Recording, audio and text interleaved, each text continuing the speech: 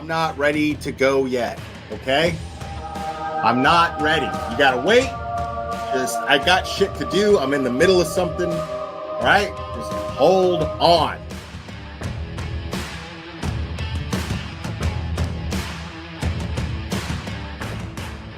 Watch your mouth or don't come in here. Uh-oh. Oh, yeah, people, come on, we're adults here. You know what? What is the point? Yeah, we're adults here. I got a fucking Burger King fucking thing on my head. We're all fucking adults here, guys. People in my chat, 2 words. What are they? 2 words. Let me see the chat flood. Let me see the chat flood. 2 words. Okay, next caller. Please. Let's get into the meat and potatoes, which translate in American to dick and balls.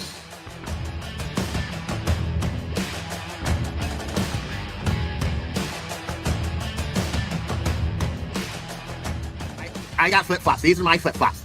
Yeah, I really like my flip-flops because I can put them on. Because look, watch me put them on. I can put them on all by myself. Watch me put them on. Look, are you watching? Look, these are my flip-flops. Thanksgiving Day. I remember it clearly. It was Thanksgiving Day. I was inserting myself in somebody else's fucking business as a cash grab, and you know. This channel is harsh reality. Kareniak se jodió la sucia vida. Amen. This is Jonathan Lee Riches.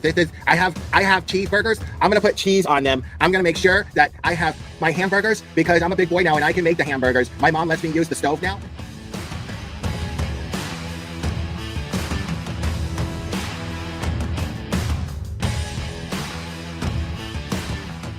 And I'm just like, wow, I like receipts, and they brought receipts. Like they had evidence to back up everything they said. And I'm like, okay, well, there's got to be another side to this, right? Like, this can't. No, this is too fantastic. Yeah, because you're not going to just jump to the conclusion that there's a conspiracy amongst cops to cover up a murder.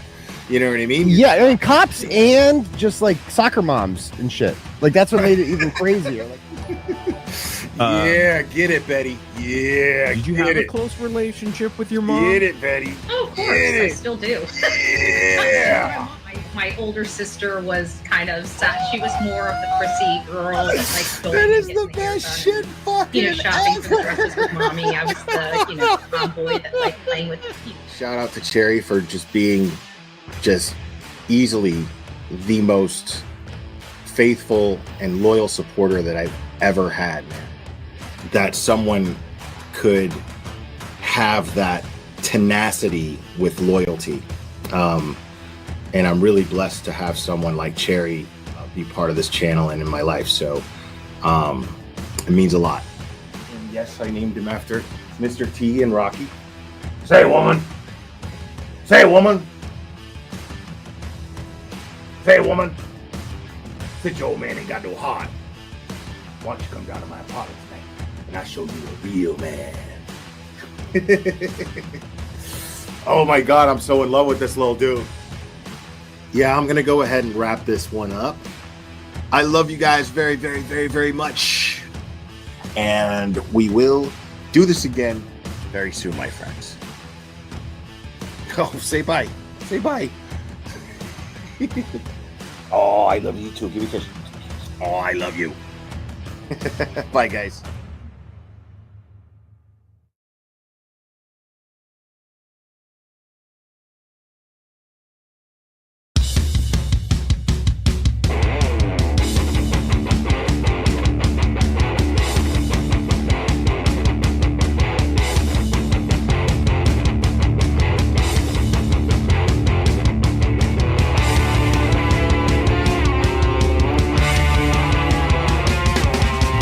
Karen left the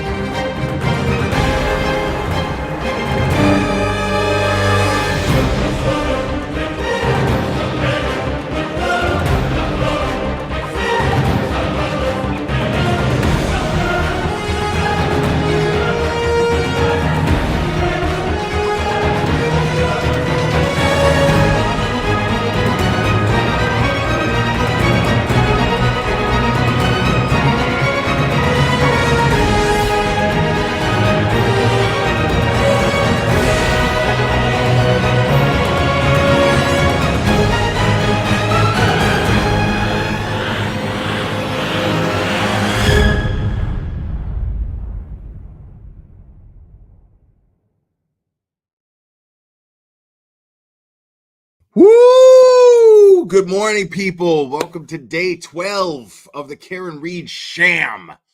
Oh my goodness. And that is exactly what this is. This is a fucking sham, people. I can't even believe we've gone this far in this trial. I can't even believe this even went to trial. It's mind-blowing. It is really good to see you guys.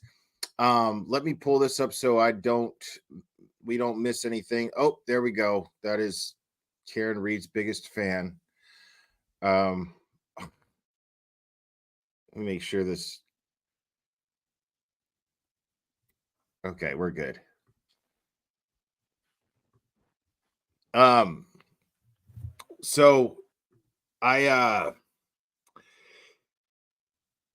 some bad news on the Turtle Boy end of things. I imagine that a lot of you are here because Turtle Boy can't stream on YouTube for about a week.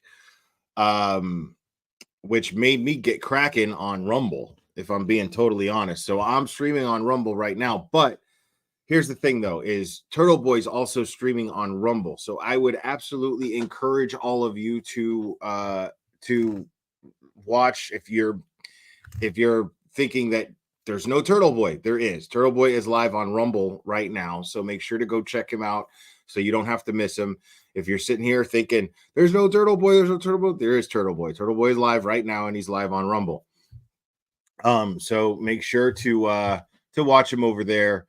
If you would prefer to watch Turtle Boy covering this, and I absolutely don't blame you. As a matter of fact, part of me encourages you to, considering the fact that Turtle Boy has done so much in this case. None of us would be here if it wasn't for his independent investigations.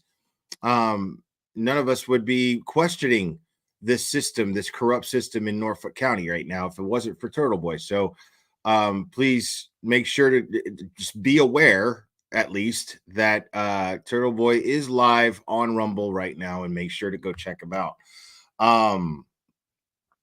Amy in Boston just gifted 5 memberships. Thank you so much. Congrats to Kay, Mary, Dreamer, Sarah, and Gina. Right on. Is it Gina? Gina? What's up? No, I'm sorry. I'm just kidding. It just made me think of that movie. Thank you to Erica Burke. I appreciate you. And Street Squirrel, welcome to the hoity-goity. So it's good to see you guys, and thank you so much. Now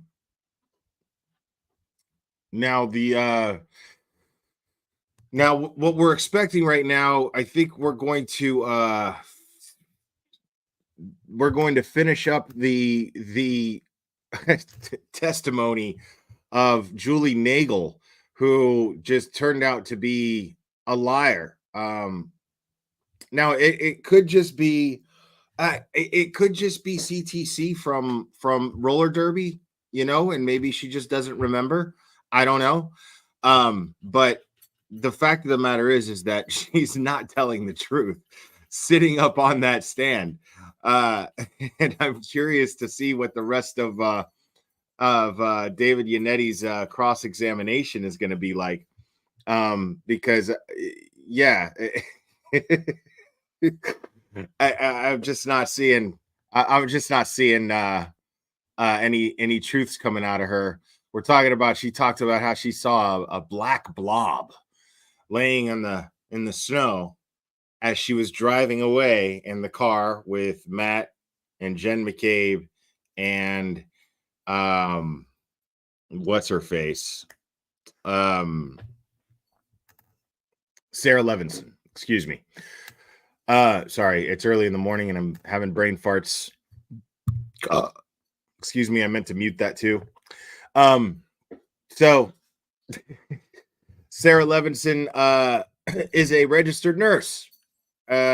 She didn't, we're talking like, why didn't Julie Nagel see something and say, oh, maybe stop the car, or hey, I saw something that maybe you guys should see? I don't think she mentioned anything. I don't think I don't think that this story is anything of what she's saying it is. I believe that everyone who left that house saw John O'Keefe laying out there, or they didn't see him at all because he was still in the basement. So I'm going to go with the latter. I'm of the opinion that nobody saw anything because John O'Keefe was still in the basement and he was not brought back out yet. That's what I'm thinking. Ryan Nagel's statement absolutely contradicts her statement. Well, I wouldn't say it totally contradicts it, but Ryan Nagel's statement, let me see if I could pull up. I don't know. Hopefully, I'm counting on the hearing not starting on time, basically, is what I'm doing here. So I'll go over Ryan Nagel's statement real quick, at least some of it. Her brother, who pulled up behind Karen Reed, says here that Ryan confirmed that he was contacted by Julie requesting a ride home at the time. Now, Ryan hasn't taken the stand yet, but this will be interesting. At the time, Ryan was with his friend Richie, who was driving his gray in-color Ford F-150 pickup truck with Ryan seated in the front passenger seat and Ryan's girlfriend, Heather, seated in the back passenger compartment. Ryan recalls Richie driving down Cedar Crest Road from the direction of the Kennedy Elementary School. As the F-150 approached Fairview, Ryan remembers seeing a set of headlights of a mid-sized black SUV coming from the opposite direction of Cedar Crest. Subsequently, Richie yielded to the vehicle, allowing it to make the right hand onto Fairview as their F-150 then followed, making a left-hand turn on Fairview. Now, this is Karen Reed's vehicle that he's referring to here. And then it says, Ryan told us that Richie stopped. Now, remember, this is interesting because this interview was taken on February 7th. Okay.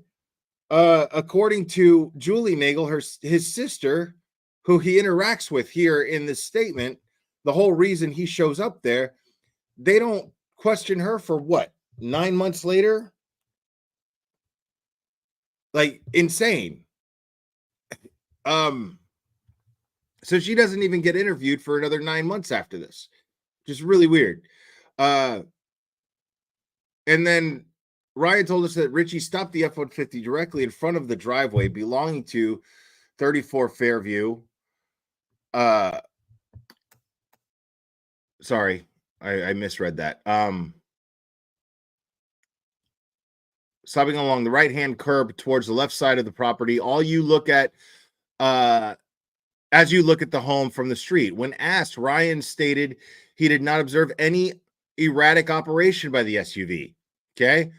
As it turned from Cedar Crest onto Fairview or at any point while in his presence. Ryan went on to say that that their F-150 remained in front of the home for a period of time that was no longer than 5 minutes, at which time his sister Julie came out of the house and asked if the three of them would like to come inside. Ryan refused the invite, and Julie stated that she wanted to stay a while longer and would likely spend the night at 34 Fairview. Upon conclusion of their conversation, Julie retreated back inside the home, and Ryan noticed that the SUV pulled up a few feet to the far edge of the property line between 34 and the neighboring property, where the flagpole was located along with some bushes. Ryan stated that the SUV's driver did not appear to place the vehicle into park, as the rear brake lights were illuminated to include the third top center light at the initial positioning and after it had pulled up.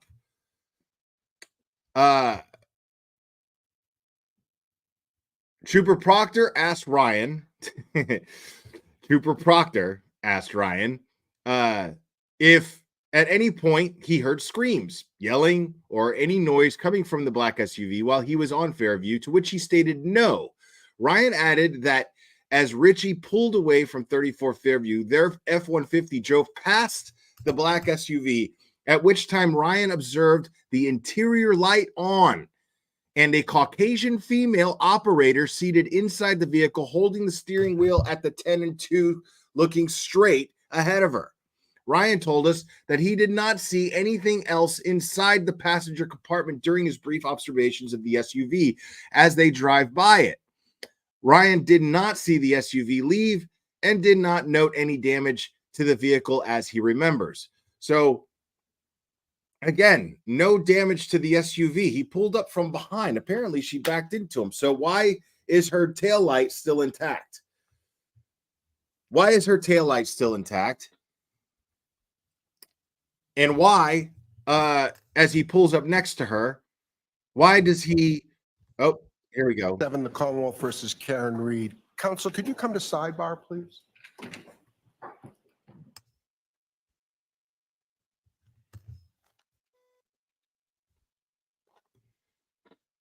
All right, so I guess they're starting with sidebar, of course.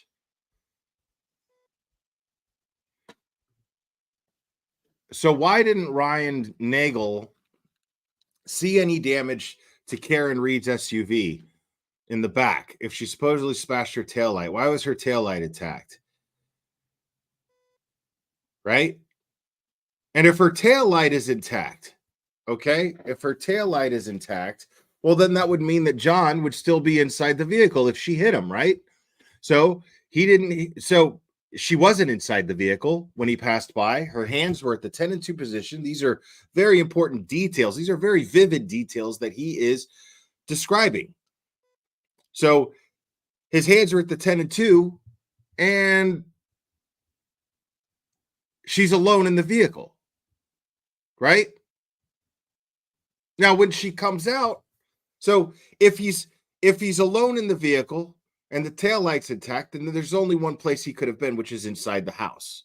There's only one place that John O'Keefe could have been, which is inside 34 Fairview. Now, it's interesting also. So let's just say that the taillight didn't break. Let's just entertain the idea. Okay, well, maybe what if Karen Reed hit John O'Keefe? What if Karen Reed hit John O'Keefe and they were having a hard time proving it, but law enforcement did everything that they needed to do in order to get the conviction? Cops do it all the time. They planted evidence to make sure that they can implicate the right person because they feel that the right person who did this is going to get away, that they're going to get away with it, right? So let's just say that's true, okay? Maybe Proctor smashed the taillight later just to ensure, okay, we don't have any physical evidence. We can't prove Karen Reed did it. We got to make sure that we can prove she did it because we're talking about a dead cop here, right? Maybe. Then why didn't Julie Nagel see John O'Keefe laying out there when she walked out? Why didn't Julie Nagel see John O'Keefe laying in the lawn when she walked out to go meet her brother and speak with him? There's a porch light on. There's a porch lamp. There's a street lamp. There is a floodlight in over the garage. Plenty of illumination to be able to see that front yard, especially if there's a dark figure laying out in white snow. Why wouldn't she be able to see that? It makes no sense. Why wasn't John laying out in the snow?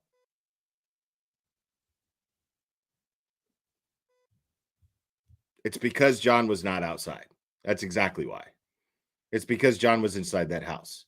It's because this is not law enforcement doing something a little shady where they got the right person. They just failed to get enough evidence. And so they smashed the taillight to get the right evidence. That's not what happened here. Karen Reed, this woman sitting right there, is factually innocent. She did not do this.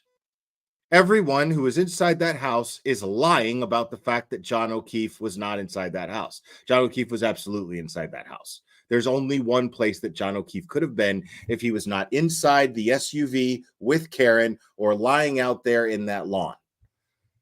Only one place, and that is inside 34 Fairview. Plain and simple.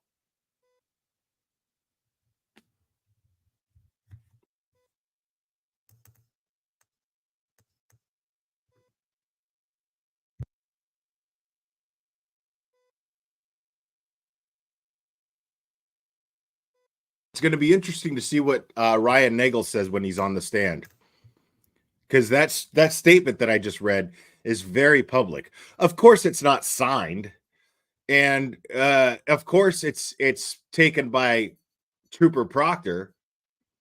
So, I mean, we're just talking about not only a poor investigation.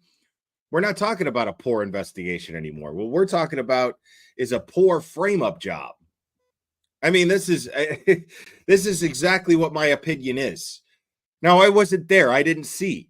But if we're looking at all the facts, we can bring the jurors in. Having looked at this case for as long as we have, this is just a poorly done frame-up.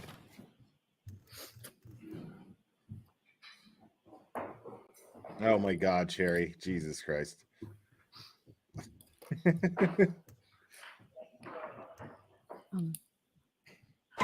That number again that you cited, Ms. McLaughlin? 3.3.4A. Thank you.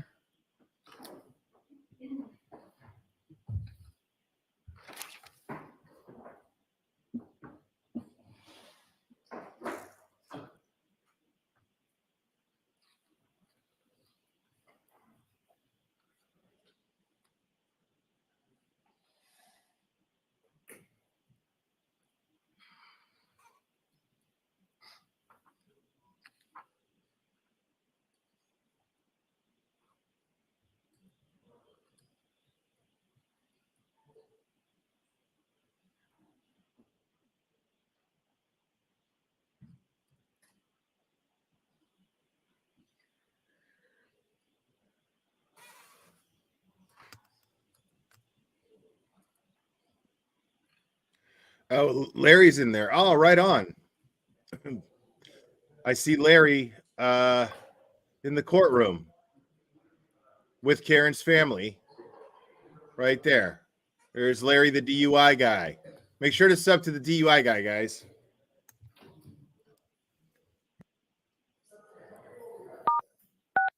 You are unmuted.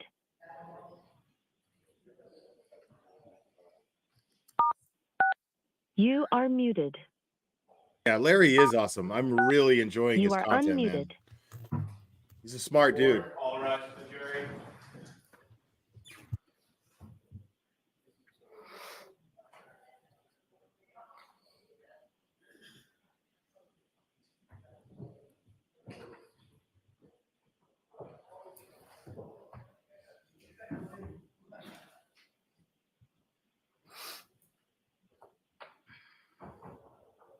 Is Grant in there? I wasn't even looking for him.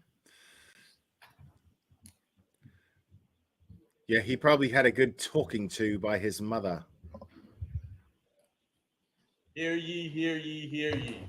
All persons having anything to do before the Honorable First Justice Beverly Cannoni, now sitting in the Dedham Superior Court within and for the County of Norfolk. Draw near, give your attendance, you shall be heard. God save the Commonwealth and this good court. Thank you. You may be seated. 22-117, the Commonwealth versus Karen Reed. All right. Good morning again, counsel. Good morning, Ms. Reed. Good morning, jurors. We appreciate you being ready and willing to go forward. We did spend a little time this morning with the lawyers moving things forward, so our time was well spent. We appreciate your patience. I have to ask you those 3 questions. Were you all able to follow the instructions and refrain from discussing this case with anyone? Yes. Everyone said yes or nodded affirmatively. Did you also follow the instruction and refrain from doing any independent research or investigation into this case? Yes. Everyone said yes or nodded affirmatively. Did anyone happen to see, hear, or read anything about this case since we left yesterday? No. Everyone said no or shook their head. All right, thank you. May we have Ms. Nagel, please?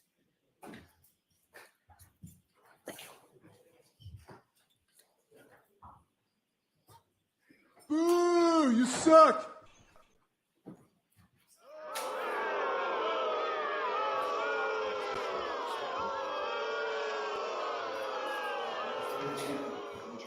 You solemnly swear the evidence you give the court and jury in the case now and herein should be the truth, the whole truth, and nothing but the truth, so help you God.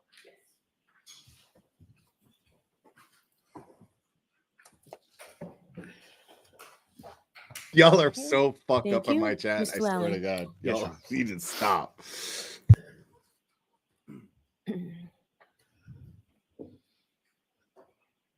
Morning, Ms. Nagel. Good morning. Just a few questions for you. In regard to the interview or the conversation that you had with Trooper Proctor, were there any other troopers present during the course of that conversation? Yes. Do you recall who that trooper was? I can't recall his name. No. Now, if I could turn your attention Please back say to, Bukaki. January Please, sweet 29th, dear early Vivi morning when Jeezys. you were leaving the house on Fairview. You indicated that you saw a dark object in an area of the front lawn. Is that correct? Yes. Now, you had been to the house at 34 Fairview on several different occasions prior to this day, correct? Yes. Ever been over in that area of that front lawn? Was that an area that was used, that you observed by the homeowners or anyone there? Not really. No. And what, if anything, do you recall about the lighting in that particular area of the yard? I mean, it was dark out, but with the snow, it was kind of, you could see a little bit of a glare. Do you recall any sort of street Hi. lights like that in that area? I can't recall. No. Now, you see this object, which you described as approximately 5 to 6 feet long. Is that right? Yes, correct. And in the area of the flagpole, is that correct? Yes. And at the time that you saw it, were you expecting or anticipating something over in that area of the yard? No. And when you were driving past it, is that the first time that you saw it? Yes.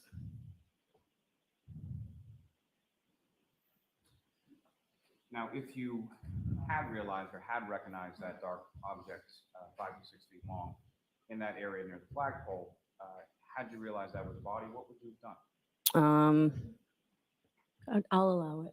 I would have, called 911 if I thought it was an actual body. You didn't think And it could have told everybody been? else in the car as well. And your testimony again was that you put sort of 2 and 2 together the following day, correct? Yes. Wow. I have nothing further. She could have, I mean, she could have said this yesterday. So if She had you all night to realized prep it for was a that. Body, you would have called 911, correct? Yes. And that's because you would have realized that was very important information, correct? Objection. I'll allow it. I'm sorry. Can you repeat the question? If you realized it was a body, you would have realized that was very important information, correct? Yes. And your testimony today is that you realized it was a body the very next day, correct? The next day after I had a conversation, yes. You didn't call 911 at that point, correct? I did not know. You called the police business line. I did not know. Did you speak to any police? No. Right. And you would agree with me, Ms. Nagel, that object became 5 to 6 feet long yesterday for the first time. Objection. I'm not necessarily. Ask the question differently, Ms. Tianetti. The first time you've mentioned to anybody that that object was 5 to 6 feet long was yesterday to this jury 2.5 years after you supposedly saw it, correct? Yes. Nothing further. Right. You never said All shit right, to Ms. anybody. Nagel, you are all set. Thank you very much. Thank you. You never said shit to anybody until you sat there on this jury. Even though you just testified that you realized Next witness, and you please, put 2 Mr. and 2 Lally. together the Yes, next Your Honor. day. Call to call Ms. Terry Kuhn to the stand. That's very important because she wasn't even interviewed for months and months While later, she's yet coming she in, didn't can I ask tell the anybody counsel just anything. about this witness for a second, please? Mr. Judge? Fascinating. So she's not interviewed for 9 months until after January 29th, 2022. And then she doesn't, excuse me. And then here she is, and she just testified in open court. The very first time she even mentioned seeing a black object that is 5 to 6 feet long laying in the lawn of 34 Fairview She put 2 and 2 together the next day, yet didn't tell anybody 9 months later. Doesn't say anything about it until open court today. Witnesses have to be called in a certain time frame because of their schedules or some other instance, and the lawyers were kind enough to work this out among themselves, so we appreciate it. All right.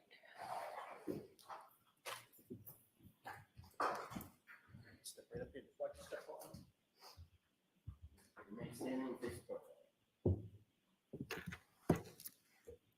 You solemnly swear the evidence given to the court and jury in the case down here is the truth, the whole truth, and nothing but the truth, so help you God. I do.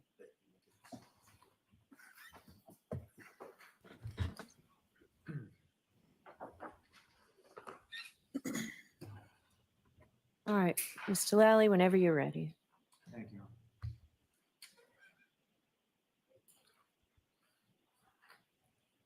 Morning, ma'am. Morning. Could you please state your name and spell your last name?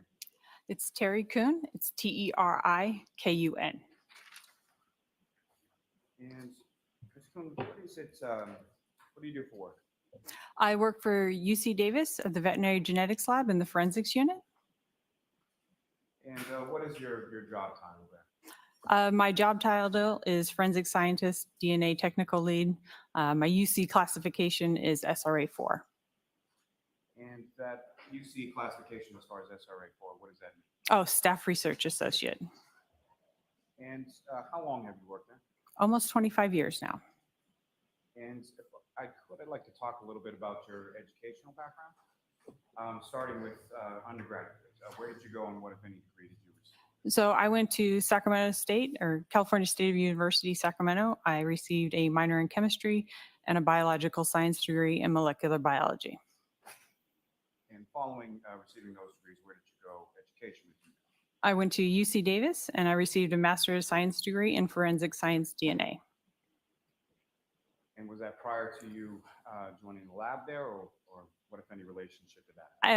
I actually started my job at the lab after my undergraduate degree in 1999, and I started my postgraduate degree, I believe, in 2009 and finished in 2011. So I was actually already working at the lab at that time.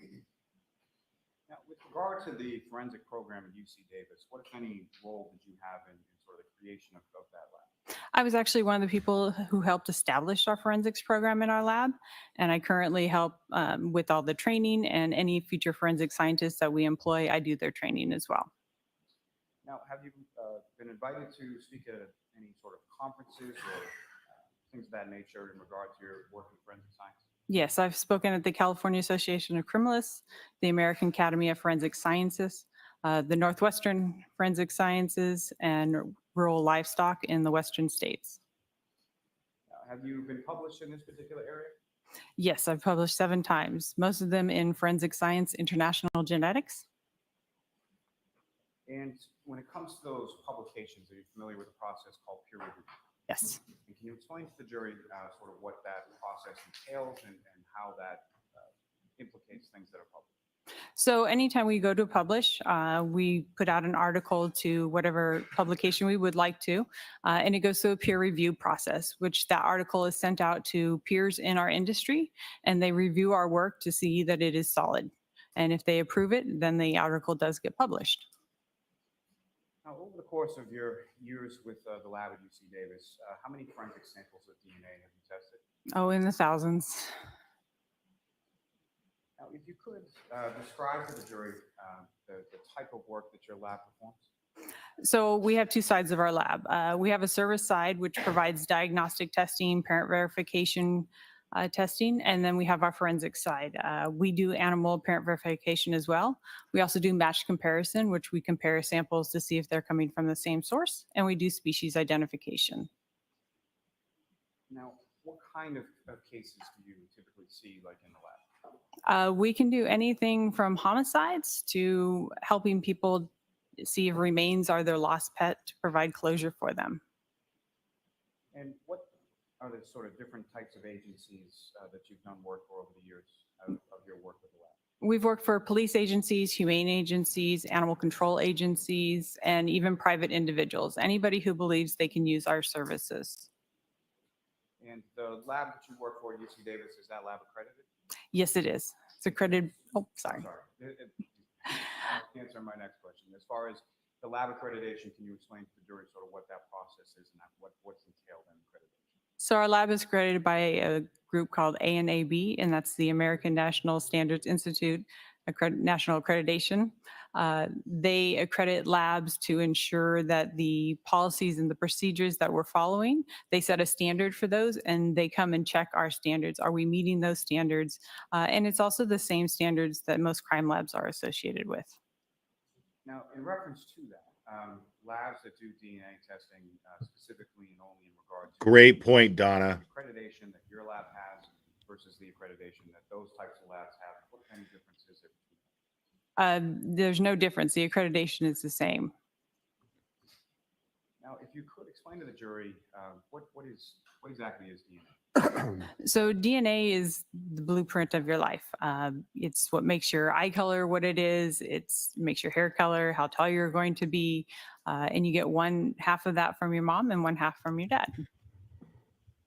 And where is DNA found? So DNA is found in most cells. It's in the nucleus of the cell. You get one copy of DNA per cell. There's also another kind of DNA called mitochondrial DNA. And in a cell, that is found in the plasma of a cell, and there'll be thousands of copies of mitochondrial. And if you could explain sort of the difference between mitochondrial DNA versus what would you classify the other type of DNA? So nuclear DNA is, again, that individual type of DNA. It's the DNA where we could say that that's you or that's a particular animal, and it would be a statistic of, 1 in 3,000 or 1 in 350 million type thing. Mitochondrial DNA actually runs along the maternal line. So if, you're a mom and you have a couple kids and a grandma there, they would all share the same maternal type. Maternal means from the mom, guys. For what we do in forensic science for animal DNA, we use it for parent verification. We use it for determining if two samples come from the same source, and we use it for species identification. And is DNA testing just generally accepted in the scientific community? Yes, it is. And can you explain to the jury sort of DNA typing, that process? How does that work? What is it sort of specifically that you do? So the main steps are when we get a sample, we need to lyse open those cells. That DNA is in the center of the cell, and those mitochondria are there, but they're protected by a cell wall. So our first step is to lyse that cell wall and release the DNA. Once that is done, we want to see how much DNA that we have. And so we have something called qPCR, or quantitative PCR, that allows us to tell how much of that nuclear DNA is in a sample. From there, we would go to a DNA typing. As you can imagine, if you only have one copy of DNA in a cell, it would take a lot of cells to be able to visualize that DNA. So we have to go through a process of making multiple copies. We use something called pointers. It tells us what parts of the DNA that we're looking for. That can vary from species to species or from test to test of what we're trying to do.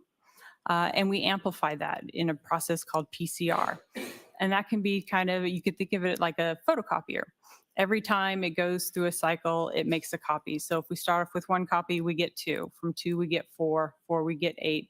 And by the end of this cycling, we have millions of copies that actually allow us to be able to visualize that DNA. And then the last step is actually visualizing it. The DNA actually has to run through a matrix. It's kind of like a sponge with all the little holes. Small pieces of DNA go out first, and we can see those first, and the larger pieces of DNA come out last. So it's allowing us to both see the DNA, and it separates it by size. Yeah, this witness is going to be really interesting on cross. The forensic testing with regard to samples that were submitted to your lab in this case? Yes, I did. And as far as those steps that you just described, are those the steps that you followed in regard to this case? Yes, they were. And do you have sort of standard procedures for what you do in the lab? Yes, we have standard procedures or SOPs that we follow for all of our work that we do. And so fair to say in this case, you followed those same sort of standard procedures and protocols? Yes, I did. I love that he's asking these questions. I'll explain in a bit. In your lab to preserve the evidence or prevent contamination? So what we do to preserve evidence, prevent contamination, One of the things we use is a bleach product. So anytime we're using a surface, be it for sample collection, doing PCR, doing the extraction, we're wiping down everything with this bleach product, doing our work, and then wiping it down again. Samples are stored according to avoid what we cross have. contamination, So dry evidence maybe? is stored in a locked cabinet. Wet evidence such as blood is stored in a fridge. Tissue is stored in a locked freezer. The fridge is also locked as well. So they're also kept in their original packaging, and they're sealed, and they're only unsealed and used when they're being actually manipulated for sample collection. And what samples did you receive in this case? In this case, we received 2 swabs. Wow. Governor, may I have just a moment? Yes. Can't wait to find out what these swabs were taken from, because this is going to be fantastic. See, this woman is legit.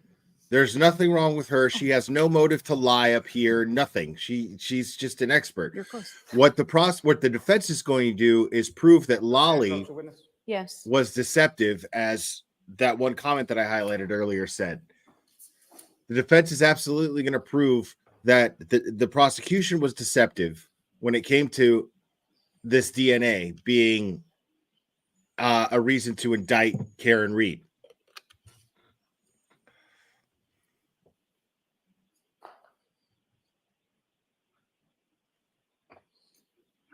Right. She has no idea where the samples came from. Exactly. She just did her job. I'm showing you a series of 7 photographs. I just asked you to look at those and then look up.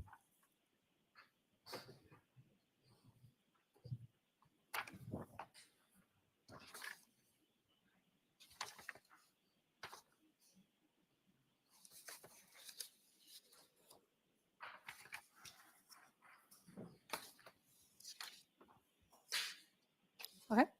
And just in general terms, you recognize what's depicted in those 7 photographs? Yes, this is the evidence that we received. And those photographs that you would have taken as you were unpackaging the samples in this case? Yes, and they contain a sticker on there that has our case number, the date we received it, and my initials. May I approach again, Your Honor? Yes. I'll introduce and admit as the next exhibit. Yeah, Turtle Boy is banned from YouTube for a week. But he is streaming live on Rumble right now, so make sure to go check him out. If you're here because you can't watch him on YouTube, make a Rumble account. It's quick. Thank you. And then go watch him on Rumble if you're here because Turtle Boy is not streaming on YouTube. You're welcome here, but I don't want you guys to miss out on Turtle Boy if you don't have to.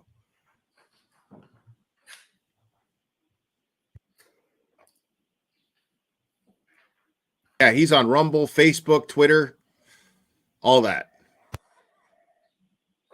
Yeah, he says that it's because because he was allegedly bullying the McAlberts.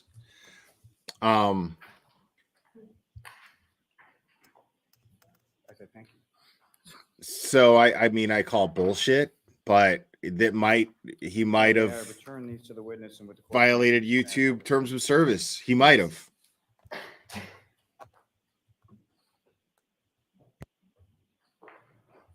Ms. Kuhn, now placing before you what I placed before you has now been marked as Exhibit 7480 with regard to the Right, he was definitely mass reported, definitely.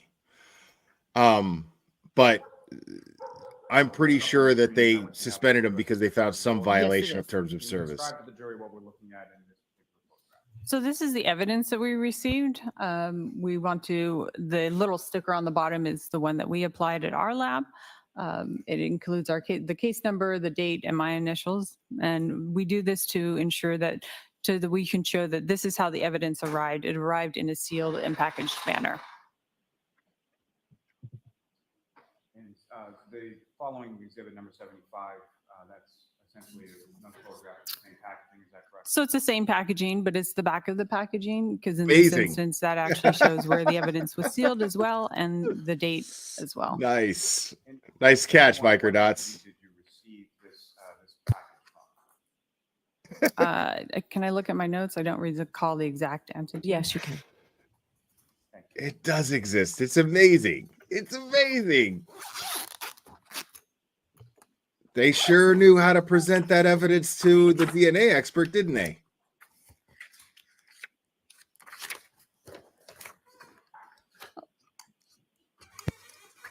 So the client in this case was the Norfolk County District Attorney's Office, Adam Lilly.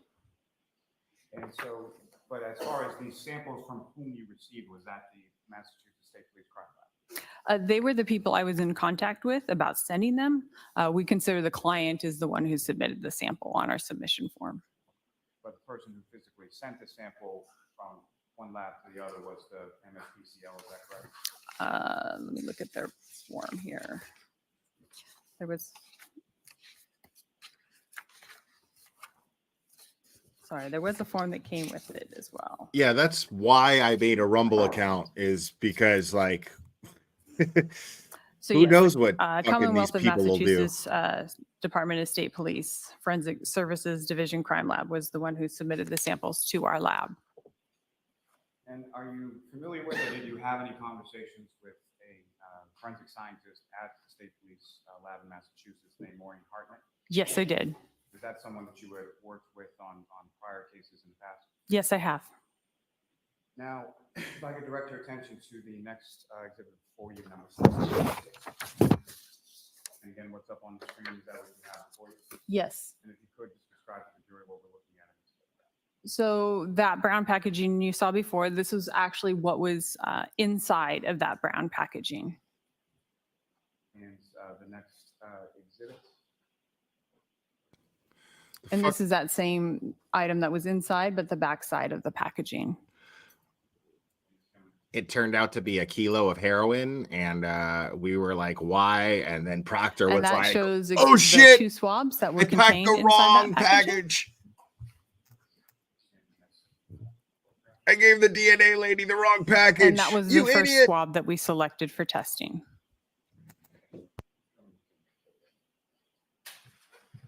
What's contained in those photographs, is that a fair and accurate portrayal of what you received and sort of how you delineated those items as far as labeling them by your case number? Yes, it was.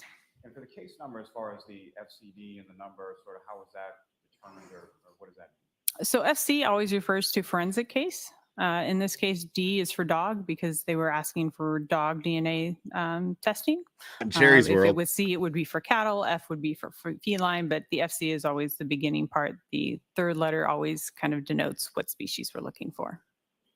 Now, pursuant to receiving those particular items, are you also given any sort of identifier as far as from the outside lab or the external vendor, as far as what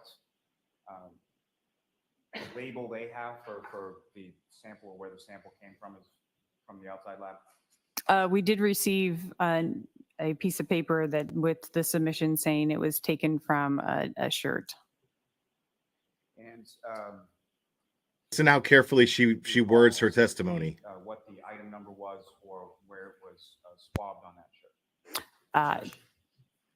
No, do you remember that? I do not. Not what it would be on that piece of paper, I believe. I was told it was from a shirt. Somewhere within your report and your findings? The case number would be in our findings. So she never got the shirt. Sorry, not specifically She just got the swab from the shirt. the context of your report with that. In the report, the case number that they gave us is listed in the report.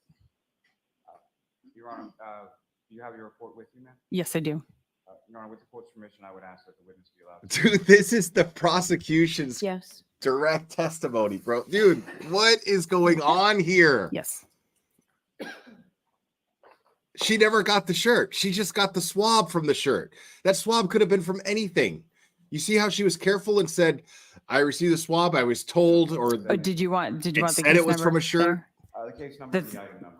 So the case number was listed as MSCLP number 22-02184, item 7-18.16. I can't believe Lolly's presenting this with a straight face. These samples, did the samples arrive as you expected as far as their packaging and things of that nature? Yes, everything was arrived sealed, and as you saw, that was documented in our with our photos, and it's also documented in my notes. Ain't got nothing to do with this bullshit. Yes, we did. And what is it that you were asked to test? We were asked to determine species via canine qPCR. qPCR is that quantitative PCR that tells us how much DNA is in a sample, and it is specific for canine, because the next goal they asked is if we could develop a DNA profile to possibly use for a comparison with a reference sample to be submitted later. If we weren't able to see anything with canine DNA there, we were asked to do our species tests called Meat ID. Now, first, with reference to the sort of nuclear DNA testing that you did, what were the results of that initial test? For the canine qPCR testing, we did not see any canine DNA. And when you say, just if you could explain to the jury or expound upon that, as far as what are you looking at and what are you seeing or not seeing that leads you to that? So the canine DNA we're looking for in that is that nuclear DNA, that DNA that's used for an individual, because the idea was if we see canine DNA in the quantitative qPCR, then we know we have canine DNA on that swab, and we can try and use that to develop the DNA profile for a later comparison.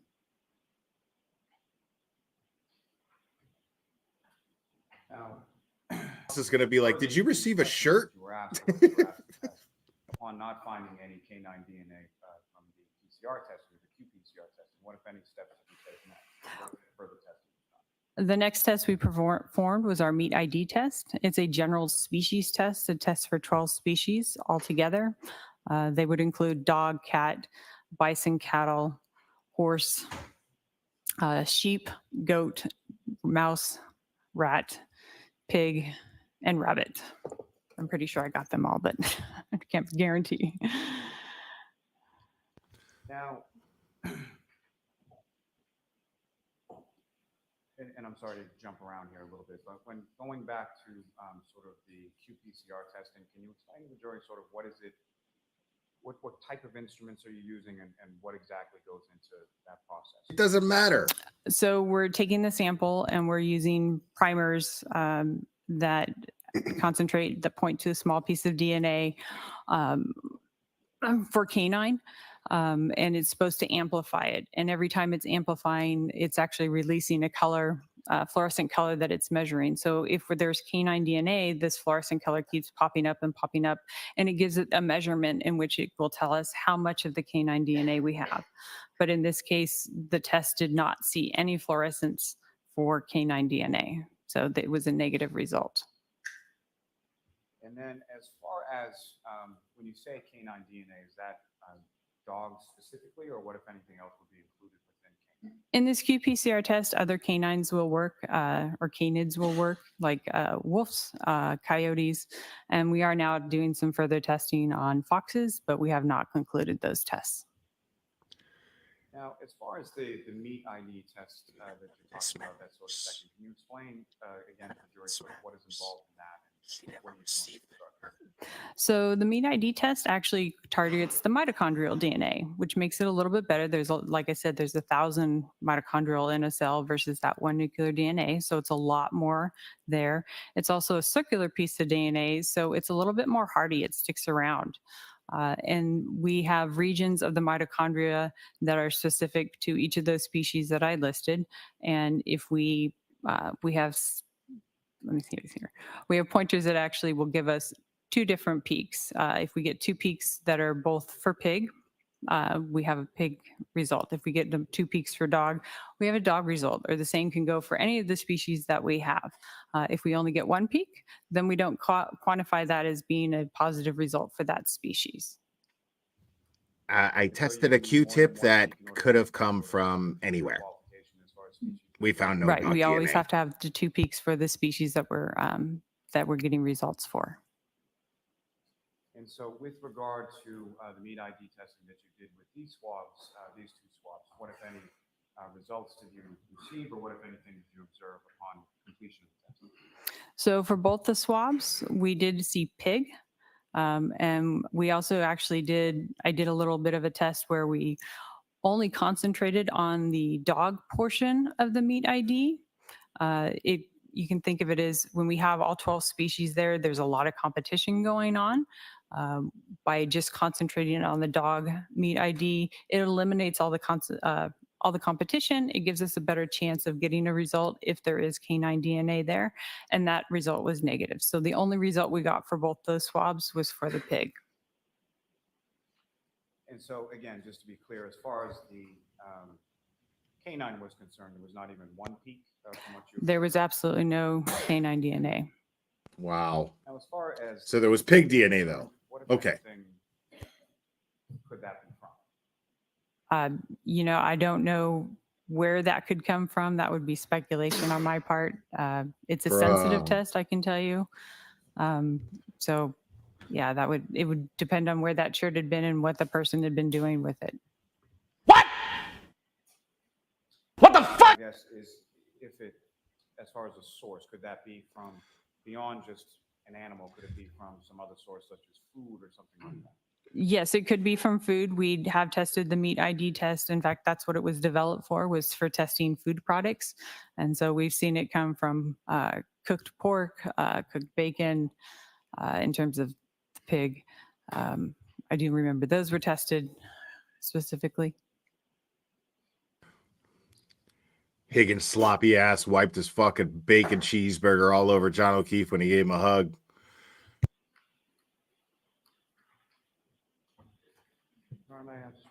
Sure. I mean, this shit doesn't matter. Dude, she got a Q-tip. That Q-tip could have came from anywhere. Fucking anywhere. She didn't even get it till what, October of 2023? Just lastly, just to be crystal clear, from your testing in regard to both qPCR and the meat ID testing, there was absolutely no canine DNA that you observed on the two samples that were submitted to you from the State Police Lab, Massachusetts. That's correct. We observed no canine DNA. Thank you. I have nothing further. Here we go. Mr. Jackson? Here we go. Bro.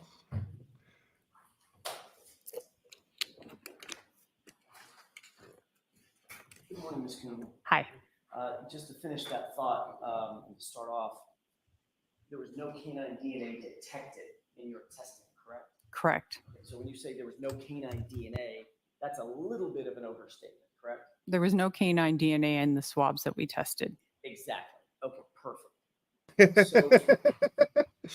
Right. That's what I wanted to That's get just to. state police The did not swabs. send you any actual items of clothing or cuttings or source material, did they? No, they did not.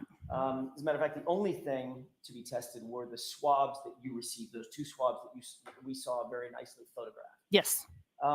You'd agree that your analysis of those swabs is only as good as the starting material with which you have to work, correct? That would be correct. I only have the swabs to test. That's the only thing I can talk about. So the integrity of any DNA testing has to start foundationally with the proper recovery techniques for what's being tested. Exactly. What goes on the swab. I have no idea how the agency collected the swabs. There So you you're go. left, I guess the next question would be, you're left to assume that proper techniques were used to swab the source material. Yes. Boom. And for a forensic scientist, that assumption may not always be valid. Well, in cases cases can vary for us. Sometimes we get the actual source material. Sometimes we do get the swabs. It's dependent upon the agency sending it in. It depends on their policies and procedures, which I cannot dictate. Right. So that because if the swab is not collected properly, or the source material is not swabbed properly, then you're left with sort of a garbage in, garbage out analysis, right? But I wasn't there to see the swabs being collected, so I have no idea. I couldn't comment on that. So that answers Microdots. my next question. You were not present when the swabs were taken, correct? No. You couldn't oversee the collection of those swabs. No. You didn't take the swabs yourself. No. And you never did receive any of the source material from which those swabs were taken. No, only the two swabs. You do understand very clearly from your testimony and the UC Davis, University of California Davis lab, and the impressive work that y'all do, you do understand proper protocols for evidence collection, correct? Right, when we do collection at our lab. For one thing, you keep proper logs, correct? Correct. As a matter of fact, in your report, there's a log, a couple of pages of logs that literally detail down to the minute when somebody touched those swabs, correct? Correct. That's because it's important to maintain those types of logs to avoid contamination on the one hand, right? I don't know if keeping the logs maintained prevents contamination. Yeah. That's a Right. fair correction. The logs would give you an idea of who touched something when, and if there was some contamination, you might be able to work backward to figure out how that contamination occurred. Correct. That's why the logs are in place. Right. It's to be able to see step by step where everything was going. It maintains a very, very specific chain of custody. Correct. So everybody that touches those swabs or that item, it's going into an evidence locker or coming out of an evidence locker or being tested. That's highly, highly regulated, and it's marked on a log. It's documented in my case notes and it's documented on our internal chain of custody. So there's literally multiple documents that dictate, that memorialize the movement of that evidence, right? As it goes through our lab, yes. Right, and your lab, that those criteria include the time that something was touched, Yes. the place where it was touched, We don't document the place. meaning it was taken out of this particular locker and put on this Oh, particular- yes. The person that manipulated those items or that item? Yes. Okay.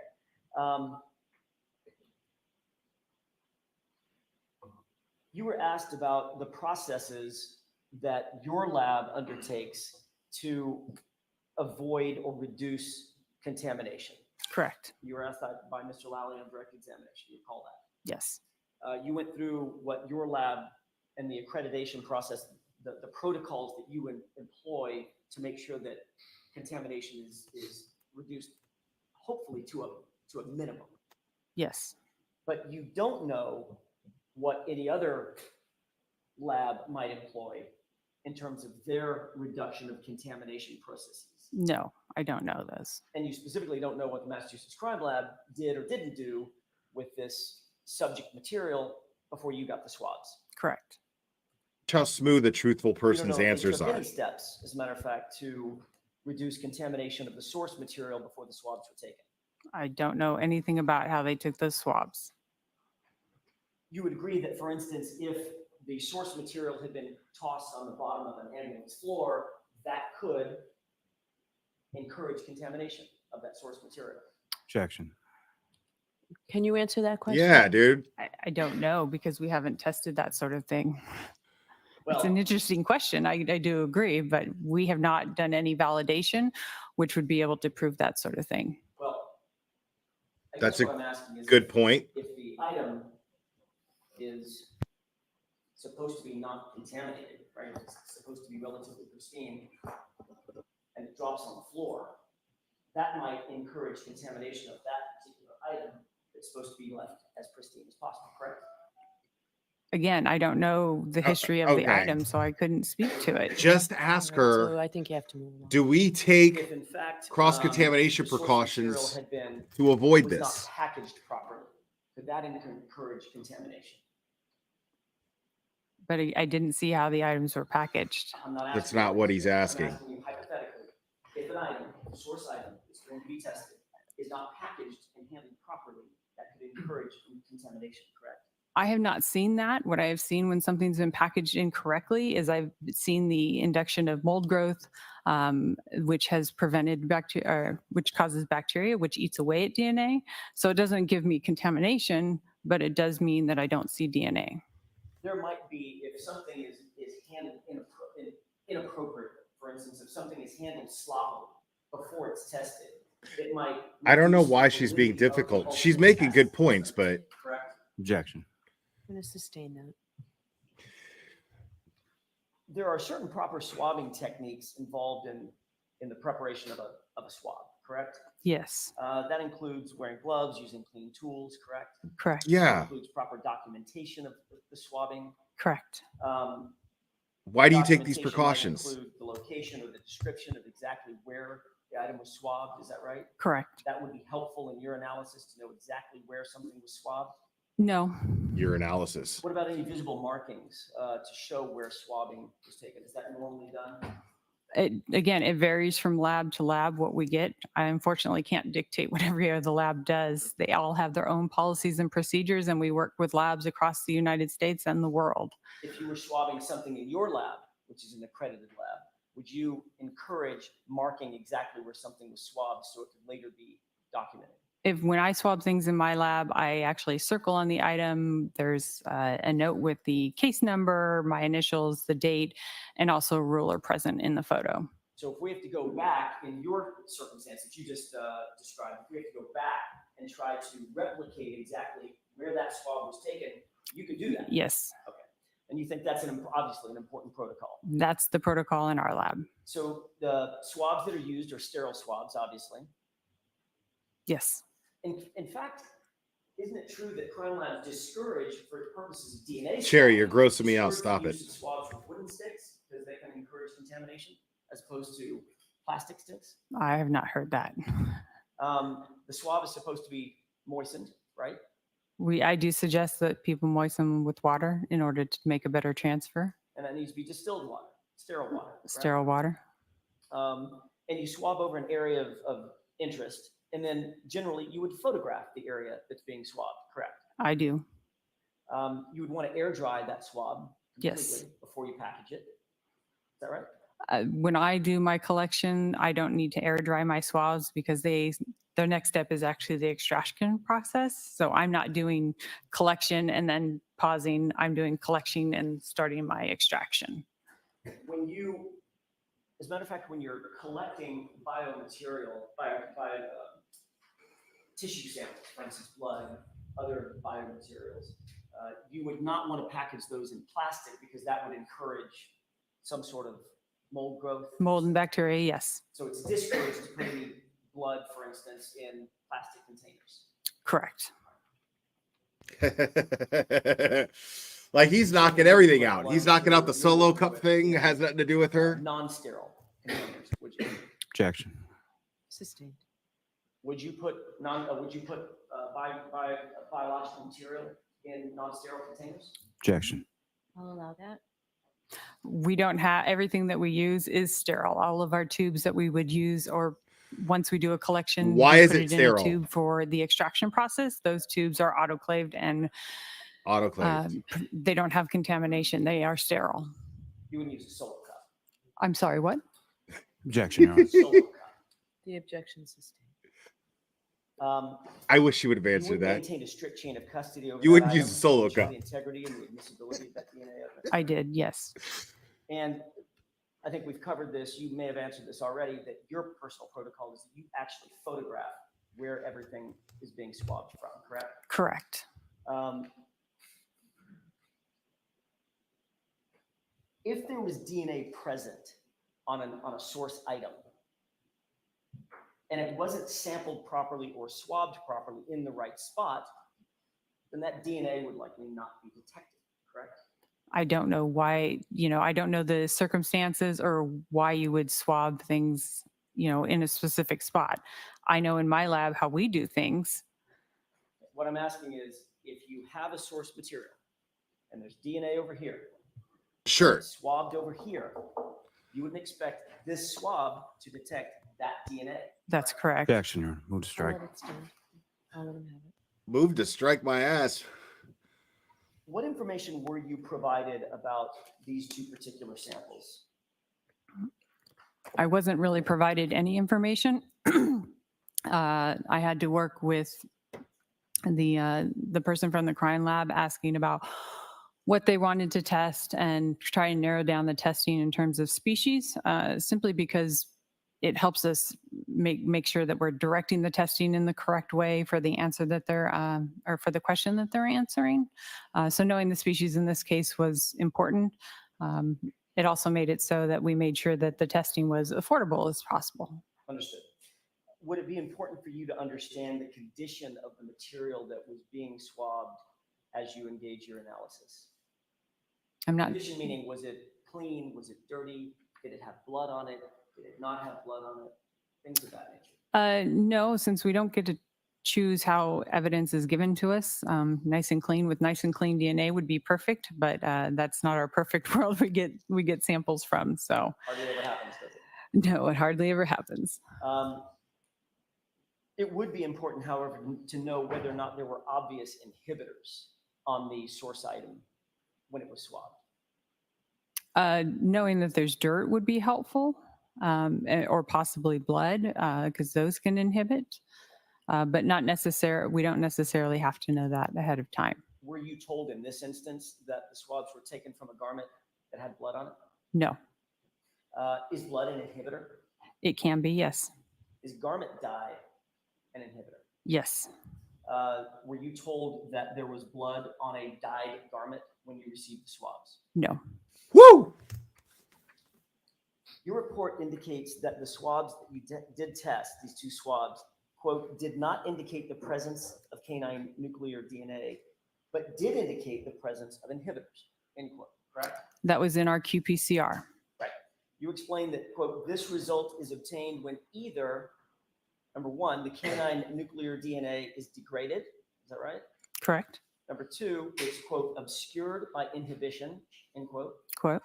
Or number three, Boom. there is no canine nuclear DNA present, correct? Correct. So in your report, you indicated that there are 3 reasons that you list for the possibility of not finding or not detecting the canine nuclear DNA in that Alan Jackson. All right. 2 of those 3 reasons allow for the idea that the DNA is actually present, but it's either obscured by inhibitors or it's so degraded that it can't be detected. The nuclear DNA. Right, but it still could exist. It could, yes. It's just not, you can't see it if it's obscured, and you can't see it if it's degraded. Correct. Explain how an inhibitor works in your testing. Excuse me. An inhibitor just actually stops the PCR process from happening, and so therefore you would see no results. So did you find inhibitors in this sample? In the nuclear DNA testing, yes. And was that the qualitative polymerase chain reaction test, the qPCR test? Yes. And in fact, an inhibitor is pretty much any chemical that's literally going to inhibit the enzyme from helping make the copies. Correct. Lolly's lost. Talk slower. Certain dyes inhibit. Yes. And certainly blood inhibits. Heme from blood, yes.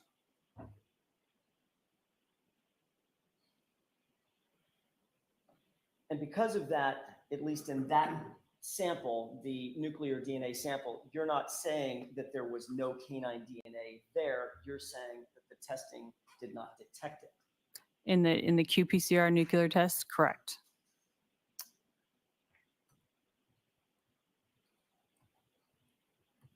And you've heard, obviously, there's a famous quote in science that the absence of evidence is not evidence of absence, right? Correct. Can you describe for the jurors what that phrase means? Objection. Sustain. It means just because you don't find something means it's not there. Objection. Sustain. You were able to detect the presence of pig DNA, right? Correct. And I think you said on direct examination that that could come from a number of sources, including food sources, right? Correct. Could come from dog treats. Pardon me? Yes. Could come from dog treats. Matter of fact, there are dog treats that are pig ears, literally. Right? Objection. I'll allow it. All right. I believe so. Or it could be that the shirt. I just learned about source pig material ears. was contaminated, not properly preserved. I can't say where that DNA came from. You're not aware of any feral pig populations in Massachusetts, are you? I'm not. I just learned about pig ears Dog being saliva treats. would obviously be a good and a rich source of DNA, correct? Do you agree? It depends on the context. We have cases where, I mean, I can refer to 2 cases that we did recently where there was small bites and we were able to get nuclear DNA from those sources. Because there's probably saliva. Yes. Right. So saliva contains active, living, growing cells that slough off in the salivating process, right? Correct. That's why oftentimes for 23andMe or other companies, they want you to swab the inside of your cheek. Right. to get DNA, right? Yes. So that's a relatively rich source of DNA. You would agree. It depends on the amount of contact in the attack. However, dog claws, the claws, would not be a good source of DNA, would they? No. And the reason for that is because the claws are like human fingernails. They're made of keratin. Correct. Keratin is dead, hardened cells, Correct. and not a good source for DNA. Not in terms of scratching. We can do something where we pulverize them and we can get DNA from them then. But you have to have the claw. Generally, yes, we have to have the claw material. I spoke over you a little bit, but I want to make sure we're clear about that. You're talking about you can possibly get DNA in a mitochondrial test if you have the claw and pulverize the claw. Correct. Possible to find some DNA. But in terms of touch DNA, We very don't. difficult to find it from a claw. I really can't speak about touch DNA because it's not something we've tested or validated in our lab. So you didn't have any claws that you tested here. No. As a matter of fact, you were just testing swabs from a shirt. Correct. And you've already agreed that keratin is not a good DNA source because it's dead cells. Not Correct. live.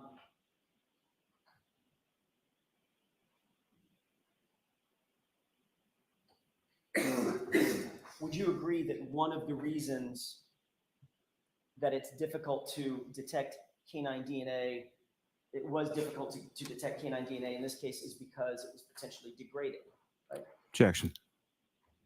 Ask the question differently. Sure. In your report, you indicated that there were two obvious possibilities of not detecting the DNA. One was obscuring because of inhibitors, and one was degradation. The DNA would be too degraded. Again, that was for the nuclear canine DNA. Understand.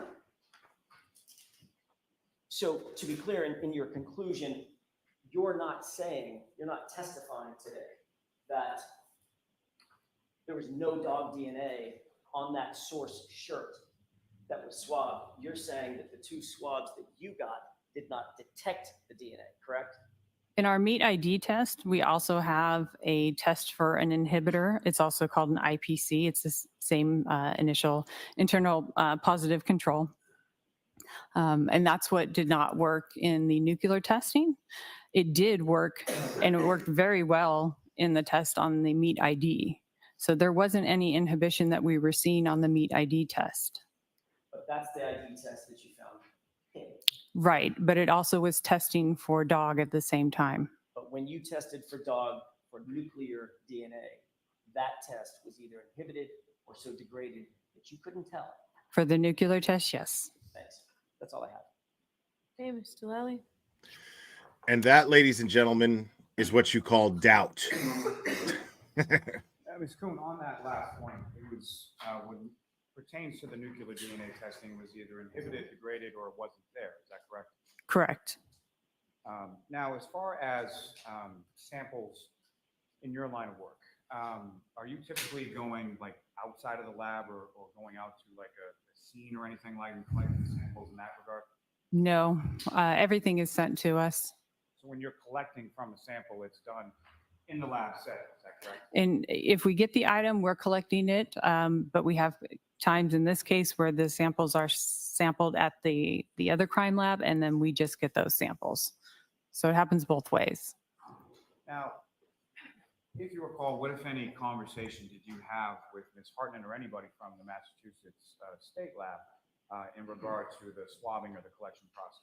Objection. I'm going to allow it. I gave her our basic swabbing practice. Even though they are a crime lab, I would assume that they would know what they were doing, which would be to swab with a sterile swab, using sterile water, allowing the swab to dry completely, and then packaging in paper and storing at room temperature before sending it to us. She assumed it. And when you received it in those, 7 photographs before you, was the packaging that you received, was that appropriate? Was that what you expected? Yes, it was what I expected.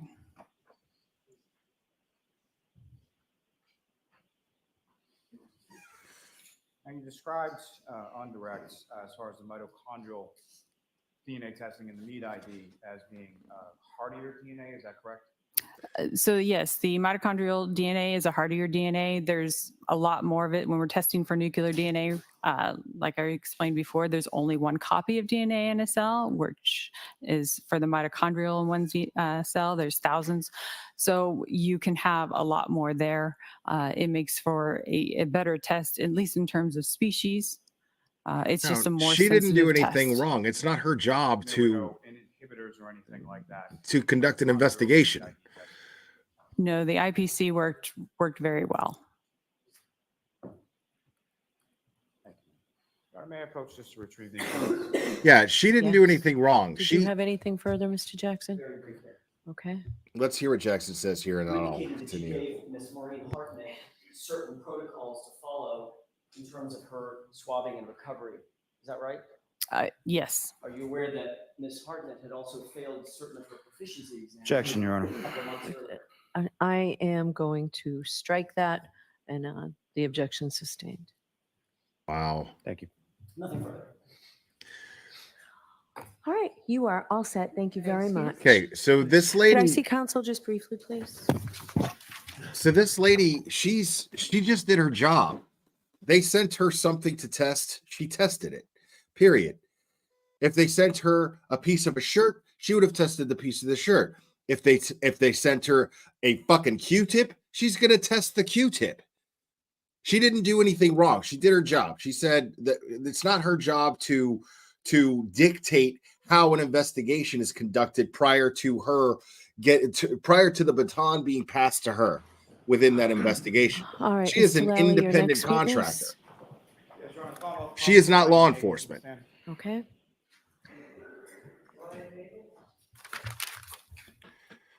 But the fact is Mr. Jackson, we don't Mr. know. Yannetti, you're prepared to go forward with Ms. Little's absence with Mr. Nagel? Yes, Your Honor. Okay. Oh, they're gonna call up Ryan Nagel next. The statement that I read earlier is the gentleman who's going to testify next.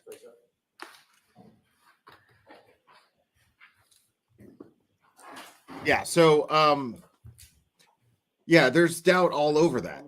But what's very interesting is that just bringing that witness up is still it's defending Chloe. It's not implicating Karen Reed. It's defending Chloe. Why? Why are they so focused on that? Whenever you're ready, Mr. Lally. Thank you. Good morning, sir. Morning. Could you please state your name and spell your last name for the jury? Ryan Nagel, Nagel.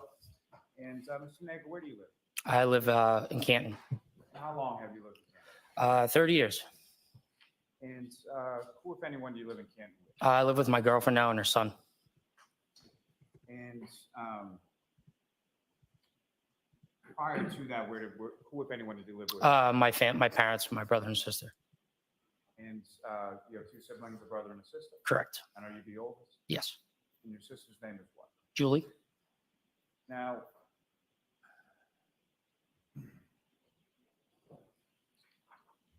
and do you work, sir?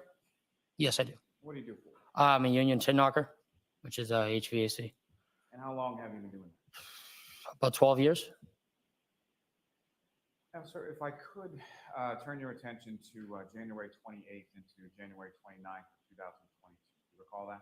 I do. Do you recall what days of the week they were? I believe it was a weekend. And at some point, do you recall going out on that evening? Yes, I do. And where did you go, and who, if anyone, did you go out? I went to CF McCarthy's to begin the night with two of my friends, well, now my ex-girlfriend and my friend Rick, to meet up with my sister.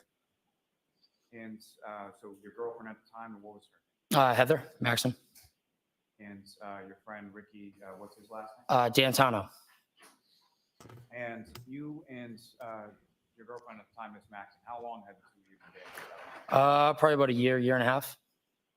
And your friend Ricky, how long had the two of you? Oh, probably since 6th grade, so pretty long time. And you went to C.F. McCarthy's. Is that a establishment you're familiar with? Yes, sir. It's in the center of town. This dude's got a fucking yes, haircut you could set your watch to. His barber is amazing. You or did you meet someone else there? Met my sister there. And where within the bar did you go? I believe at a table. To my acknowledgement, what I remember, yeah. Do you recall sort of what side of the bar you I was on the, I believe I was on the left side, near the bathrooms. So if you're walking in on the left side towards the back. Correct. And do you recall about what time it was that you got? Jeez, I don't know, probably, I don't even really remember, 7, 8 maybe. And do you recall how it was that you got there? Like what mode of transport did you take? Oh, Ricky drove. And Ricky drove his own vehicle, is that correct? Correct, sir. What kind of vehicle did Ricky have? I believe it was a 2018 F-150 pickup truck. Recall the color or anything? Gray, dark gray. And he picked you up, is that correct? Correct, sir. And was Miss Maxon with you when he picked you up? Yes. Now, as far as C.F. McCarthy's was concerned, you're at a bar, you were drinking, is that correct? Correct, sir. Recall what you were drinking? Probably beer. It's usually what I drink. Do you have a particular brand or anything? Coors Light. And as far as your girlfriend at the time, Miss Maxon. Manliest beer mentioned yet, and still. I would Still. probably say beer as well. I'm probably either Bud Light or Mick Ultra. Jesus, bro. And, your friend Ricky, was he drinking as well? Yeah, he had a few. And if you know about how long were you at C.F. McCarthy? Probably a few hours, probably 2, maybe 3 hours. Now, following that. Drink light beer because I'm trying to From wash there, my we went pig. to, so a friend of mine shot me a text and we went to the hillside, which is on the other side of town. And you familiar with that establishment as well? Yes, sir. And when you say it's on the other side of town, about how long is the drive sort of between C.F. McCarthy's and the hillside? Probably 10 minutes. And when you arrive there, how many friends are we talking about that you're meeting up with? It was just one other gentleman. And fair to say when you get there, you have some more drinks? Yes, sir. Same thing? Yep. And if you know in total, sort of over the course of the evening, as you're going from one place to the other, how many beers did you have? Probably between, I don't know, 5 to 8 maybe. Yeah. Give or take, I'm not sure. That's how I answer that question. I guess for the weekend, it'd probably be like a normal, maybe, I guess. And you weren't driving that night? No, sir. No, it was not. And about how long was it that you were at the hillside? I would say I was probably there hour-ish, give or take. And do you know about what time you left? Probably around midnight. And when you left from there, where was it? I went to pick up my sister Julie because she shot me a text asking for a ride. And so you were at the hillside when you received the text from your sister Julie, correct? Correct, sir. And did she, what if anything did she indicate as far as where she was or where you were going to pick her? She said she was at her friend Brian's house. And is that friend Brian, is that someone that you're familiar with? Yes, sir. And who do you know that person? Just my sister's best friend since they were kids. And I'm sorry, do you know what his last name is? Oh, Albert. And his house, had you been there before? I've driven by it a few times, yes. Is that somewhere you would pick your sister up from on prior? Yes, sir. And again, as far as when you leave from the hillside and you're going to this address, did you know what the address was, or did you have to ask your sister for it? Or No, I already knew where the house was. did you know specifically what the address was, or you just knew generally where? I didn't know the address. I know the street name, but I didn't know the number. What did you know the street name? Fairview.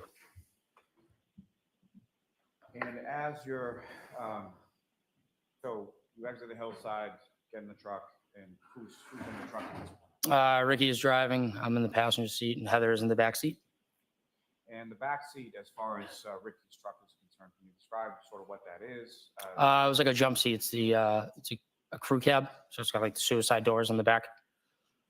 And by suicide doors, you mean they sort of open up in like sort of a triangle? Is that? Yes, sir. Now, about how long was it after you received the text from your sister to the time that you sort of jump in the truck and start to go over the Fairview? Probably 40 minutes or so. We kind of took our time. She said she didn't She wasn't saying come now. She just said, you know, when you get a second, you come pick me up and bring me home. And if you know about how long a drive is it from the hillside to Fairview? 5 minutes, 7 minutes, maybe. And as you're driving along, as far as the address is concerned, is that something that you gave to Ricky as far as the GPS, or were you giving him sort of verbal directions? Verbal directions.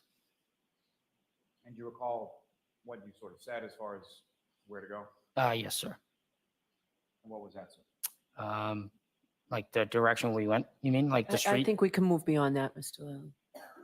What I'm trying to ask, sir, is as you're approaching Fairview, do you recall which side of Fairview or how you approached Fairview? I was coming down Cedar Crest, so Fairview would be on my left. And as you're coming down Cedar Crest with Fairview on your left, what, if anything, else did you observe sort of in front of the truck? I noticed a car coming up the hill towards us. And can you describe the other car that you saw coming up? It was a black SUV. And was that a black SUV that you were familiar with or anything like that? No, no. I didn't get the end of the question, please. I'm sorry. Sir, if you could just, and I know it's difficult, but if you could just wait till I finish the Yep, question. sorry, sir. So the stenographer can report. So I'm sorry. So as you were coming up, you see this black SUV. Did you recognize it as something you had seen before? No, sir. And when it's, so you're approaching at the same time, is that correct? Yeah, just about, yes. And with regard to Fairview being on the left, what, if anything, had Ricky done with respect to the vehicle to signal the left? He put his left blinker on. And that other vehicle that was coming in the opposite direction, what, if anything, did you observe as far as their direction? They had their right directional on. And so as a result of that, what, if anything, did Ricky? He flashed his headlights to let the person go because they were going to beat us, obviously, to the turn. So. And when they were coming in, so they went first, is that correct? Yes, sir. And Ricky's truck then proceeds behind that black SUV onto Fairview. Yes, sir. And This guy's memory is awesome. To the house, to Brian Albert Jr.'s house, where did that black SUV go? Probably about kind of right in front of the house, I would say. Came up to the same house that you were going to? Is that Correct, sir. Yes.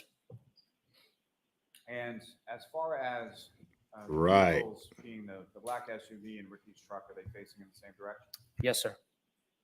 And which side of the truck that you're in is facing towards the house, Brian's house? Say that again. Sorry. Very poorly put question. So with regard to the truck that you're in, Yes. is it the driver's side, the passenger side, or something else that's facing the house? Oh, passenger side.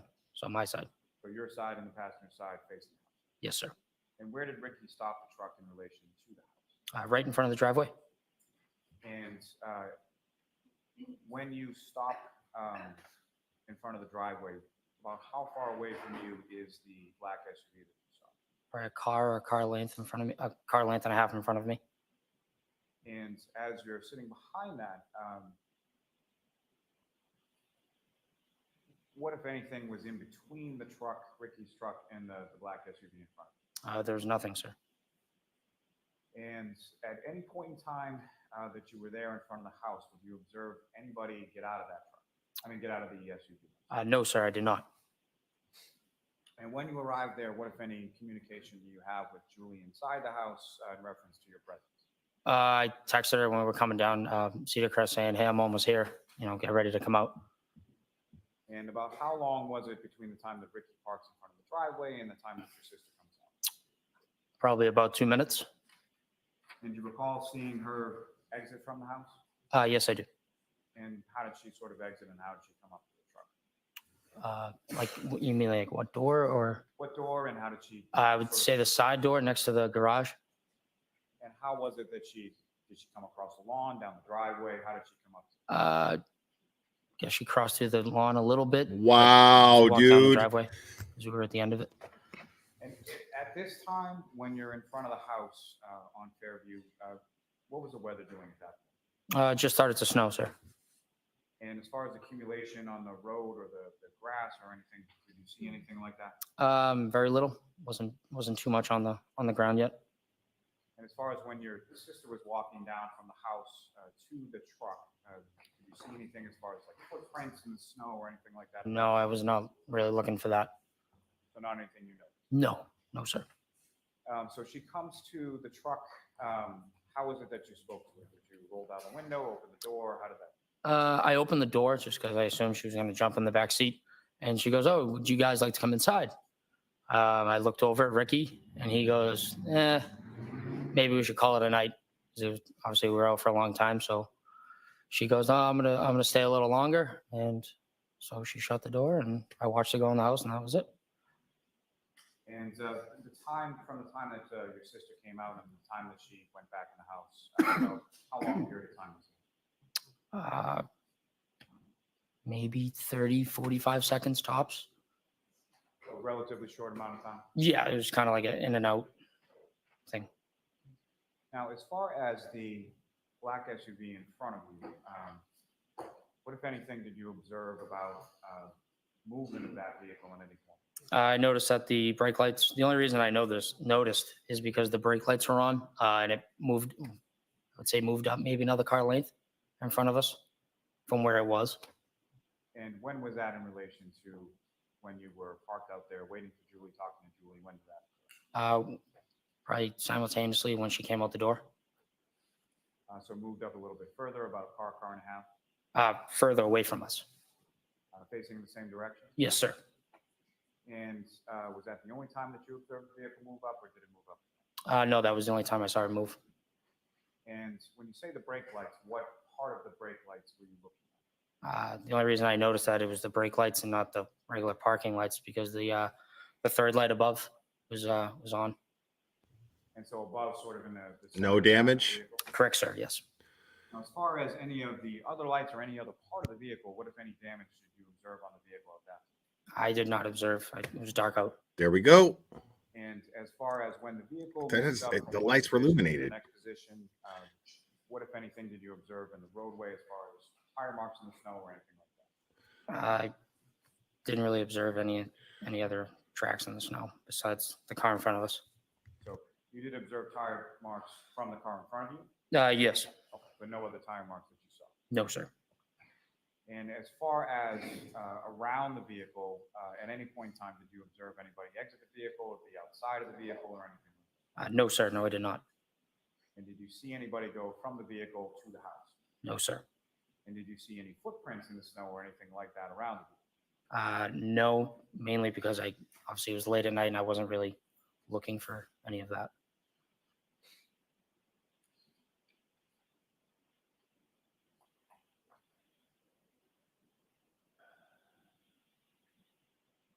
Now, as far as your sister, when she comes out to the truck outside, how would you describe did she seem overly intoxicated to you?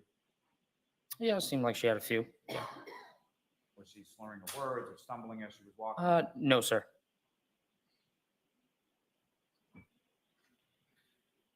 Let me ask, from the time that you came down from Cedar Crest, is that right? Correct, sir. Yes. So from the time that you came down from Cedar Crest, the black SUV is in front of your vehicle sort of the entire time, correct? From like the point I turned onto Cedar Crest, you mean? Yes. No, the only time I saw the vehicle was when we probably got up 100 feet from Fairview. And I'm sorry, it's a poorly put question. What I'm asking is, after you turn from Cedar Crest on to Fairview, that vehicle is in front of you the entire time? Oh, yes, sir. Yes, yes. And so you watch your sister Julie go back up to the house, is that correct? Yes, sir, I did. Basically to make sure she got inside okay? Yes, And did you observe her go inside the house? I did. Yes.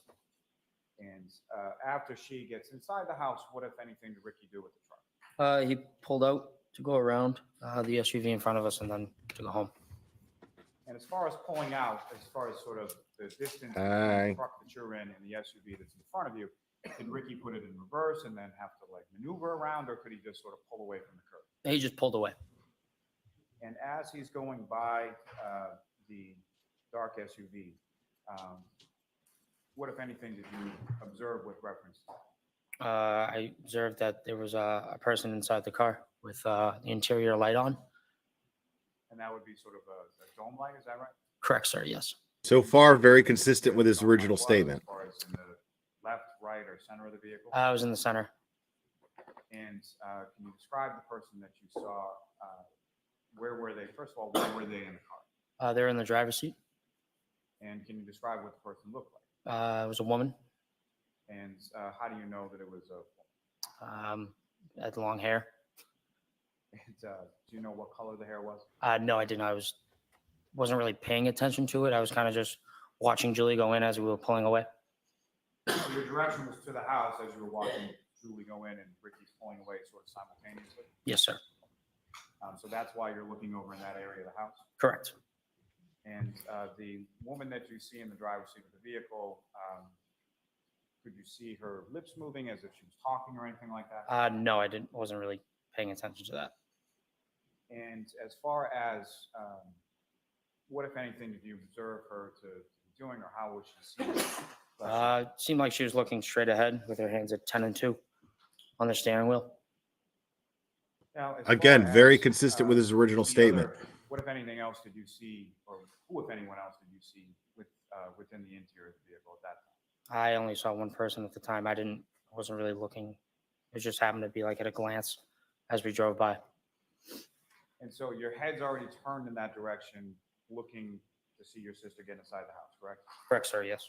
And so as you're going by and you make these observations of this woman in the front seat of the vehicle, what, if any, movement did you do of your body or your head to look into the vehicle? I just turned my head as we were driving by to watch Julie go in and then turn straight, look forward. So it's not as if you were peeking forward or going back to get a better view inside the vehicle? No, sir.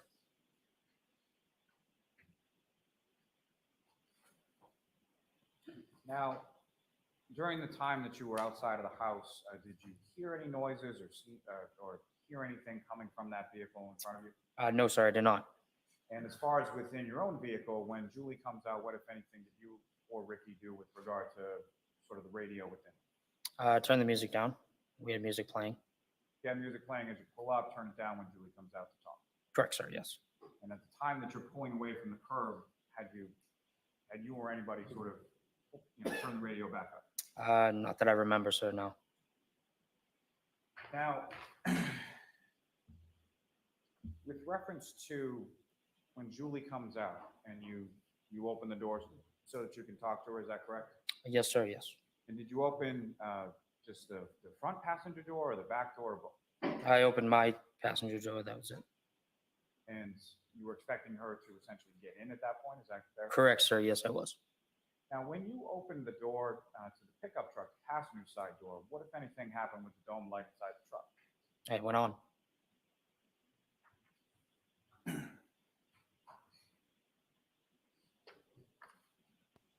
I mean, this dude is testifying for the defense right now, and Lolly's doing the questioning. Where did you go from there? To my house, sir. And as far as your house, who, if anyone, gets dropped off there in addition to yourself? Just me and Heather. And Ricky then leaves from there, is that correct? Yes, sir. And from that road on Fairview to your house, about how long a ride is that? 5 minutes. And when you left the roadway on Fairview, the vehicle that you had seen after it initially pulls up an additional car and a half or so, when you left, was it in the same position after its movement that you observed? Yes.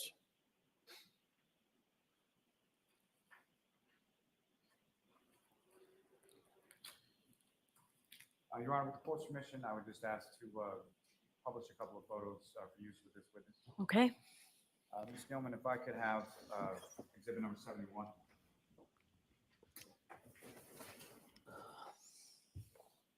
I'm sorry, Your Honor. May I approach the witness?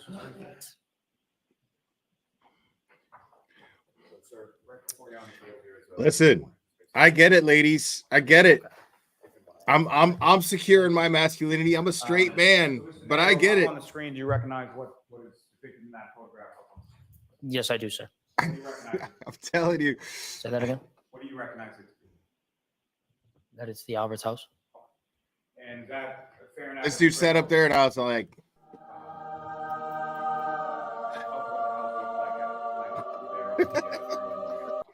Looks like there was more snow than what I came to. So more snow. In this photograph, when you correct? Yes, sir. Now, with reference to Ricky in the truck, if you could, using that laser pointer, you see that area of the street in front of the house where Ricky parked the truck? I do, sir. Right about there. Okay. And Ms. Gilman, if I could have the next exhibit number 72. Now, This guy with the pictures of the fucking house, the dude. area that you were describing when you first pull up to the house and the dark SUV is in front of you, you see that area. For real. Y'all need to calm down over there. Yes, I do, sir. If you could, using the laser pointer, direct the jury's attention to where in this photograph you see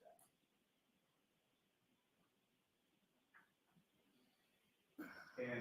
And Ms. Gilman, if I could have the next photograph, next exhibit, excuse me, number 73. Again, what's up on the screen, do you recognize what's in that photograph? Yes, I do, sir. And within this photograph, you see that sort of secondary position where the vehicle moves up and where you see it in that secondary position. Yes. And again, if you could, using the laser pointer, direct the jury's attention to where in the photograph you see it. Thank you. And from that side of the yard, is there any sort of landmarks or anything else that you observed sort of in the area where that vehicle pulled up to in that secondary position? I know there's a flagpole there, and there, I believe it's an electrical box along with bushes. And it's the flagpole, you observed that in this picture as well? He knows yes, it's sir. an electrical box, but Brian Albert, it's his house. He grew up there. He didn't know it was electrical box. Good to know. Thank you, Ms. Gilman. You can take that.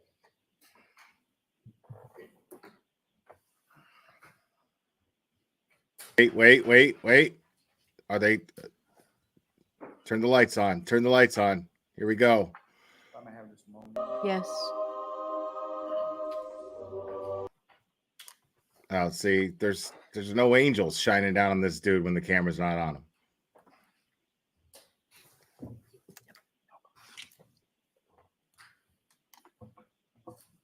No further questions for this witness. Okay, cross-examination. Your Honor.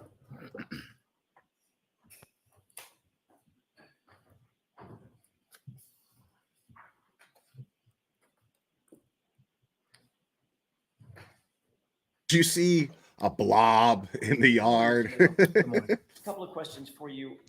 Since January 29th, have you been contacted by anybody from either the Albert family or the McCabe family about the circumstances of January 29th, 2022? No, I have not, sir. Have you been contacted by any other person other than the Albert family or the McCabe family since January 29th, 2022 about your testimony or your statements? About my statements, no, but I mean, me and Ricky are best friends, and obviously it's things that we've brought up in the past. So, Yes. I didn't mean to speak over you. So you and Ricky, and how do I pronounce his last name? Dantano? Dantano. You and Mr. Dantano have obviously discussed the circumstances of that night Yes, sir. and what happened. Yes. Did that change your testimony in any way? No, sir. No, it did not. You were interviewed by a Massachusetts state trooper on or about February 7th, 2022, correct? Sounds about right. Yes. Do you remember which state trooper that was? Not off the top of my head, no. His name Michael Proctor, sound right? No, sir. I don't think so. You don't believe it was Michael Proctor? I'm not 100% sure. No, I'm not sure. Do you remember the state trooper that did interview you? It was Bukaki. Yes. That sounds familiar. Yes. During that interview, you told and I'm just going to call him the trooper, since you don't remember his name, the trooper and your Buknik, that there were two other people in the car when you approached. Oh, so it was Say that again? Proctor and You told those Buchanan. troopers that there were two other people in the car with you, Ricky D'Antono. Yes. Yes. In my vehicle. Yes, sir. Okay. So they were well aware of the identity of Ricky D'Antuno and Heather Dantano. Maxon. Dantano. And Heather Maxon at the time, Correct. as early as February 7th, 2022. Yes. I want to talk for a second about your approach to Fairview Road. You were coming along Cedar Crest, correct? Correct. You would have been going west-ish. I know it's a curved road, but sort of west. If Fairview goes north and south, Yeah. Okay. Yes. You would have been going west and then turning south onto Fairview, correct? Correct. Yes. You indicated that the SUV, the dark SUV, beat your car to the intersection. Is that right? Correct, sir. And because the car was ahead of you, Ricky flashed his lights as a courtesy to say, you got the turn. Correct, sir. Because both of you were approaching the intersection, but the SUV was closer. Correct, sir. You pulled up to Fairview and stopped relatively close to the driveway, as you've indicated to the jurors, correct? Correct, sir. And your car was as much as 3 car lengths behind that SUV. Do you recall that? When we arrived, Yes. I would say car length and a half at the time. Okay. Do you recall being interviewed on or about May 11th, 2023, by individuals not associated with the Commonwealth? A gentleman came to my door, but I did not speak to him. Wait, refresh your recollection. Do you remember talking in May of 2023 with anybody about this case? I don't know. 2023 may have been the feds. Okay, I'm trying to. Just listen to my question. No, I understand. Were you talked to by anybody? Don't say who. Just tell me if you were talking. Yes or no. Yes, I believe so. Okay. Do you think it would refresh your recollection as to when that interview took place if you saw a report? Yes, sure. Okay. May I approach you on it? Yes. There's a date right up top, and then a Here we highlighted go. portion at the bottom. If you wouldn't mind taking a glance at that and then look up to me when you're finished reviewing that. Oh, this should be fantastic.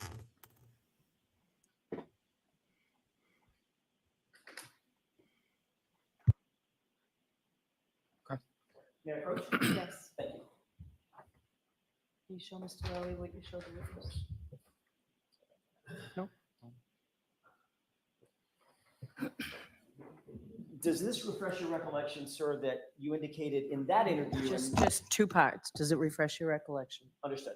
Does that refresh your recollection about what you may have said? Yes. So there was an interview in May of 2023, Yes. and you did indicate some distance that you were behind the SUV in that interview. Yes. Well, at the beginning, it was only a car length and a half, and then probably at the end, by the time we left, it was about 3 car lengths. Okay, fair enough. So at She the pulled end, up. it was as much as 20 to 50 feet ahead of you. Give or take, yes. Okay, so 50 feet, obviously further than the length of this courtroom. Correct. All right. So at a time when you were in the truck, still stationary, that SUV had pulled ahead of you at least 3 car lengths, correct? By the end, yes. Okay.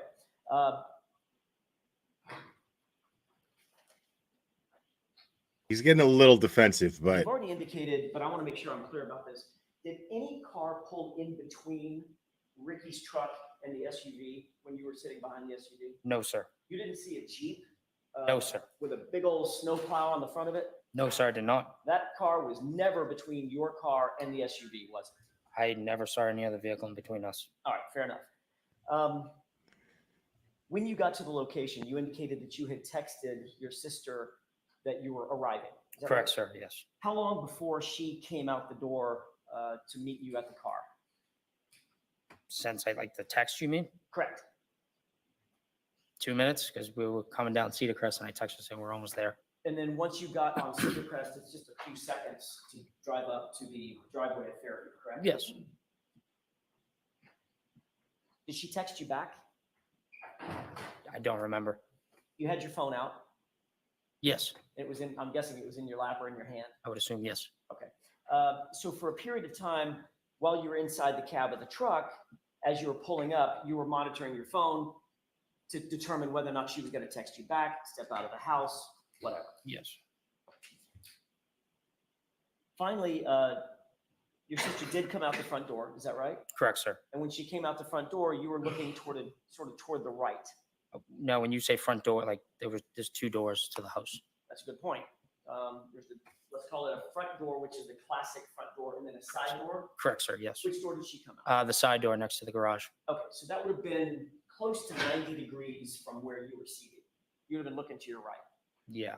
not Yes. necessarily looking straight ahead. Correct. All right, so for that period of time, as you're looking to your right, you see her come out the side door, Yes, sir. and you watch her approach down the driveway. Correct. So at this point, you don't know what's happening with the truck in front of you in those moments. No, I wasn't really paying attention to that at the time. Okay.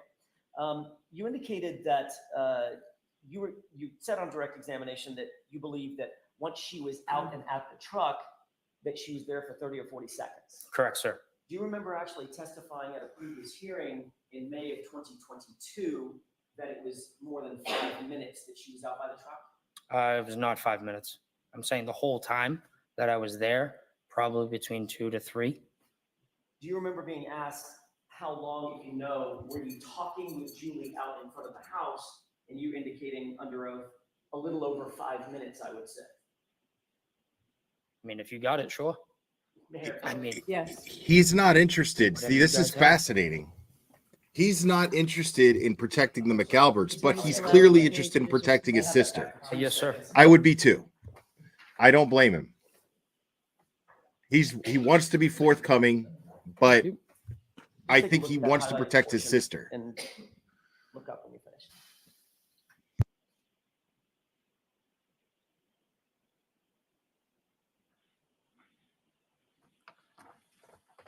May I approach? Yes. Mr. Nagel, does that refresh your recollection? Seems that yes. Okay. And is it, in fact, was it your testimony that back in May of 2022, much closer to the event in question, that you indicated under oath that y'all were actually talking for closer to 5 minutes? The whole thing, probably, yeah. Okay. You indicated that you opened up the truck door, is that right? I opened up my passenger door, correct? So that does that, F-150, does that automatically open up the suicide door as well? No, it does not. There's a handle Okay. on the inside of the door to open. So it was just the passenger door that was open? Correct, sir. Got it. And your sister Julie would have been standing in the crook of that door, correct? Yes. So the door would sort of obstruct something to her right or toward the front of the truck. Correct. That would be the door. Right. How tall is the truck? Is it lifted? It was, yes. Okay. So that door is probably up above eye level. It wasn't that high, no. Okay. You indicated that while she was out there, you turned the music down so you could have a conversation with her. Correct. You talked about whether or not she wanted to come in the truck and leave, correct? Say it again. You talked about whether or not she wanted to get in the truck and leave. I asked if she was coming, yes. You also talked about whether or not you would come in the house and stay. She asked that, yes. Okay, so there was a conversation back and forth about either you staying at 34 Fairview or her leaving 34 Fairview and getting in the car. Correct, sir. There was also a conversation about whether or not you guys needed to give her a ride then, or if she could get a ride on her own after you guys left, if she wanted to stay. Correct, sir, yes. And part of that conversation included even talking about whether or not maybe her mom, your mom, would come get her after you guys left. I would assume, maybe. I don't. 2 years ago. Right, understood. But it's safe to say that there was a dialogue back and forth, during which time you're engaged with your sister to your right, she's engaged with you, looking straight ahead in the crook of the door when it's freezing cold out. Correct. All right. And during this time, your attention is Calm down, focused on Tinkerbell. your sister, obviously. Yes. Watch the attitude. At some point, Calm down. she did decide to stay. Yep.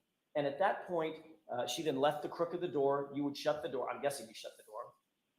Yes, sir. And then Ricky figured out, okay, we're gonna get out of here, and she's not coming with us. Correct. Did y'all wait long enough to see her go inside the house? Just gradually pulling away and watched her walk in the house. Okay. And that answers my next question. When you pulled away, you didn't speed away, correct? Correct, sir. Gradually, slowly pulled away and out and around the SUV that was in front of you. Correct, sir, yes. So y'all made up the distance at that point after you had this maybe 5-minute conversation with your sister. You made up the distance and got up to the SUV that was in front. Yes. All the taillights were intact. To my acknowledgement, yes. I mean, as you sit here, And like, may I? of course. I mean, I'm not there to, look at a car and be like, oh, is there any damage on a vehicle? It's 12:30 at night. Obviously, I had a few drinks. I'm out looking for that. I just noticed that the brake lights were on. So. Right. But the point is, as you sat there and you testified about this before, you noticed no damage on any of the taillights. Not to my acknowledgement, no. Stop it, Jerry. 3 taillights, one to the left, one to the right, one to the Don't center. encourage these Correct, sir. thirsty ass You didn't women. notice and note anything out of the ordinary with regard to the rear of that truck. No, like I said, it was dark out. At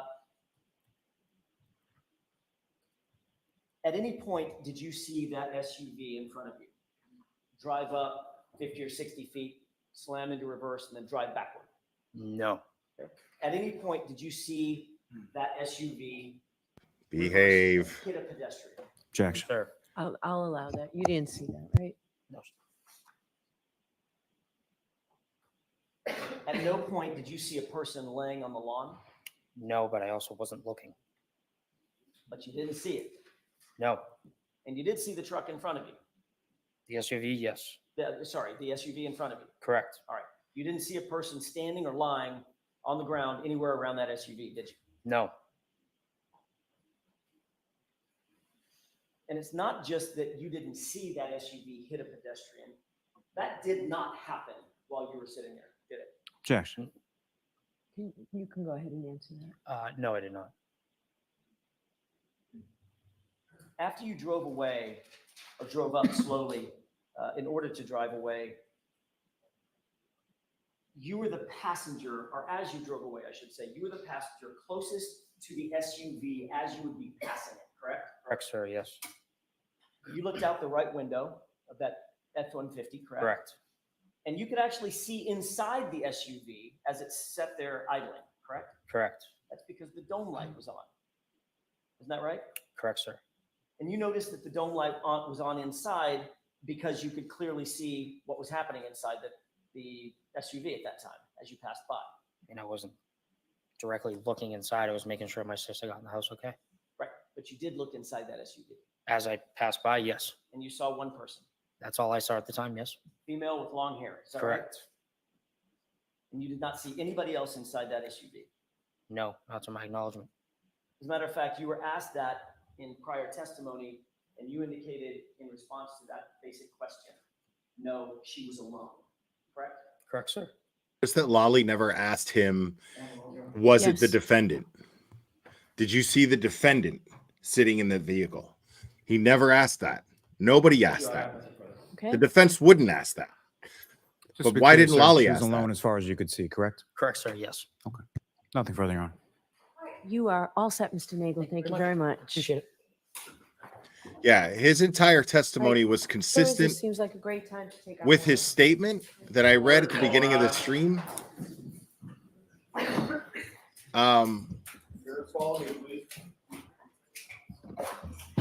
But there was a federal grand jury testimony where he testified as well. And it was more or less consistent.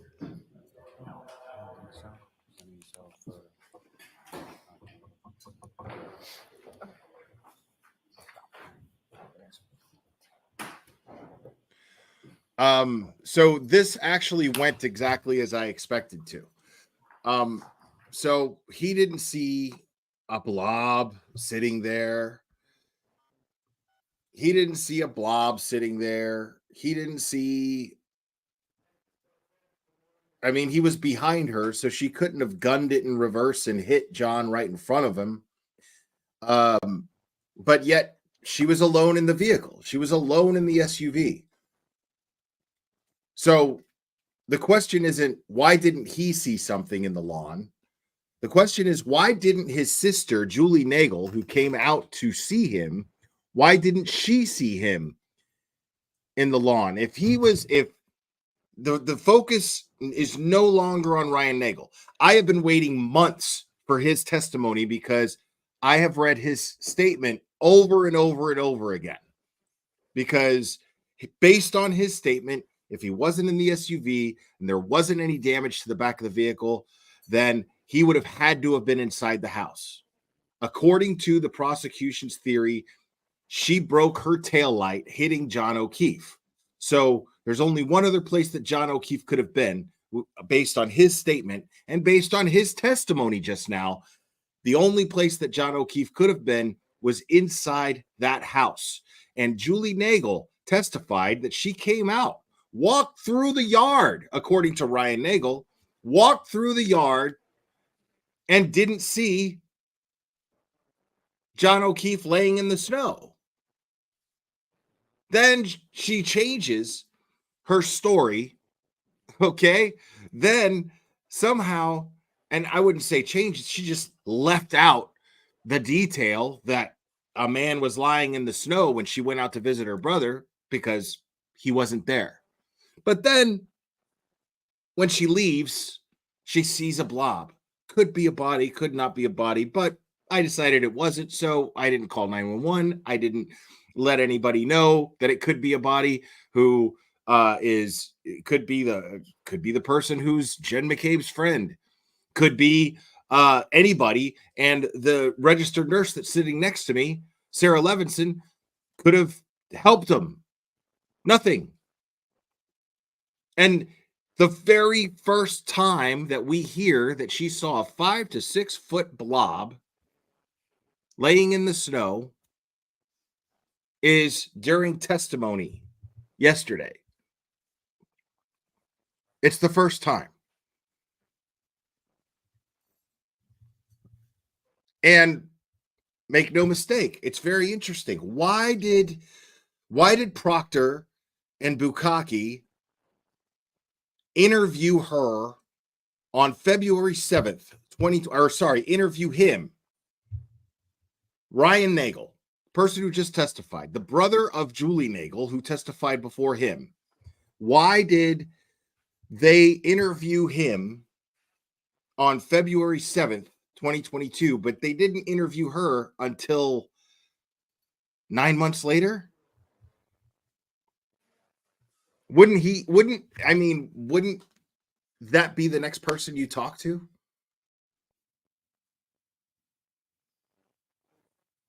Why wouldn't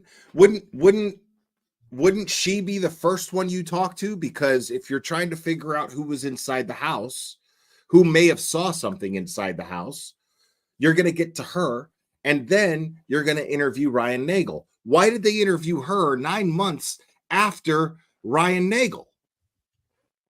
It doesn't make sense.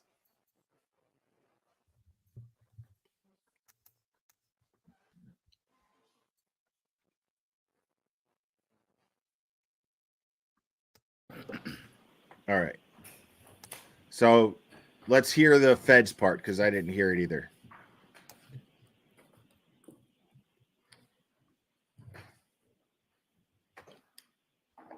Good morning, Mr. Nagel. Good morning. A couple of questions for you. Since January 29th, have you been contacted by anybody from either the Albert family or the McCabe family about the circumstances of January 29th, 2022? No, I have not, sir. Have you been contacted by any other person other than the Albert family or the McCabe family since January 29th, 2022 about your testimony or your statements? About my statements, no, but I mean, me and Ricky are best friends, and obviously it's things that we've brought up in the past. So, yes. I didn't mean to speak over you. So you and Ricky, and how do I pronounce his last name? Dantano? Dantano. You and Mr. Dantano have obviously discussed the circumstances of that night. Yes, sir. And what happened. Yes. Did that change your testimony in any way? No, sir. No, it did not. You were interviewed by a Massachusetts state trooper on or about February 7th, 2022, correct? Sounds about right, yes. Do you remember which state trooper that was? Not off the top of my head, no. His name Michael Proctor, sound right? No, sir. I don't think so. You don't believe it was Michael Proctor? I'm not 100% sure. No, I'm not sure. Do you remember the state trooper that did interview you had a partner named Yuri Buchnick? Yes. That sounds familiar, yes.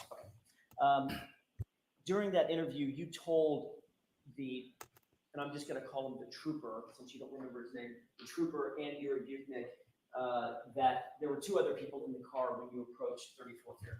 Say that again? You told those two troopers that there were two other people in the car with you, Ricky D'Antonio? Yes, in my vehicle. Yes, sir. Okay. So they were well aware of the identity of Ricky D'Antonio and Heather Maxon. D'Antonio and Heather Maxon at the time. Correct. As early as February 7th, 2022. Yes. I want to talk for a second about your approach to Fairview Road. You were coming along Cedar Crest, correct? Correct. You would have been going west-ish. I know it's a curved road, sort of west. If Fairview goes north and south. Yeah, okay, yes. you would have been going west and then turning south onto Fairview, correct? Correct. Yes. You indicated that the SUV, the dark SUV, beat your car to the intersection. Is that right? Correct, sir. And because the car was ahead of you, Ricky flashed his lights as a courtesy to say, you got the turn. Correct, sir. Because both of you were approaching the intersection, but the SUV was closer. Correct, sir. You pulled up to Fairview and stopped relatively close to the driveway, as you've indicated to the jurors, correct? Correct, sir. And your car was as much as 3 car lengths behind that SUV. Do you recall that? When we arrived, Yes. I would say car length and a half at the time. Okay. Do you recall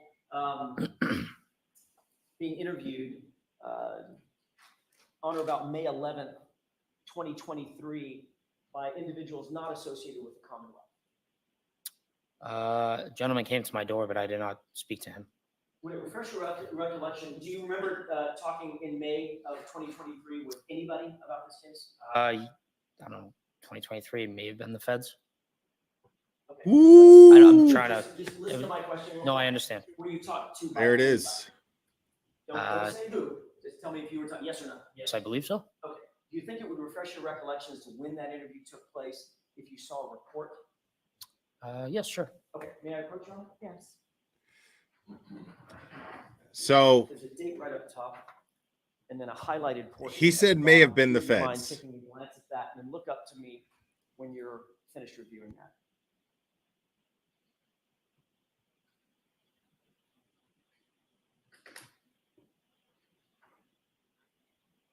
Okay. May I approach? Yes. Thank you. Can you show Mr. Rowley what you showed the witness? No. Does this refresh your recollection, sir, that you indicated in that interview? Just 2 parts. Does it refresh your recollection? Understood. Does that refresh your recollection about what you may have said? Yes.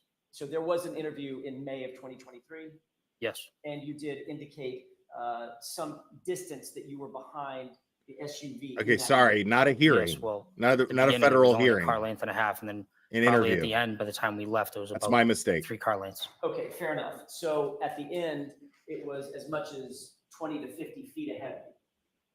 Give or take, yes. Okay, so 50 feet, obviously further than the length of this courtroom. All right, so let's explore that a So little at the bit. time when you were in the truck, still stationary, that SUV had pulled ahead of you at least. All right, let's explore that for a second. I want to catch this up because. All right, let's. Okay. So the language is really important to pay attention to here, folks. Because we're all blowing a load now, going, oh my God, Pandora's box has been opened. Maybe it might have been. The federal Pandora's box may have been open in this trial, but maybe not, because he didn't specifically say that he was interviewed by the feds. He said maybe it was the feds. I don't know. Those were his words. Maybe it was the feds. I don't know. And Jackson was still very careful to not mention the feds. He even says, hey, I'm not asking you who interviewed you. I'm asking you, were you interviewed, and do you recall another interview taking place in May of 2023? Okay, so this is important to keep in mind. It may not be still, it may still not be prudent to bring in bring up feds in this trial just yet. Because again, he said maybe it was the feds. I don't know. He didn't say it was absolutely the feds. Never said it. And then Jackson was even careful to get him to not specify that. He tried to save it. It was really weird. So he says, I'm not asking you who, just read the statement. And Bev is even like, you can ask these 2 parts. And Jackson never mentions the word federal ever, or feds ever, not once. So we'll see if Alan Jackson and David Yannetti try to get the Fed's situation brought in. If they say, hey, he brought it up, but Lolly could argue, well, he never actually said it. He said maybe it was the Feds. So Lolly could argue that just to keep the federal investigation out. But we'll see. We'll see. I'm just playing devil's advocate here. I don't know. Right, Cherry, that's a good argument. That's a good argument.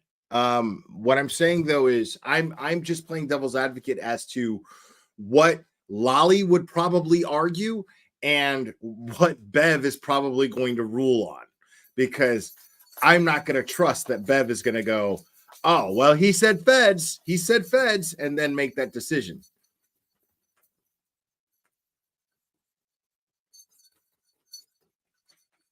You good, buddy? Okay. So yeah, I'm just not, I'm not going to sit here and get my hopes up real high over that.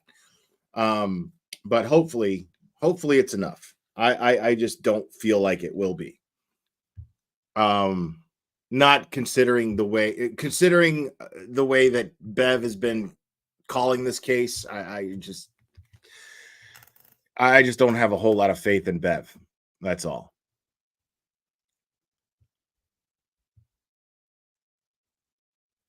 Yeah, I mean, of course something's brewing. I mean, Jackson sounded incredibly confident.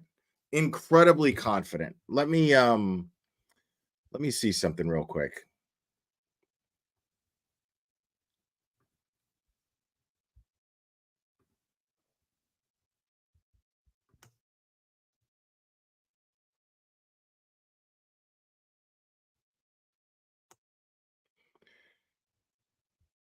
That was 4 hours ago.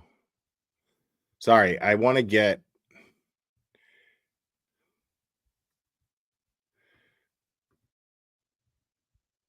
okay. I want to see if they have Alan Jackson's interview after the trial yesterday, after the hearing yesterday.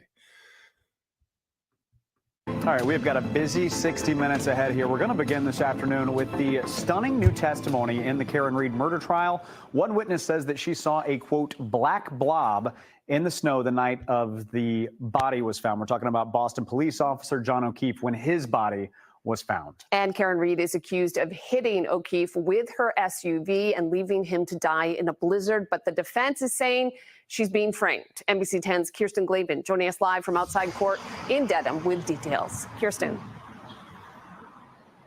Yeah, a question the jury will now have to consider is what exactly was that black blob in the middle of the yard early that morning, and could it have been John O'Keefe's body? You saw this with the evidence given in court. Back on the stand. I gotta tell you, it makes me so fucking mad to even have John O'Keefe and his remains referred to or even alluded to as a black blob. It's so disrespectful.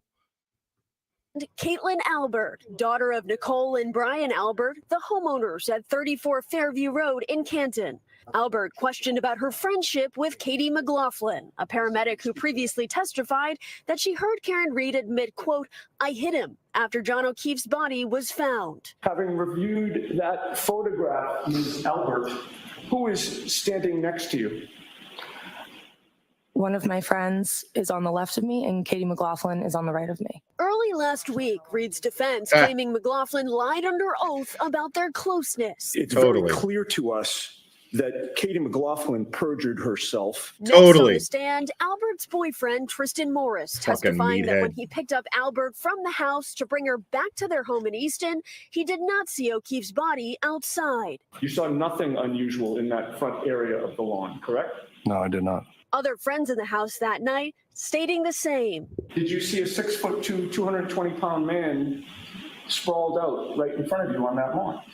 No. But it was this testimony from Julie Nagel that turned heads. I did notice a something out of the ordinary, like a black blob in the ground by the Wow. flagpole. Nagel testifying that she saw an object on the lawn when she was in a car getting a ride home. 5 or 6 feet, like long. Outside of court, Reed's attorney claiming it never happened. If she actually saw something that could potentially have been a body, then that would have been the most important evidence in this case.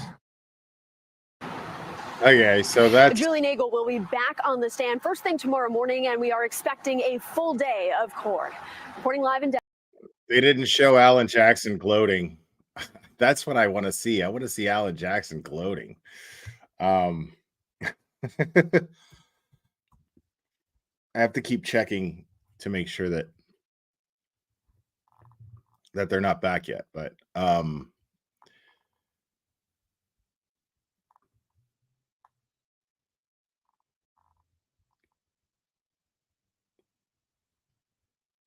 6 days ago. No.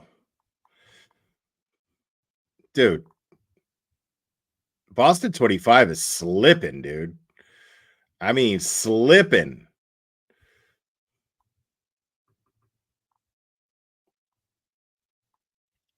Yeah, I mean, because Tom picked it up, but I'm not searching through hours and hours of Tom stuff to find it. But and make sure to subscribe to Tom CPU because he does get great footage outside of that courtroom. And I've said it many times, what's going on outside of that courtroom is just as important as what's going on inside that courtroom. And the thing is though, is so Alan Jackson, the problem is that his audio was kind of bad because there was all kinds of noise around him. But the Jackson was basically saying the prosecution is falling apart at its own feet. It's falling apart at its own feet. We don't barely have to do anything. Jackson was cocky as hell walking out of that courtroom yesterday, and rightfully so. Every witness that the prosecution brings up somehow helps the defense. It's not only proving Karen's innocence, it's proving that the people inside 34 Fairview are a bunch of fucking liars and need to be looked into more closely. That's what's happening. What's happening is it's all going on record towards this federal investigation. All of the stuff that's being testified here is going on record, and that's going to be used as evidence to implicate whoever is absolutely responsible for John O'Keefe's death, because we know that the physical evidence is gone. We know Proctor got rid of all the physical evidence. I mean, let's just face it here, folks. So all of the physical evidence is gone. Brian Albert, before he sold the house with Nicole, they refloored the basement. Why? They refloored the basement. They got rid of Chloe, the dog. And let's talk about that for a second. Let's talk about the fact that, oh my goodness, no. How dare you? Right in the middle of me. I think we got a super dad. Super dad. I think we got a super dad. Super dad. Super dad. Super dad. Dad, dad, dad, dad, dad, dad. I think we got a super dad. I think we got a super. Thank you, Jen Del Rio. What is the official McAlbert story on when Higgins got there? We haven't even gotten there yet, Jen Del Rio. Great question. It's a great question because we haven't even gotten there yet, and that's going to be interesting. Now, what some of them have been saying, those who have taken the stand, they're just saying that Higgins was there. That's all they're saying. They're not saying anything as to, they're saying that Higgins and Brian were whatever, but they're basically just trying to downplay it all.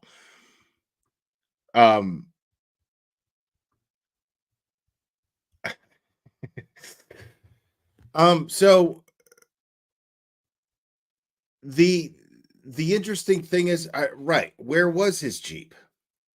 Where was his Jeep? Because Brian Albert testified that his Jeep was the first one there, wasn't it? I mean, I can't get over that this dude drives a white Jeep. I mean, I just can't get over that. Dude is rolling around in a Daisy Duke mobile and playing grab ass with with Brian Albert in the bar. Like, come on, bro. Oh, Liz Reed, thank you so much. Oh, Liz Reed gets a song for sure. She gets a dance. I think we got a super cat. Super cat. I think we got a super cat. Super cat. Super cat. Super cat.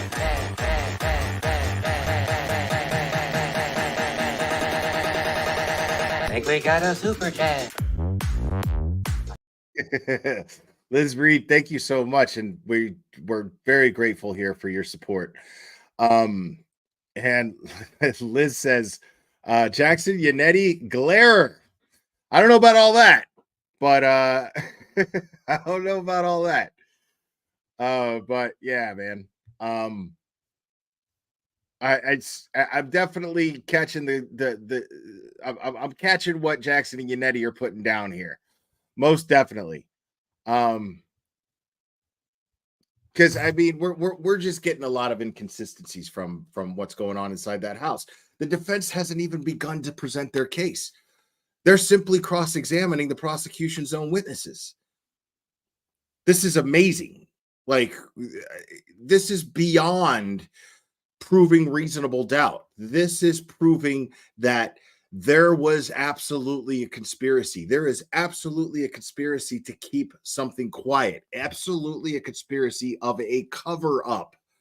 Absolutely. No evidence of an actual murder other than John O'Keefe and his officer, John O'Keefe, his dead body.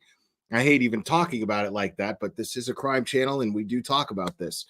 But the fact is that what we're looking at here is this is the only evidence. We don't know. We don't know. We can speculate, and it's safe to speculate that Colin had something to do with it, considering that everybody's lying about Colin being inside the house and what time he showed up and what time he left. Everybody it seems to be there seems to be this coordinated effort to protect Colin Albert, which is very interesting. At least that's what it seems to be. But we unfortunately don't have any physical evidence other than Officer John O'Keefe's body of what happened to him. So it's going to be very hard to prove what happened to John O'Keefe and actually implicate someone in his murder, because the person who's implicated currently is clearly innocent. Clearly. I mean, I don't know what else it takes. I don't know what else it takes to convince people of this. Well, we got time for another. Hold on 1 second.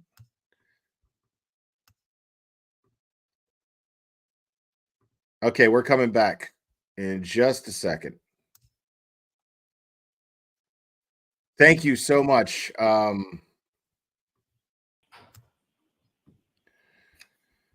Thank you so much, Vanny Annie.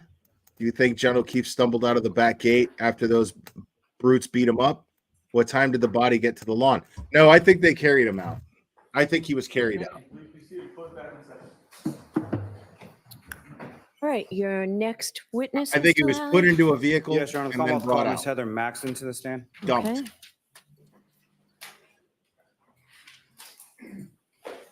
Who is this?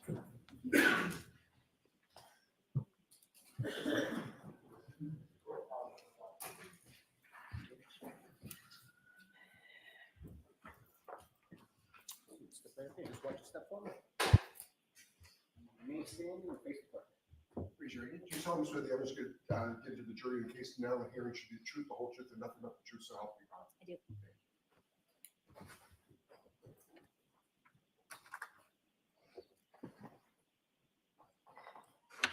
All right, whenever you're ready, Mr. Lally. Thank you, Your Honor. Good morning, ma'am. Morning. Could you please state your name and spell your last name? Heather Maxon, Maxon. And where do you live, ma'am? Plainville, And how long have you lived there? my whole life. Do you work, ma'am? I do. What do you do for work? I'm a nanny. And how long have you been doing that? About 4 years. Ma'am, if I could direct your attention to January 28th into January 29th of 2022. Do you recall those dates? I do. And do you recall what days of the week? The weekend, Saturday, Friday, Saturday.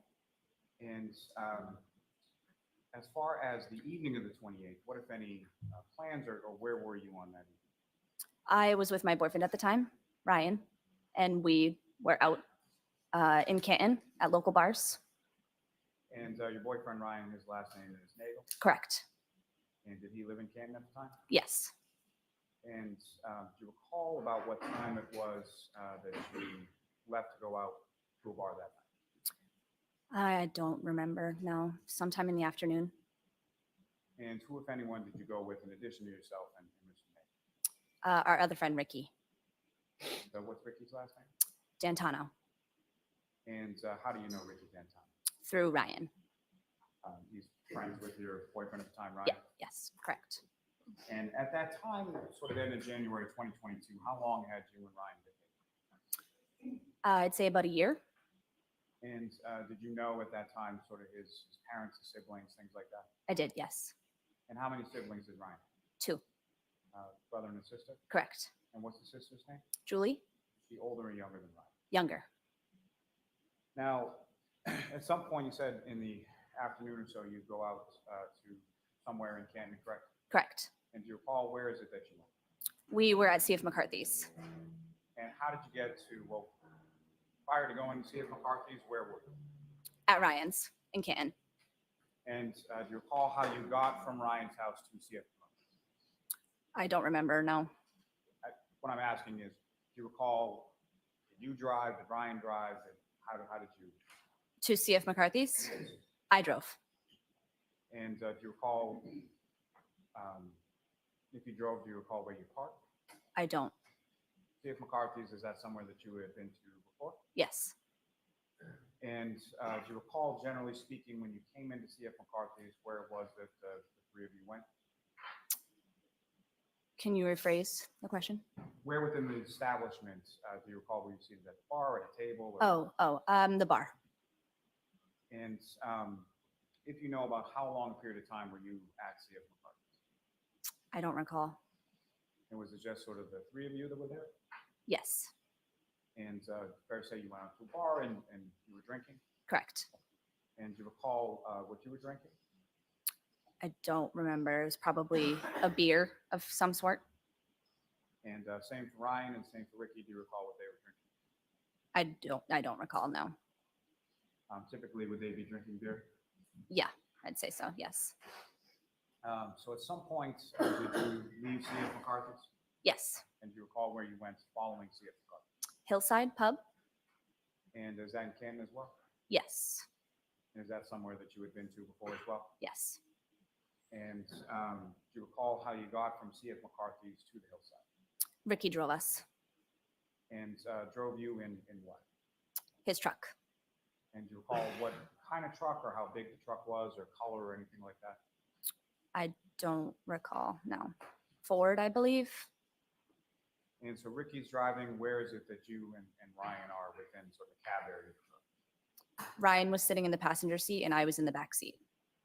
In the back seat that you were seated in, can you describe that as far as what kind of back seat did the back of Ricky's truck have? I'm sorry, I can't hear you. Let me ask it a little bit better. The back of Ricky's truck where you were seated, is that sort of one long seat or is it cabin chairs or? One long seat. Now, you get to the Hillside, you know about what time it was that you arrived at the Hillside. I don't remember. And had, obviously, the Hillside as a bar as well, is that correct? Correct. Did you have more drinks there? Probably, yeah. And at any point in time during the course of, do you recall about how long it was that you were at the Hillside? I don't recall, no. Do you recall about what time it was that you left? Late. And during the course of the time that you were at either C.F. McCarthy's or the Hillside, as far as, was anybody from your group, as far as yourself, Ryan or Ricky, sort of overly intoxicated in any way that you observed? No. When you went to the hillside, was it just the three of you again, or did you meet, or who, if anyone else, did you speak to or meet up with? We met up with friends, yes. And so a group of friends? A group, yep. And do you know approximately how many people were in the group? Maybe 2. So a couple other people. Correct. And when you left from the hillside, where did you go? We went to pick Julie up from her friend's house. And the friend's house that you were going to, is that someone that you knew? No. And is that a house that you had ever been to before? No. And as far as sort of take Ricky's truck again? Correct. And as far as the seating arrangements that you described earlier from C.F. McCarthy's to the hillside, what, if any, difference was there between hillside and the friend's house? There was no difference. We were sitting in the same seats. And do you recall, or do you know where now, sort of, that you've gone to the location? Do you know where that friend's house was? Could you rephrase? I'm sorry. Following, leaving the hillside, going to the friend's house, you've never been there before, correct? Correct. And having now gone to the friend's house to pick up Julie, do you know where that friend's house is? To this day? Yes. No. Was it still within the town of Canton? Yes. Do you recall anything about the route that you took from the hillside to Julie's friend's house? No. All I know is that we were taking a left onto the street of the house, where the house is located. So as you're approaching the street where the house is located, Ricky's taking a left onto the street. Correct. And what, if anything, do you recall about that time period when Ricky's taking the left onto the street? Could you rephrase the question? Ricky's pulling up to the street. Correct. Is there a blinker or a directional that he uses prior to pulling onto the street? I don't recall. And you're making a left-hand turn, is that correct? Correct. And as Ricky is making a left-hand turn, what, if any, other vehicles do you observe in the area at that time? There was another vehicle in front of us on the same road coming from the opposite direction. And can you describe that vehicle in any way as far as size, shape, color, or anything? Not the color, but it was definitely an SUV. And as far as prior to either vehicle turning onto the road where his friend lived, what, if anything, did Ricky do with regard to the lights? I'm sorry, I can hear you. As you're pulling onto the street and the other car's coming the opposite direction, what, if anything, did Ricky do with regard to the lights on the truck that you were in? The lights on the truck we were in? Yes. Well, we let the other car that was coming from the opposite direction, we let them take a right onto the street first. We yielded to them. And yielded to them as, what, if anything, did Ricky do to signal to that other driver that they could go ahead? He could have flashed his lights or put his blinker on. I don't recall. If from this other vehicle, as far as the interior of the vehicle, as you're yielding to this vehicle taking a right, what, if any, observations did you make of people inside that other vehicle? I've noticed a male and a female in the car. And Wait, what? where within the vehicle was the male and the female that you observed situated or seated in? The female was driving and the male was in the passenger seat. Wait a second. Beyond them being a male or female, what, if any, other sort of observations did you make of what they look like or anything like that? No, I didn't make any other observations. Let me ask you this way. Were they African-American, Caucasian? Caucasian. Younger? Yeah, Caucasian. Get the fuck out of my face with that. Correct. Caucasian male. Correct. So now Ryan Nagel's girlfriend is saying she saw a male inside Karen Reed's car as they passed by it. And as far as your sort of differentiation between male versus female, what, if anything, did you observe about them that made you sort of characterize them that way? Characterize them as a male and a female? Yes. Long hair and short hair. So that vehicle pulls onto the street that you're going onto in front of you, correct? Correct. And Ricky then proceeds to make the left-hand turn? Correct. Now, as Ricky is driving down the street to wherever this friend's house is, where does that SUV that you observed making the turn, where does that go? It was parked on the street outside a house. And so as far as from the time that you're, sorry, just waiting for the truck to go by. Thank you. Thank you both. No, Donna, you're wrong. Like So, Ryan Nagel with clearly said regard that to, she was alone in the time vehicle that when they. yields to that car coming in the opposite direction, and the time that you pull up to the house. Oh, okay, that okay, SUV okay. In front of Ricky's truck for the Never mind. She's saying she saw. She's saying she saw him when where did she that vehicle yielded. go with relation When to they the yielded house for that- Karen. that you eventually stopped. Yes. Good I'm not point. sure I Okay. understand Thank you, the guys. question. Thank you. Did the SUV that was in front It's of you my go to the fault. same house? My fault. Yes.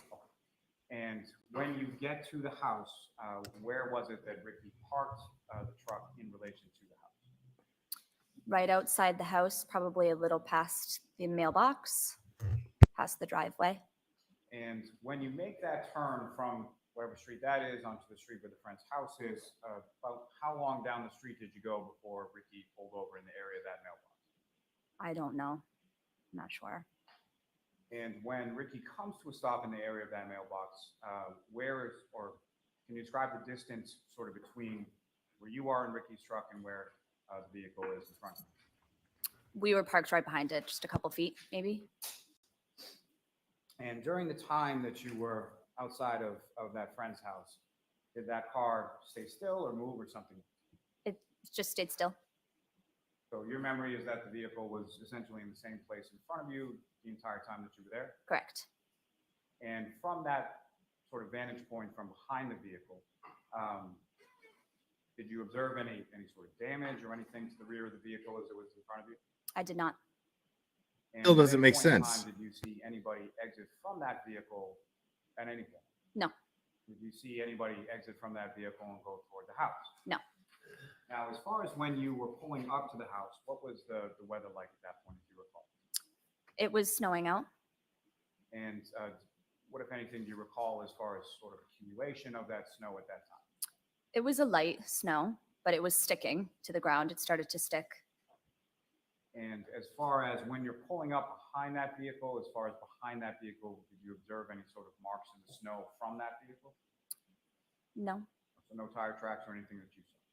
Well, tire tracks on the road, obviously, but other than that, no. That's what I'm thinking, Lola Tire Blue. tracks on the road in behind that vehicle, coming up to the point where it was parked. Correct. And around that vehicle, did you observe? You never observed anybody exit the vehicle, correct? Correct. You also didn't observe any sort of footprints or anything like that in the snow around them. Correct. Now, following the time that How does this in help? that area of the mailbox in front of the house, who, if anyone, came out of the house? Julie did. And where did she come when she came out of the house? She walked right over to Ricky's truck. And when she comes over to Ricky's truck, who, if anyone, did she speak with in the truck? She was speaking to all three of us. And at some point, did she get in the truck and did she go home with you or no? No. Where did she go after she left? Back inside the house. Did you see her sort of physically go back inside the house? I did. Is that something that your boyfriend at the time, Ryan, sort of specifically waited for her to get back in the house? Possibly. I'm not sure. Now, as far as, if you recall, when Julie came down to the truck and when Julie went back to the house, did she leave footprints in the snow or anything that you could see at that time? I couldn't see, but I assume. Nothing specifically that you saw? Nothing specific, no. Now, that time period that Julie was at the side of Ricky's truck talking to all three of you inside, about how long a period of time? Not long. I'd say 3, maybe 5 minutes. And in general terms, what was the discussion about? Just chit chat. She invited us inside the home, and I had told her that I did not want to go inside. I was tired and it was late. Just wanted to get back home. So she was like, okay, went back in and we left. And when you left, was that vehicle that was parked in front of you, was that in the same position as you initially described when you left? Yes. And And do you recall, as far as Ricky pulling away from the curb or pulling away from the house to go home, did he have to sort of back out to get around it, or no? I don't recall. And when you left, was that vehicle basically, as you're pulling away, that vehicle's in the same position, correct? Correct. Now, that vehicle that was parked in front of you, was it running, or could you tell? I could tell that it was running, yes. The lights were on. And which lights were on? The, headlights, taillights, the inside car lights were also on. Now, as far as you're pulling away from that house and heading off to home, which way were you facing as you came away from the house? Could you rephrase? Let me ask a different question. So, when you pull up alongside of the house, which side of Ricky's truck is facing closer to the house? Is it the driver's side, the passenger side, or something else? The passenger side. And so as the vehicle is pulling away, you're pulling away in the same direction? Correct. The passenger side, is still facing the house as you're pulling away? Yes. And you were looking let me ask you this, as far as when Julie left the truck and went back in the house, was she fully inside the house at the time that the truck was pulling away? Yes. And so when the truck is pulling away, where are you facing, and sort of what are you looking at as you are passing by the house and passing by the SUV? I was looking out the passenger side window, so facing the house. And as you go past the SUV, what, if anything, did you observe within the SUV? I observed the female in the driver's seat.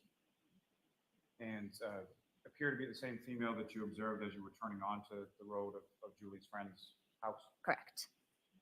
And what, if anything, did you observe the female in the, where was she in the vehicle? The driver's side. So still in the driver's seat as you had observed earlier? Correct.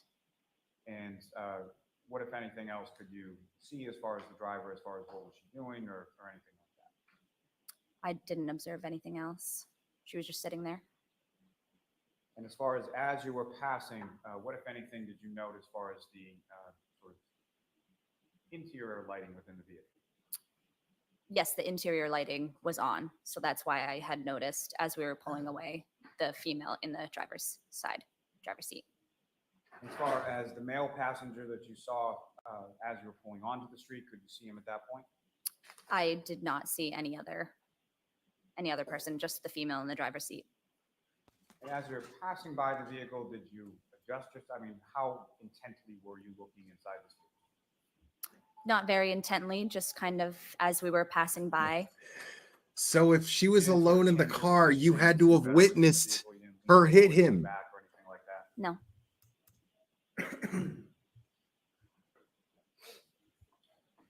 And after you left that house, where did you go from there? Back to Ryan's. Is that where you spent the night? Correct.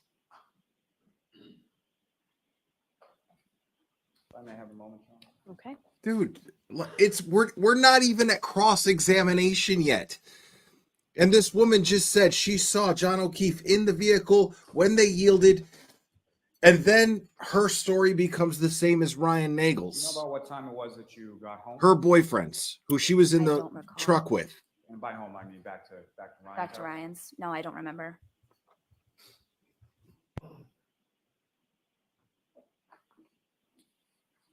Just one moment, Sean. Okay. So if they're behind, Thank you, ma'am. I have no further questions for this witness, Sean. so if they're behind Karen Reed's vehicle, she would have had to have seen. Hello.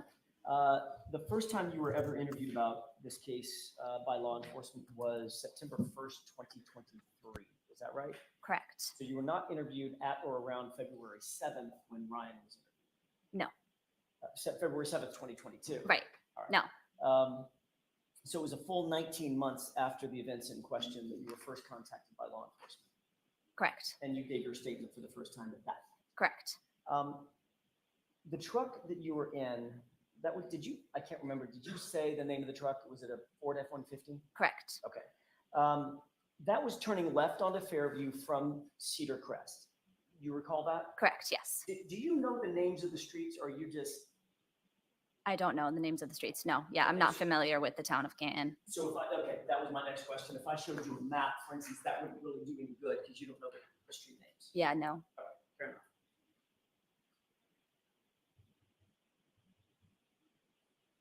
Ricky was driving, Ryan was in the front passenger seat, and you were in the super cab portion of the truck, correct? Correct. So you would have been situated directly behind Ryan, I was in the middle. in the middle seat. Correct. So I was in between Ryan and Ricky. Understood. That makes sense. Did you indicate that at some point you could see pretty clearly into the SUV as it turned, as y'all yielded way and it turned, it would be its right in front of you? Correct. And you could clearly see inside the passenger compartment, there was a female driving, is that right? Correct. And there was a male sitting next to her. Yes. You indicated that by the time you guys negotiated your turn, sped up, made the turn, headed up Fairview, that SUV had already come to a stop. Correct. All right. And how far behind that SUV would you estimate Ricky pulled the truck in terms of car lengths? 1 car length, 2 car lengths, right on the bumper? Yeah, less than 1 car length. Okay, I would I would say a couple feet. A couple feet, meaning 2 or 3 feet. Yes. So that's your recollection as you sit here. Correct. Did you notice anything wrong with the back of the SUV? I did not. Okay. You saw brake lights on? Yeah. How many brake lights? Left and right? Correct. Yep. Was there one in the top center? I don't recall. Okay. You certainly did not see a full-sized Jeep Wrangler outfitted with a snowplow between the SUV and Ricky's truck. I did not. Sounds like a ridiculous question. You didn't see any other cars. There were no other cars between the two.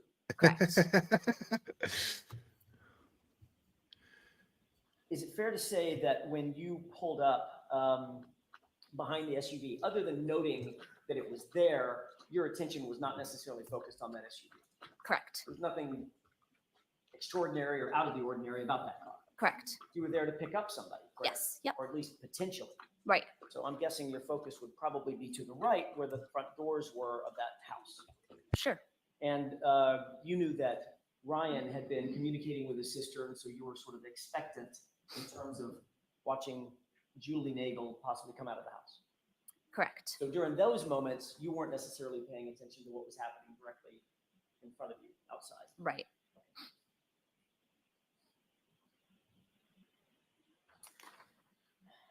You indicated that you believe that the chit chat that happened with Julie Nagel up at the truck was about 5 minutes. Give or take. Okay. At that point, was one of the doors opened? I don't believe so. I think we rolled our windows down Okay. Did to you communicate. also- I'm so sorry. We rolled our windows down to communicate with Julie. Okay, so you don't recall one of the doors being opened and Julie standing in the crook of the door having this conversation with Ryan? I don't recall. Okay. Is that possible? Sure, possible. Okay. Your memory is not necessarily focused on that. Right. But you do know that there was a communication. Yes, for sure. They were talking about whether or not you wanted to go inside the house. All 3 of us. Okay. You, Ricky, and Ryan. Yes. And y'all were talking about whether or not Julie was going to come with y'all. Is that right? Correct. And there was even a discussion about whether or not Julie's mom might pick her up. I don't recall. Okay. So the specifics of the conversation you don't necessarily recall, but you do know that y'all talked about 5 minutes. Give or take, yes. Okay. During the course of that 5-minute conversation, where was your focus? On Julie. Okay. Ultimately, the 3 of you did pull away from the driveway area where you were parked. Could you rephrase? Sure. Ultimately, y'all did move, the truck did move past the house and move past the SUV. Once we left, yes. As you drove by the SUV, you noticed that the dome light was on. Could you explain the dome, what that Dome means? light, the interior light. Yes. Dome. Yes. Yeah. So you could see it lit up the interior of the car. Correct. It was a late model SUV, probably a pretty bright light. You could see inside the car. I could. You clearly could see, well, you could see a female. Correct. By the way, do you recognize the person to my left? I do, but only because of. That was a terrible question. Of course you did. Do you recognize her from that night? Is she the person that was in the driver's seat, or do you know? I don't know. Okay. But the person you did see was a Caucasian female with long hair. Correct. As you drove by, the interior light was on well enough that you could see her, you could see the female clearly. Correct. And you could also see that there was no male in the truck as well, correct?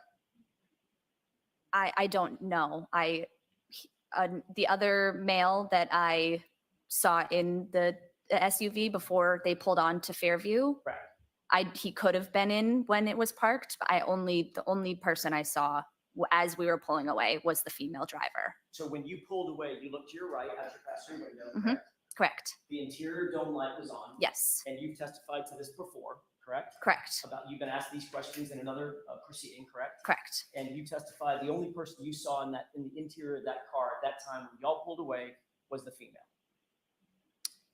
Okay. Is that right? Sure, if I remember correctly. Okay. That's all I have. Mr. Lally? So, Ms. Maxon, during the time that you were asked about not sort of focusing on the SUV in front of you, fair to say that you would have seen a 6-foot man walking away from that car going towards the house? Correct. Okay. You were in a vantage point where you would have seen that had that occurred, correct? Correct. And you didn't see that? I did not. Okay. Nothing further on. All right. So you are all set, Ms. Maxon. Okay. Thank you. Yeah, okay, that's great. But did you Next see witness, that Larry? 6-foot man get behind Yes, Your Honor, the Commonwealth Karen call, Reed's car in Ricky, front of the truck you were in and get Dentona. run over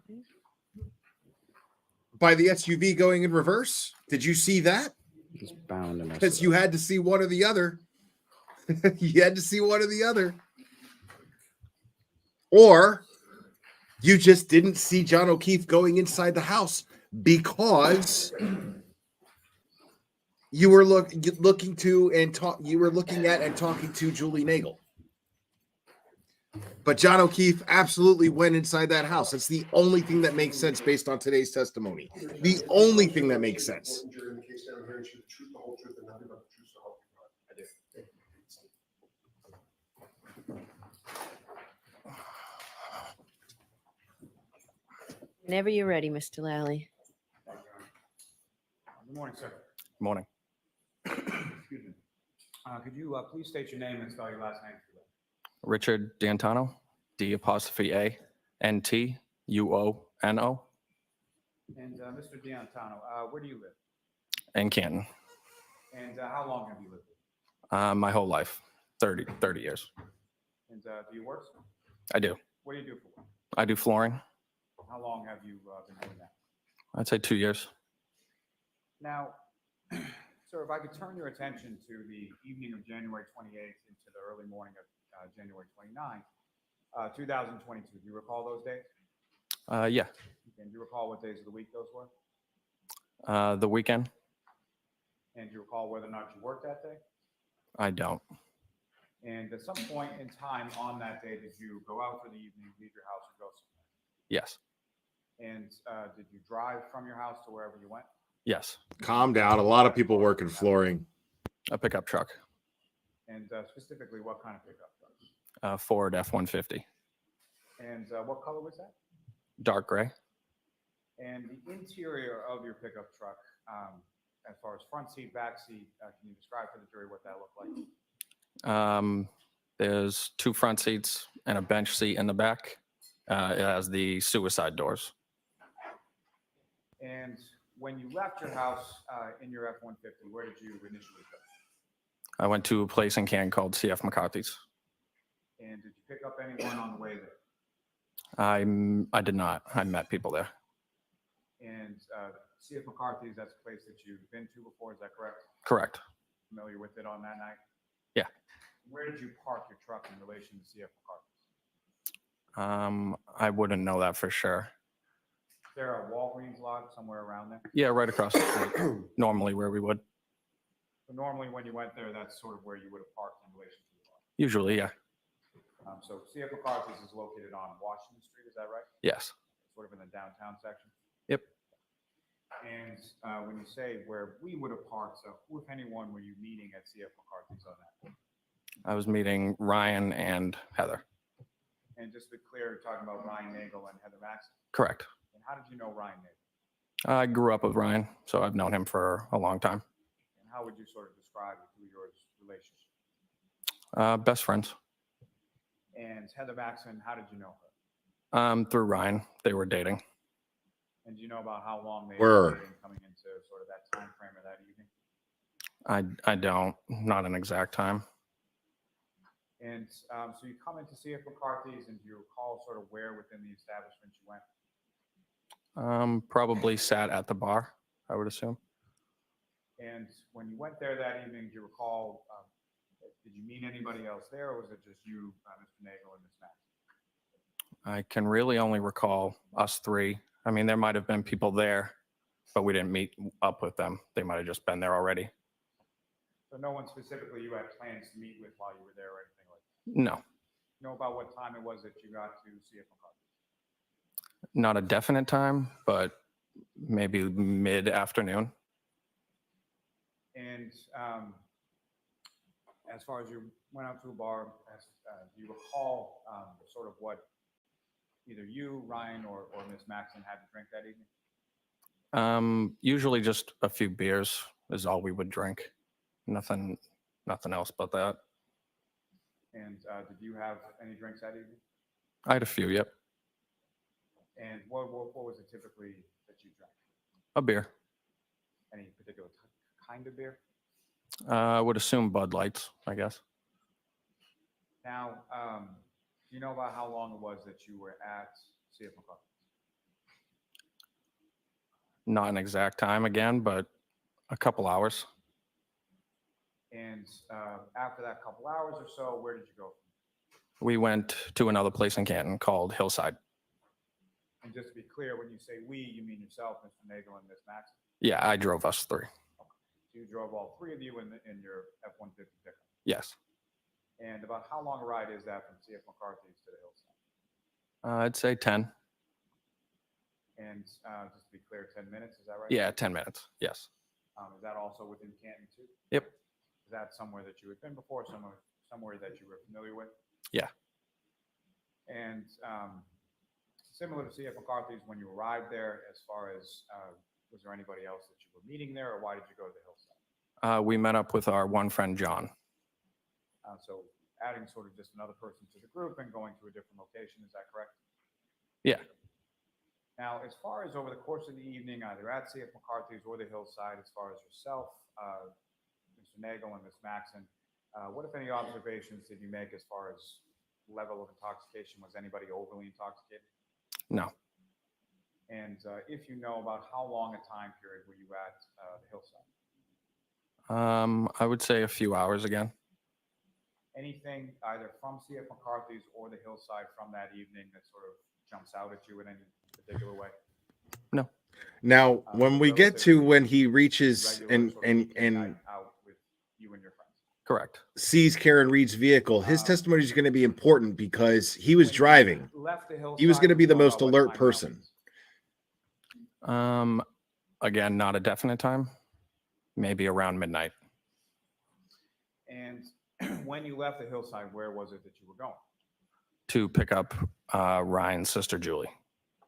And if you know, how did that sort of come about as far as when did you become aware that that was a destination that you would be going to? I would say towards the end of the night, I was told that we would be giving her a ride on our way home.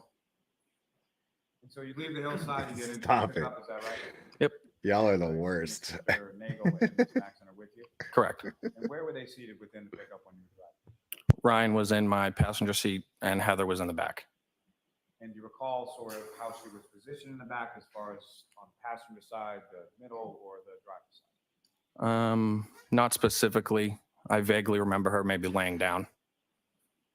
And when you're going from the Hillside to pick up Julie Nagel, you knew Julie Nagel at the time, is that right? Correct. Did you know the location where you were going to pick her up? Not the exact location, but the area. And by area, sort of what was described to you as where to drive? I believe towards the Kennedy School. Did he say nude Julie Nagel? Elementary school? No, no, no, no, no, no, no. Wait. Yep. And so if you could describe to the jury sort of the route that you would have taken going from the hillside to the Kennedy School or in that general area. Yeah, I would have taken 138, which is, I believe, Turnpike Street, a right onto Washington Street, and then a right onto Dedham Street, and then a left onto Cedar Crest, and I believe a left onto Fairview. And those last couple of turns that you took as far as the left, was that something that you knew ahead of time, or was someone within the truck directing you how to go? I knew up until Cedar Crest. And then who was directing you from there? I believe Ryan would be. Now, when you arrive at taking that turn from Cedar Crest onto Fairview, what, if any, other vehicles did you observe in the area at that time? While driving? Yes, while driving as you were about to make the turn. No vehicles that I could recall.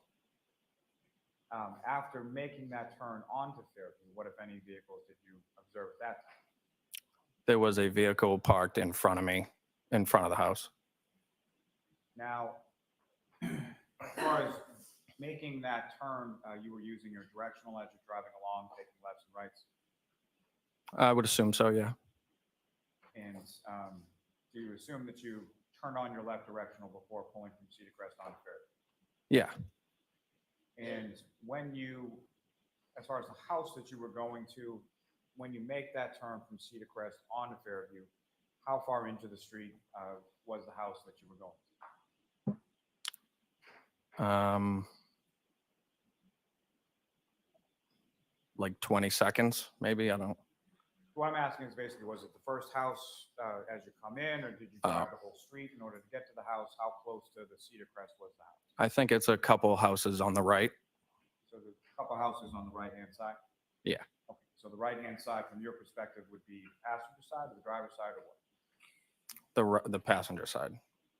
And when you get in the area of the house, you park at some point? Yes. And where was it in relation to the house that you parked the truck? Right in front of the driveway. Now, you mentioned that there was another vehicle that was parked in front of the house as well. Is that correct? Correct. And where was that vehicle in relation to where you parked? I would say maybe 10, 20 yards in front of me. And so from the 10, 20 yards or so in front of you, you could observe that vehicle? I could. And from your vantage point where you were seated in your truck behind the vehicle, what, if any, damage or anything did you observe to the vehicle at that time? None. And as far as you could tell, was the vehicle running or off or something else? I believe running. And what about your observations of the vehicle leads you to believe that it was running? There were either tail lights or brake lights. I'm not sure which ones.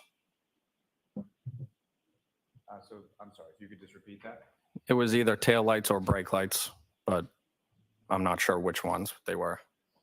And that was on the back of the vehicle, is that right? Correct. And how many sort of brake lights did you observe on the vehicle? I would assume 2. The left and right, did you observe anything sort of in the middle of the vehicle? No. And during the time that you were behind this vehicle, at any point in time, did you observe anybody get out of it? Yes, Mike. I did not. Yes, Mike McGrath. And from where This you is the were driver of the behind car the that vehicle at Ryan that Nagel sort of point, was you in. Pull up about 20 or so yards Truck. behind it. Could you see any lights on inside of the vehicle? I could not. Now, when you arrived at the house and parked sort of in the area of the driveway, at some point does Ryan reach out to his sister Julie? I believe so. And at some point does Julie come out of the house? Yes. And if you know about how long a period of time we're talking about from the time that you pull up and park and the time that Julie comes out of the house? Very quickly. And when she comes out of the house, where is it that she comes to? To my passenger window. Now, as far as at this time that you had left the hillside and you're driving over to your sister's friend's house, what do you recall about sort of the weather and what was it doing at that point? I believe it just started to snow. And as far as the snow was concerned, what, if any, observations did you make as far as accumulation was concerned? I believe it was starting to stick. Now, as far as that vehicle that was in front of you, what, if anything, did you observe within the snow on the street that was starting to stick in behind that vehicle? I didn't observe it. Did you see any tire marks or anything like that leading up to the back of the vehicle? Not that I can remember. Not that you can. Now, when Julie came out of the house, she walked on foot from the house to the truck, correct? Correct. And as far as from her path, either to the truck or back from the truck to the house, did you observe any sort of footprints or anything like that she left in the snow while she was walking? No. Now, when she comes to the truck, do you recall how it was? There's some conversation, correct? Correct. And prior to her coming up to the truck, was there music on, radio on, anything like that? Maybe while driving there, but I don't believe while we talked. So that would have been something somebody would have turned down in order to have a conversation with Julie when she comes up to the truck. Correct. And when she comes up to the side of the truck, do you remember how it was that you conversed, or anyone in the vehicle conversed with her? Was it through the door, through a window? Through the open passenger window. Do you recall whether or not the passenger side door of the truck was opened at any time by Ryan or anybody else? Nope. You don't recall, or it wasn't? I don't believe it was. Now, in your truck, when you open the passenger side door, what, if anything, occurs with regard to the lighting within inside the truck? I believe the interior light would pop on. And where would that interior light be within relation to sort of the interior? Is that in driver's side, passenger side, center, or something? I think center roof. Now, the conversation with Julie about how long did that take place, or how long did that go on? I would say maybe 2 minutes. And if you recall, just in general terms, what was sort of the discussion about? That she no longer was going to take the ride and asked if we wanted to come in. And did yourself or anybody else from your group express any interest in going in this house? No. And as far as you were aware, were there other arrangements that Ms. Nagel, Julie, had made for getting home that night? I wasn't aware of her arrangement of getting home, no. So she leaves and she goes back to the house, is that right? Correct. And in relation to when you left, had she already gone back inside the house? Did you see her go in the house? I did not watch her go back inside. And when you are leaving from this house on Fairview, again, your passenger side is what's most directly facing the house, is that right? Correct. The vehicle that was in front of you, that's facing in the same direction, is that correct? Correct. So the passenger side of that vehicle would also be facing towards the house, correct? Correct. And when you pulled away from the curb, do you recall whether or not you had to sort of back up in order to pull around it, or not? I did not have to back up. Now, while you were, so you just sort of pull away from the curb, is that correct? Correct. So when you're behind this vehicle, did the vehicle stay sort of stagnant in the same place, or did it move, or what, if anything, did you observe as far as that vehicle in front of you? It might be guessing at the time, but I would believe it stayed where it was. So do you recall anything, so you don't recall anything specific about that vehicle moving? I do not. And as far as the vehicle itself, did you observe anything about sort of the occupants of the vehicle or anything like that? I did not. Now, as you're pulling away from the vehicle, where was your attention sort of focused as you were pulling away? I believe my side view mirror and then on the road. You're looking in your side view mirror to see if there's any other vehicles coming up on your left, correct? Correct. And then you're looking through the windshield because you're driving a car, correct? Correct. And at any point in time that you were outside of that residence, at any point, did you observe anybody get up out of that vehicle or exit that vehicle or go toward the house from that vehicle or come from the house toward that vehicle? I don't believe so.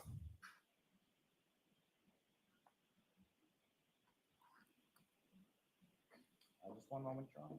Okay. Actually, before, let me just ask you a couple questions. Your Honor, with the court's permission, if I could publish just a couple of photographs for this witness. Okay. Ms. Gilman, if I could have exhibit number 71.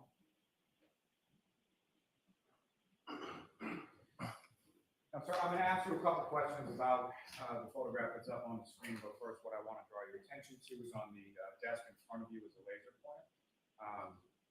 Right there, yes. If you just press that button and point it in direction, it'll shine green. Okay. So with respect to the photograph, exhibit 71 that's up on the screen, do you recognize what's depicted in that photograph? 34 Fairview. Is that the house of Julie's friend that you went to potentially go pick her up and eventually she went back inside? Correct. And within this particular photograph, you see the area where you had parked your truck during this time that you were talking about in your testimony. I do. And if you could, using that laser pointer, just direct the jury's attention to where in the photograph that is. Right in front of the driveway, right there. Now, also within this photograph, do you see the general area where you observed that SUV in front of you while you were out in front of it? I would say, if I had to guess, I would say maybe half of the vehicle. That's not the question, Microdots. Correct. Gentlemen, if I could have exhibit number 72. Again, do you recognize what's up on the screen? I do. And this is the same house that we were talking about in the last exhibit? Correct.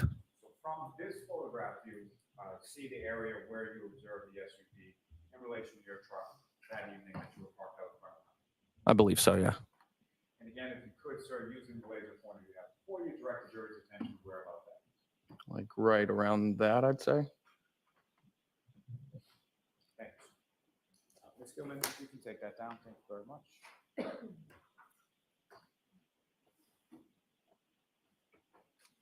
Just one moment, Charlie.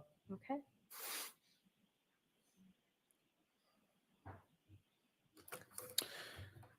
Thank you, sir. Nothing further for this witness. Thank Your you. Honor. All right, cross-examination. Thank you, Your Honor. Good afternoon, sir. Good afternoon. This will be So, quick. You were driving the vehicle that arrived at 34 Fairview to pick up Ryan Nagel's sister, Julie, correct? Correct. And you had met Julie prior to that date, obviously, correct? Correct. You had been over the Nagel home several times since the two of you had met years and years ago, correct? Correct. This was your best friend's sister, correct? Correct. Do you recall about what time it was that you got there, Not the exact time. approximate? I would say around midnight.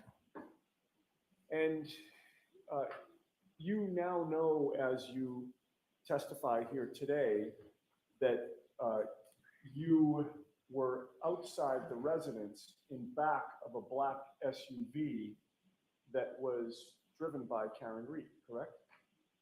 I do not know that based off my knowledge. Not your personal knowledge, but you now know it's pretty much common knowledge, correct? I guess so. And in fact, that black SUV was parked directly in front of yours, in front of the front lawn of 34 Fairview Road, correct? Correct. And while you were there, you never observed that black SUV strike anyone, correct? Correct. You never heard any arguing outside of the residence of 34 Fairview, correct? Correct. And possessing that information as you did on January 29th, were you interviewed by any state police investigator regarding this case on January 29th? On that day? Right. No. What about the next day or the rest of January or any day in February of 2022? Did Thanks, Brian. state Appreciate you, police man. come to interview you about the information that you had as the driver of that vehicle? No. In fact, isn't it true that no investigator from the state police or the district attorney's office interviewed you anytime during the entire year of 2022? Correct. And that the first time you spoke to any official. I'll go over your video during lunch, The Microdots. district attorney's office and not from the defense in this case, correct? Objection. Sustained. You can word this differently, Ms. Giannetti. Okay.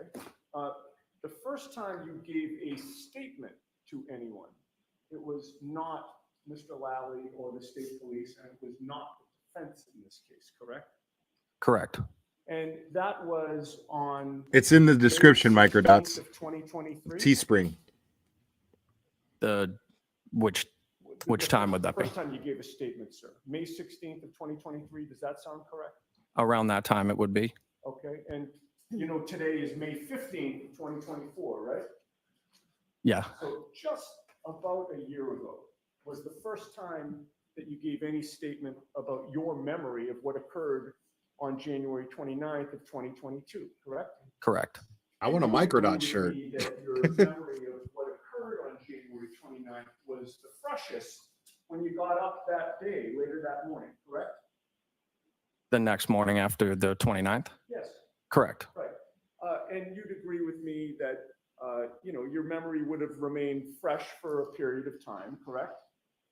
Correct. And you would agree with me that over time, your memory becomes less fresh, right? I would agree. And it's not just you, it's everybody, correct? Correct. Objection. Let's move on from this. Sure. And you were first asked about your memory about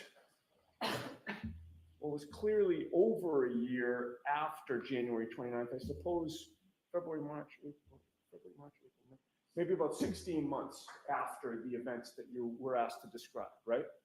Correct. And then it was only after you talked to someone else, again, not the prosecution or the defense. that Objection, Your Honor. Ms. Giannetti, why don't I see it sidebar, just so we don't keep getting interrupted. Yeah, what is the problem here? Like, what is the problem?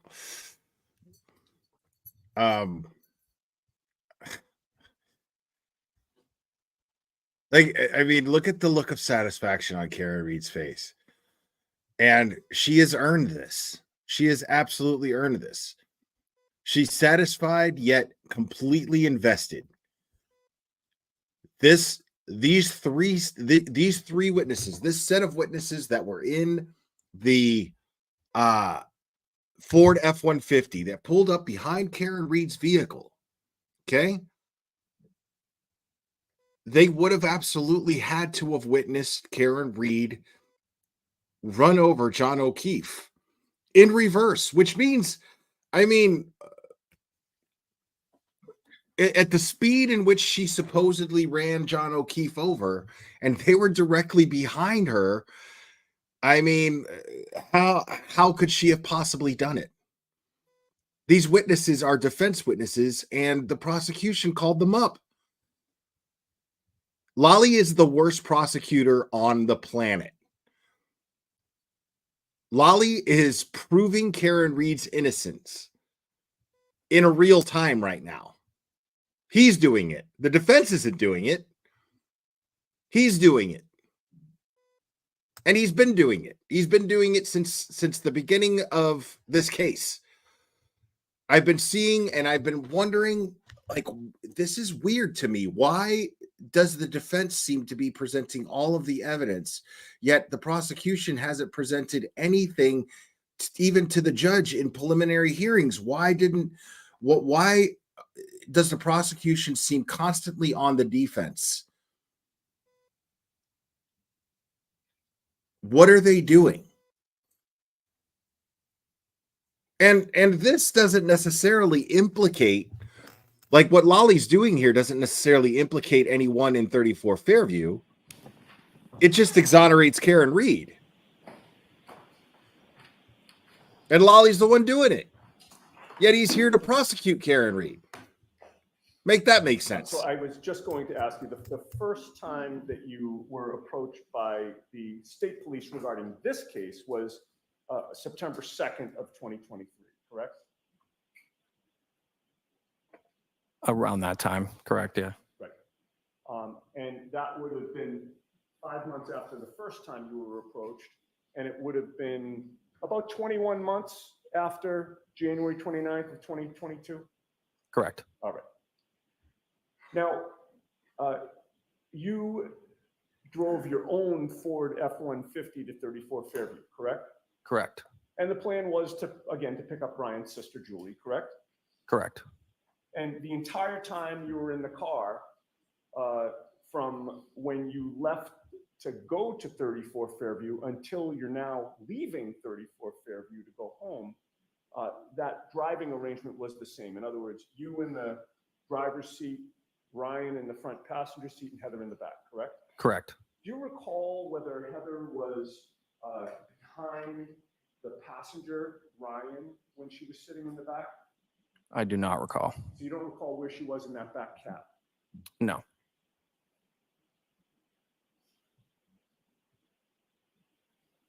You do recall that when, well, strike that. As you're approaching the residence, you don't have a memory of coming face to face with a black SUV or any other vehicle, correct? Correct. You're not saying it didn't happen, you just don't recall that, correct? Correct. And in any case, Yanetti's a surgeon.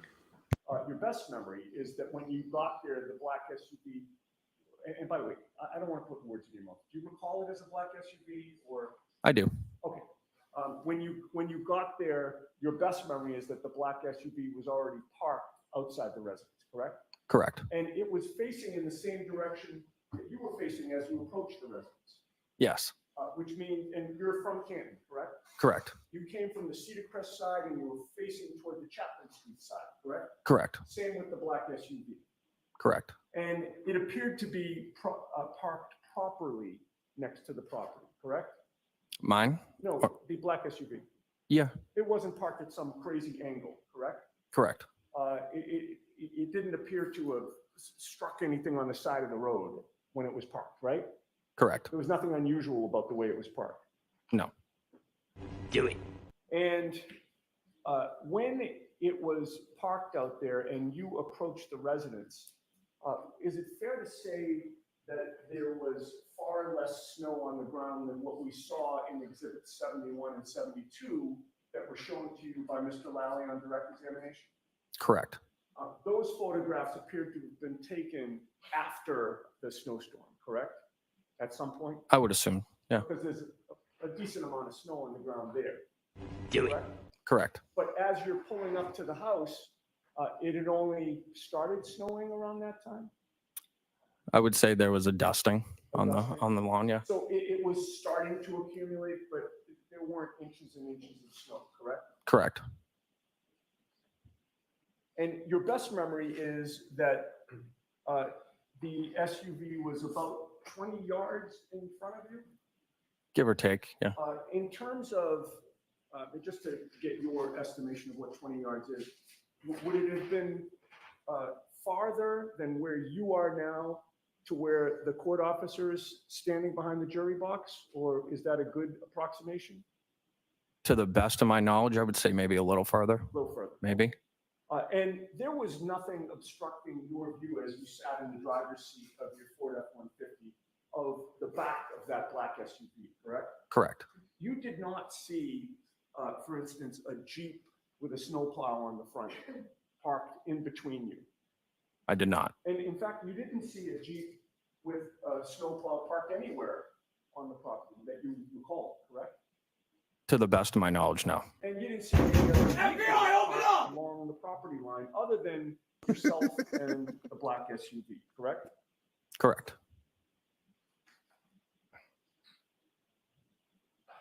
When you first pulled up, do you recall if, and I know these questions are somewhat unfair because we're talking about 2.5 years later, but when you first pulled up, do you recall whether the red taillights of the black SUV were lit up? I love Yannetti, dude. He's like, I would say to signal that the car was on, yes. I don't know if they were brake light or just normal tail light. And so you're surmising that some lights had to be on because your memory is that car was mine. Correct. And With regard to the lighting in that area, did you have your headlights on when you were out there? I believe so. I don't think I would have shut them off. Right, you would have been driving with your headlights on as you were going down Cedar Crest and taking a left onto Fairview, correct? Correct. And your car was still running when you pulled up to the house and parked, correct?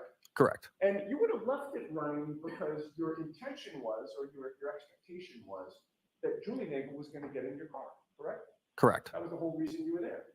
Correct. And your expectation was that there didn't need to be a tremendously long discussion when Julie came out of the house, right? You expected her to just jump in the vehicle, correct? Correct. So that's why you say that there would have been no reason to turn your your headlights off, correct? Correct. All right. So your headlights being on, they would have been focused really right on the rear of that black SUV that was in front of you, correct? I would assume so, yeah. Because there was nothing to block your view of the black SUV, right? Correct. And you did not notice any broken taillight to that SUV, correct? To the best of my knowledge, but I did analyze it. Sure. It didn't stand out to you that to say or to make a mental note, hey, that taillight's broken, correct? Correct.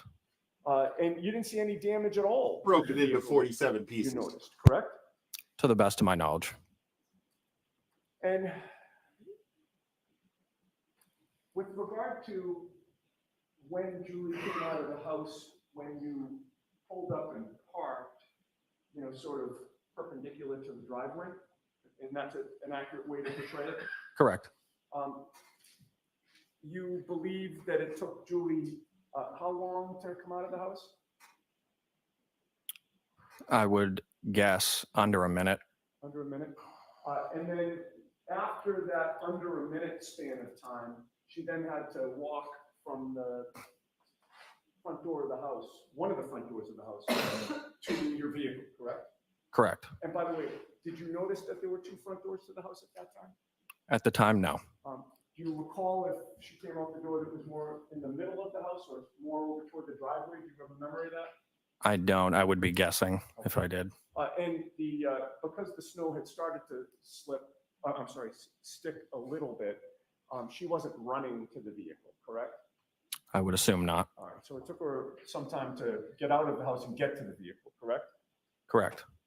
And then there was a conversation about whether she was going to come with you or not, correct? Correct.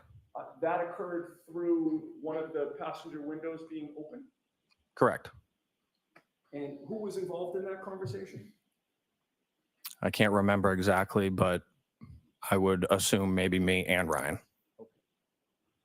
And there was a back and forth about whether she was going to come or you were going to stay and go inside, correct? A back and forth. It was more just, did you guys want to come in? No. Not really a back and forth. Okay, all right. Took a few minutes for her to decide, well, I'm just going to go back inside the house? If that, a minute or two. Okay.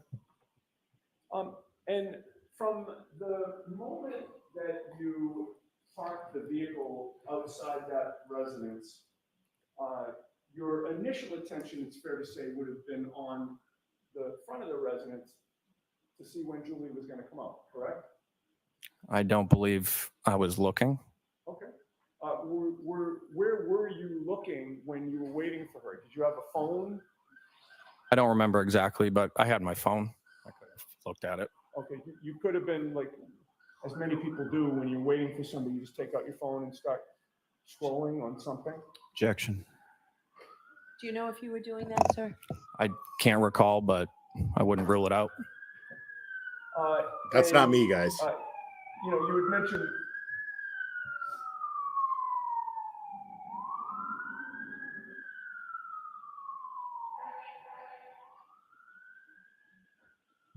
You had mentioned earlier that when I asked you about the damage to the rear of the vehicle, that your attention wasn't just focused on studying that vehicle, correct? Correct. And it's fair to say that from the moment that you pulled up to Julie coming out of the house, to Julie walking to the car, to the conversation between you and Ryan and Julie, you were not monitoring what was going on inside or outside that black SUV, correct? Correct. And during that span of time, again, while you showed up there waiting for Julie, she comes out eventually, she walks to the car, you talk to her, you were not paying attention to who, if anybody, was inside the black SUV at that time, correct? Correct. And you were not paying attention to whether anybody got out of the vehicle during that time, correct? Correct. And then ultimately, you were going home. The night was over, correct? Correct. And in order to go home, your plan was to keep going up Fairview Road toward Chapman Street, correct? Correct. And in order to do that, that would have meant that you passed the black SUV that had been in front of you, correct? Correct. And at that time, as you're passing the black SUV, do you recall whether or not there was an interior light on within the cab of that SUV? I do not. All right. Were you curious at all who was inside that SUV, given that it pulled up to the same house that you pulled up to? Not at all. You were concentrated more on the road. Correct. And as far as you were concerned, your night was over, time to go home, correct? Correct. All right. But it's fair to say that at no point in time, from the first time you saw that SUV until you're leaving it, did you see anybody in the front passenger seat of the SUV, correct? I didn't look inside the SUV. Right. So you didn't see anybody in the front passenger seat. No, I didn't look. You also didn't notice at any point anybody standing outside that SUV? Not to my knowledge. And you never saw anybody sitting in the snow or in the street or on the lawn outside the SUV? Not to my knowledge, And no. you never saw anybody lying outside that SUV. Is that fair to say? Yes. I may have a moment. Yes.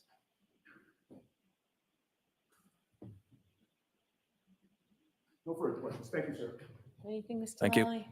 Just briefly, sir. So from the time that you were in front of the house until you left, you never saw anyone go in or out of that house or in and out of that vehicle, the black SUV in front of you, correct? Correct. Okay. And while you were not monitoring the activity around the SUV, you never saw anyone around the SUV, correct? Correct. And fair to say that if a 6-foot man had walked from the SUV to the house, is that something that you think you would have seen? Sustained. Nothing further on. You are all set, Mr. McMahon. Thank you, guys. So in essence, if you, who's this? Yes, Your Honor. The Commonwealth to call Miss Allison McCabe. Oh shit.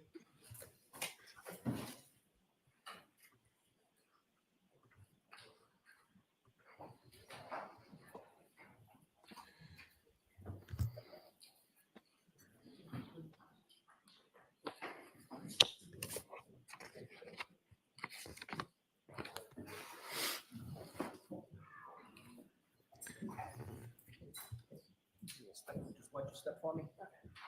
And remain standing and face the Do you solemnly swear the evidence you give the court and jury in the case down here, the truth, the whole truth, and nothing but the truth, so help you God? I do. We're on to the McCabe's, y'all.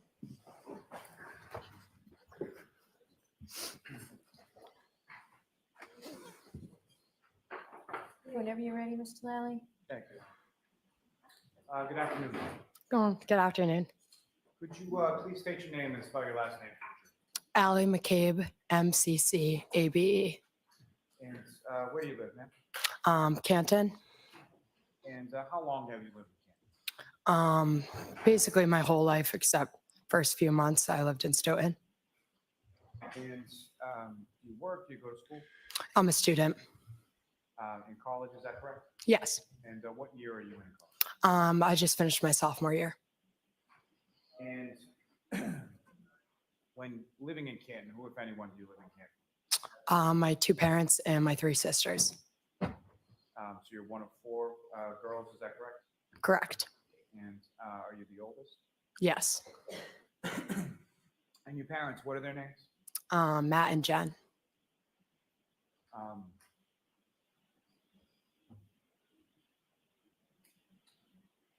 If I could turn your attention to January 28th into January 29th, 2022. Do you recall those days? Yes. And do you recall what days of the week those were? Friday and Saturday, I believe. And so on that Friday evening, starting with there, well, let me ask you this first. At that time, you were a high school student, is that correct? Correct. And where did you go to high school? Canton High School. All 4 years? Yes. And did you play any sports when you were at Canton High School? Yes. And what sports did you Soccer, hockey, and lacrosse. play? And so January, that would have been which sports season? Hockey season. Now, with respect to the hockey, as far as that evening of the 28th, how did your evening start out, or what, if anything, were you doing first that evening? It started with a team dinner at my house. The hockey team came over. We had dinner. Then I went to my sister's basketball game at the Canton High School. Then I was hanging out with two of my friends. We were driving around.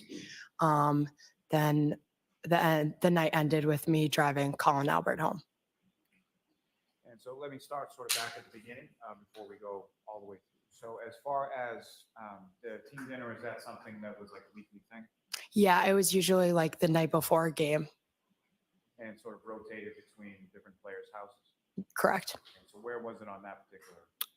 That night it was at my house. And about what time did the team dinner get done, or what time did that wind down and you went to the basketball? I'm not exactly sure. The basketball games typically start around 6:30, so I assume around then.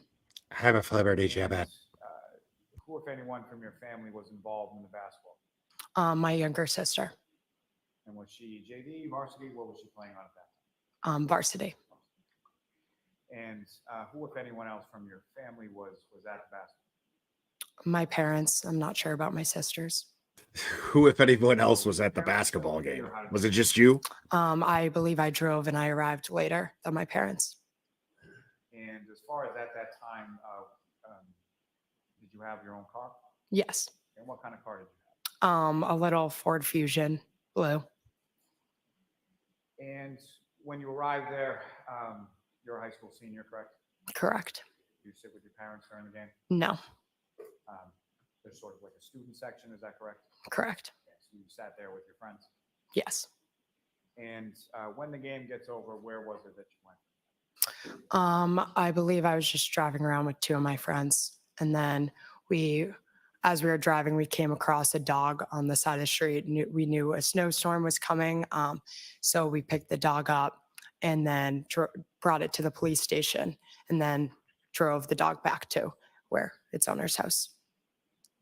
And so just as far as the friends that you were driving around with, what are their names? Avery Panadosi and Danielle Seaman. Can you do us a favor and spell those last names for our court yes. reporter, please? Piantedosi. And the second name. I know. Danielle She made it such a point to Seaman, look at the jury S-E-A. when she said that. MAN. Thank you. Yes, ladies and gentlemen, we picked up a Those are friends dog. of yours from school. From We took it to the police station. Yes. And had they been with you at the game previously? Yes, I believe so.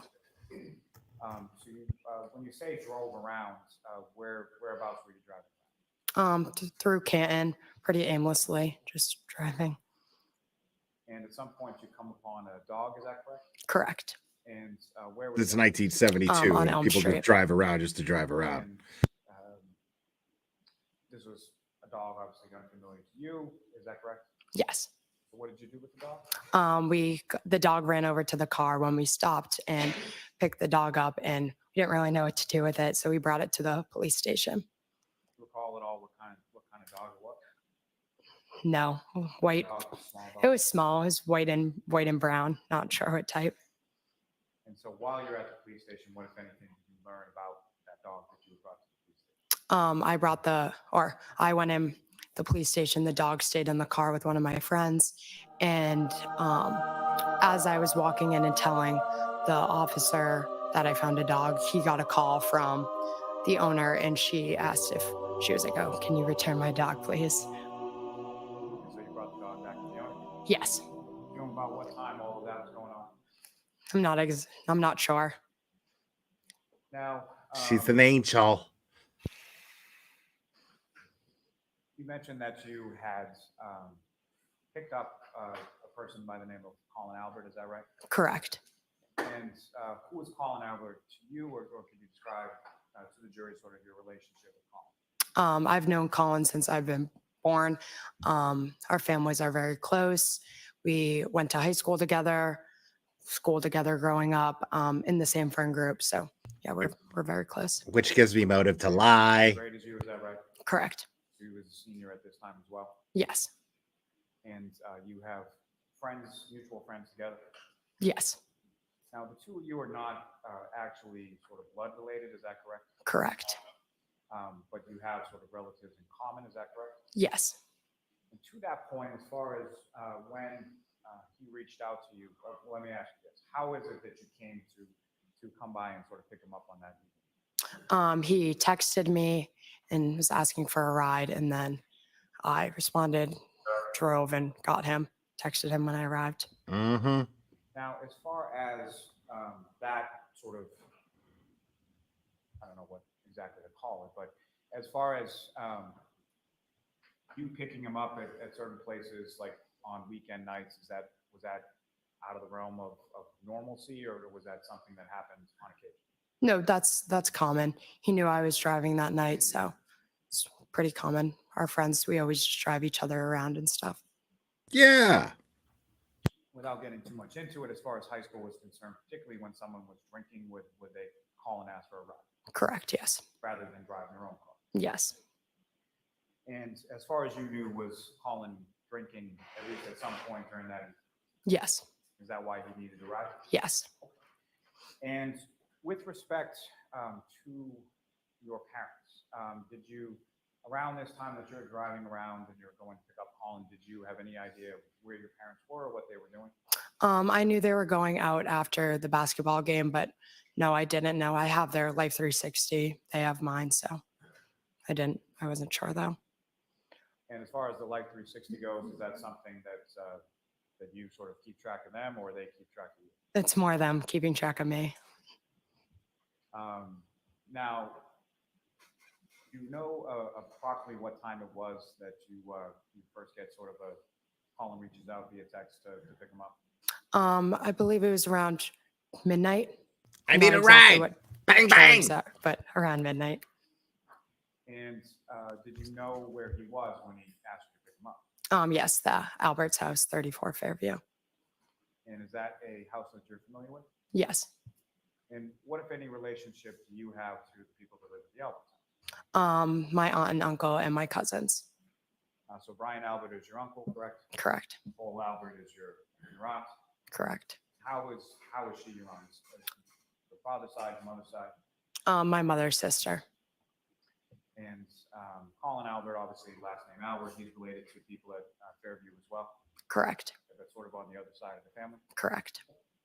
And do you know what, as far as your conversation with Colin, do you know why he was over that house that night? It was little Brian's birthday.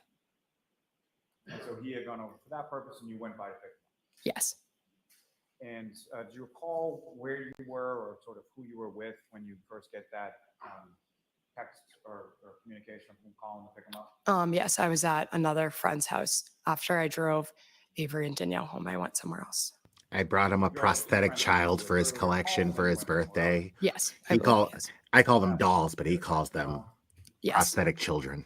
Now, do you recall whether or not the information that you had as to where Colin was that night, is that something that came via text as well, or was that a phone call or some other type of communication?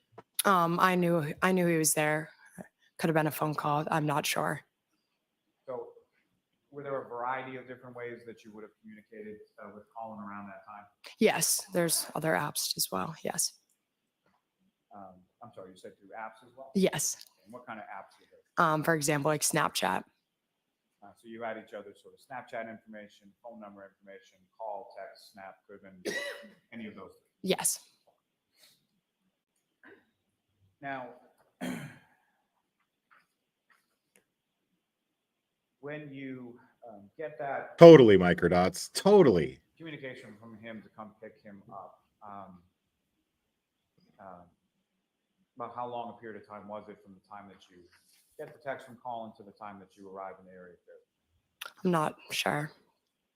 And you're familiar with that home at 34 Fairview, right? Correct.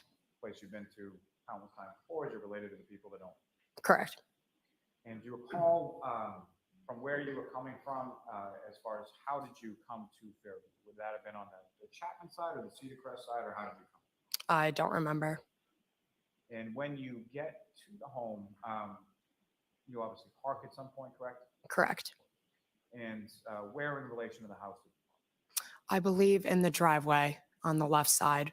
Not entirely sure. I just believe that. And when you arrive, what, if any, communication did you send to Colin? I texted him saying here. And after you texted that to Colin, he comes out of the house. Is that correct? Correct. And when he comes out of the house, about how long a period of time was it from the time that you texted him here to the time that he comes out to the car? I'm not sure. A few minutes. And in the area around the time that you arrive on Fairview Road, what, if anything, do you recall in regard to weather, or what was it doing then? I believe it was starting to snow. Nothing crazy.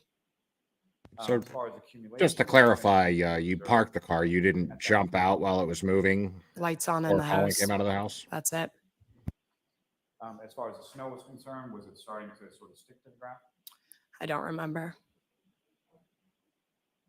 So you text Colin shortly thereafter he comes out, is that right? Correct. You recall, you're familiar, obviously, as I've asked you a couple times now, with the house. There are two doors in the front of the house, is that right? Yes. And do you know which of the two doors Colin came out of? No, I'm not sure. And when he came down, he came over to the car, correct? Yes. And you're in the driveway? Yes. He gets into what part of the car? Front passenger seat? Yes, I believe. And I from popped the trunk. the time that you, so when you leave from there, where is it that you went? His house and then my house. You dropped him off at his house and then you went home? Correct. Okay, Now- Ms. Delally, we're actually going to break here. We have to break a little bit early, but we'll be back at 2. Okay, so I'm going to ask you to sit in your seat and let the jury. Mr. Lally, this is going to take all day because you're asking stupid you. fucking questions. So we're going to eat lunch.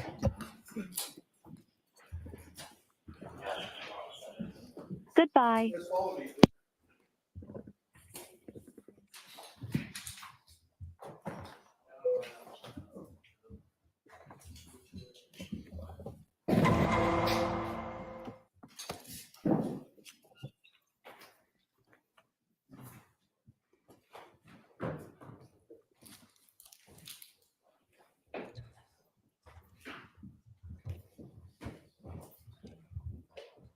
All right. We'll be back at 2. We'll be back at 2. We'll be back at 2. All right. So microdots. For those of you who don't know, microdots has been very, very active in making videos leading up to this sham of a trial. This trial that shouldn't even be happening. And they've been instrumental, so instrumental that Karen Reed's defense team has hired microdots to do their 3D graphics.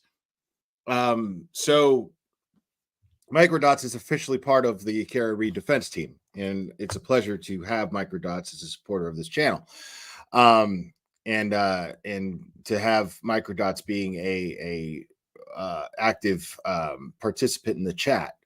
So it is absolutely an honor. So a big shout out to microdots.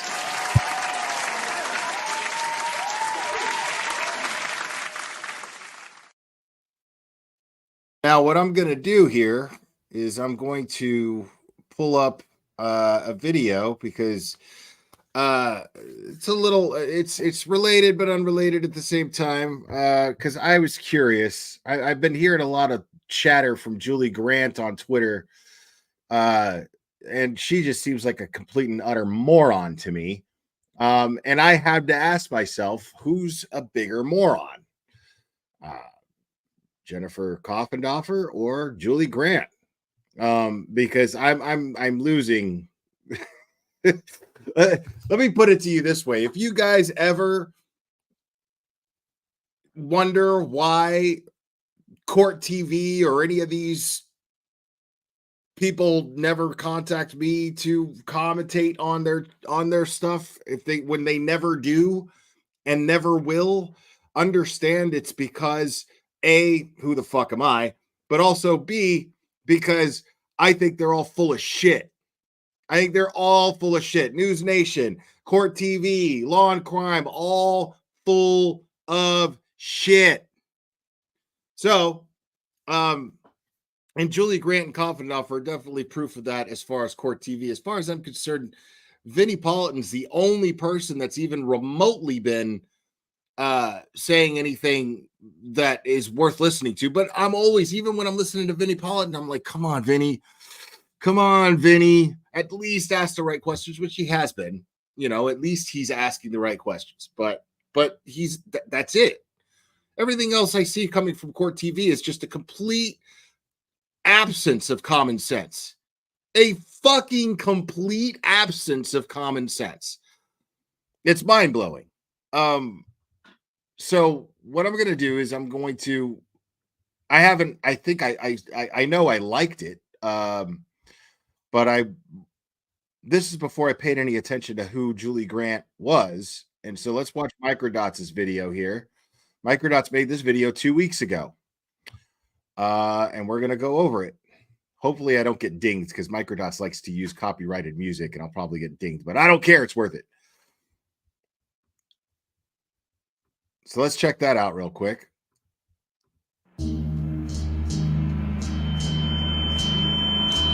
We start this hour with a fascinating case happening in Boston.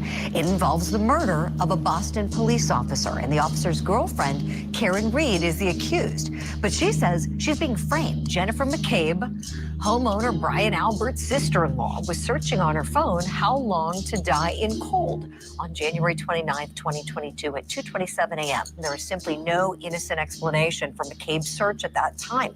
The evidence unequivocally exonerates Karen Reed because it establishes that individuals who were in the house at 34 Fairview that night were aware that John was dying in the snow before Karen even knew that he was missing. Sources say investigators have video of the incident on doorbell cameras.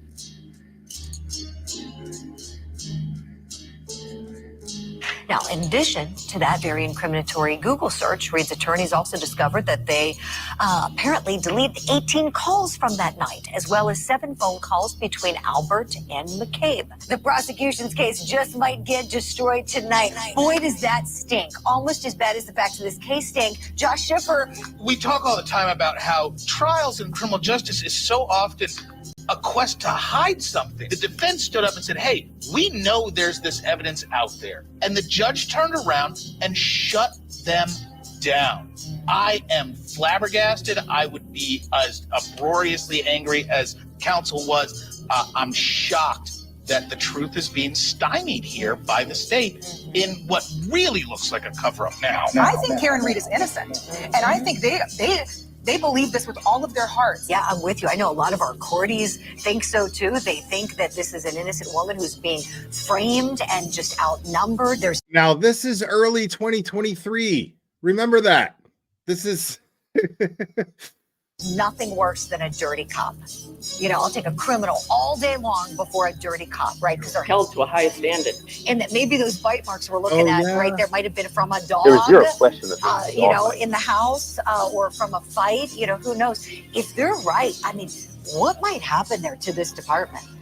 Well, sadly, Julie, we're not talking potentially about a dirty cop. We may be talking about several dirty cops. There's a conspiracy here. And it's going to force certain individuals to answer very, very hard questions because that evidence is going to be irrefutable. Phone calls that were made, phone calls that were placed, received, research that was done, Google searches, things of that nature that there is no way to explain away. As an investigator, this is exactly the kind of evidence that I rely on. Who are the first 5 people they spoke to? Develop their identities, interview those folks. What did you talk about? What was the conversation like? What was that person's demeanor? What was going on? You can't push back on because it is irrefutable. You Sure. have to explain these details. You're trusting that someone else did an honest investigation. Did they not see what might be happening? And like good cops, good prosecutors get angry when they see that kind of corruption, the mere appearance of impropriety.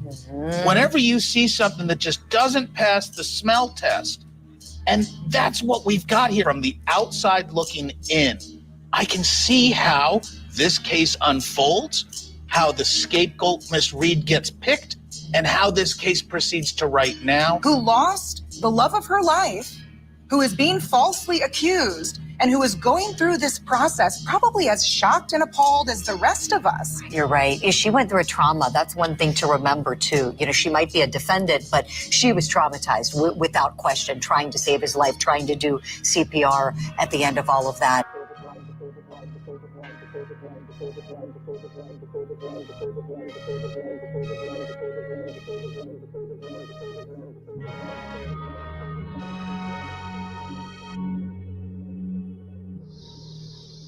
Now, folks, that was back in 2023. I think he said March. Was it March of 2023?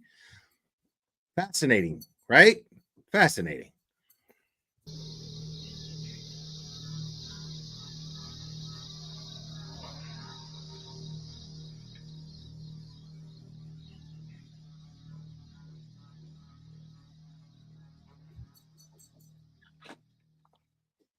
Okay. Now, let's take a look at something else here.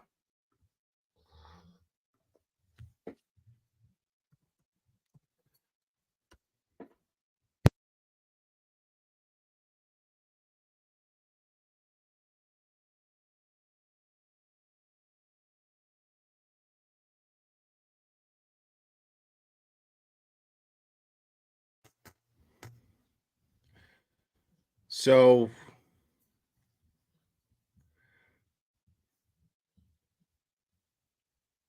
let's just go back a little bit here. Sorry, guys. I'm trying to set up my my delivery here a little bit, but it's probably going to be cagged.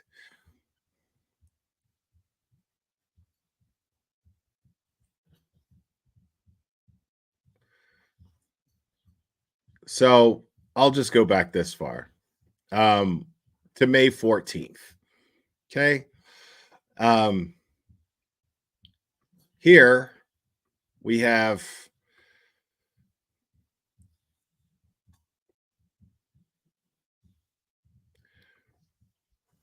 right on microdots.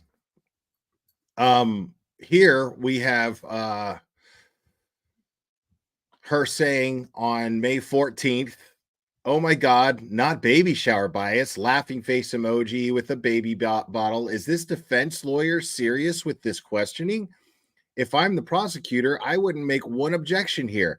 I'd let him look ridiculous," meaning the defense lawyer, right? And what she's talking about is Katie McLaughlin lying about her relationship with Julie Albert, or with Caitlin Albert, excuse me. Caitlin Albert, excuse me. Sorry about that. So here,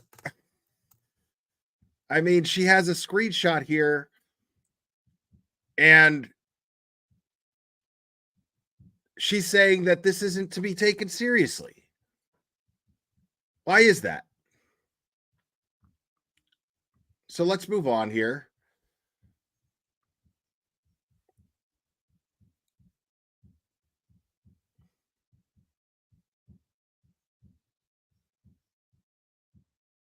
And then she says, "Phew, why call him if he doesn't remember anything? Commonwealth, he's your witness." Yeah, exactly, Julie. Exactly. Referring to Meathead here, this dude.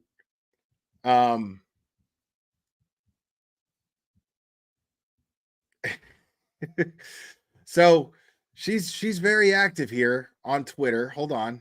Let me continue here.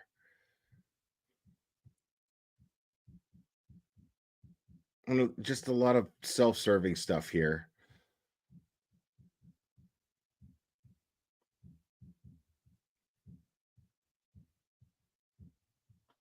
Now, here, this is today. Okay. Here she says, it's about time. The prosecution is introducing some forensic science today. The scientist is a specialist in animal DNA and species identification. Now, we all saw how that went. And then she later says, forensic scientist, we did not see canine DNA. The swab tested was from Officer John O'Keefe's shirt. She says that as though it's factual. Okay. This is a correspondent for Court TV. This is absolutely, some of you guys are saying, well, why are you saying this against Court TV? Court TV is the one that pins a microphone on her. Court TV is absolutely responsible for giving this woman a voice. And here she is stating that, with totally dismissing the fact that the swab was submitted to this forensic animal DNA specialist, that the swab was submitted, and she's like, boom, basically saying case closed. And she fails to mention, well, wait a second, because she is a licensed attorney, is she not? Why does she overlook? Why does she? Because I have to say it's deliberate, because she can't be this stupid. Not if she has a law degree and I don't. There's no way. So she's failing to mention the most obvious thing here is they never tested the shirt. This animal DNA forensics expert never actually tested John O'Keefe's shirt. They just tested a swab. They tested a Q-tip that she was given. She tested a Q-tip that was given to her, provided by the Massachusetts State Police or the Commonwealth or the Commonwealth of Massachusetts. Norfolk County DA's office specifically, right? And then she didn't even receive this until 2023. More than a year after John O'Keefe's clothing is recovered. John O'Keefe's clothing, which the prosecution is going to say that they found fragments of taillight in. John O'Keefe's clothing that was not entered into evidence until at least 3 weeks after it was collected by the Massachusetts State Police. At least 3 weeks, all of which is being failed to be mentioned by Julie Grant, a correspondent for Court TV who also is a licensed attorney. Yes? Right? Am I correct on that? So why is she pushing this narrative? Why is she going out of her way to tweet these things saying, forensic scientists, we did not see any canine DNA. We did not see any canine DNA. The swab tested was from Officer John O'Keefe's shirt. But it implies that she tested John O'Keefe's shirt. She leaves out the most important detail, which is the fact that this forensic scientist never got the shirt. She doesn't know what she was testing. She tested a Q-tip that she claimed, she used the words, I assumed that whatever law enforcement gave me was collected properly. That's not my job to worry about what the Massachusetts State Police did or the Norfolk County DA did on their end. It's my job to simply test what they give me. And that's what they did. They tested a fucking Q-tip that could have came from fucking anywhere. They tested a fucking Q-tip that could have came from fucking anywhere. Why is this being left out by this Court TV correspondent? Why are you getting a better explanation from me, the jackass in his fucking makeshift studio built in his basement Why are you getting a better explanation as to that testimony than a court TV correspondent who is a licensed attorney?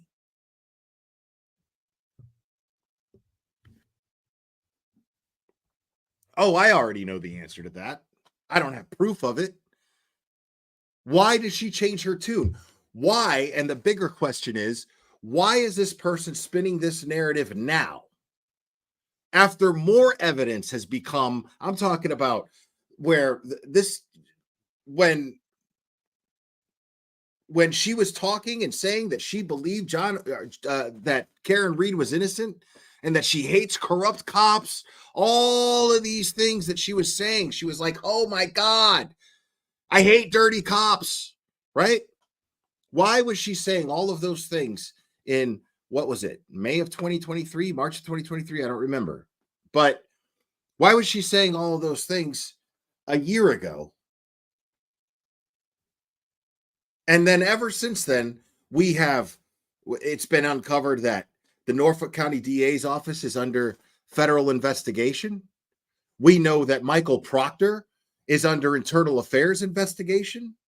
We know that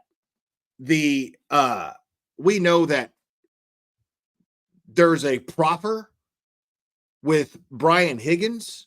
We know that Brian Higgins was texting Karen Reed while they were in the Waterfall Bar and Grill together after he noticed that Karen Reed was not giving him the time of day, because they actually had some sort of romantic connection at some point where there was allegedly a peck, a kiss, a peck. And then he texts, when he sees her at the Waterfall Bar and Grill, he says, well, I mean, like, just textbook tiny dick energy text that you would send a woman who's not giving you the time of day. Well, like, dude, just understand she's not interested. She's there with her boyfriend, which tells me that he feels like he has some sort of superiority over John O'Keefe. She's with the wrong guy, he's thinking, right? That's what that tells me anyway. That's just my opinion. And then it turns out that Brian Higgins sent John O'Keefe a text. Once Brian Higgins arrived to 34 Fairview and they were trying to talk John O'Keefe into going to 34 Fairview, turns out Higgins sent John O'Keefe a text saying, why don't you come over here, or whatever it said, basically coaxing John O'Keefe to come over to 34 Fairview. Why? Why did he want John to come over to 34 Fairview? Why did he stop texting Karen and start texting John?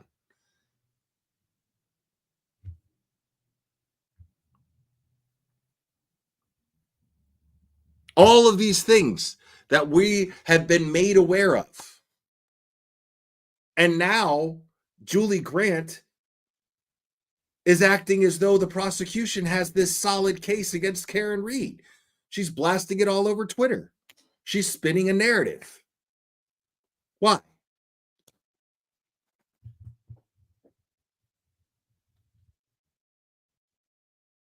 And I'm supposed to be gaslit into believing that I'm crazy. I'm supposed to be gaslit to the idea that it's absurd, that there's some sort of conspiracy, that there are certain mouthpieces that are paid by the McAlberts. I haven't even gotten into the Turtle Boy stuff. Mello, Tully,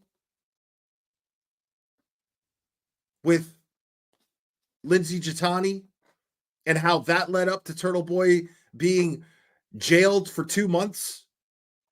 Of course, yeah, I'm crazy, right? We're all crazy, aren't we?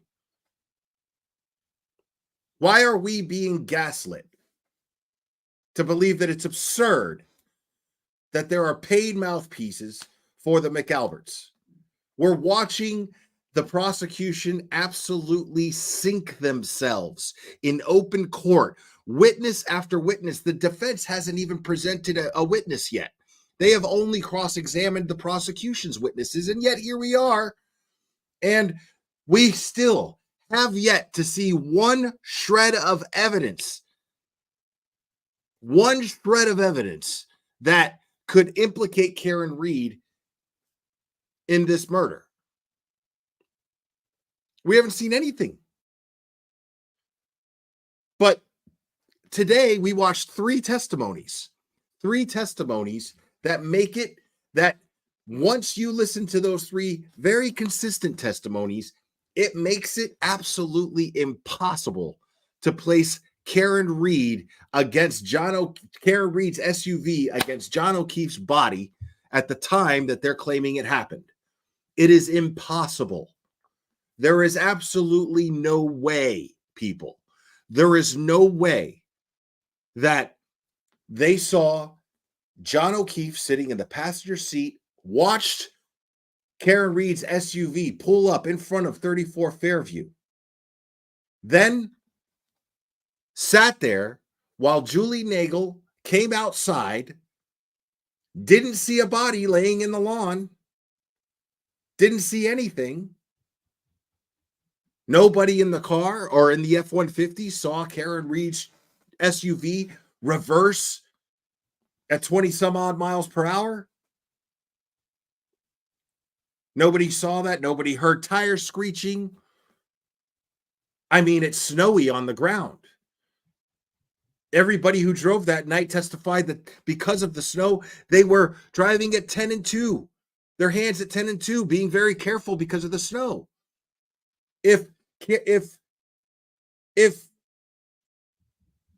Brian Nagel's friend, I forget his name, Ricky, I'll just call him Ricky because I can't remember his last name. I don't care what his last name is right now. If Ricky's truck is behind Karen Reed's SUV the whole time, how did the snowy ground not cause her to haul ass, hit John O'Keefe where John O'Keefe went flying? And how did she not run into the front of Ricky's F-150? How did they not witness this happen? How did Julie Nagel not see Karen Reed hit John O'Keefe with her SUV? If she was sitting inside the house, looking out the window, facing the window, she could see out the window. She testified that she could see out the window while sitting at the dining room table. She testified that she could see out the window. She watched Karen Reed's car pull up to the property. She watched Ryan or Ricky's F-150 with her brother in it pull up right behind Karen's SUV. She comes out, talks, goes back in. Karen's SUV leaves, and yet she didn't see or hear anything, no yelling, nothing. Nothing. Makes no sense. Makes absolutely no sense. And while the other three passengers in the F-150 saw nothing out of the ordinary, heard nothing out of the ordinary, saw Karen Reed's SUV do pretty much everything. Now, when they pull up in front of, this is very important, when they pull up alongside of Karen's SUV, they see Karen Reed inside the SUV with the light on and no John O'Keefe inside the vehicle with her. They didn't see anybody get in or out of the vehicle, even though they were directly behind her. They would have absolutely been able to see her car, his passenger side door open.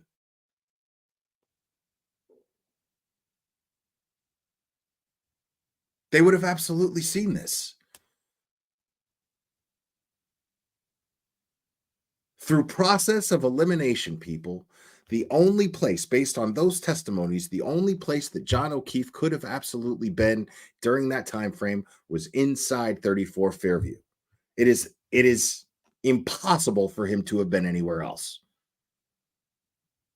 It is impossible for him to be laying in that front lawn, especially if they testified that all of her lights were intact, and they're trying to say, the prosecution is trying to say that John O'Keefe, or that Karen Reed broke her rear tail light hitting John O'Keefe.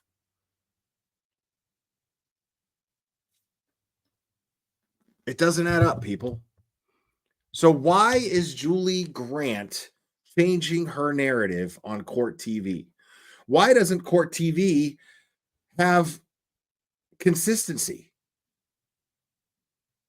in opinions?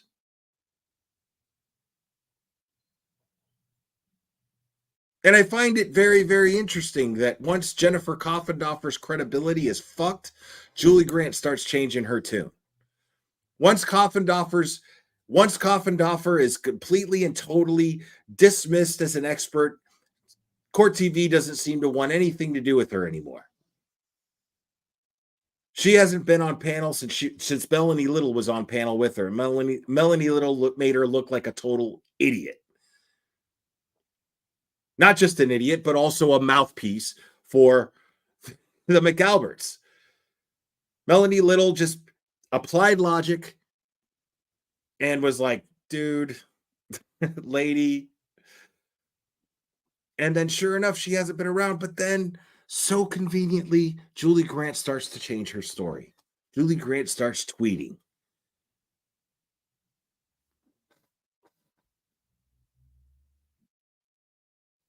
I mean, that's true. It could just be a matter of opinion. It could just be a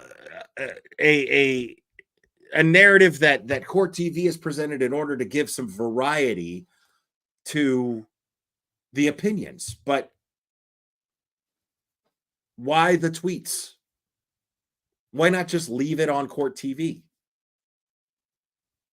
Why is Julie Grant going above and beyond and tweeting on top of the shit that she's saying on Court TV?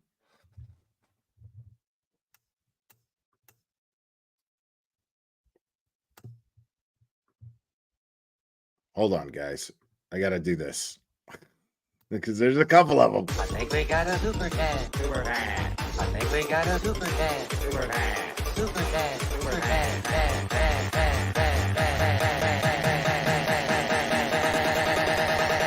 I think we got a super chat. I think we got a super chat. I think we got a super chat. Unsupervised Maniacs, thank you so much. Got to get back to work. I'll finish listening later. Great coverage. Right on. I appreciate you. And then, of course, there is Jen Del Rio. Coffendorfer's cred was shot when she crept up on 34 Fairview and ran away. I think that was just the icing on the cake. Cake was already baked. Then she just went full on psycho and then ran up to 34 Fairview taking pictures and ran away. And ran away. Thank you, Unsupervised Maniacs and Jen Del Rio. I appreciate you guys.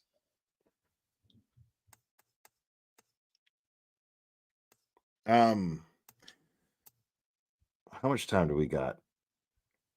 I think I got enough time. I'm going to replay the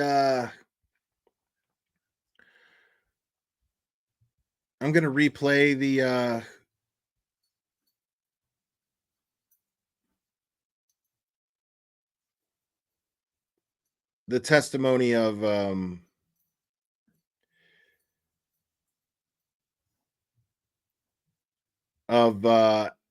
Allie McCabe, or at least the cross-examination. How much time is that? Let me just go over the whole damn thing. Not Allie McCabe. I'm just going to go back from the last break.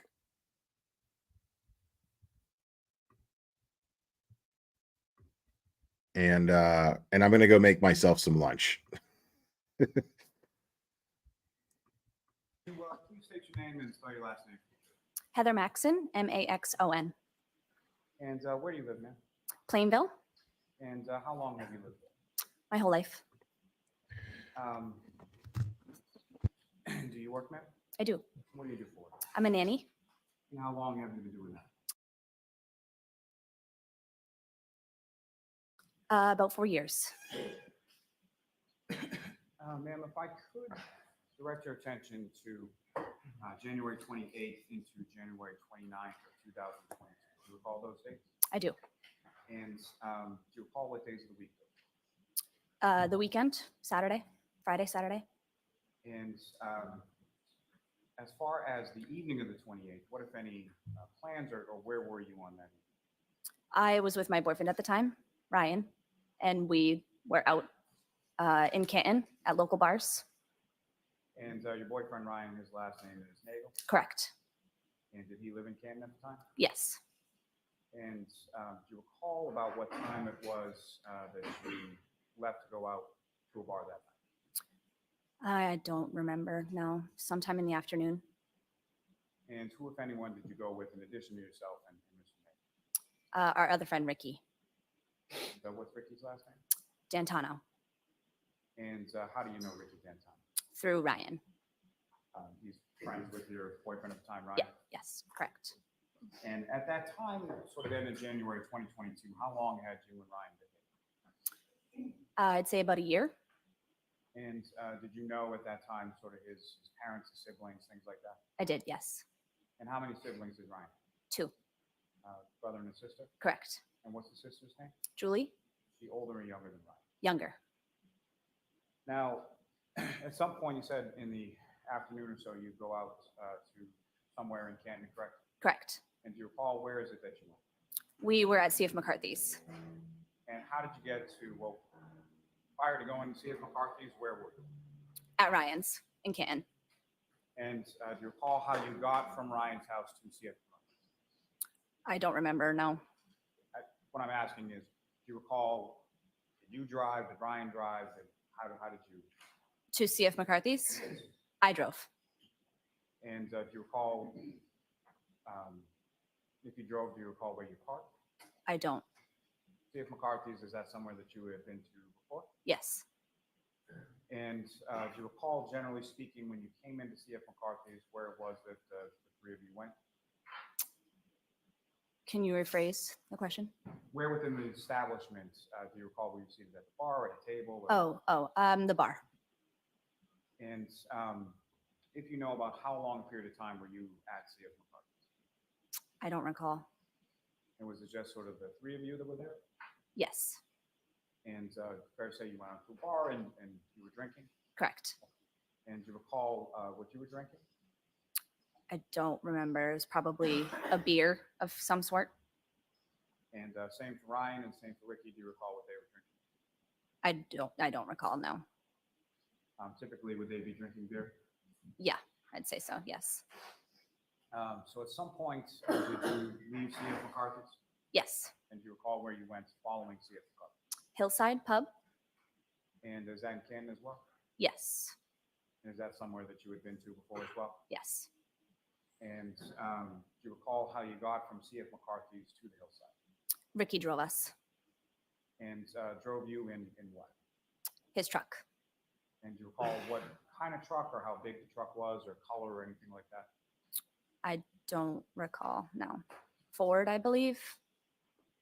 And so Ricky's driving. Where is it that you and Ryan are within sort of the cab area of the truck? Ryan was sitting in the passenger seat and I was in the back seat.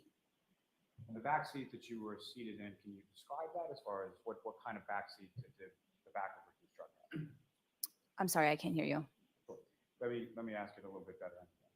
The back of Ricky's truck where you were seated, is that sort of one long seat or is it cabin chairs or? One long seat. Now, you get to the Hillside, you know about what time it was that you arrived at the Hillside. I don't remember. And had, obviously, the Hillside as a bar as well, is that correct? Correct. Did you have more drinks there? Probably, yeah.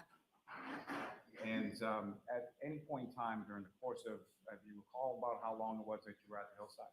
I don't recall, no. Do you recall about what time it was that you left? Late.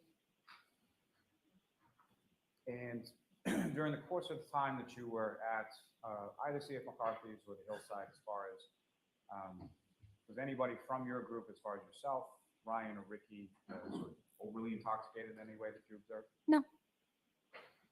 When you went to the Hillside, was it just the three of you again, or did you meet, or who, if anyone else, did you speak to or meet up with there? We met up with friends, yes. And so a group of friends? A group, yep. And do you know approximately how many people were in the group? Maybe 2. So a couple other people. Correct. And when you left from the Hillside, where did you go? We went to pick Julie up from her friend's house. And the friend's house that you were going to, is that someone that you knew? No. And is that a house that you had ever been to before? No. And as far as sort of take Ricky's truck again? Correct. And as far as the seating arrangements that you described earlier from C.F. McCarthy's to the Hillside, what, if any, difference was there between Hillside and the friend's house? There was no difference. We were sitting in the same seats. And do you recall, or do you know where now, sort of, that you've gone to the location? Do you know where that friend's house was? Could you rephrase? I'm sorry. Following leaving the Hillside, going to the friend's house, you've never been there before, correct? Correct. And having now gone to the friend's house to pick up Julie, do you know where that friend's house is? To this day? Yes. No. Was it still within the town of Camp? Yes.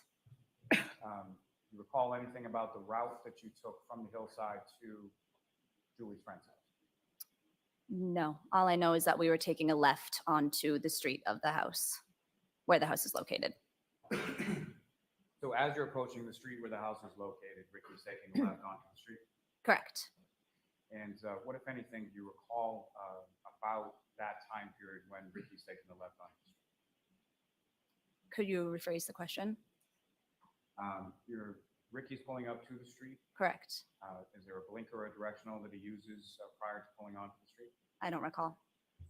And you're making a left-hand turn, is that correct? Correct. And as Ricky is making a left-hand turn, what, if any, other vehicles do you observe in the area at that time? There was another vehicle in front of us on the same road coming from the opposite direction. And can you describe that vehicle in any way, as far as size, shape, color, anything? Not the color, but it was definitely an SUV. And as far as prior to either vehicle turning onto the road where his friend lived, what, if anything, did Ricky do with regard to the lights? I'm sorry, I can hear you. As you're pulling onto the street and the other cars come in the opposite direction, what, if anything, did Ricky do with regard to the lights on the truck that you were in? The lights on the truck we were in? Yes. Well, we let the other car that was coming from the opposite direction, we let them take a right onto the street first. We yielded to them.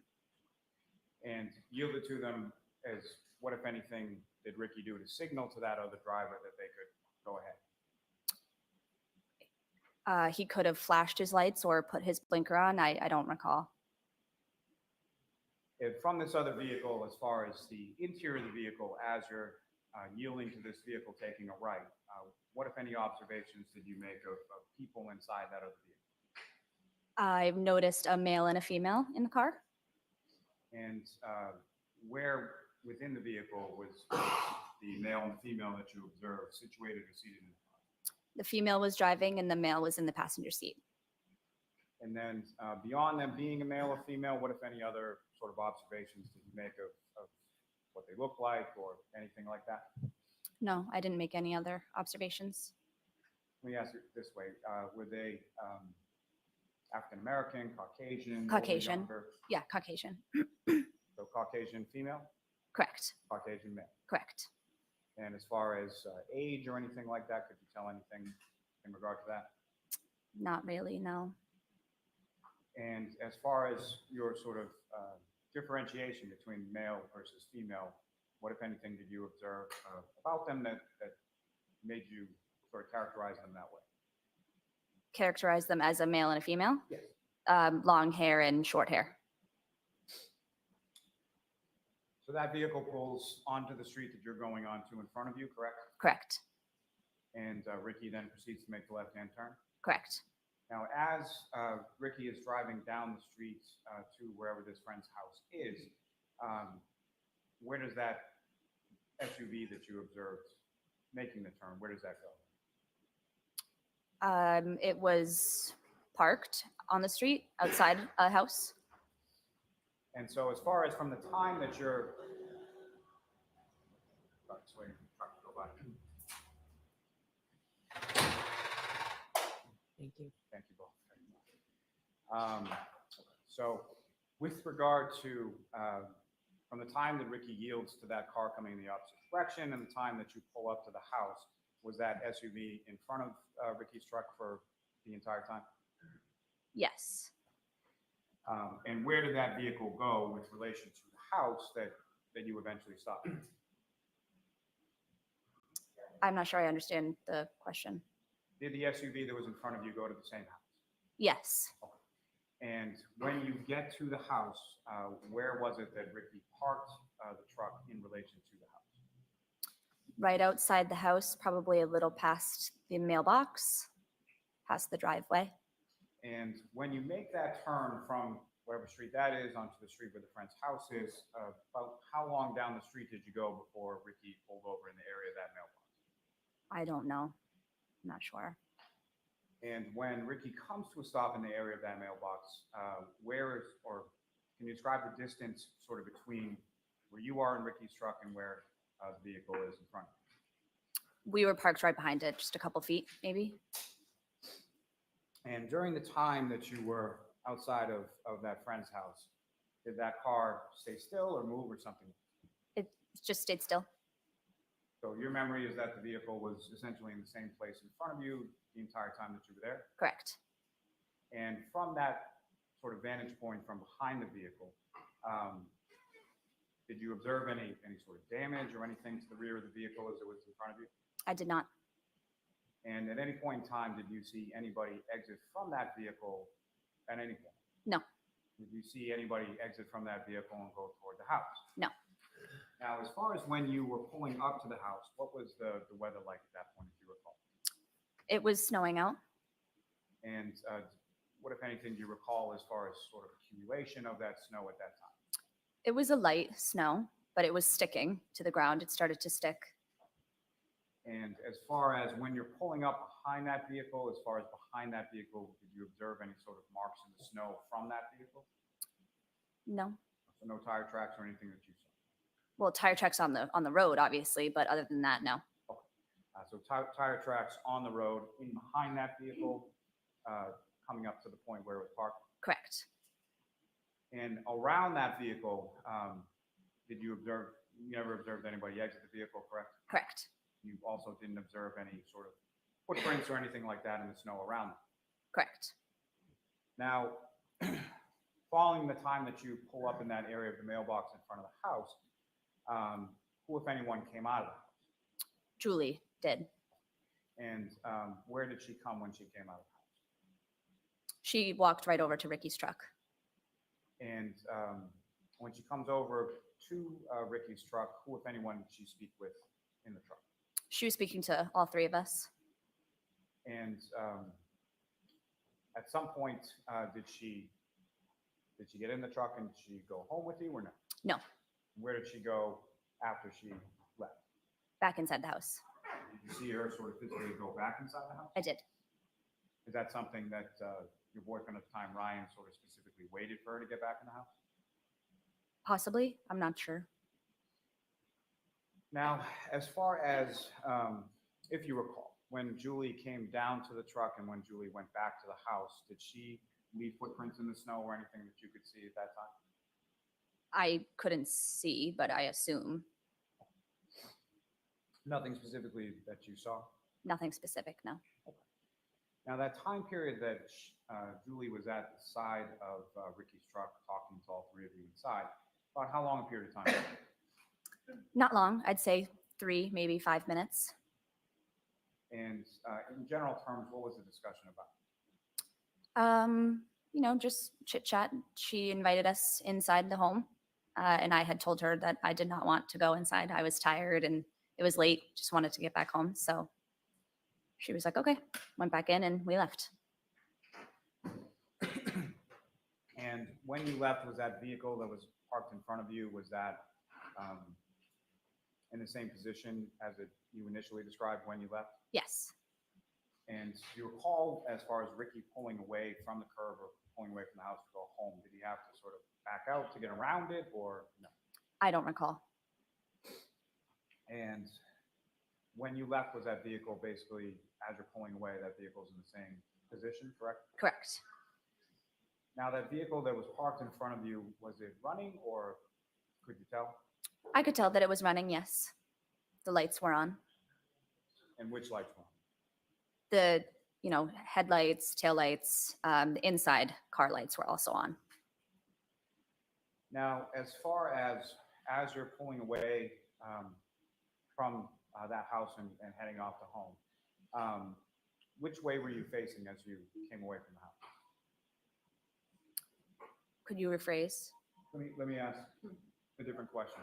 So, when you pull up alongside of the house, which side of Ricky's truck is facing closer to the house? Is it the driver's side, the passenger side, or something else? The passenger side. And so as the vehicle is pulling away, are you pulling away in the same direction?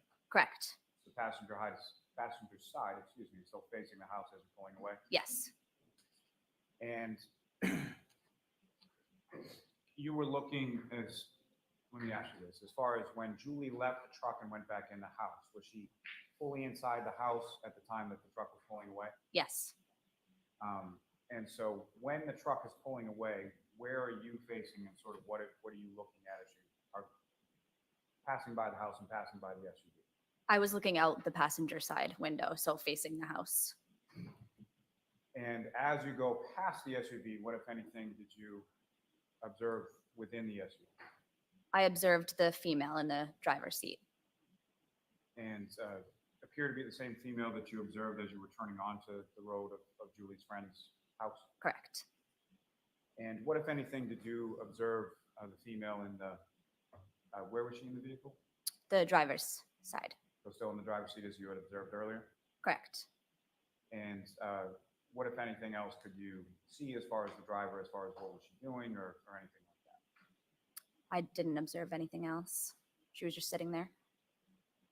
And as far as you were passing, what, if anything, did you note as far as the sort of interior lighting within the vehicle? Yes, the interior lighting was on. So that's why I had noticed as we were pulling away the female in the driver's seat. As far as the male passenger that you saw as you were pulling onto the street, could you see him at that point? I did not see any other person, just the female in the driver's seat. And as you're passing by the vehicle, did you adjust how intently were you looking inside this vehicle? Not very intently, just kind of as we were passing by. You didn't sort of change your positioning to see better within the vehicle? You didn't lean forward, lean back, or anything like that? No.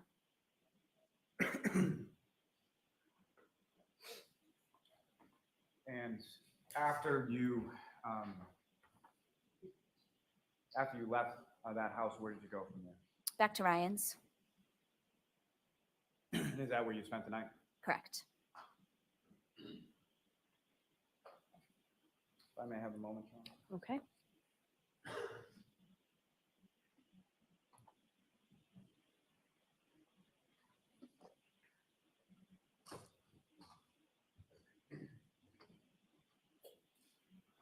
Do you know about what time it was that you got home? I don't recall. And by home, I mean back to Ryan's. Back to house? Ryan's. No, I don't remember.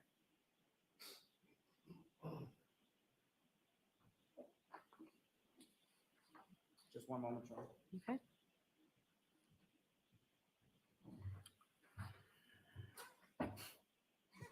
Thank you, ma'am. I have no further questions for this witness, Your Honor.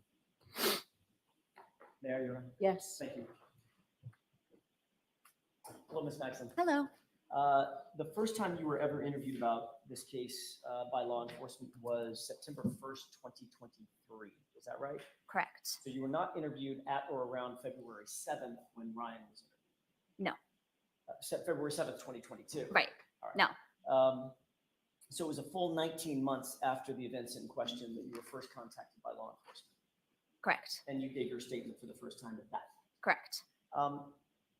The truck that you were in, that was, I can't remember, did you say the name of the truck? Was it a Ford F-150? Correct. Okay. That was turning left onto Fairview from Cedar Crest. You recall that? Correct. Yes. Do you know the names of the streets, or you just?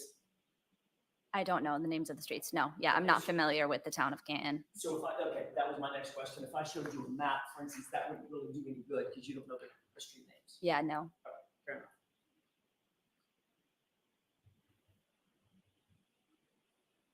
Ricky was driving, Ryan was in the front passenger seat, and you were in the super cab portion of the truck, correct? Correct. So you would have been situated directly behind Ryan. I was in the middle. In the middle seat. Correct. So I was in between Ryan and Ricky. Understood. Did you indicate that at some point you could see pretty clearly into the SUV as it turned, as y'all yielded way and it turned, it would be its right in front of you? Correct. And you could clearly see inside the passenger compartment, there was a female driving, is that right? Correct. And there was a male sitting next to her. Yes. You indicated that by the time you guys negotiated your turn, sped up, made the turn, headed up Fairview, that SUV had already come to a stop. Correct. All right. And how far behind that SUV would you estimate Ricky pulled the truck in terms of car lengths? 1 car length, 2 car lengths, right on the bumper? Yeah, less than 1 car length. Okay, I would say a couple feet. Couple feet, meaning 2 or 3 feet. Yes. So that's your recollection as you sit here. Correct. Did you notice anything wrong with the back of the SUV? I did not. Okay. You saw brake lights on? Yeah. How many brake lights? Left and right? Correct. Yep. Was there one in the top center? I don't recall. Okay. You certainly did not see a full-sized Jeep Wrangler outfitted with a snowplow between the SUV and Ricky's truck. I did not. Sounds like a ridiculous question. You didn't see any other cars. There were no other cars between the two. Correct. Is it fair to say that when you pulled up behind the SUV, other than noting that it was there, your attention was not necessarily focused on that SUV? Correct. There's nothing extraordinary or out of the ordinary about that car. Correct. You were there to pick up somebody, correct? Yes. Yep. Or at least potentially. Right. So I'm guessing your focus would probably be to the right where the front doors were of that house. Sure. And you knew that Ryan had been communicating with his sister, and so you were sort of expectant in terms of watching Julie Nagel possibly come out of the house. Correct. So during those moments, you weren't necessarily paying attention to what was happening directly in front of you outside. Right.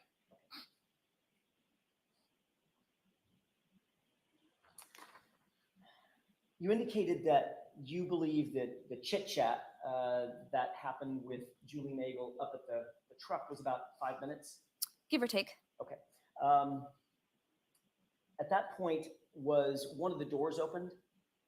I don't believe so. I think we rolled our windows down. Okay. Did to you communicate. also- I'm so sorry. We rolled our windows down to communicate with Julie. Okay, so you don't recall one of the doors being opened and Julie standing in the crook of the door having this conversation with Ryan? I don't recall. Okay. Is that possible? Sure, possible. Okay. Your memory is not necessarily focused on that. Right. But you do know that there was a communication. Yes, for sure. They were talking about whether or not you wanted to go inside the house. All 3 of us. Okay. You, Ricky, and Ryan. Yes. And y'all were talking about whether or not Julie was going to come with y'all. Is that right? Correct. And there was even a discussion about whether or not Julie's mom might pick her up. I don't recall. Okay. So the specifics of the conversation you don't necessarily recall, but you do know that y'all talked about 5 minutes. Give or take, yes. Okay. During the course of that 5-minute conversation, where was your focus? On Julie. Okay. Ultimately, the 3 of you did pull away from the driveway area where you were parked. Could you rephrase? Sure. Ultimately, y'all did move, the truck did move past the house and move past the SUV. Once we left, yes. As you drove by the SUV, you noticed that the dome light was on. Could you explain the dome, what that Dome means? light, the interior light. Yes. Dome. Yes. Yeah. So you could see it lit up the interior of the car. Correct. It was a late model SUV, probably a pretty bright light. You could see inside the car. I could. You clearly could see, well, you could see a female. Correct. By the way, do you recognize the person to my left? I do, but only because of. That was a terrible question. Of course you did. Yes. Do you recognize her from that night? Is she the person that was in the driver's seat, or do you know? I don't know. Okay. But the person you did see was a Caucasian female with long hair. Correct. Okay. As you drove by, the interior light was on well enough that you could see her, you could see the female clearly. Correct. And you could also see that there was no male in the truck as well, correct? I don't know. The other male that I saw in the SUV before they pulled on to Fairview, he could have been in when it was parked, but the only person I saw as we were pulling away was the female driver. So when you pulled away, you looked to your right at your passenger window, Mhm. correct? Correct. The interior dome light was on. Yes. And you've testified to this before, correct? Correct. You've been asked these questions in another proceeding, correct? Correct. And you testified the only person you saw in the interior of that car at that time when y'all pulled away was the female. Okay. Is that right? Sure, if I remember correctly. Okay. That's all I have. Mr. Lally? So, Ms. Maxon, during the time that you were asked about not sort of focusing on the SUV in front of you, fair to say that you would have seen a 6-foot man walking away from that car going towards the house? Correct. Okay. You were in a vantage point where you would have seen that had that occurred, correct? Correct. And you didn't see that? I did not. Okay. Nothing further on. All right, so you are all set, Ms. Maxon. Okay, thank you. Your next witness, Mr. Lally? Yes, Your Honor. The call to call Ricky D'Antonio.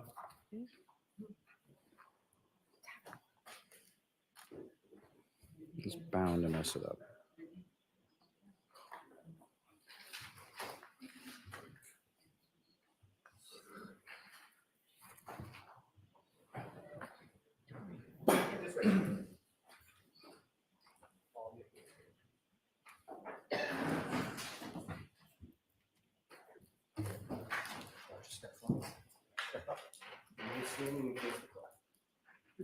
You saw this with the evidence given before and during the case down here, and should the truth, the whole truth, and nothing but the truth, so help you God. I did.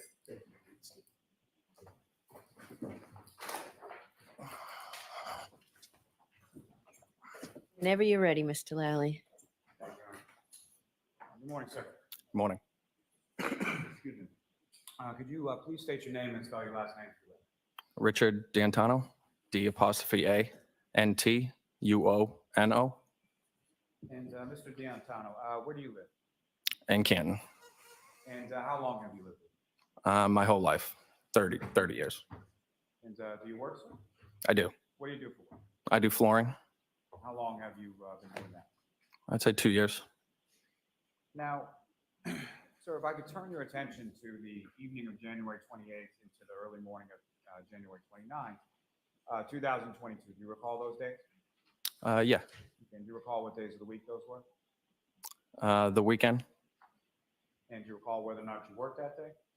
I don't. And at some point in time on that day, did you go out for the evening, leave your house, or go somewhere? Yes. And did you drive from your house to wherever you went?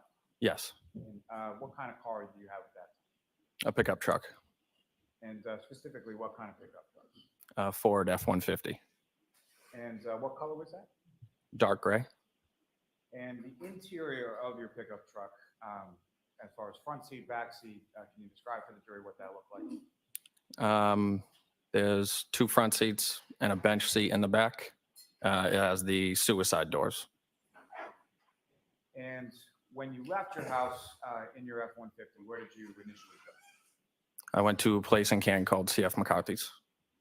And did you pick up anyone on the way there? I did not. I met people there. And CF McCarthy's, that's a place that you've been to before, is that correct? Correct. Familiar with it on that night? Yeah. Where did you park your truck in relation to CF I wouldn't know that for sure. Is there a Walgreens lot somewhere around there? Yeah, right across the street. Normally where we would. So normally when you went there, that's sort of where you would have parked in relation to the bar. Usually, yeah. So CF McCarthy's is located on Washington Street, is that right? Yes. Sort of in the downtown section? Yep. And when you say where we would have parked, so who, if anyone, were you meeting at CF McCarthy's on that? I was meeting Ryan and Heather. And just to be clear, you're talking about Ryan Nagel and Heather Maxon. Correct. And how did you know Ryan Nagel? I grew up with Ryan, so I've known him for a long time. And how would you sort of describe the two of yours relationship? Best friends. And Heather Maxon, how did you know her? Through Ryan, they were dating. And do you know about how long they have been dating coming into sort of that time frame of that evening? I don't, not an exact time. And so you come into CF McCarthy's, and do you recall sort of where within the establishment you went? Probably sat at the bar, I would assume. And when you went there that evening, do you recall, did you meet anybody else there, or was it just you, Mr. Nagel, and Ms. Maxon? I can really only recall us three. I mean, there might have been people there, but we didn't meet up with them. They might have just been there already. So no one specifically you had plans to meet with while you were there or anything like that? No, You know about what time it was that you got to CF McCarthy's?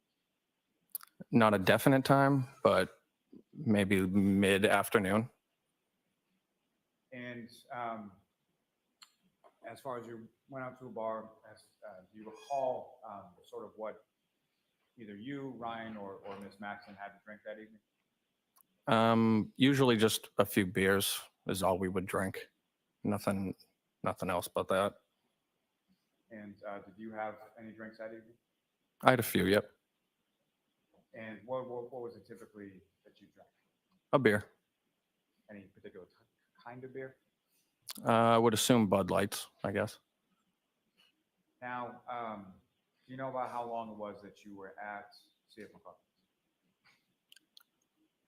Not an exact time again, but a couple hours. And after that couple hours or so, where did you go?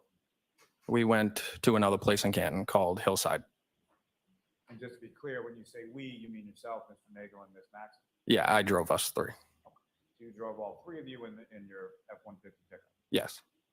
And about how long a ride is that from CF McCarthy's to the Hillside? I'd say 10. And just to be clear, 10 minutes, is that right? Yeah, 10 minutes. Yes. Is that also within Canton too? Yep. Is that somewhere that you had been before, somewhere that you were familiar with? Yeah. And similar to CF McCarthy's, when you arrived there, as far as was there anybody else that you were meeting there, or why did you go to the Hillside? We met up with our one friend, John. So adding sort of just another person to the group and going to a different location, is that correct? Yeah. Now, as far as over the course of the evening, either at CF McCarthy's or the Hillside, as far as yourself, Mr. Nagel and Ms. Maxon, what, if any, observations did you make as far as level of intoxication? Was anybody overly intoxicated? No. And if you know, about how long a time period were you at the Hillside? I would say a few hours again. Anything either from CF McCarthy's or the Hillside from that evening that sort of jumps out at you in any particular way? No. So relatively regular sort of weekend night out with you and your friends. Correct. When you left the Hillside, do you know about what time that was? Again, not a definite time. Maybe around midnight. And when you left the Hillside, where was it that you were going? To pick up Ryan's sister, Julie. And if you know, how did that sort of come about as far as when did you become aware that that was a destination that you would be going to? I would say towards the end of the night, I was told that we would be giving her a ride on our way home. And so you leave the Hillside, you get into your pickup, is that right? Yep. And Mr. Nagel and Ms. Maxon are with you? Correct. And where were they seated within the pickup when you were driving? Ryan was in my passenger seat and Heather was in the back. And do you recall sort of how she was positioned in the back as far as on the passenger side, the middle, or the driver's side? Not specifically. I vaguely remember her maybe laying down. And when you're going from the hillside to pick up Julie Nagel, you knew Julie Nagel at the time, is that right? Correct. Did you know the location where you were going to pick her up? Not the exact location, but the area. And by area, sort of what was described to you as where to drive? I believe towards the Kennedy School. And the Kennedy School is that an elementary school? Yeah. You're familiar with that as growing up in the town of Canton? Yep. And so if you could describe to the jury sort of the route that you would have taken going from the hillside to the Kennedy School or in that general area. Yeah, I would have taken 138, which is, I believe, Turnpike Street, a right onto Washington Street, and then a right onto Dedham Street, and then a left onto Cedar Crest, and I believe a left onto Fairview. And those last couple of turns that you took as far as the left, was that something that you knew ahead of time, or was someone within the truck directing you how to go? I knew up until Cedar Crest. And then who was directing you from there? I believe Ryan would be. Now, when you arrive at taking that turn from Cedar Crest onto Fairview, what, if any, other vehicles did you observe in the area at that time? While driving? Yes, while driving as you were about to make the turn. No vehicles that I could recall. After making that turn onto Fairview, what, if any, vehicles did you observe at that time? There was a vehicle parked in front of me, in front of the house. Now, as far as making that turn, you were using your directional as you're driving along, taking lefts and rights? I would assume so, yeah. And do you assume that you turned on your left directional before pulling from Cedar Crest onto Fairview? Yeah. And when you, as far as the house that you were going to, when you make that turn from Cedar Crest onto Fairview, how far into the street was the house that you were going to?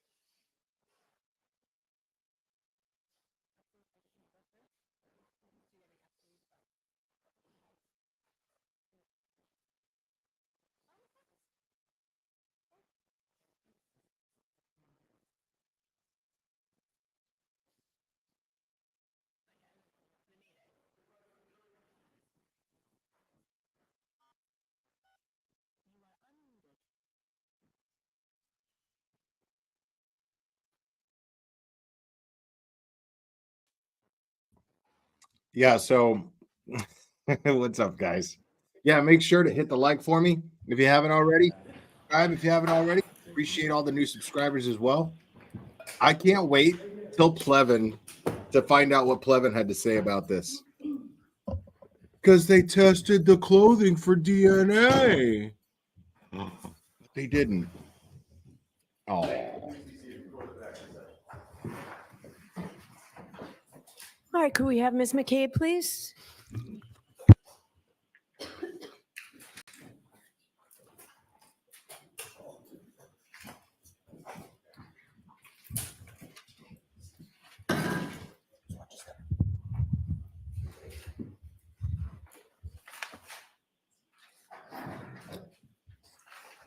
And I'll remind you, you're still under oath.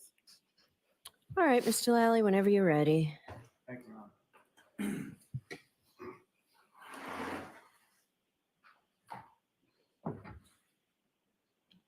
Now, Ms. McCabe, if I could take you back just to a little bit from where we had left off. When you arrived at the residence at 34 Fairview Road, you pulled into the driveway, is that correct? I believe so. And obviously, on that date, you were familiar with the types of vehicles that your parents drove? Yes. And did you see any of your parents' vehicles at the home when you pulled in and parked in the driveway? No. And when you got to the house at any point, did you exit the car or go inside the house? No. So you texted him that you were there, you stayed in the car, and he came out. Yes. And when Colin came out to the car, what, if any, observations did you make of him in regards to his sobriety, as far as what, if any, observations did you make in respect to that? Normal. Didn't seem overly intoxicated to you? No. And as far as his face or features, or from whatever you could see, what, if any, injuries did you observe on Colin when he came out? None. And how would you describe his demeanor when he came out and he got into the car? Normal. Now, during the course, you drove from the Fairview home to Colin's house, is that right? You're lying. Yes. And where And was you're a Colin piece of living? shit. I don't know the address, but his new house, not the one where he was neighbors with John, the newer house. And if you could, just generally speaking, where was that in relation to the town of Canton? What was it? It's in the center of town, close to the library. And do you recall, or do you know what type of residence that is? Yes, it's like condos. I'm not sure exactly, but yeah, townhouses. I'd love to be the fly on the wall when they had this family is everything meeting and they got all their stories straight. No. About how long a drive is it from Fairview to Colin's new house? 7 minutes, 5 minutes. And when you arrived there, what did you observe Colin do? Got out of the car, went inside, got the key, locked it, went inside. And is that something as far as, did you wait for him to get inside? Yes. And why was it? I always wait for him because it's like how he has to open the first door to get inside. So I usually just wait for everyone to get inside. And during the car ride from Fairview to Colin's house, do you recall anything specific about, did you have a conversation with him? Probably. I don't remember what we were talking about. And then following that, where did you go? I believe home. And when you got home, were either of your parents home at that point? No. Do you know about what time it was that you got? Not exactly. I would estimate a little bit before 12:30, around that time. And at any point in time over the rest of the course of that evening, did you see your parents? Did you talk to your parents or anything like that? I know I talked to my dad on the phone when we found the dog. Other than that, no. And so after your return home, when you went to bed or you went to sleep, were your parents home at that point? No. About how much time was it between the time when you got home, around 12:30 or so, and when you went to sleep? Not long. I don't know. Now, turning your attention to the following day, at some point you woke up, correct? Yes. And were your parents home at that point? Yes. And were both of your parents home at that point? Yes. Do you know about what time it was that you woke up the next day? No, I do not.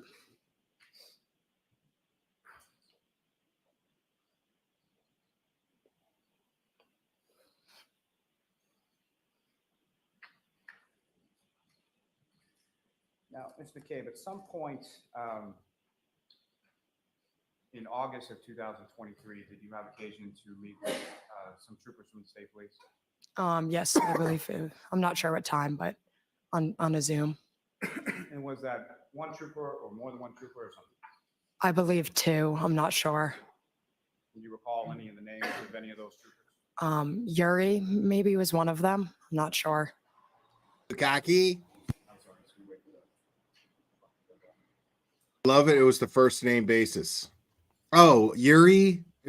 His name was Yuri, I think. Now, ma'am, following Not sure. that meeting that you had with troopers from the state police, what, if anything, did you provide to them from your phone? Text messages with Colin, maybe pictures. I don't know. Definitely the text messages. And before we get to that, just as far as your phone, what kind of phone did you have at that time? I believe an iPhone 14 Pro Max, maybe. And I should have been more specific as far as the time, but the iPhone you're talking about as far as the Pro Max, was that in January of 2022 I'm sorry. or in August of 2020? That was in August.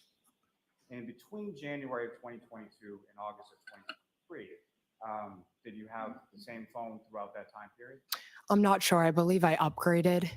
Yeah. And when you upgraded your phone, what, if any, data sort of carried over from the old phone to the new phone? Everything. So as far as chats or text messages or phone contacts, things like that, all of that transferred from one phone to the new phone? Correct. And Your Honor, may I approach? Yes. Funny how hers did, but Brian's didn't. Interesting. Funny how hers did, but Brian Albert's didn't. Okay.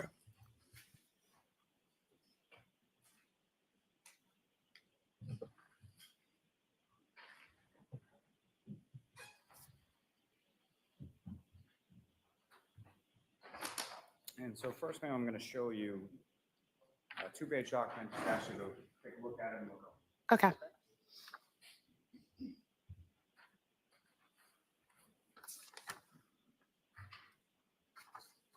And do you recognize that, man? Yes. And what do you recognize that? This is from my phone, my text messages. And the second page, what is that? Colin's contact information. Are those screenshots that you took from your phone and provided to the troopers in August of 2023? Mm-hmm. Yes. Yes. Yes. May I approach again, Your Honor? Yes. I'll move to seek to introduce the event as objection. I'd ask to be heard. Okay, come on up and bring that.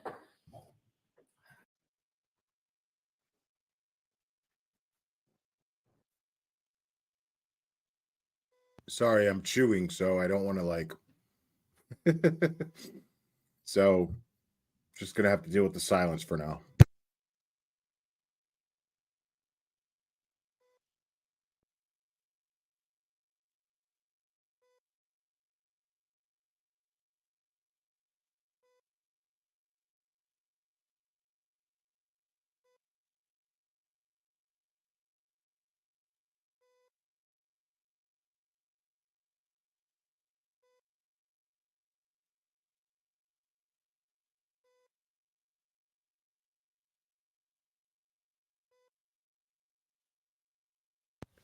Look at Larry. And Paul. Paul's in there. Paul Cristoforo's in there. Right on.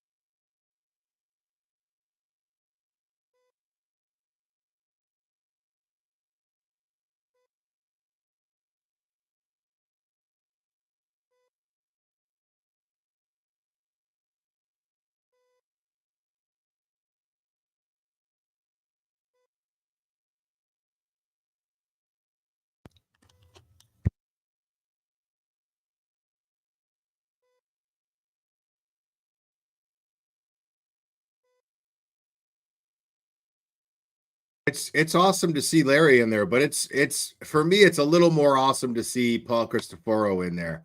Like those of you guys who don't know, man, Paul Cristoforo is I mean, he's just instrumental, to say the least, in organizing the peaceful protests that have been taking place daily, from the preliminary hearings all the way through trial, and also organized protests for justice for Sandra Birchmore, which is connected to this case, and that'll come out soon. Just a lot of stuff, man. Like, Paul's awesome, dude. Larry's awesome. I'm just saying, like, Paul has absolutely earned a seat in that courtroom. No doubt about it.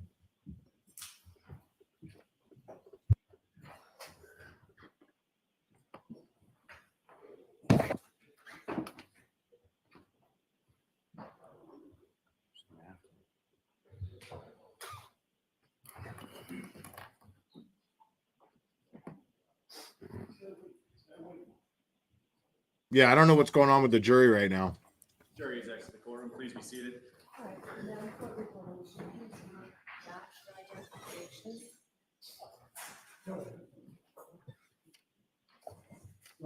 could excuse for 1 second just to pick up something. It's up right in the hallway. Okay.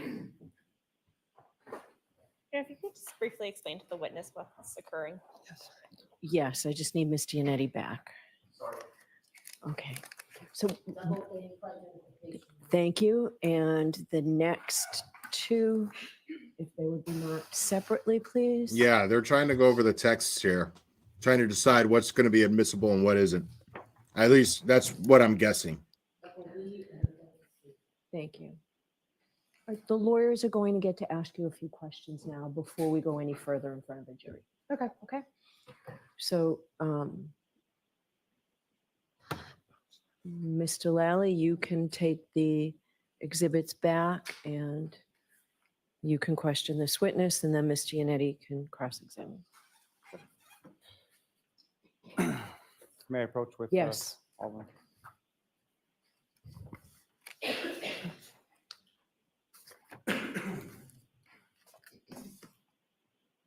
So, Ms. McCabe, with reference to the two screenshots that we were just talking about before the jury left the room, those are screenshots that you took from your own phone, correct? Correct. And as far as the communications contained therein, is it your memory that those are communications that you had with Colin Albert? Why don't you ask her what they are, non-leaded? Those screenshots, as far as the communications, what are they? When were they done? At a later date. Is that what you're asking? Sorry. So I'm asking, as far as the actual content of the conversations, when did those conversations occur? January 28th. And you were a participant in those conversations? Yes. And as far as the content of those conversations, is it your memory that the content reflected there is accurate as to what the content of the conversations were between yourself and Colin Albert the evening of the 28th and of the 29th? Yes. And Colin Albert was somebody that you were familiar with, correct? Yes. And beyond what's contained within these screenshots, you had other text communications with Colin Albert using the same contact information? Correct. And how is it that you knew or were aware that the person or the contact that you were talking to was Colin Albert? Because it's his phone? With reference to that contact you had on your phone for Colin Albert, had you called that number before? Yes. When you called the number, who answered? Colin. And when you had texted Colin on prior occasions using that contact information, did you have any, you have a text communication, did you have any subsequent conversation in relation to the content of those text communications? Sorry, can you rephrase that? And I'm not just asking specifically about these. What I'm saying is you had a contact information in your phone for Colin Albert. Yes. And on any of those prior occasions when you had texted that contact information, you put in as Colin Albert into your phone. And just to be clear, you were the one who input that number as Colin Albert in your phone. Yes. And so this or any prior occasions when you had contacted via text that contact of Colin Albert in your phone. Following those text communications, did you have any conversation with Colin Albert related to the content of those communications? Sorry, I'm confused. Do you understand the question? No, I'm- You have to make Sorry. these simpler. Let's try and get through this for dear Mr. Allen.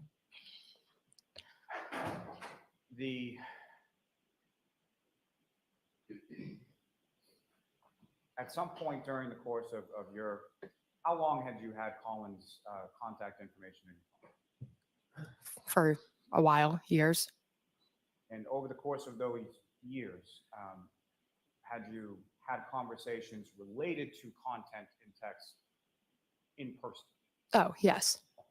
And as far as the content that you had texted to that number you associated or input as Colin Albert, was Colin Albert aware of the content of those text communications? Oh, correct. Yeah.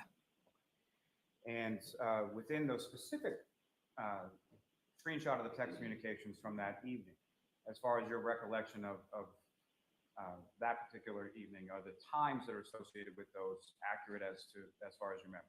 Yes. And did you do anything to alter the times that are associated with those text communications prior to taking a screenshot and giving it to the state police? No. Now, turning to the other two screenshots that you took, those are photographs, correct? Did I take them? I'm just asking what they are. Oh, both pictures of Colin. One's with my aunt. The other's just him and some other people blocked off.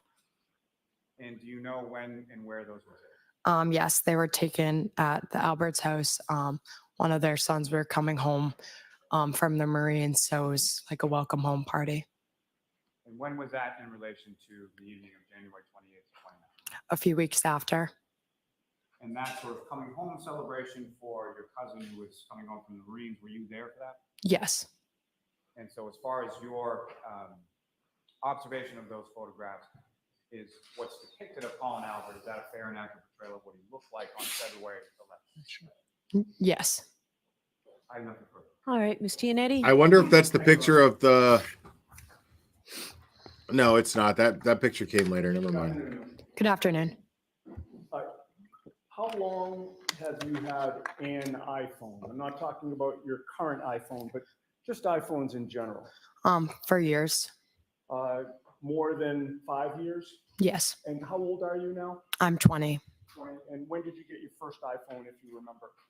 I don't remember. 12, 13? Yeah, around middle schoolish. Maybe 7 or 8 years. Is that a Must be decent nice. answer? Yes.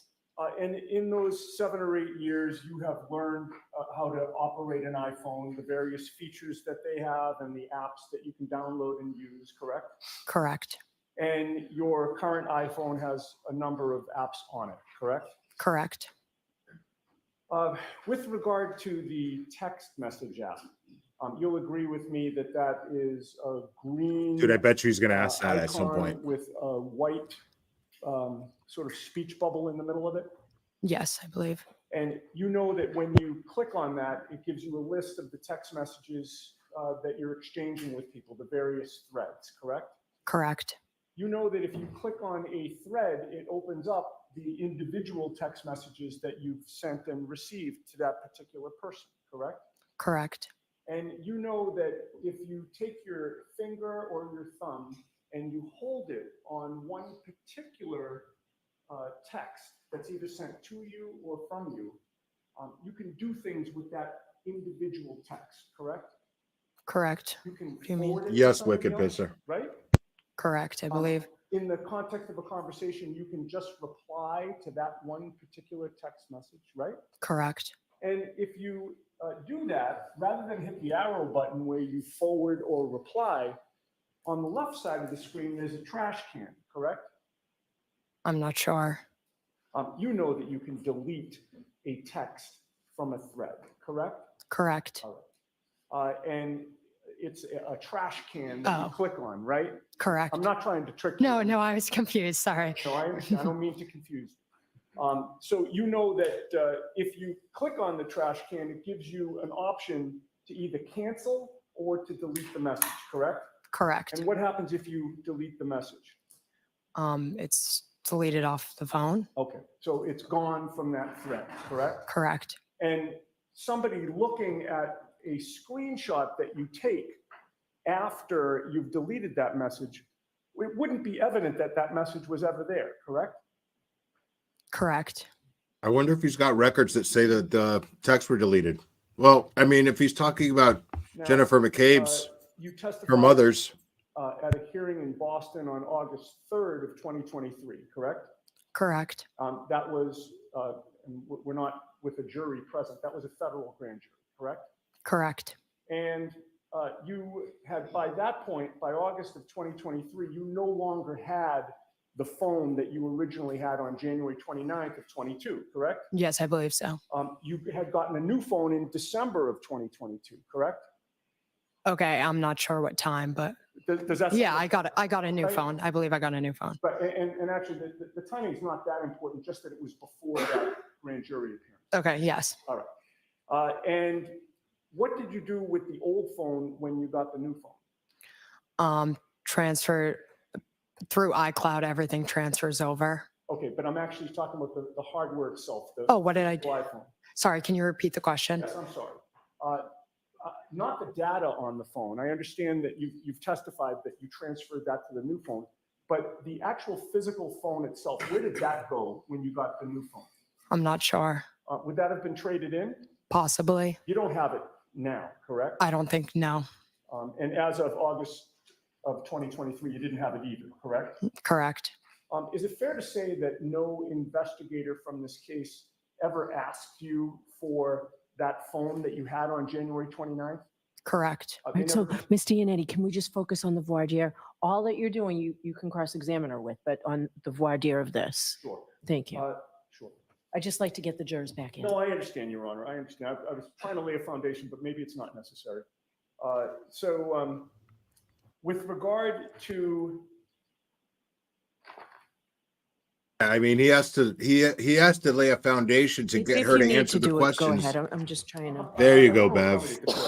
Like she's with realizing. regard to the messages that are in a given thread, right? We've talked about the fact that you are aware that you can reply to them, an individual message, forward or delete one, correct? Correct. You're also aware that it is possible to change the timestamp on any individual message, correct? No, I'm not aware of that. You go to settings and you go to general and you go to date and time. Good to know. First of all, you can change the time zone of the message. Do you have your iPhone with you right now? Not on me. Not on you? And in addition to being able to change the time zone, you actually can change the hour and minute to whatever you want it to be. Were you aware of that? No. With regard to This is very photos interesting where he's going. on your phone, you are aware that you can change the date and time of any photo in your photo app, correct? Nope. There is a little, when you go to your iPhone, there's a little I for information. And all you need to do is, I think it's for info or information. All you need to do is click on that and you get a pop-up from the bottom that gives you the choice to alter the date and time. Did you know that? No. Next to that date and time is the word adjust. And that's all you have to click on. And you can change the time from 12:10 a.m. or you can change it from 12:40 a.m. to 12:10 a.m. or you can change it from 1:45 to 12:10 a.m. And it's that easy. Yep. Now I know. I didn't know that. I didn't do that. He didn't say that you did. Okay. He didn't say that you did. He just asked if you knew that you could. Now, this is what bothers me about the voir dire is Okay. So I'm going to allow this testimony in. Your argument goes to the weight of jury the didn't hear evidence, that. not its admissibility. She but knows I did now that under she Commonwealth fucked up. versus Tracci want to give you your voir dire. Okay. All right, so let's bring the jurors back in. See, she caught that. I guarantee you she caught that, and she won't do the same thing in front of the jury. She's a fucking idiot if she does that in front of the jury. And she might just be a fucking idiot. Who knows? But Yes, P-U-R-D-Y. Your Honor, before the jurors come back in, may I just retrieve the exhibits? Yes, but I'd like to see counsel at sidebar while they're coming in.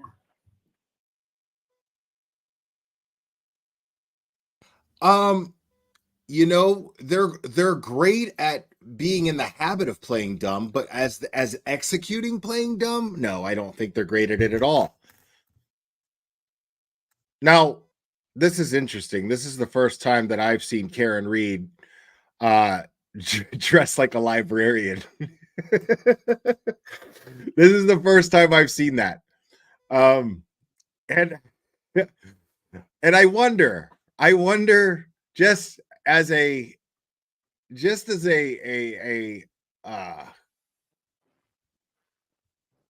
for my own shits and giggles, I wonder if she's doing it to mock Brian Albert's testimony, because Brian Albert came up dressed as the male counterpart of that shit when when he testified. It was so weird to see him dressed like a fucking preacher. It was weird. Like he looked like an untrustworthy preacher, like the kind of preacher that leads a congregation that borderlines cult. Not quite a cult, but right there. That's what Brian Albert looked like when he dressed like when he testified, and it looks like she's one of his nuts. I love Karen, and I hate that she's going through this, but I can't help but let my humorous mind take over when I'm sitting here looking at that.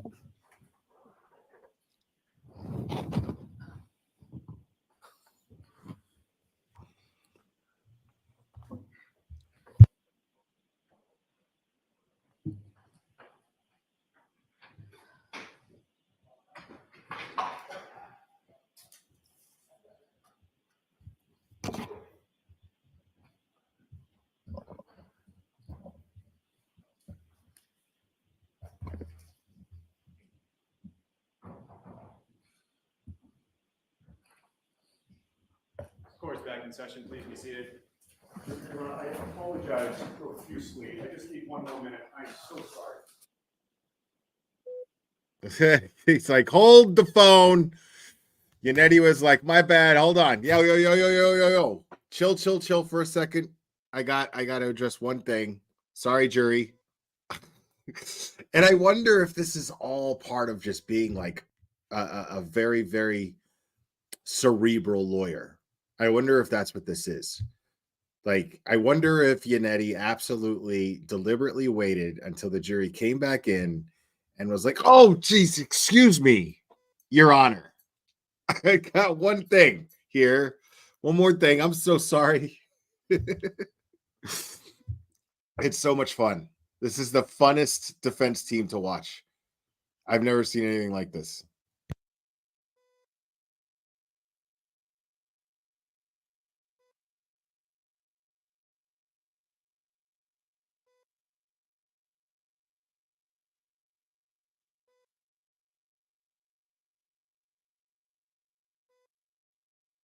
I mean, it would be naive at this point to think that literally every move that takes place inside that courtroom isn't orchestrated through just careful planning and experience and just good fucking lawyering. It would be naive to think any less than that. Mr. Lally, I have an instruction to give if you're going to put in that screenshot. Yes. Okay. Jurors, remember, I've told you this before you consider any electronic communication in your deliberations, you must find first that it is more likely true than not that the person who authored or sent the communication was in fact either Colin Albert or Ms. Allie McCabe.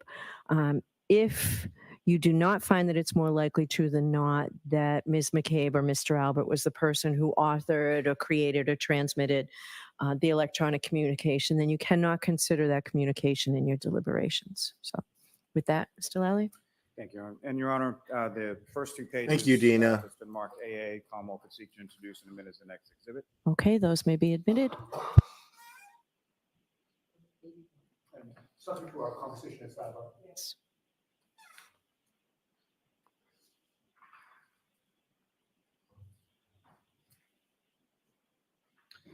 And Your Honor, if I may just approach to return it to the witness. Sure.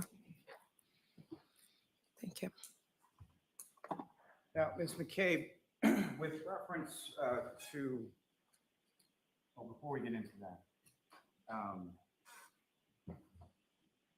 you had an iPhone at the time of January 26th, is that correct? Correct. And with respect to your friend Colin Alberts, as far as his contact information within your phone, who entered that in your phone? I did. And prior to that date of January 28th into the 29th of 2022, had you had phone conversations where you would sort of press the button to call that number and it rang, correct? Correct. And who, if anyone, answered the phone when you contacted that phone number in your phone? Colin. Now, with reference to Colin and the contact in your phone, had you had prior text communications with Colin using that contact that you put in? Correct. And outside of those text communications that you had, did you have sort of physical in-person conversations with Colin in regard to content that was within text messages you have with that content? Yes, I assume so. And specifically on that date of January 28th and the 29th, when you arrived at the home on Fairview Road, you texted Colin that you were there? Yes. And after you texted him that, what, if anything, happened after that? He responded saying okay, and then he came out to the car. And Your Honor, if I may, with the court's permission, just publish the text communication to the jury on the screen? Yes. Now, keep in mind, Yannetti doesn't have to prove that those text messages were changed. He just has to prove that they can be changed in order to put doubt in the jury's mind. That's it. Now, what's up on the screen, Mr. Cave, is that what you have before you as the exhibit? Yes. And looking at, there's sort of one side has text and one side has a blue bubble, is that correct? Yes. And if you know who is communicating with who as far as the sort of plain text outside of the bubble? Colin and I? Is that what you're asking? Sorry. What I'm asking is, who's the blue bubble? Oh, sorry. I'm the blue bubble and he is the gray whitish bubble. And from sort of top of what's depicted on the screen, you read the text that you received and the time that you received. Yes. 11:54, and then I responded at 11:55. And what did Colin say at 11:50? You can get me now if easier. And what did you respond? Okay, I am driving people home now. And what did Colin respond to that, and what time did he respond? He responded, word, get me after. And this is when you could scroll That's down. what I would have said. Word. And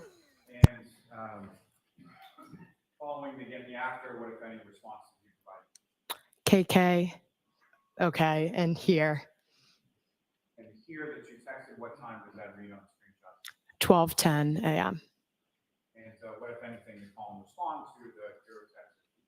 He responded at the same time saying, okay. I'm assuming you can take that. May I approach this to retrieve, Your Honor? Yes. Do you need that? Thank you. Yeah, it doesn't mean anything that there's punctuation in one text and not in the next. Like whatever autocorrect Is does. that correct? And then Yes. sometimes you And do you recognize what punctuate it, sometimes you don't. photographs that I've just placed before you? Yes. What do you recognize those to? It's Colin. Is that what you're asking? Well, let me ask you more specifically. Okay. So, were these also screenshots that you provided to troopers of the state police in August of 2020? Yes, I believe so. What, in regard to those two photographs, do you know when and where those photographs were taken? They were taken February 11th at the Alberts, Nicole and Brian's house. Objection. Move to strike. No, I'm going to let her testify when they were taken. And so February 11th of what year, ma'am? 2022. So a few weeks after January 28th, 29th, correct? Yes. And were you present at the Alberts house on the evening of February 11th when they were taken? Yes. Yannetti knew that. Of yourself and or Colin or anybody being over the Alberts house on that day? One of Nicole and Brian's sons were coming home from their Marines, so there was like a welcome home party with family and friends. And that is your cousin Jack, is that correct? Correct. Yannetti knew she was gonna overrule the objection. He just wanted it on record because he wants to catch her in a lie. On February 11th. Correct. And Your Honor, may I approach again? Yes. Almost introduce in a minute the next two exhibits.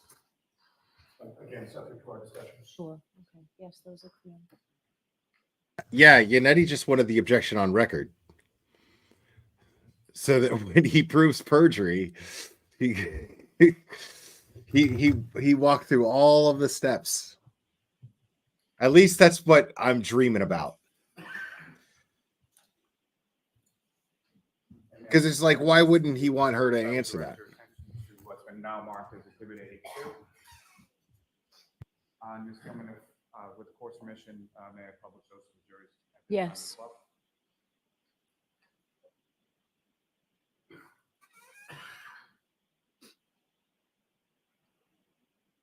Your Honor, may I just have a moment? Yes.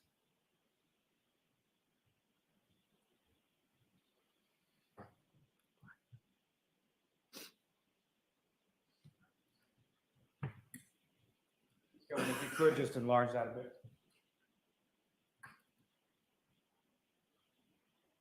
If you recognize what's now up on the screen is what you have before you as Exhibit 82. Yes.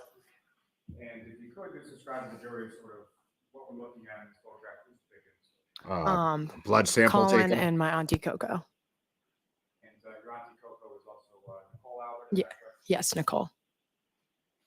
And if I could direct your attention to the next exhibit for you, Exhibit 83.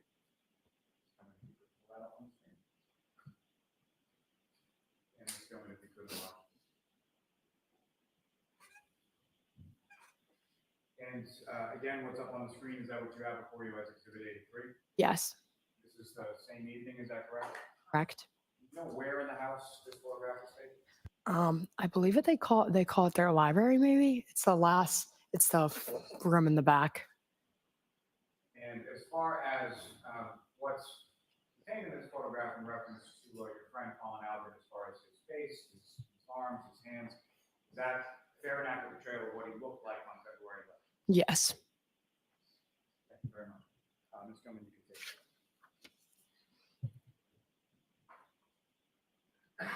I may approach one more time just to Yes. retrieve. Thank you.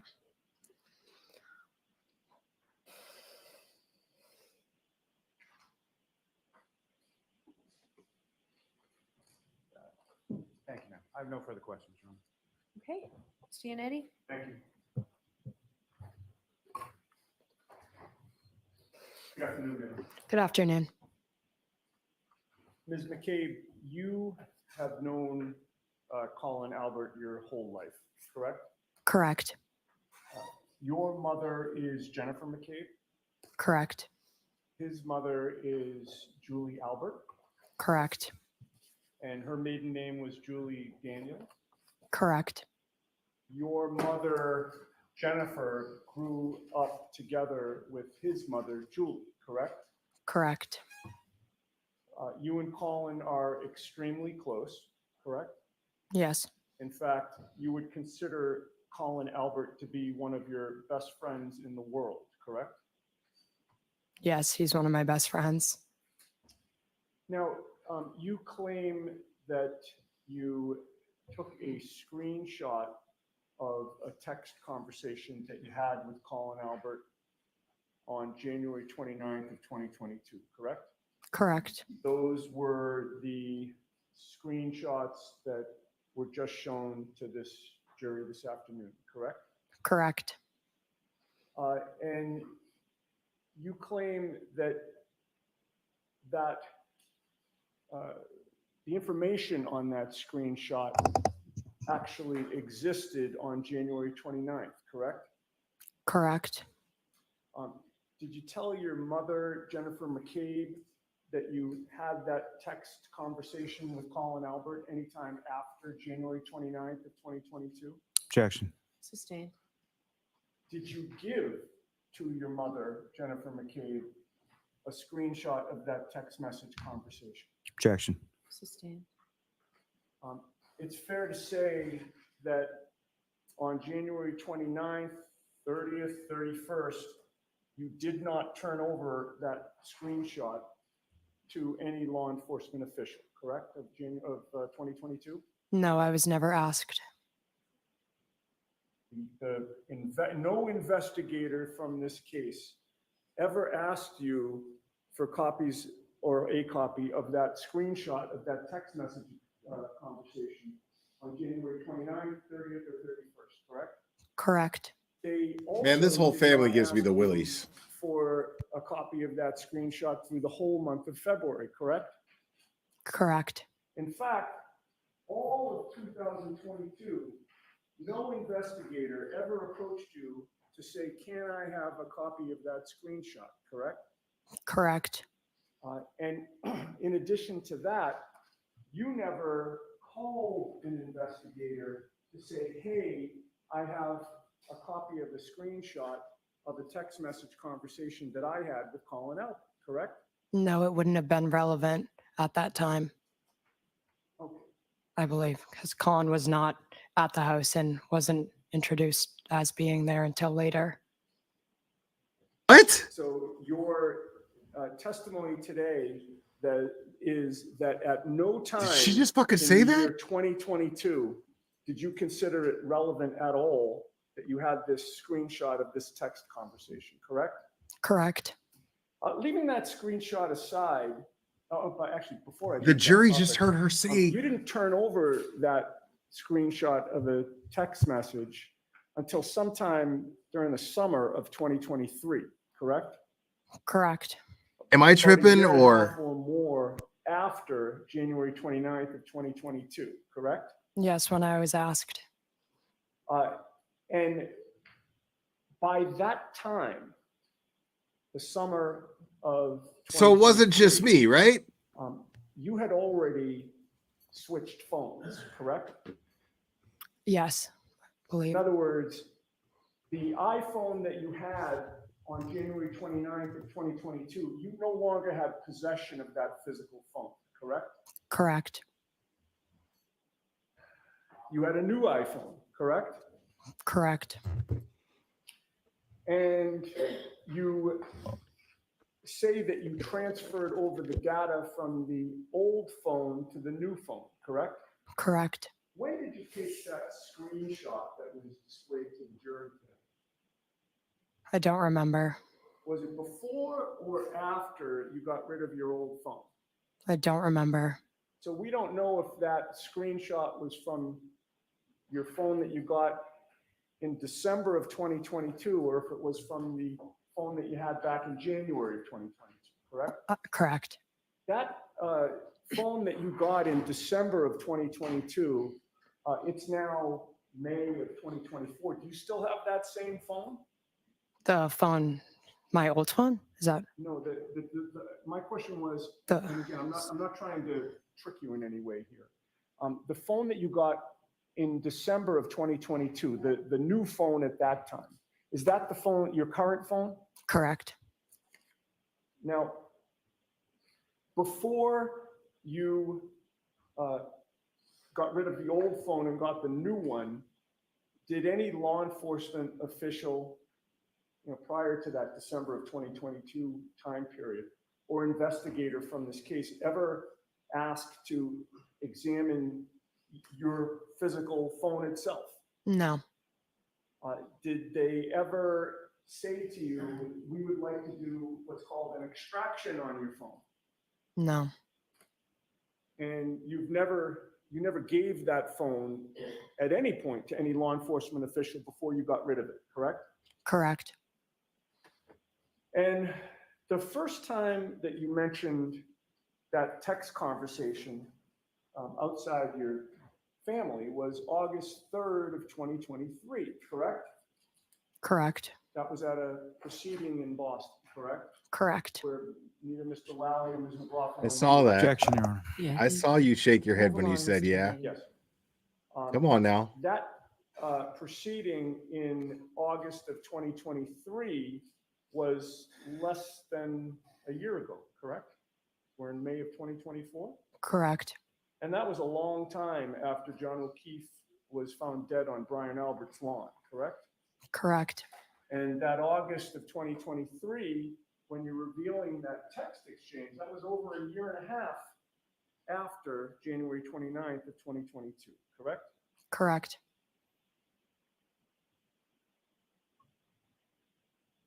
And leaving aside the screenshot, as of August 3rd of 2023, no investigator from this case, no state police trooper or anybody from the DA's office had ever interviewed you, right? Prior to August of 2023? I talked to the state troopers, but I don't know if that was before or after. That was on August 25th of 2023, which is about 3 weeks after your testimony in the other proceeding. Does that refresh your memory? Yes, then after. And Yeah. at that point in time, on August 25th of 2023, you'll agree with me that you were not interviewed at a police station or a state police barracks, correct? Correct. Or the DA's office, correct? Correct. You were interviewed by Zoom, correct? Correct. And you were not alone at that time in your home, correct? I'm not sure. Your mother, Jennifer McCabe, was present, correct? Okay. And she was monitoring what was going on. Calm down. Calm down there, handsome. Was your I mom don't there or not? recall. You're a liar. Okay. Lies. That You got too too was defensive when a he year and a asked. half after January 29th, correct? Correct. All right. Now, I'd like to ask you some questions about, oh, by the way, you've had an iPhone since you were 12 or 13 years old. Correct. And you're now how old? 20. So 7 or 8 years. She's to getting give you an pissy. Estimate as to how long you've worked with iPhones? Correct. And obviously you know how an iPhone works, correct? Correct. You know how to reply and comment on text See you, messages, girl. correct? Correct. And you know that there's a lot of tools open to you to comment on text messages, correct? Correct. You can reply to a text using an icon or an emoji, right? To like or dislike something that somebody else said. Correct. You can laugh at it, you can love it, you can like it, correct?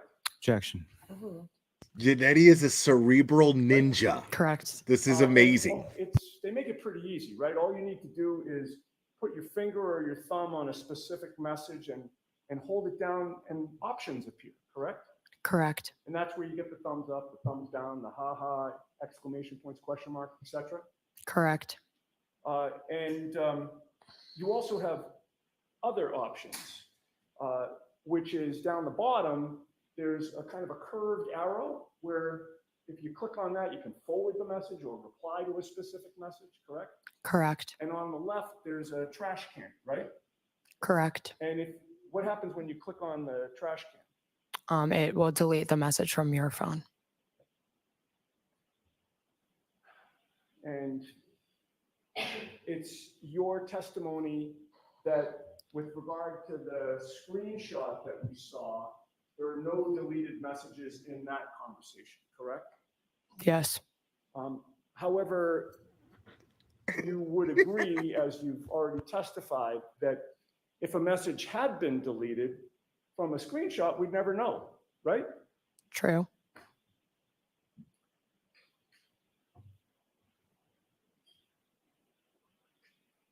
We'd never know. You're also familiar with the apps that are on iPhones, correct?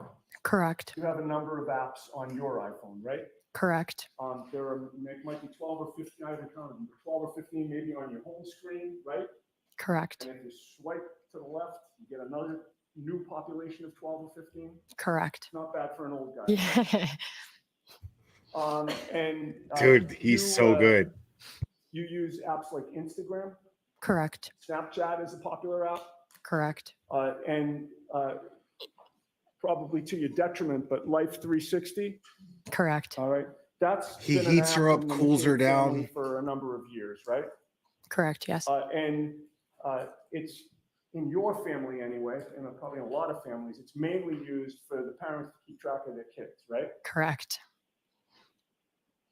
And in order for Life 360 to work, you have to have your location services on, and somebody else has to have the app and is in the family, correct? Connected to you? Correct. And with regard to, just going back to the messages for a minute, do you know the difference between an iMessage and a text message?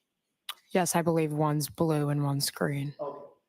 The screenshots that we saw of your text conversation that you say that you had with Colin Albert, you were in blue, right? Correct. That means that Colin Albert also had an iPhone at the time, correct? Correct. Oh shit. Where is this going? Now, with regard to the timestamp on those messages, the conversation about I'm here, I believe gave the time 12:10 a.m., correct? Correct. Are you aware how easy it is to change that time? No. Are you aware that all you need to do is go from settings to general, and then there's a date and time that you can alter? Objection. Are you aware of that? No, I didn't know that was a thing. You know that when you set up your iPhone, you have to choose a time zone, correct? Correct. And you always choose the New York time zone because that's where Boston is, right? Correct. Are you aware that if you go into settings, general, and then date and time, you can change the time zone to wherever you're going? I guess I didn't. I once knew set you my could phone do up, that, I but have no reason to change the time. See. And in addition to changing the time zone, you literally can choose any time that you want. You could make 1:45 a.m., 12:10 a.m. in about 3 seconds. Did you know Objection. that? Do you know that? Did you know that? No. But if I'm not accusing you of this now, but if you had changed the time on that from a screenshot, we'd have no way of knowing, correct? I guess. Because what a screenshot of ultimately becomes is like a photo, correct? Correct. It's not like you can edit it, right? I mean, the most that you can do is what we saw on the other photo that was displayed, which is kind of crossing out with a magic marker somebody's face or a time, right? That would be how you'd have to alter it, right? Correct.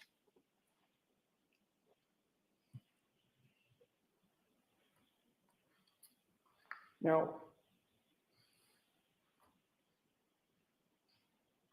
I had asked you if prior to getting rid of your old phone and getting the new one, if law enforcement ever asked you to, go through the phone themselves, and you had said no, right? Yes, they did not do that. And they never asked to do an extraction on the old phone, correct? No. What about the new phone that you now have that you got in December? Have the state police ever asked to do, have they ever asked to look through that phone? They look, no, I don't think so. You provided the screenshot that was shown to the jury today on August 25th when you talked to the state police in this case, right, of 2023? Correct. And when you provided them that screenshot, did they say, hey, by the way, can I look at your phone to see if it's on there? Objection. I'll allow that. Did they say that to you? I don't remember. But in any case, you never physically showed Come them on, your phone, man. right? No. You don't recall clicking on that text message app, the green app with the kind of white speech bubble. You didn't click on that and then click on the Colin Albert conversation and say, here it is, did you? No. And in addition to not asking you to see your new phone, they also did not ask you to do an extraction of your new phone, correct? Correct. And at some point in time, you realized that you'd have to be a witness in this case and have the unfortunate incident of having to talk to me, right? Objection. I'm going to see Counselor Tybett for just a minute on this. Dude, yo, Yannetti is just dope because, like, he's getting her to talk more than she wants to talk. Like, she straight up said in front of the jury that it was not established yet that Colin Albert was in the house until later. Like, she was talking about one interview and then talking about another afterwards. And she said no, because it was not established that Colin Albert was in the house yet. She said that shit out loud in court. Like, dude. And I'm racking my brain. I don't want to distract myself from what's being played in real time, but I'm asking myself, am I reading too deeply into that?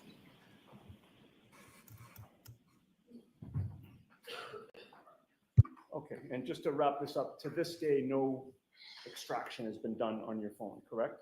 Correct.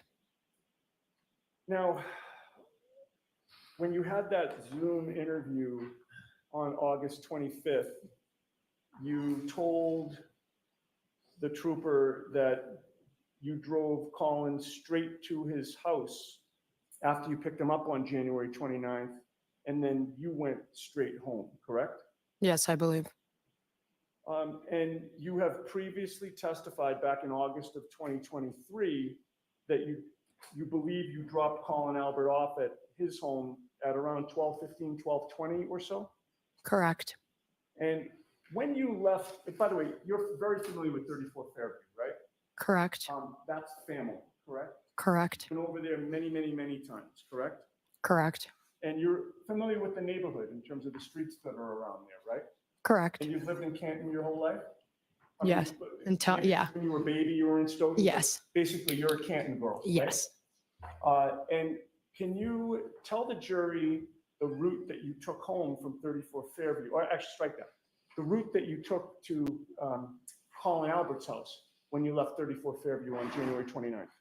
I don't remember specifically, but I would believe I drove up Fairview, then, sorry, I don't know the streets. If I suggested to you that the street closest to 34 Fairview was Cedar Crest and the one on the other side is Chapman, does that refresh your memory? Yeah, so Chapman, Okay, so I you would have believe. gone up and gone to Chapman and taken a right or a left? Really bad with directions. I am too. When I got there, I went to the center of town, his house. I don't know specifically which way. I'm trying to think of it. I can't picture it. Yes.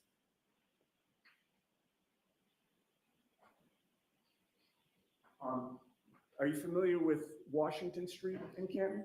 Yes. Would you have wound up on Washington Street? Yes. All right. And you're aware that the Canton Library is on the corner of Washington and Sherman Street? Does that make sense? Yes. So Here we you would go. Pass by the library? The library. Now, with regard to whether you went straight home, did you, by the way, when you went home, did you stay there? Yes, I believe so. For in the rest of the night? Yes.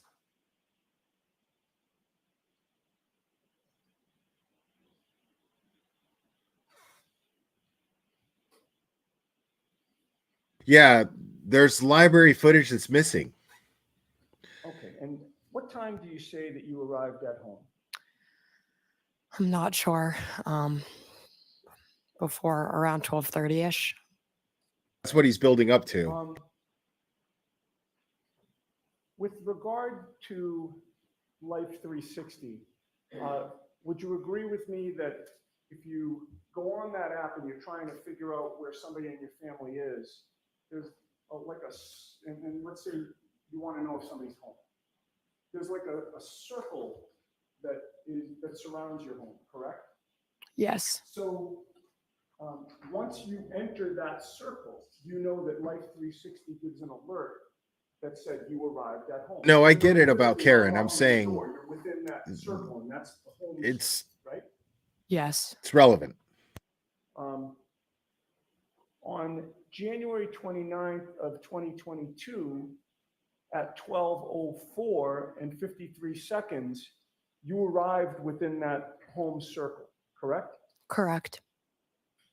And then at 12:06 and 55 seconds on January 29th, you left that home circle, correct? Correct. And then on January 29th of 2022 at 12:23 and 14 seconds, you completed a 7-mile drive where your top speed was 42 miles an hour. Does that make sense? Correct. And then you left home on January 29th of 2022 at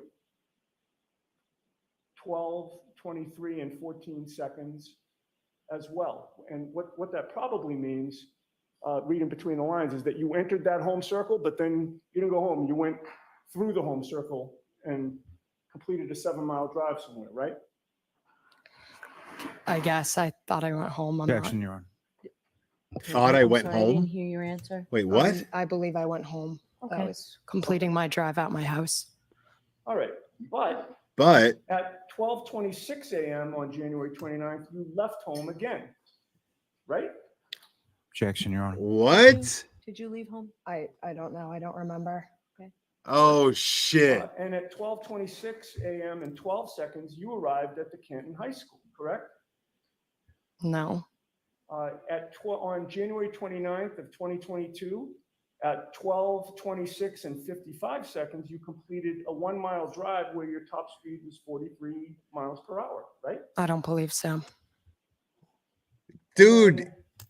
So the Life 360 is 12:26 accurate and up until 55 then? seconds on January 29th, you left Canton High School and arrived at home on January 29th of 2022 at 12:29 and 28 seconds, correct?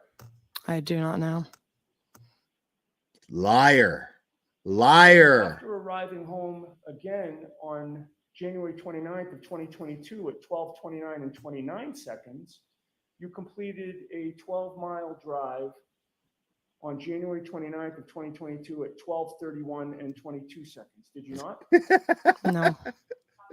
And then you left home on January 29th of 2022 at 1:08 and 15 seconds, right? I don't believe so. That's a lot of running around.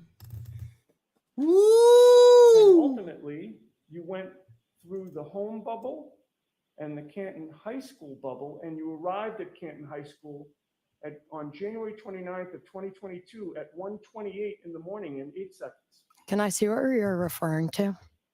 Sure. Dude. May I approach you on? Yo. This girl Probably don't need these, right? No, I'm good. is holy shit. Yeah, look at Yannetti, dude. Standing there like Kennedy. Look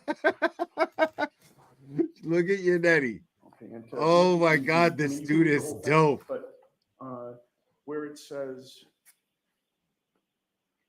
record 16 is what I just asked you about, but feel free to read the whole thing. Thank you. And if you would, read it silently to yourself and look up. Yeah, I'll wait. What?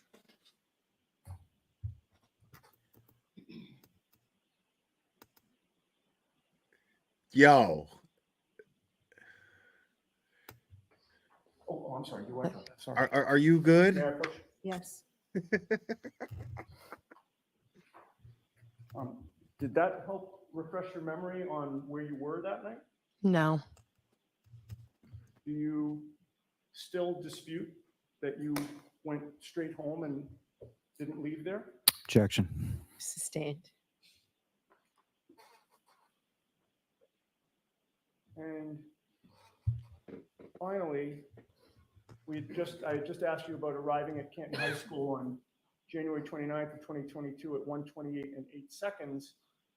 You arrived at home, within that home bubble, on January 29th of 2022 at 1:30 in the morning and 26 seconds, correct? What time did it say I arrived at high school? 1:30 in the morning and 26 seconds. And what time did it say I arrived at high school? The high school was 1:28 and 8 seconds. It wouldn't have taken me 2 minutes to go from the high school to my house.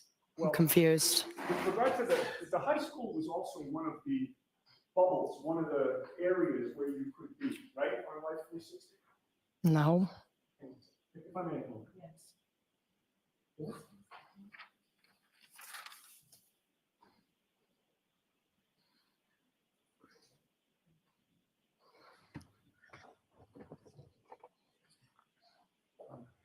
Okay. Did you say that on Life 360, the Canton High School is not one of the areas that you're tracked in? What do you mean? So remember, do you remember we were talking earlier about? Oh, like put in a location like that was Yeah, so there home, are that was multiple high school. locations, like, Are you trying to say you didn't go to the high school? Yes. Well, you're at D&E Pizza, you're at high school, you're at, home, right? I mean, those could be categories. Correct. You've agreed that home was one of the categories. Correct. And having reviewed that, the Canton High School is also in one of the categories, correct? I believe so. All right. And on January 29th of 2022, the last entry is that you completed a 12-mile drive on January 29th of 2022 at 1:32 in the morning and 23 seconds. And that's the end of the activity. Do you agree with me that that's when you finally stopped that night? I don't recall. You're a fucking liar. Yes. You're lying. And you're a piece of shit. No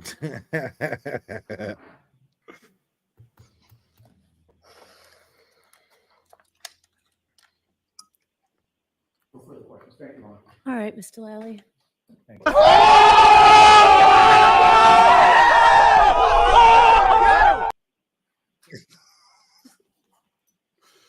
Now, Ms. McCabe,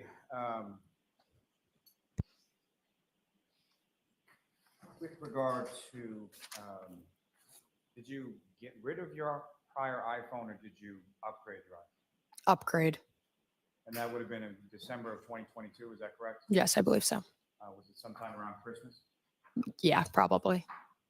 And that could have been a present as far as getting a new iPhone or upgrading your iPhone? Yes. Now, as far as any of the information that you were shown as far as the screenshot, did you in any way, shape, or form alter or delete any of the content within that text message from January 28th and the 29th with Colin Allen? No. And with reference to changing times or time zones or anything on text messages, before Mr. Yannetti asked you any of those questions, were you aware of any of those things as things that you could do with your phone? No. With regard to Life 360, Should be great. what any knowledge do you have as far as the accuracy of sort of the timestamps that are contained within that app? Well, I'm not sure, What? but on the photo he showed me, it says like turn Wi-Fi on. So that like remind Allie to turn Wi-Fi on. So that could have affected the accuracy. And that was How do you know? every single one of the alerts that was on that page that he showed you? Every single one. You're a Life 360 Now, expert Canton High then. School, do you know what street that's on? Washington Street, I believe. And Yeah. about how far a ride is it from Canton High School to your house? 7-8 minutes, 10. I'm not sure. You were in the bubble of Canton High School at 1:28 in the morning. Could you have possibly been in the bubble of your home at 1:30 in the morning? No. And unless you were going 90 miles an hour in a snowstorm? No. Now, you were asked some questions about that time frame of August of 2023 when you were asked and you turned over sort of screenshots to troopers from the state police, correct? Correct. You were asked about previous times indicating that you weren't asked and it wasn't relevant, correct? Correct. Now, you know why you were asked in August of 2023 versus any prior time period? Because Colin Albert wasn't in the house, and then it was brought up here that he was. She said it again. Brought up where? By the defense. And around that time of August 2023? I believe so, yes. And with reference to relevancy, is that what you were talking about? Correct. And what, if anything else, you're close friends with Colin Albert, is that correct? Correct. What, if anything else, has either your family or Colin Albert and his family undergone over the course of pendency of this case? Objection. No, the door's been opened. I'm allowing it. The door's been opened, June. Basically harassment. Wow. Harassment by who? Really? Here we go. Bloggers, people online. Here we go. So she lets the turtle boy shit in. Beautiful, lady. Good job. Being in the house has occurred as far as Get the fuck out of my face with this. This Can you timing rephrase? is not coincidence. with reference to what you were talking about as far as the relevancy of Colin Albert being in the house at that time, what, if any, harassment was there in relation to that and in relation to Colin? Well, No, go ahead. She can answer. Colin wasn't at the house, so he's being harassed he was not at the house when John was there, so I drove him home. So the people are harassing him saying he was at the house when it's not true. When you speak about harassment, what specifically type of harassment? Phone call, constant phone calls, You emails, keep saying, awful messages. I'll allow it. dude. Focus on this witness, not Colin Albert at this point. As far as you and your family, what, if any, type of harassment have you received? People showing up at our house, people emailing my school. Oh my God. Get the fuck out of my Just like a face lot of- with this. Harassment. Can I have a moment? Get the fuck out of my face with this fucking act, bro. Oh, God. Come on. Lady. Okay, I'm sorry.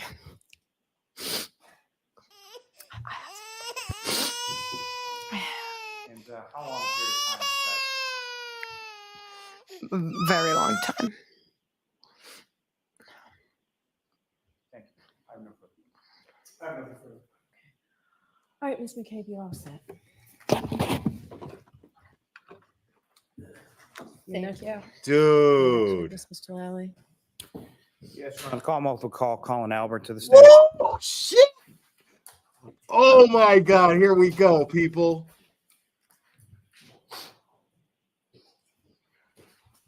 After that, and they can't talk? They don't get to talk to each other?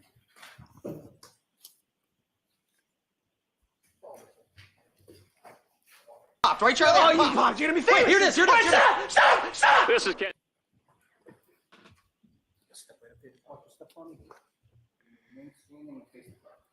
Do you solemnly swear the evidence given to the court and during the case now and hearing should be the truth, the whole truth, and nothing but the truth, so help you God? I did.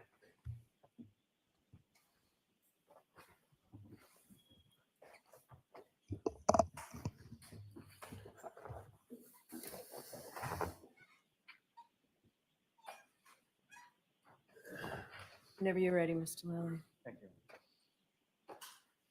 Good afternoon, sir. How are you? Yeah, this guy's dressed like a Please state like your a name and Bible spell your last salesman. name. Colin Albert, ALBERT, And where do you live, sir? Canton, Mass. And how long have you lived in Canton? My whole life. And who, if anyone, do you live in Canton? I live with my mother, my father, and my two brothers, And your mother and your father, what are their names? Julie and Chris Albert. And your brothers, what are their names? Chris and Dylan Albert. And as far as within the age of you and your two brothers, where do you fall in that? I am the middle child. And how old are you, sir? I'm 20 years old. And do you work? Do you go to school? I go to school at Bridgewater State. And what year are you in? I am going into my junior year. Now, sir, if I could turn your attention to January 28th into January 29th of 2022. Recall those days?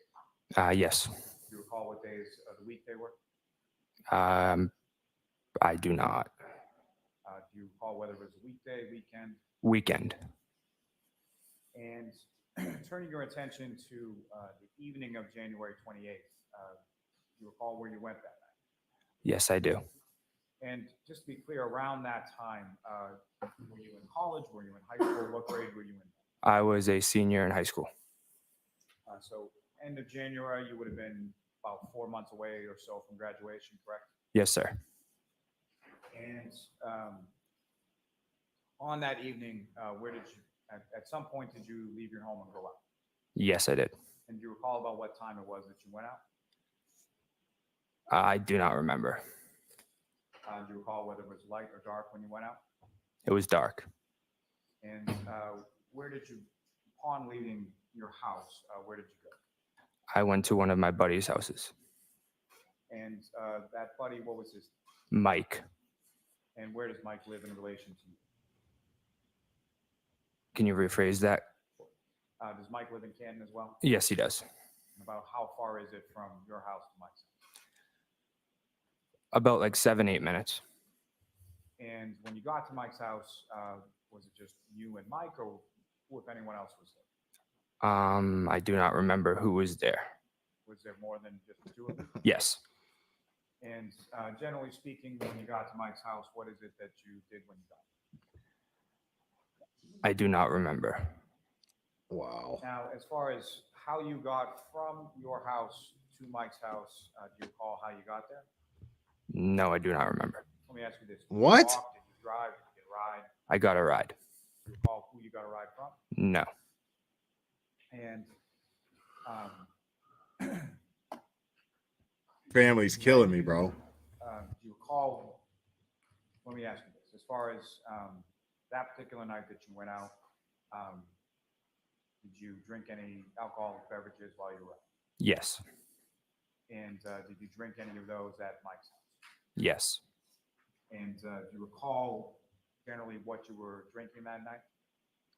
Bud Light. And when you were at Mike's house on that particular evening, do you recall about how long you were there for? Boo! You A suck! few hours. And do you recall how much you had to drink while you were at Mike's house? I do not remember. And so in reference to you going out and going over Mike's house and having some beers over there, is that why you didn't drive? Yes. So you got a ride from someone over to Mike's house, you spent some hours there, and then do you recall where you went from there? I went to my uncle's house. And fair to say you have a relatively large extended family within Canton, is that correct? Yes. And so when you say you went to your uncle's house, which uncle's house did you go to? My Uncle Brian. And that would be same last name as yourself, so Brian Albert. Yes. And how is he your uncle? Sort of how is he related to He is my father's brother. you? And why did you go to your uncle's house that night? It was my cousin Brian's birthday, so I went over to celebrate for a little bit with him. And so that would be Brian Albert Jr., is that right? Sir. And you know how old your cousin Brian Albert Jr. was turning on that night? I do not know. When do you recall how you got from Mike's house to your uncle's house? I believe Allie McCabe. And do you know the address as far as your uncle's house? 34 Fairview Road. Is that somewhere, your family's house, is that somewhere that you had been before? Yes. And so your memory is that Allie McCabe gave you a ride. Bro, he's from like a Mike's house 10-year-old. to the house on Fairview. From what I remember, yes. Now, Allie McCabe, as far as who is that to you? Or what, if any, kind of relationship you have with Allie McCabe? It is my cousin's cousin. So not technically my cousin, but we're close and like we do family events and stuff like that together. And you and Miss McCabe, are you in the same grade? Yes. We like to color. You know, My whole entire life. so not blood related, but someone that you see at family events. Yes. And someone that was in the same grade and went to the same school as you? Correct. And that school, which school did you go to at that time? Canton High School. And do you recall about what time it was that you arrived at the house on Fairview? between 10:30 and 11 at night. And did you have at that time any kind of curfew or time that you had to be home from your parents? Usually around like right around before midnight. And so was it like a hard fast, like 12 o'clock, if you're not here, you're grounded, or was it sort of around that time? Just around midnight. And so after, when you arrive there, you go into the house, is that right? Yes. And the house at 34 Fairview has a couple of different ways to get in the house in the front, is that correct? Correct. And do you recall which way that you went in that evening? The side door near the garage. And when you come into the house, where did you go within the house? What room did you go into? The living room. And then from the living room, where else did you go within the house? Like the kitchen area. And within the kitchen area of the house, who, if anyone else, was present in the kitchen? From what I remember, my cousin Brian, Emily Fabiano, Sarah Levinson, and Catherine Duty, from what I remember that night. Is it possible there were other people there that you just don't recall? Yes. And where were they situated, sort of in the kitchen dining room area? Dude, Like sitting around the kitchen table, I would say. this is so rehearsed. Now, How does he remember after those you names? He arrived doesn't there, remember who was in when his you own arrived house. there, what is it that they were doing when you walked in? Just listening to music and having a couple of drinks. Well, this is verbatim what the other testimonies Is were. that correct? Yes. Now, the other people that you talked about, as far as beyond your cousin Brian Albert Jr., did you know those other people? I knew of them. I wasn't friends with them or anything. Fair to say they were older than you were, is that correct? Correct.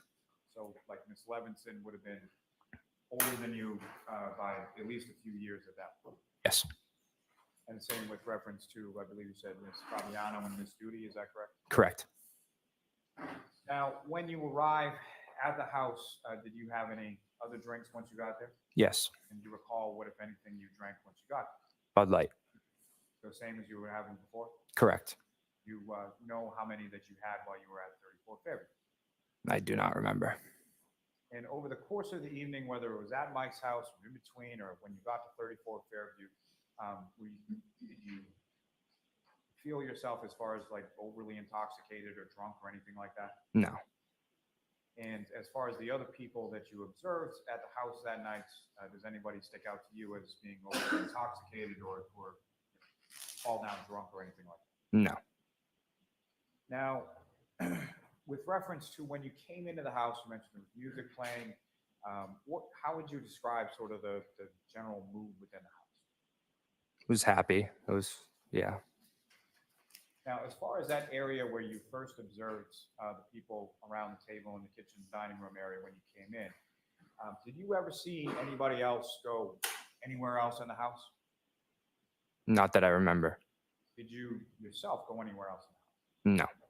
At any point in time in the evening while you were there, did you go upstairs or downstairs in the basement or out in the backyard or anywhere else besides the kitchen dining room area? No. Beyond maybe the restroom at some point?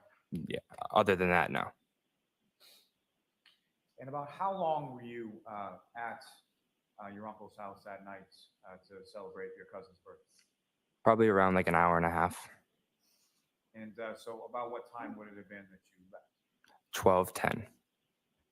And with respect to your leaving the house, who, if anyone, did you contact to facilitate? Rephrase. Let me ask it in a much easier, better way. Okay. As far as your plans were concerned, as far as leaving the house, who, if anyone, did you reach out to get a ride from the house? My friend Allie McCabe. And how did you reach out to her? I texted her. And do you recall whether or not you had any sort of other communication? Well, let me step back and ask it this way. At that point in time, in January of 2022, you had Ms. McCabe's information saved as a contact in your phone, is that correct? Correct. And on prior occasions, had you had a chance to, call that number from your cell phone that you had programmed in as Allie McCabe? Correct. And when you called that number, who, if anyone, answered the phone? Allie. Now, with respect to text communications, had you had text communications with that contact in your phone as Allie McCabe prior to that date of January 28th? Yes. And when you had those conversations, did you then also have subsequent sort of in-person conversations with Ally McCabe as well? Yes. And during those in-person conversations, was there any reference or anything talked about content that had been previously sent and communicated via text? No. Let me ask it in a better way. So you would have text communications with the person you put in as a contact as Ally McCabe, correct? Yes. And then subsequent to having those text communications, you would then speak to her either in person or over the phone, correct? No, I don't think we won't get crossed today. I don't think. The objection sustained. Watch the form of your questions. Following those text communications with the person that you had input in your phone, what, if any, verbal conversations would you have in reference to the content of the text? I'm not sure what you're asking. But Did you talk to her in person about? I don't something know you this talked word to her about? context. no. Now, with reference on that specific date of January 28th, was text communications the only means by which you communicated with Ally McCabe? From what I remember, yeah. And were there other means by which you would typically communicate with her? If she wasn't answering a text, I'd give her a call. Yeah. And were there apps or anything like that on your phone that you would communicate with her as well? Snapchat sometimes. Now, with respect to Snapchat and your family, specifically your cousins, what, if any, sort of group Snapchat chains were there with respect to your family? Yes. And specifically, who were those sort of group Snapchat chains? Who was included within? I have a Snapchat group chat with my cousins. And you have cousins on basically your father's side and your mother's side, correct? Not on my mother's side, no. You have no cousins on your mother's side? No. Watch his And body with respect language. To, the cousins on your father's side, would it be all of your cousins that were included within that? Not all of them, no. And so who of your cousins would be included on those kind of group Snapchat chains? My older brother, Chris, my younger brother, Dylan, my cousin, Kevin, Brian, Brendan, Caitlin, Kayla, and I believe that is it. And if you recall, was there any communication on that group Snapchat chain in regard to Brian Jr.'s birthday on that date of January 28th to 29th? No, not that I remember. Now, with respect, so you reach out to Ms. McCabe via text, is that correct? Yes. And she agrees to pick you up? Yes. And at some point, are you made aware that she's at the home? Yes. And how is it that she makes you aware that she's at the home? I got a text message from her that says I'm here. And at any point in time while you were in the home, did Ms. McCabe come inside the home? No. And so after you received that text message from Ms. McCabe, did you respond? Yes. And do you recall what you responded? Come in. And from that, Right. after you Just a sent dude. that, about how long was it between the time that you sent that and the time that you came out? Between 30 seconds and a minute, I'd say. And when you came out of the house, do you recall which door you came out at that point? The side door next to the garage. And when you came out that door, who, if anyone, did you encounter as you were coming out? As I was walking out, I saw my Uncle Brian and my Aunt Nicole. And you were going out, and what were they doing? They were coming in. And in addition to your Uncle Brian and your Aunt Nicole, was there anybody else that you recall that was with them when they came into the house? No, not that I remember. And what, if any, exchange did you have with your uncle and your aunt as you were going out and they were coming? I just said, I'm going home. My mom wants me home. I love you guys. Bye. And you then went outside of the house, is that correct? Correct. And did you see Ms. McCabe outside? Yes. And where was she where was her vehicle in relation to the house? In the driveway. Now, do you recall what type of vehicle Ms. McCabe was driving on that particular night or had at that time?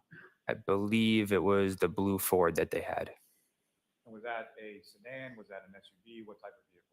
a sedan. And so you come out, that's in the driveway, correct? Correct. Do you recall whether or not it was parked on the left side or the right side of the driveway? I do not remember. And you get into the vehicle. Which part of the vehicle did you get into? That I do not remember. Front seat passenger side. Does that sound right? Could have been that, yeah. Recall whether or Leading, not there was dude. anybody else in the vehicle at the time? I mean, he can lead I and do not direct, I remember think, that. but Do you recall whether or not there was anybody else in the vehicle at the time that she had dropped you off at that location? I do not remember that either.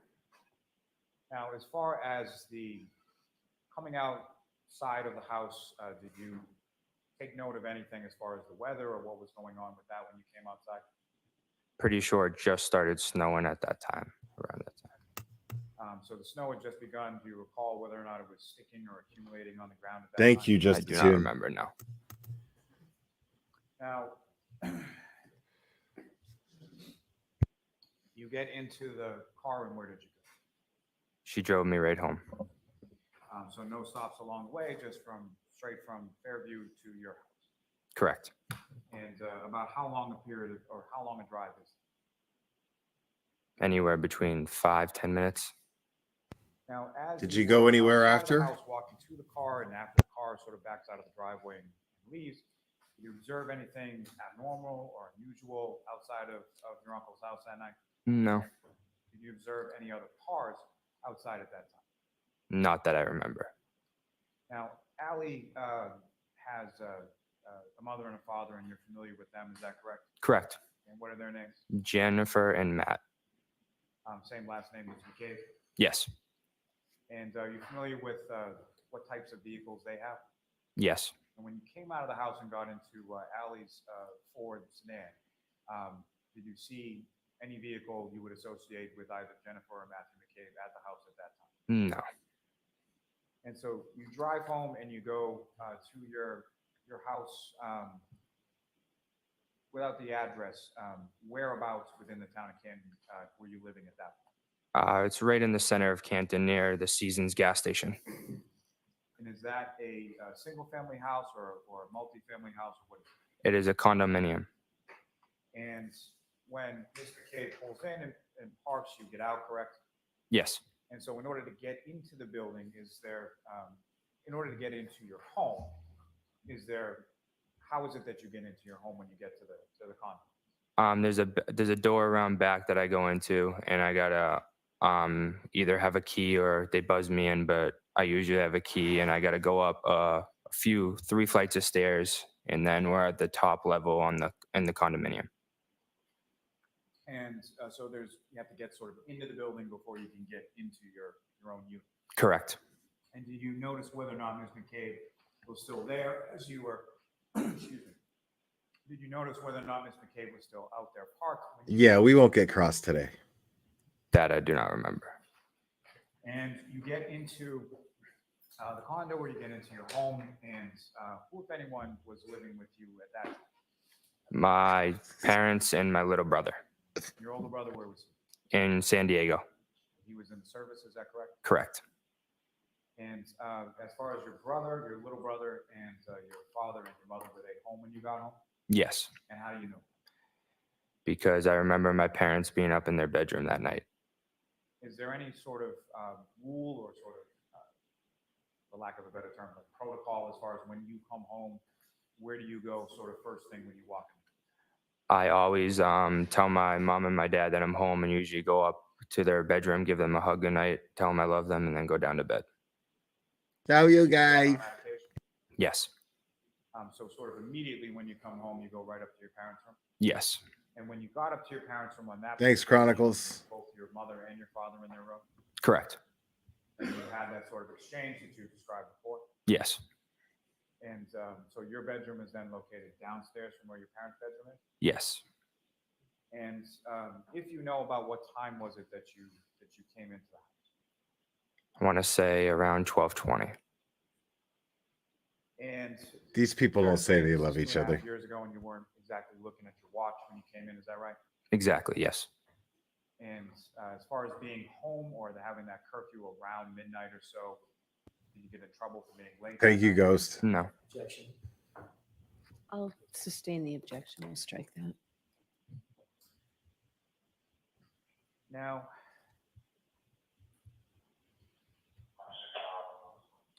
Mr. Albert, the place that you were living at that point in the condo, how long had you been living? That I do not remember. Did you live somewhere else in Canton? What? prior to- Yes. Where was it that you lived? 7 Meadows Ave. And how long did you live at 7 Meadows? My whole entire life before moving to that condo. And so all I'm sort of trying to ascertain here is. Did so you throw beer from the time cans? of January 28th, 29th, 2022. Was it a long time, short time, months, weeks, years? How long had you been living at the condo? Short time, I'd say a couple months. And so prior to that couple of months, you had lived your whole life at 7 Meadows Ave, correct? Correct. And that was a single family house, is that correct? Yes. And with respect to living on Meadows Ave, did you know people that lived on your street growing up? Yes. And at some point while you were living there, did you come to know someone by the name of John O'Keefe? Yes. And how did you know Mr. O'Keefe? He lived at the top of our street. So how many houses, if you know, were sort of in between your house and Mr. O'Keefe's? 2. And This cross is going to take how long forever Mr. O'Keefe had when it lived happens on that tomorrow. street? I do not know. And how did you know him, sort of, if you could describe sort of your relationship with your neighbor, Mr. O'Keefe? I knew him because I knew that my parents were friendly with him. So and I knew he lived at the top of our street. That's how I knew him. And were you aware who, if anyone, lived at the house with Mr. O'Keefe? I know his 2 kids that he brought in, adopted, lived there, and I'm not sure who else. And that would have been his niece and his nephew that he adopted, correct? Correct. Where were they in relation to you as far as age? A lot younger. I don't know the exact age difference, but So if you were in high school, they would have been some grade far below. yes. Now, as far as your relationship with Mr. O'Keefe, your neighbor, about how often would it be that you would see him? Not often. I drive by every now and then. He'd be outside, and I would wave. He'd wave back. That was pretty much it. I'd wave my middle finger at him, During and the time that you lived on Meadows Ave, or a couple months subsequent to that, is there ever any animosity or any sort of arguments or anything that you would ever had with Mr. O'Keefe? Never. what a fucking liar! From your perspective, as far as how would you describe him as a person? A nice guy, a good guy. I threw beer cans on his lawn just to piss him off, you know? Now, with respect to, if I could bring you back to Fairview Road on January 28th and 29th of 2022. Obviously, you were familiar with Mr. O'Keefe at that point. Yes. And at any point in time that you were in that home, did you see Mr. O'Keefe inside the home? No. At any point in time that you were outside of the home, going in, coming out, at any point in time did you see Mr. O'Keefe? No. At any point in time on the evening of January 28th into January 29th, 2022, did you see Mr. O'Keefe anywhere? No. Yeah, right. At that time, end of Like we January believe you now. 2022, were you aware of, or did you know anybody by the name of Karen? Yes. And how did you know? I knew that she dated Mr. O'Keefe. And had you had any sort of prior interactions with Miss Reed prior to January 28th? Not that I remember, no. Did you know what she looked like? Not really. As far as any interactions, would that be just sort of driving by the house? Yeah. Maybe drive by, wave. That was about it.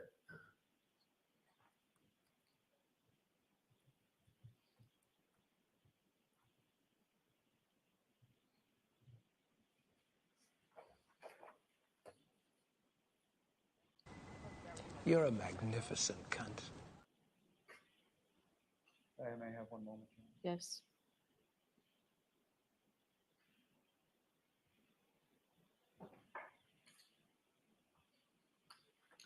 Now, as far as that sort of reaching out to Ms. McCabe on that particular evening, was that something that you had done before? Yeah. Is that something that sort of you and your friend group did together, as far as if somebody was out and driving around and somebody else was maybe drinking somewhere, they could contact them for a ride? Yes, correct. That was as opposed to somebody drinking and then getting behind the wheel and driving, correct? Exactly. No cross today. Now, sir, I don't see that happening. At least not enough time for it to get good.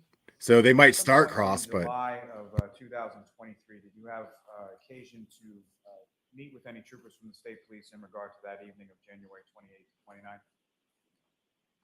Say the date again. Some point in July of 2023, did you meet with any troopers from the state police? No. At some point subsequent to that date of January 28th, 29th, did you meet with any troopers from the state police? Yes. And you were asked questions and you answered them, is that correct? Correct. And following that conversation or interview that you had with troopers from the state police, what, if anything, did you provide them with reference to your phone? Can you rephrase that? Sorry. At some point, did you provide them with a screenshot of a text communication between yourself and Ms. McCabe? Yes. why would he do that? Was that something that you took a screenshot on your own phone and then were able to then provide it to them? Correct. When was the date of this? May I approach? Yes. What was the date that he talked to the troopers and gave them the screenshot? That's what I'm missing. Showing you a document, just asked you to look up. Look I at missed it. And then look up when you finish. And do you recognize that, sir? Yes. What do you recognize that? My text messages between Allie that night. And what's contained on that, is that a fair and accurate portrayal of what you recall as far as the text messages, or what was on your phone as far as what you took a screenshot of the text messages between you and Allie McCabe that night? Yes, sir. I approach again, Your Honor. Okay. I'm Walter Seaton. Was it July of 22? Mr. Jackson? Sure.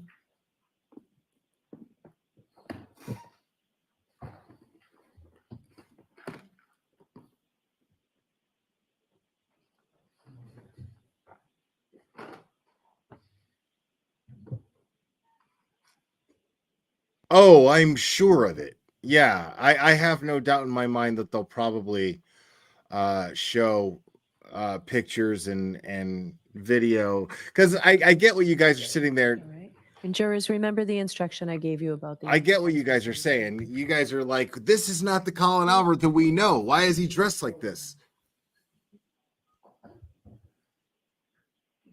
Like, why is he dressed like a fucking computer repair guy? I don't understand. Well, it's it's because they want to make him look as innocent as possible. Your Honor, with the court's permission, may I publish this for the jury? This is not uncommon, but it's weird that they're doing it with a witness and not a defendant. You only see them do this with defendants, is dress them up real nice and make them look real innocent. Sir, what's up on the screen, is that what you have before you as Exhibit 84? Yes. And the contact that's listed at the top states out, is that correct? Correct. Is that how you had Ms. McCabe programmed into your phone? Correct.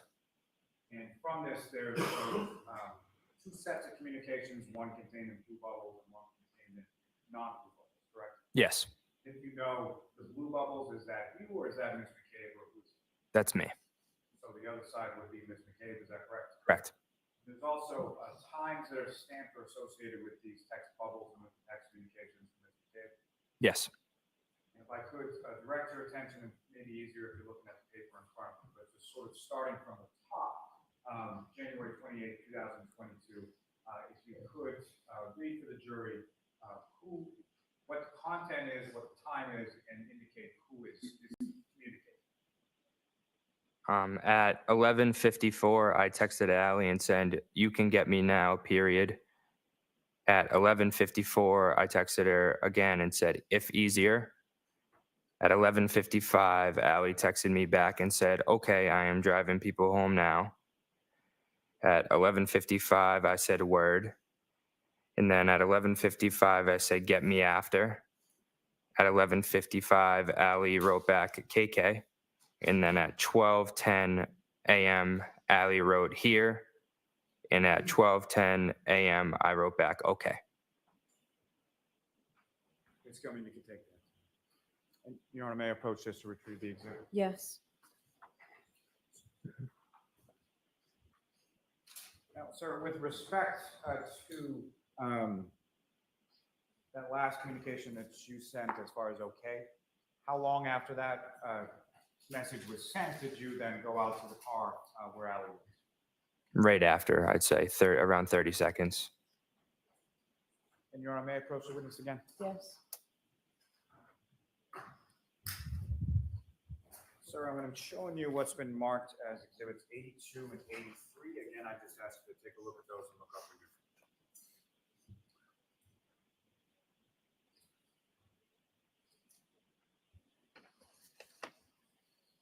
And do you recognize those, sir? Yep. And what do you recognize those? Say that again. What is in those photos? A picture of me and my aunt and a picture of me by myself. And do you recall sort of when those photographs were taken? Yes, February 11th. And why is it that you recall that, well, let me ask you this. As far as February 11th was concerned, where were you that day? I was at my uncle's house. And why were you at your uncle's house on that? My cousin was coming home for leave from the Marine Corps, so we had a little gathering for him. And just to be clear, when you say your uncle, you're talking about your Uncle Brian Albert again? Correct. Your cousin that was coming home from the Marines, what's his name? Jack Albert. And so on that evening, you were over that house, is that correct? Correct. And the first picture in exhibit, I believe it's 82, is that correct? You and your aunt Nicole? Correct. And what's contained on there, is that a fair and accurate portrayal of sort of what you looked like as far as your arms, your hands, your face, all of those things on that date of February 11th? Correct. And the second photograph is again you by yourself, is that correct? Correct. And from that photograph again, is that a fair and accurate portrayal of what you looked like on February 11th? Yes. And from the second photograph in, if you know, where was that taken within the home of your uncle? In the library at 34 Fairview. The library. Again, that library or any of the other rooms within the house beyond the kitchen, the dining room, or possibly the restroom, did you go into any other areas of the house on that night of January 28th into January 29th? No. I approach this to retrieve your Yes. Yep. One moment, John. Okay.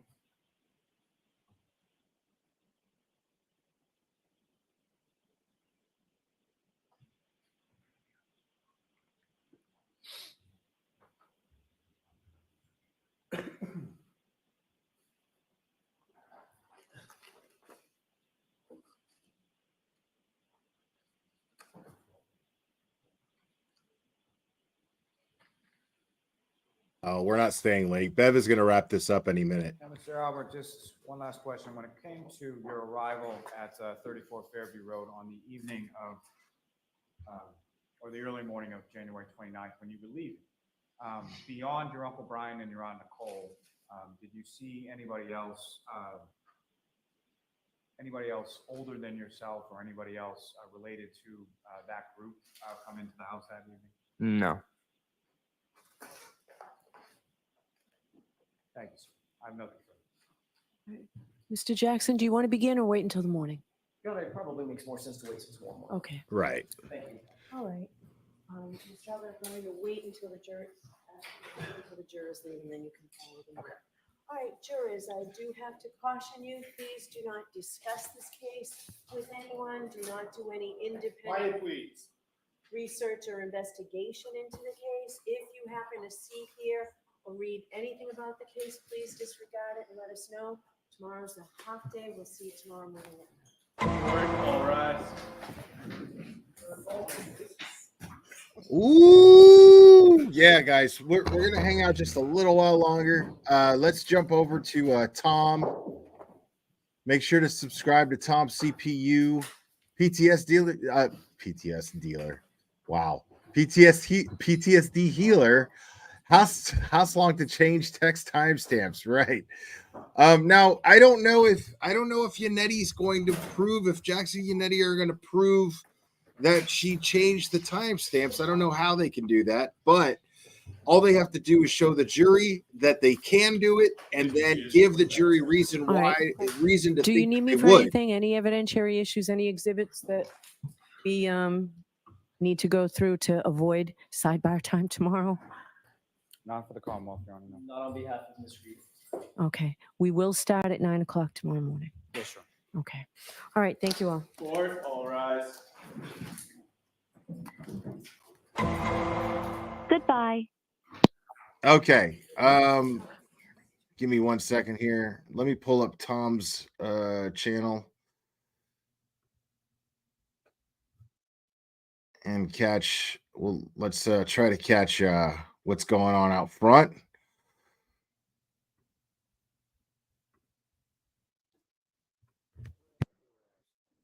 course, that's what Tom's got going on, right?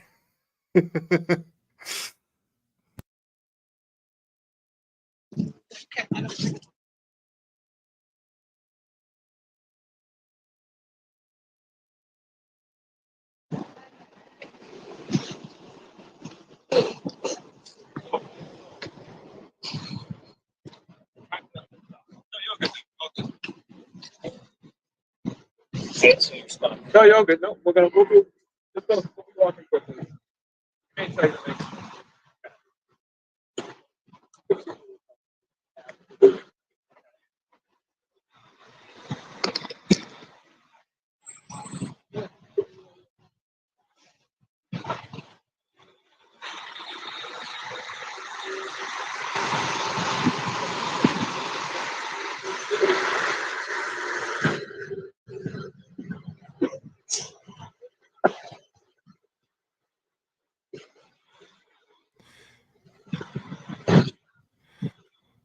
Yeah, they don't even need to change the timestamp. Right, just a tune. His dad put him in the house after 10 a.m. I don't. You're good. And Allie McKay basically admitted that they lied about him being in the house initially.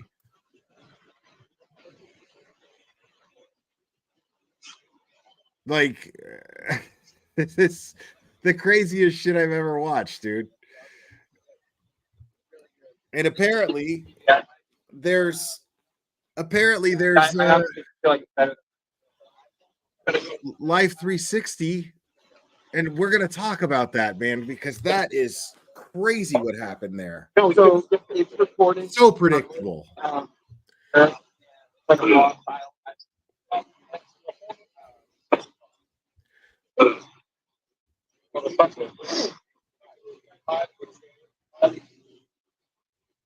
As soon as she got caught in a lie, she played victim. She went the victim route. As soon as she got caught lying, as soon as she realized that her testimony was a clusterfuck, train wreck, shit show, she played victim. Hans Gruber, thank you so much. Reed Grant's HPO appeal, he posted plaintiff. Reed Grant's HPO appeal he posted. Oh, I can't. Grant blocked me. I can't. He finally blocked me. But thank you, Hans Gruber. If you know how to get into Grant's Twitter, I need the code key. The code key, Mr. Takaki.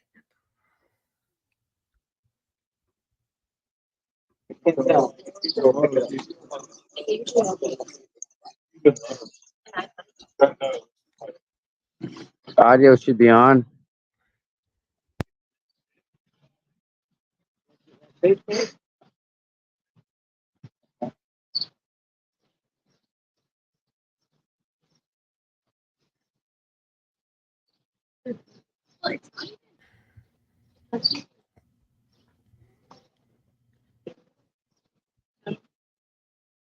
going to remove his heart with a spoon because it'll hurt more, you twit. No.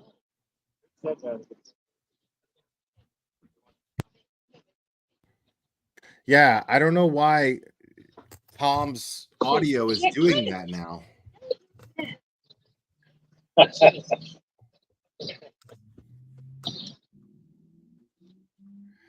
It wasn't doing that before. I got him yesterday. I got him yesterday. Yeah. He'll talk. He just wait for him. Yeah, we always look around. Yeah, sometimes he's wrong. Give me my. A couple times he said to me, I have to wait to see it in court, though. Like, Jackson never does that. Sometimes you're not even City Police Department. You talk yesterday. Give me my. I was like in the middle of requesting graphics at like 2:30. Then I just sent a text and an email. I was like, never mind. Delete everything I've sent you. Nothing matters. Double check. Did you change the date and time of your text? Did you know that you could do that? I'm learning so much. I'm learning about DNA. I have never known you could do that. It changes your text message, your date, your time, Going forward, but your text messages still have the same time. I literally did it. we should call you as a witness. But I was like, So it's fascinating because the jury heard all of this. hey, we all tried it. It didn't work. What?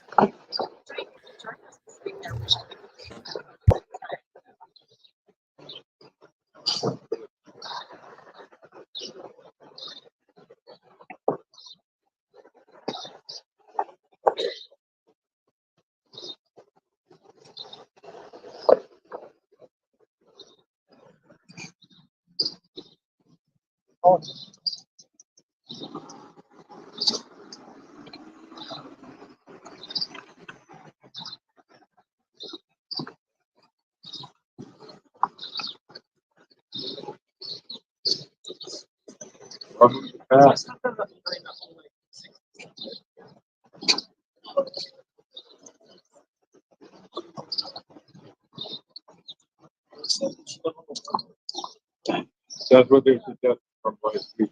She said she went straight on.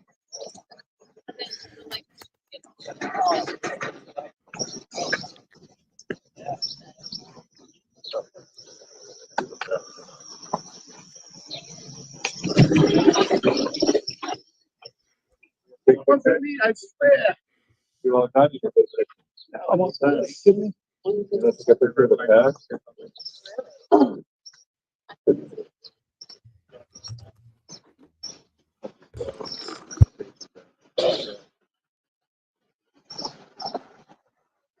You guys know this guy's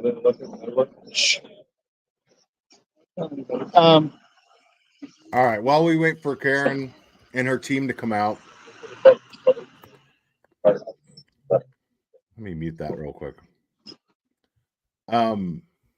Yeah, there's a few more things that I'm going to go over once we get that the footage from Tom CPU. Make sure to give Tom CPU a like for this. And make sure to subscribe to Tom CPU if you're not already.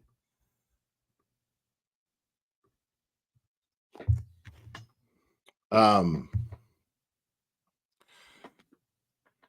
mean, yeah. Oh, holy! The McCabe's are going to be the ones, dude.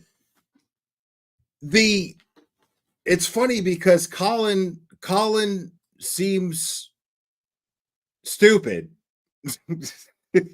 Don't get me wrong; he seems stupid, but he also seems pretty street smart, more or less. He knows to keep his mouth shut, and he knows how to play stupid. Here, let's put the sound back on for this. And cross-examination of Colin Albert. I mean, it's going to be a thorough process.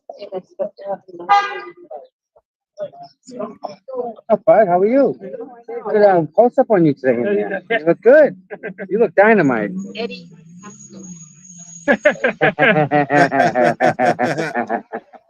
Remember him? Oh, yeah. Karen Regis said Eddie Haskell right to the camera, talking about Colin Albert and the way he was dressed. Eddie fucking Haskell. She looked right into Tom's camera and said that. You gotta love it. Right. She looked right into Tom's phone and said, Eddie Haskell. Wow.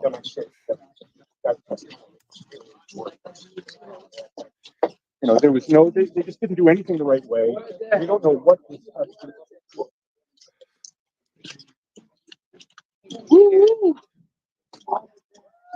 Justice. You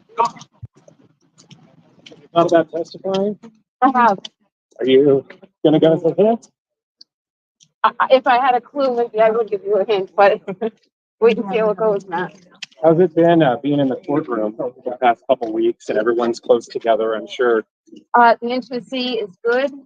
Sunlight is the best disinfectant, and it's vindicating, Matt. It's vindicating. It's gotta come out. Thank The only way to do it. Here we go. Job and it's Thank you. Well said, Karen. Yeah. Haven't been given yet. Sunlight is the best And I think, disinfectant. you know, there are questions about whether they went right home or not. That was the point. Can you tell us where you met her? Is that life? Well, we have some more trial to go, so I think we'll reserve that for now. Thank you, guys. Good job, guys. Good job.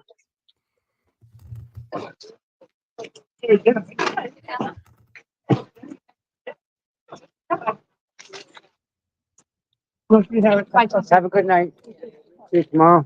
No, Friday. Friday. Friday. Okay. Thanks, Rick.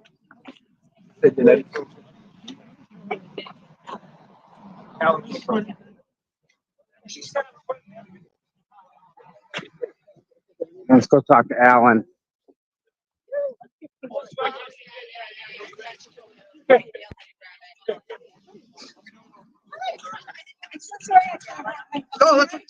You're more important than I am. There's Larry. There's Larry and Paul. How was it? Nice. Very good. Saw you guys a couple times on camera. Looked good. Everybody looked good. Yeah. Did you catch me dozing off? Right up front. No, he was very, very. He was right there. I'm so glad Paul got to be in the courtroom for that. I'm really glad he did. It's a bummer that Turtle Boy wasn't in there, though. Turtle Boy deserved to be in there for that. Turtle Boy, You know deserved it, to my look friend. those You people can't do right in the nothing eye as either. they lie. It's there. Yep. Yep. Hi, Kristen. Good. Hi.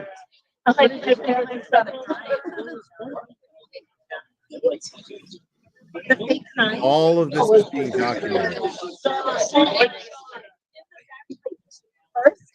Sweet. I was like, that one, she's like an actual full blown tears. She was like,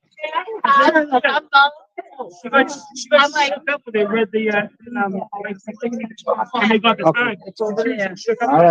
All right. I'm with Paul. So whenever he goes, he's back there. No, he's right here talking to We're people. gonna do a little recap. What do you think, Larry? How was it? Oh my God, he looked so believable. Colin Albert, especially. Really? Like I think he's a star witness. Nice. 3 out of 10 stars. It was fun. I really enjoyed myself. Finally being there for the testimony rather than jury selection.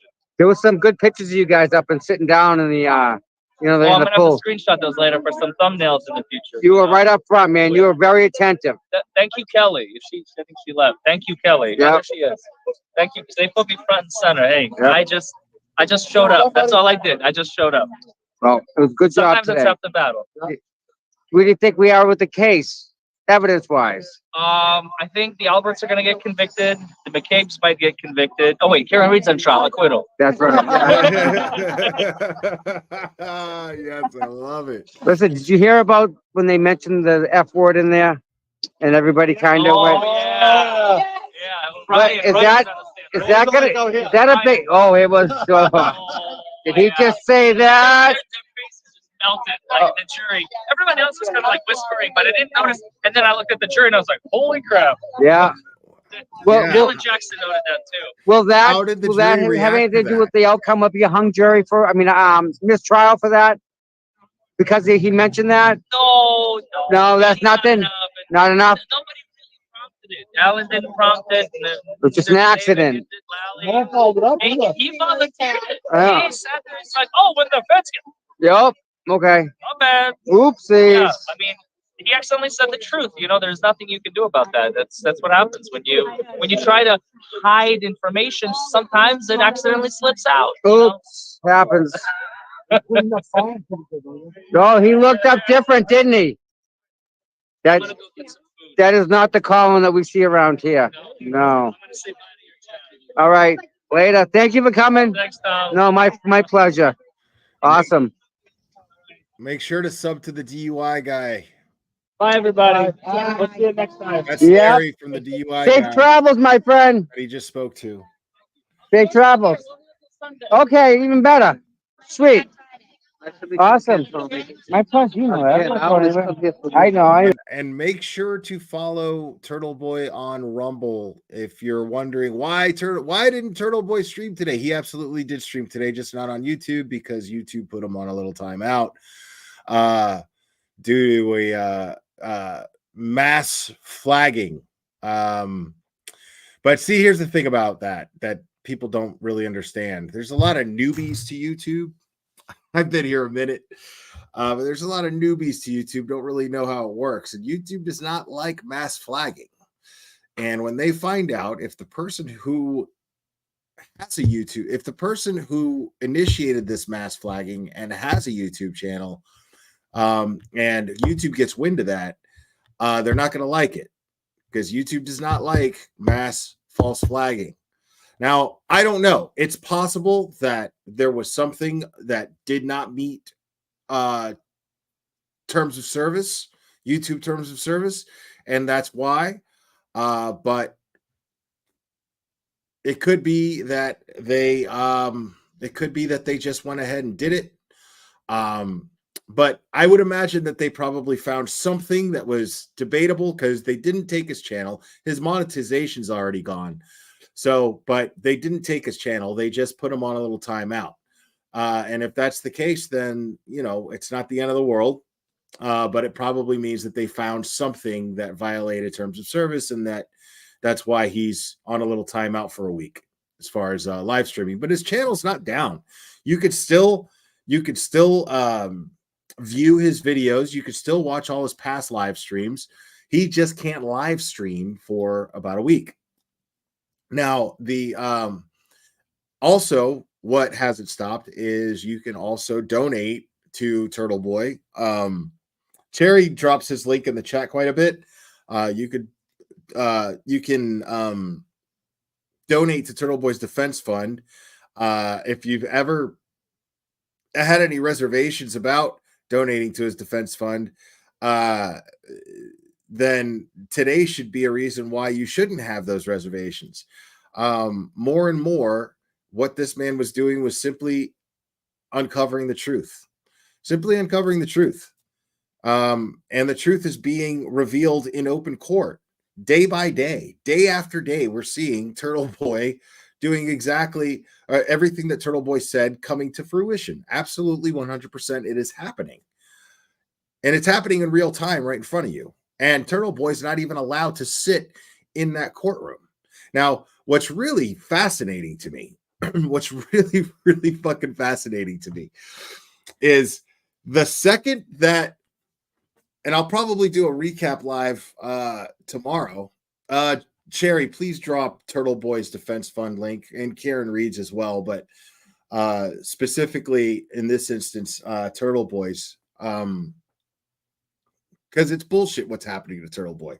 He's being made a scapegoat for the prosecution to deflect and distract the jury.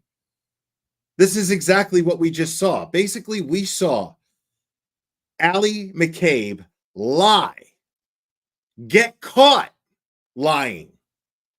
And I'm talking cold busted fucking, I saw you walking in the rain busted lying.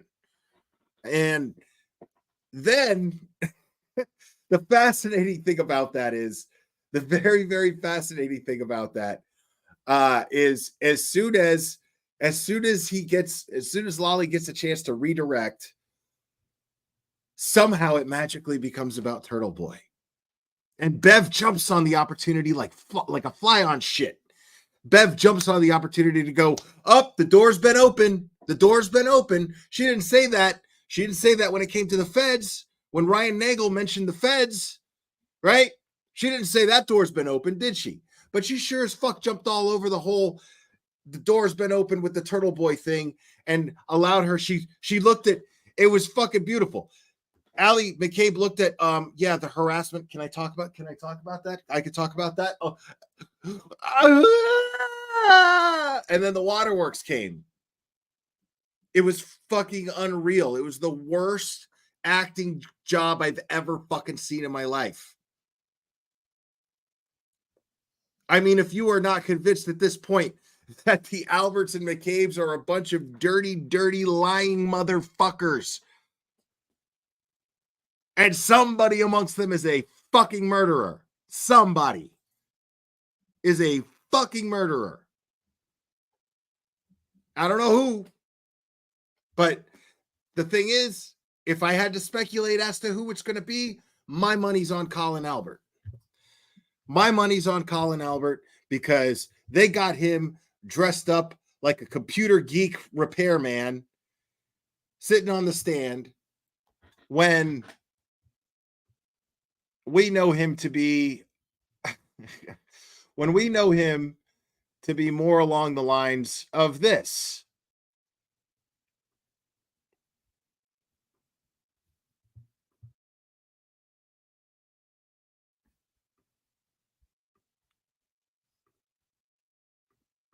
No matter the weather, no matter the pain, their kick always starts the game. The team must run it back as far as they can while the opposing team tries to defend. Hey, wrong one. My bad. Hold on a second. Just give me 1 second. Give me 1 second.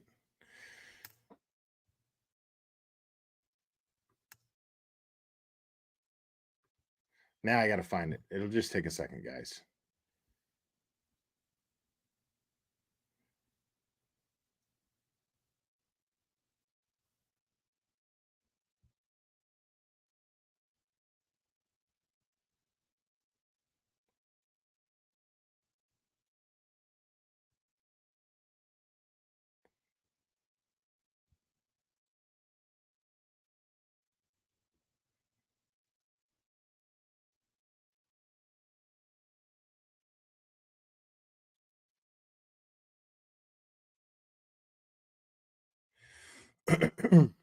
Excuse me.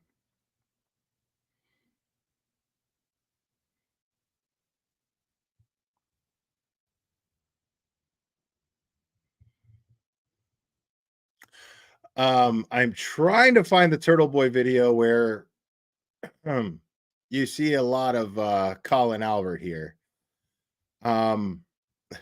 It's fun stuff.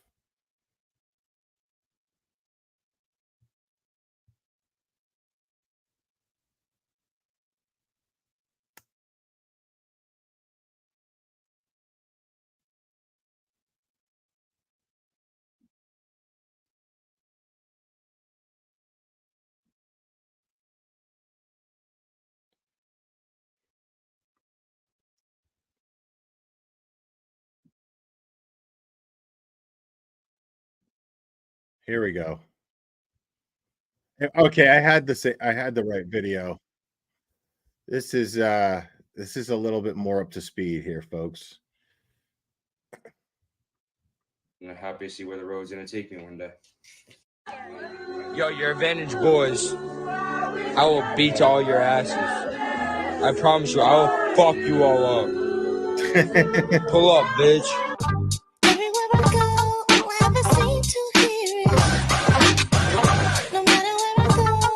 Okay, I got to turn that music off because I'm going to get dinged. But yeah, look at those knuckles. Look at those knuckles. Look at, yeah, such a sweet boy. Such a sweet boy. That dude sitting on the stand was not that guy. Okay. Now, I'm not saying he did anything. All I'm saying is he was putting on an act sitting up on that stand. That's what I'm accusing him of. Me personally, what I am accusing Colin Albert of directly is fucking lying, and being up on that stand and being deceptive about his appearance, about his demeanor, about his character, and being deceptive about the night in question. That is what I'm accusing Colin Albert of. I am not accusing him of doing anything inside that house necessarily, because I don't know what happened inside that house. I wasn't there. I have no fucking idea. But I know that there's a shit ton of people fucking lying about it. That I know for a fact. That I know for sure. Without any doubt in my mind whatsoever. Okay, what time does Howie go on?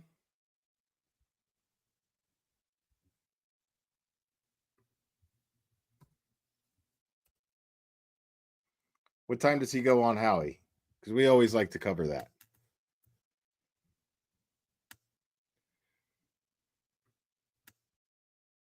Let's see.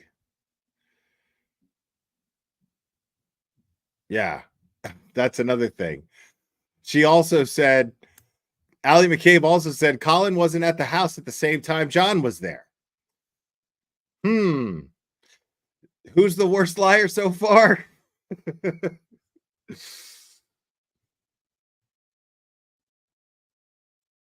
Oh my God. I'm not seeing anything about Howie Carr.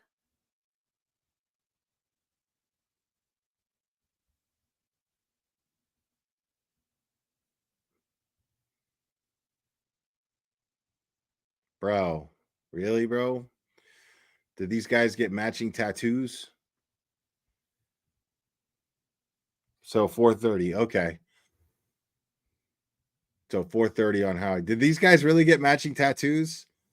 Seriously, dude? Seriously? Gay! Oh my God. Hey, so how was your tattoo experience? Was your tattoo experience memorable? So how did you like that? Loved it. I want to ride that horse again sometime. Ooh, yeah. Wow. Oh my God. Somebody lock me the fuck up, bro. I can't fucking get over it. This is the craziest goddamn thing I've ever seen. I've never seen any shit like this ever covering crime cases, dude. Never. 4:33 on Howie Carr. I got it. Thank you guys. Appreciate it. No, Cherry. Look, Cherry's gonna quit on me. Hold on. Let me get my Colin Albert on. No, Cherry, please don't go. Please don't go, Cherry. I don't want you to go. No. Please don't. Please don't, Cherry. I really want you to stay, Cherry. Please don't quit, Cherry. Okay, please.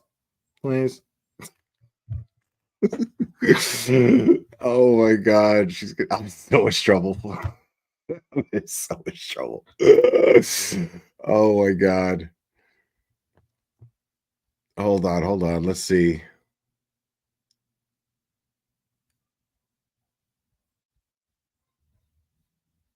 Let's check in on let's check in on a couple other things real quick before we get into the Howie Carr stuff.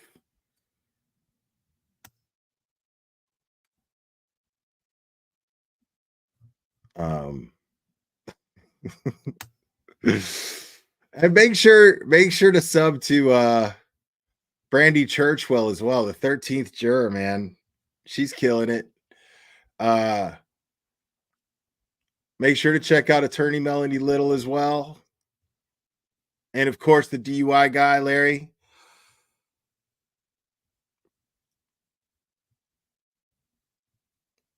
Okay, let's see here. Let's see.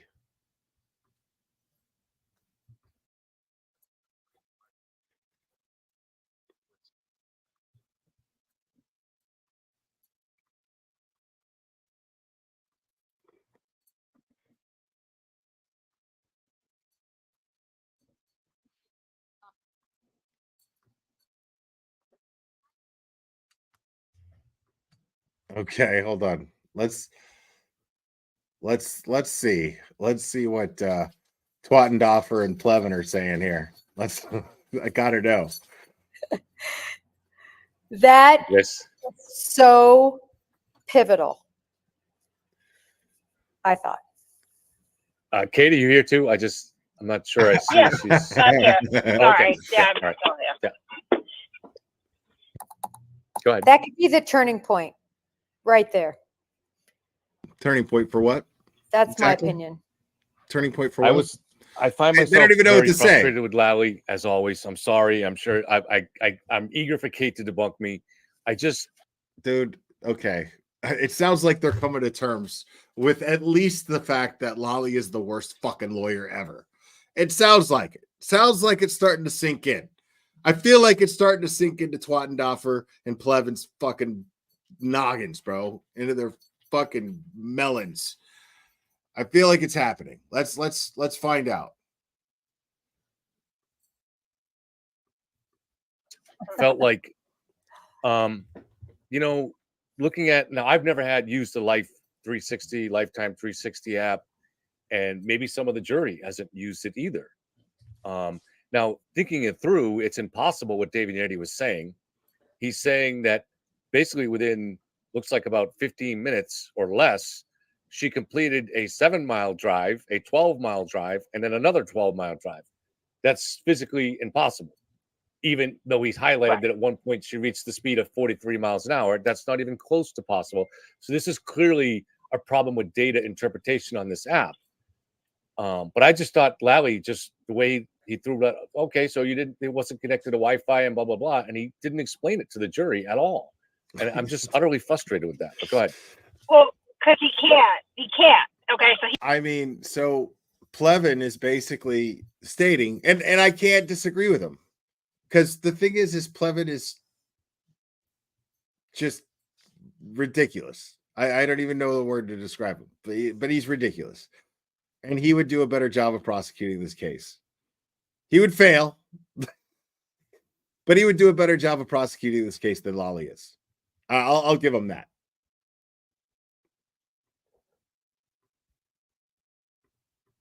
So he can't testify. He can only ask questions of the testimony. So I think, at first you had texted me like, why didn't they use the Life 360 data? And I was like, yeah, I don't know, because I've known that it existed for a year now, right? But when the defense pulled it up, I was like, okay, that's why they didn't use the Life 360 data. Right.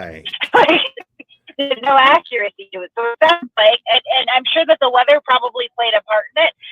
Case in point, I'm sure I've had some bumpy moments even just sitting backstage because I'm on my cell phone and I'm driving from location to location. It's raining today.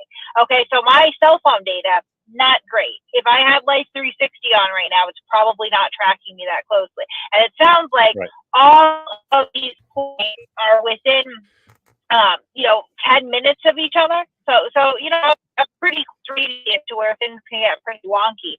And it sounds like you guys are alerting Jen the whole time your kid's service is not good. This is not a good connection, So it doesn't really show much as far as the Life 360 data goes, other than, a sort of maybe a test she had taken earlier in the evening. I also noticed that, the 10 times data question here, and then he got right up to it and right afterwards, but he didn't address where she was between 12:10 and 12:24 when she would have been presumably picking up calls and answering them. Oof.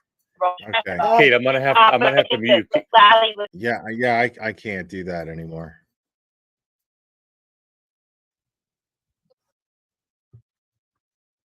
This all up and say, I would think so. With the Wi-Fi warning like that, it's not Yep. properly registering, and it's with all those apps. It's with the we're seeing it with the Apple app, right? That is going to Yep. show climb 3 steps. I think this is all going to be explained, but Allie McCabe could never explain it, right? Because Right. That's a really, really excellent point, and thank you both ladies. But for she pointing that out. tried. That's true. It's going to have to be another But technical expert. Lolly asked her as if she was an expert. Lolly asked Allie McCabe as though she was an expert. Terry, calm the fuck down. I saw. Relax. Anyway. You and your goddamn all caps. So Lolly asked Allie McCabe as though she was an expert. As though she was an expert. Did you know this about all of the Life 360? No. Like, you can't ask her that. You can't ask her that because she doesn't know. And that doesn't matter. It doesn't matter. It doesn't matter because Allie McCabe put John O'Keefe in the house. Inadvertently put John O'Keefe inside the house. Allie McCabe also basically told the jury twice that they kept the fact that Colin was in the house deliberately. And then now that it's out in the open that Colin was in the house, then, you know, she changed her statement. I'm blown away. I'm blown away by this shit. All right. So I think Turtle Boy's about to start on Howie Carr. Let's bring that up real quick. Person that's ready. And he's going to give a wise.com. I'm sure he's Hi, going to this give is a Bobby very Atenzio from Paul's Landscape Service detailed and Supplies. I'm a regular listener to the Howie Carr update. Show and have heard the ad for the Rizzo Insurance audit. I was astonished by how much. All right, I had to mute that. So we got to keep our eye on Howie there. He's talking to his producers and engineers and whatnot. Whatever goes on in a damn radio station, I have no idea. Never been in one in my life.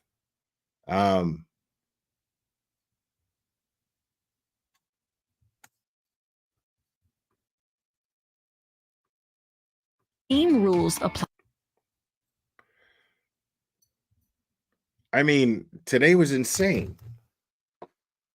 Allie McCabe just sunk everybody.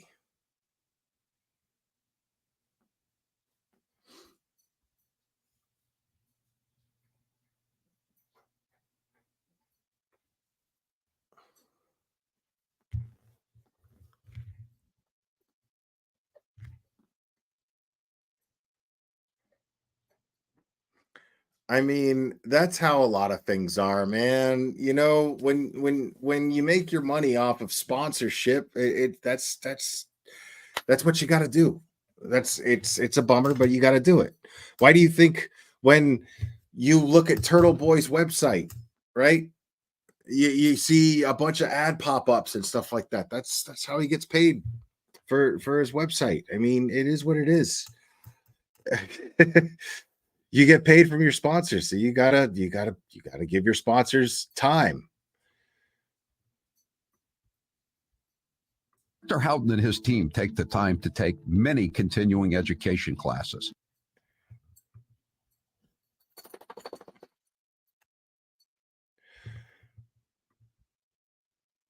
They're conveniently located in Nashua, New Hampshire, right off Route 3. Parking is easy and free. You can visit them online at perfectsmiles.com and watch my testimonial video. Or you can call them at 603-595-6699. Take a listen to my Meet the Experts podcast with Doctors Houghton, Tam, and Sy. I think you will be very interested in what they have to say. perfectsmiles.com. Change your smile, change your life.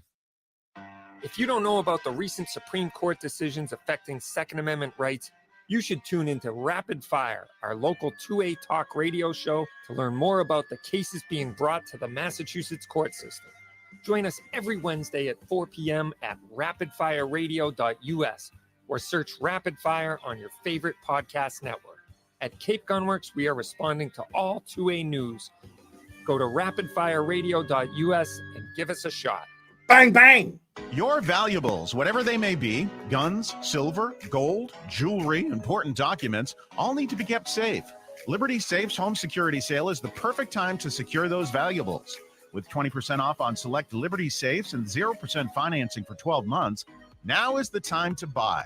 When only the best will do for you and your home, choose a Liberty Premium Home Safe. This combination gun safe for sale features some top security features. Visit libertysafe.com today.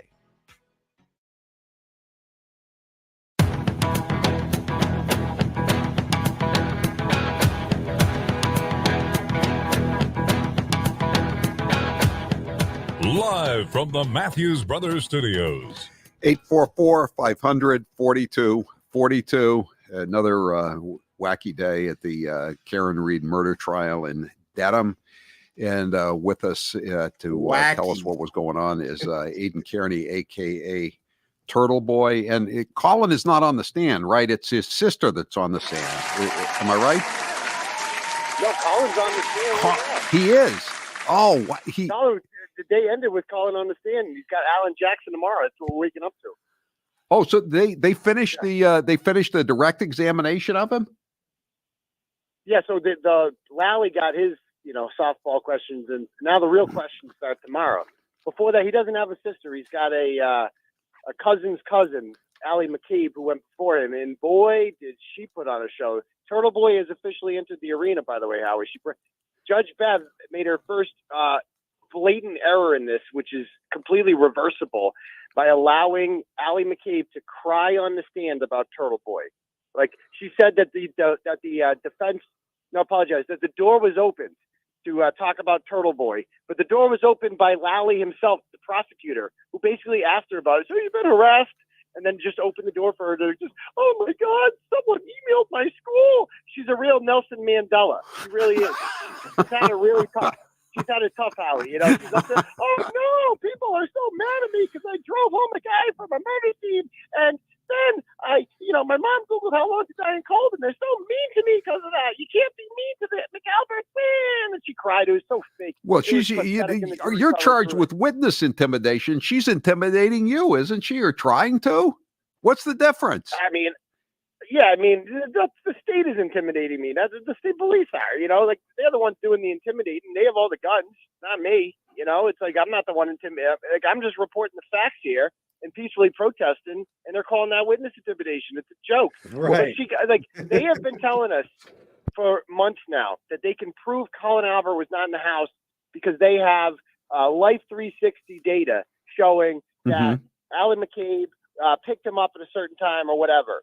So the Life 360 data came out in court today, and it showed that she lied. She said she was home by like 12:25 after dropping him off, and the data shows her driving miles and miles until like 1:38 in the morning.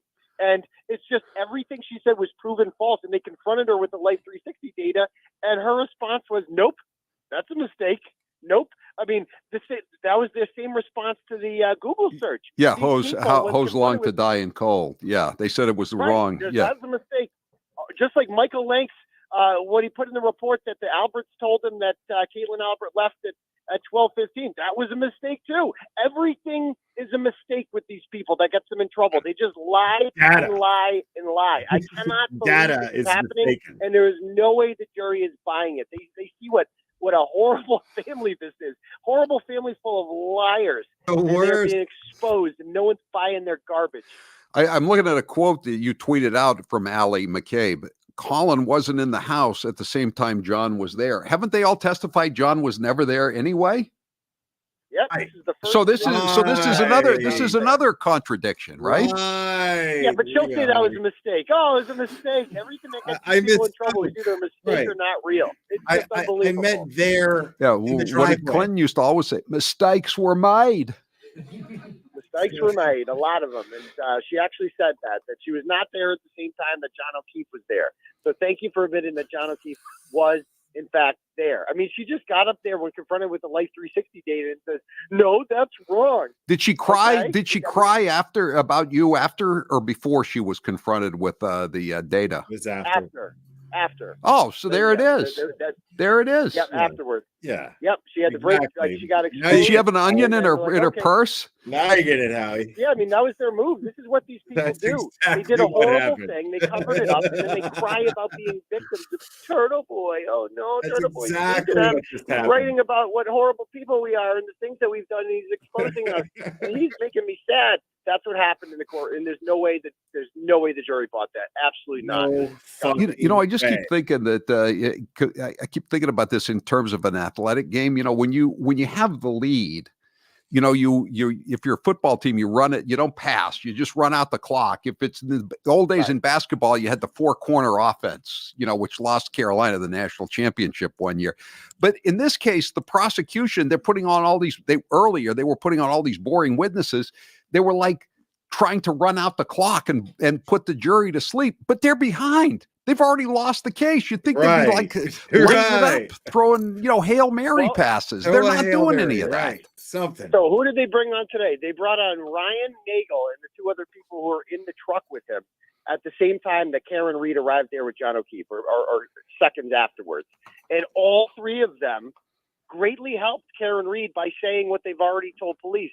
And that is that when they got there, they saw Karen Reed alone in her car and that John O'Keefe was not inside or outside the car, which only means he could be inside the house, and that her car was not damaged at all. All three of them said that. And it's like, and one of them, Ryan Nagel, who was his sister yesterday, who got there and she was inside the house. His testimony contradicted his sister's. It's going to be an awkward Thanksgiving. At least one person in that family is honest. And it's just like you start hanging out with the McAlberts, you turn into a totally different person. I like too that the couple of those 25-year-olds that they had on the stand today, they're saying, they invited us in, but who wants to be in there? They didn't have to say with these drunk 50-year-olds, that have been drinking steadily for 30 years.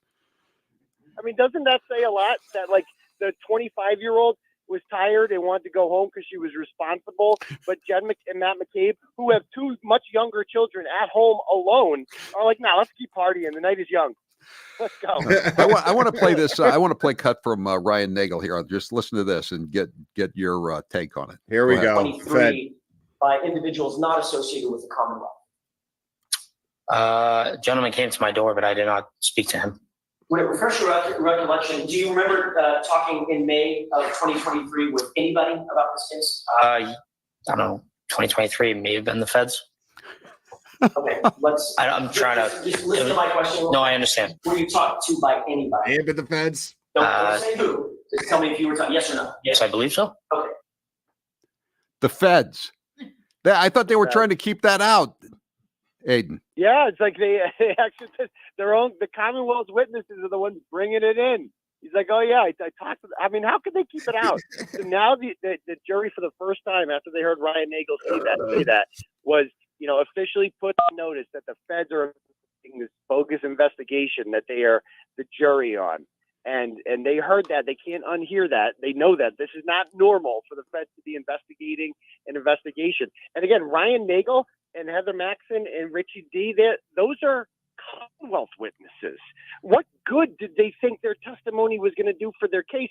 All of them were at the exact place and time when the alleged murder happened, and none of them saw anything. And the best part was when I think it was David Yannetti asked him, did you see Karen Reed run anyone over with their car?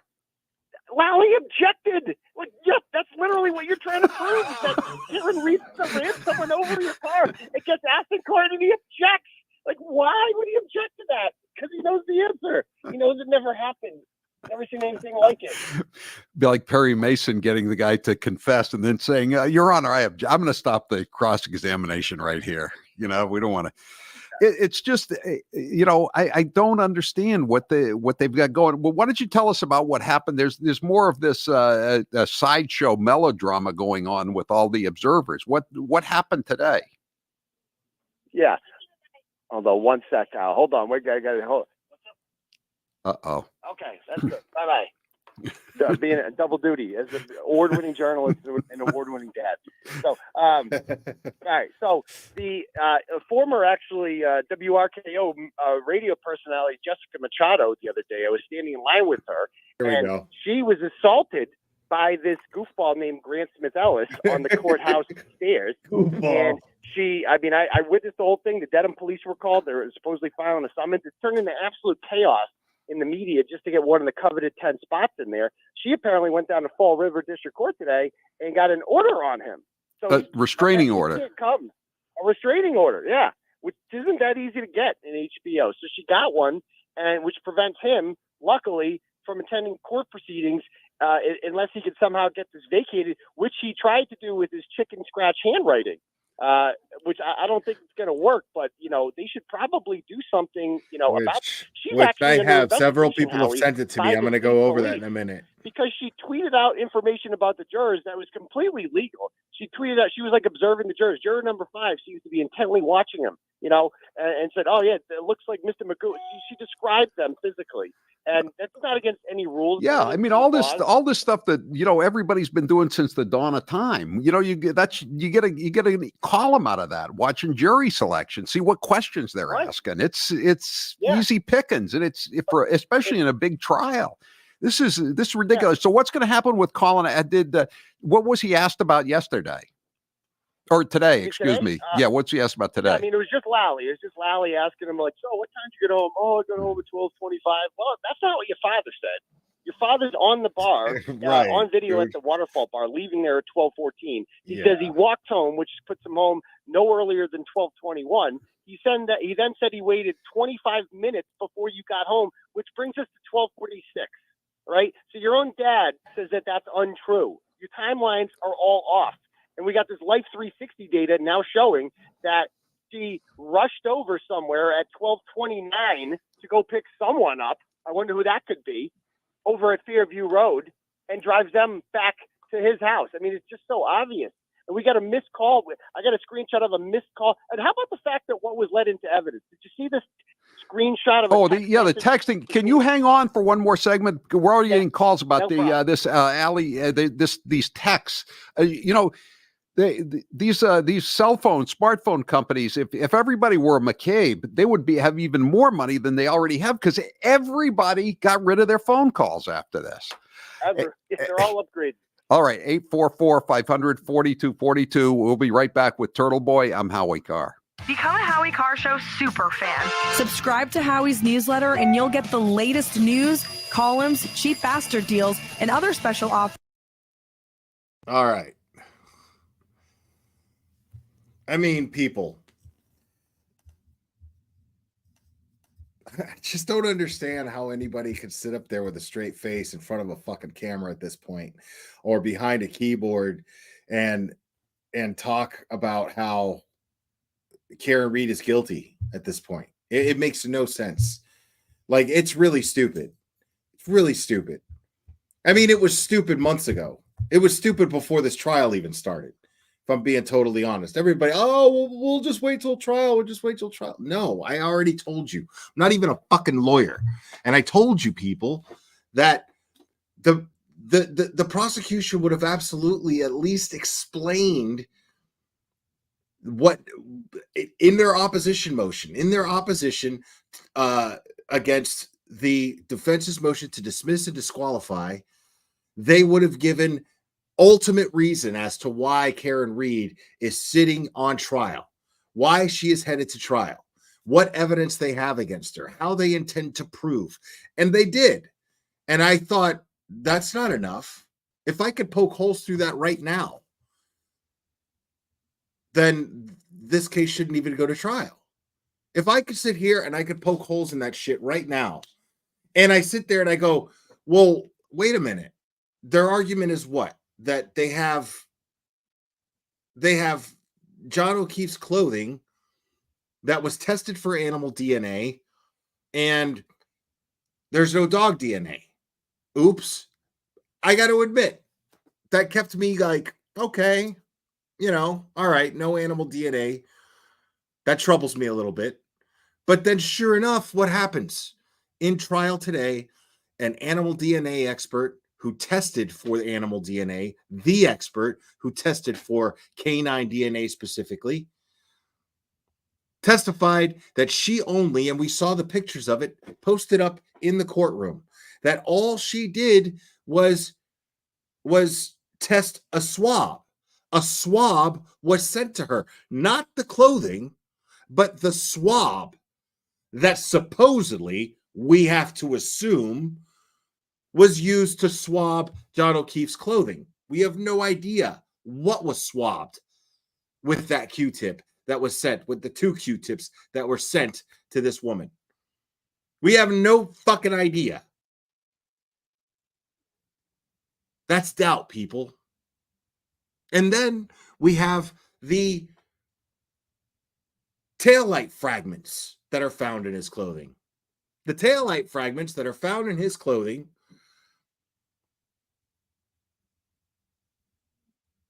they're found in clothing that wasn't logged into evidence for at least 3 weeks after the night in question,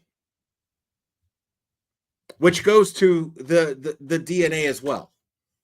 When was this swabbed? Because she didn't get the swabs until October of 2023. She didn't even receive the swabs to be tested until October of 2023. How long has this Chloe thing been an issue? No, I'm watching Howie. Howie still got his. If he doesn't have his headphones on, he can't hear Turtle Boy. Still commercials, I promise. He's just sitting there. But thank you for looking out, Cherry. I appreciate it. I mean, she found pig DNA. That could have been anything. That could have been John O'Keefe was eating pork rinds for lunch. You know what I mean? But if we're doubting his clothing was ever swabbed in the first place, I mean, that could have been, as Yannetti or Jackson stated, it could have been dog treat, pig ears, which I only recently learned about from Cherry because Cherry's Irish and is on an Irish farm as we speak.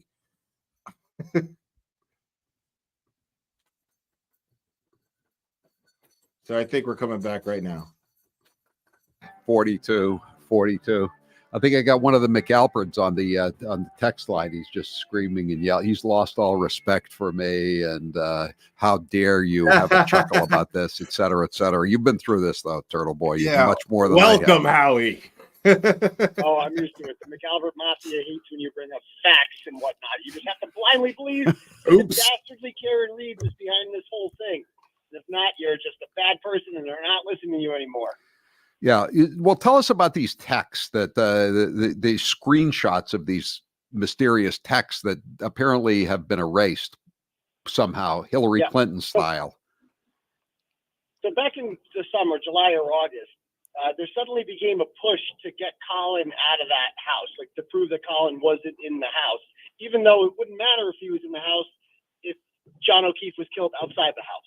But they really want to get Colin out of the house. They've been doing this PR campaign and trying to prove he's not. And this hack reporter, Gretchen Voss, wrote this McAlbert, puff piece in Boston Magazine in which she claimed that they showed her evidence, right, that Colin was out of the house. Well, that evidence was the screenshot that you saw in court today.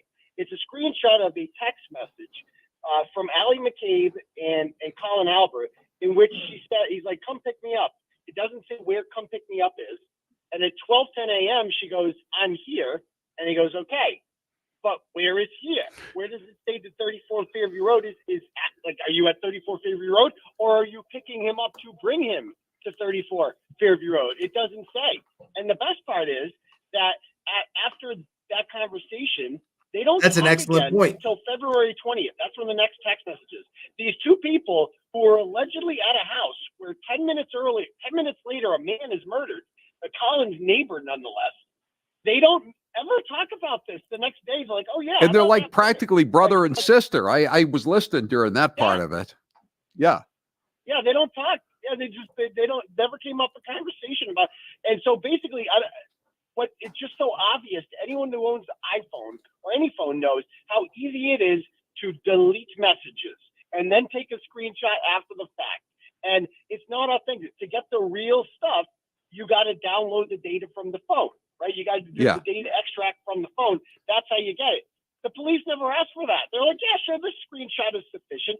So I figured that Auntie Bev, since she's not allowing pictures into evidence of Katie McLaughlin partying with Caitlin Albert because they can't be authenticated, I figured she wouldn't let this in, because she likes things to be authenticated.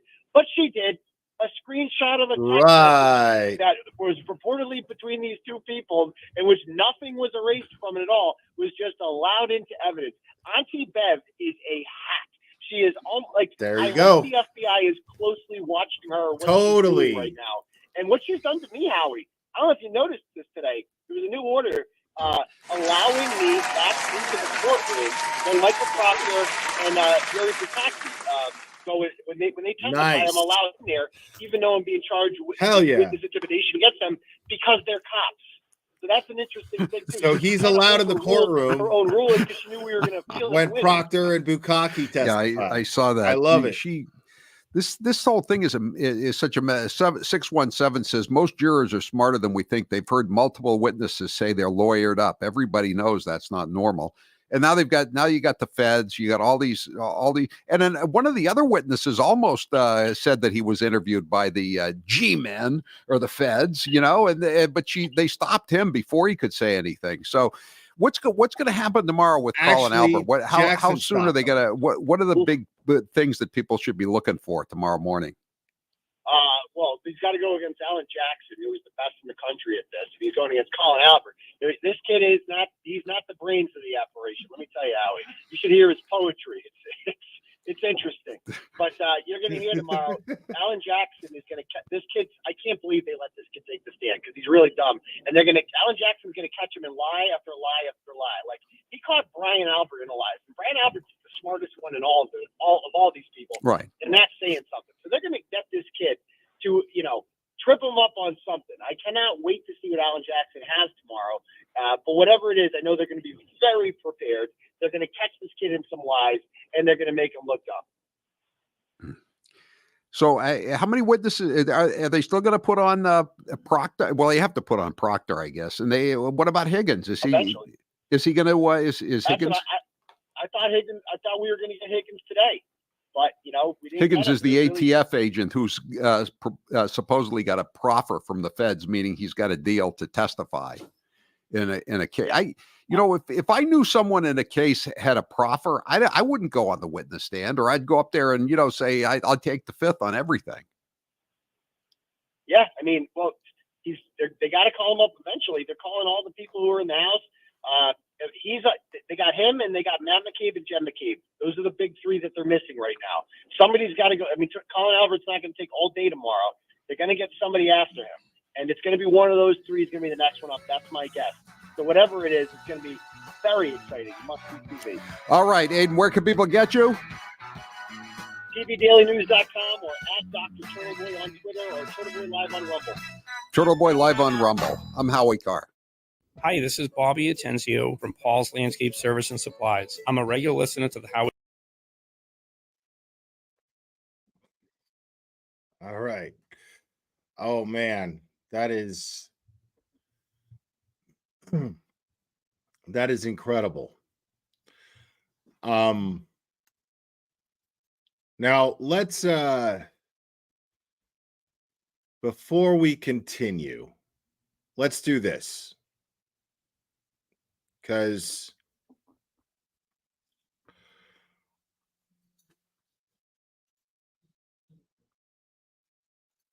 why is that still live?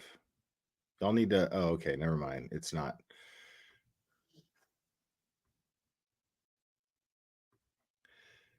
I'm going through her testimony one more time.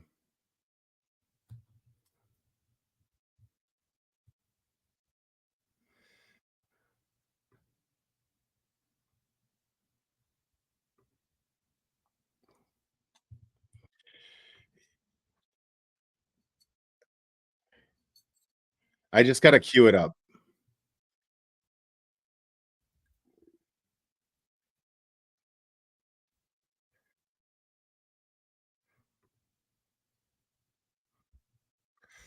All right. We're going through this one more time.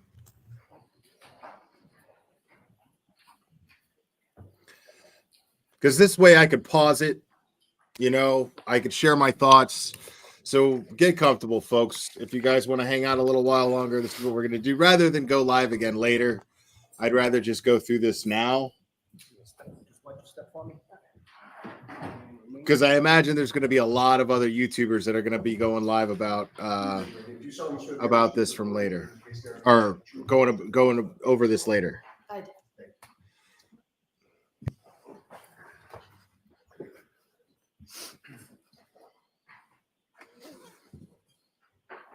Whenever you're ready, Mr. Lally. Thank you. Good afternoon. Good afternoon. Could you please state your name and spell your last name? Allie McCabe, MCCABE. And where do you live, ma'am? Canton. And how long have you lived in Canton? Basically my whole life except first few months I lived in Stoughton. Wait, before I do this though, because I always forget to do this, and I'm sorry I have to interrupt this because if I don't do it, I'm going to feel like a total shithead. So I've got a few like donos that are not super chats, and they have notes attached to them, and I want to be able to read them because it's really kind of people to donate through the links that are scrolling through the bottom of the screen there.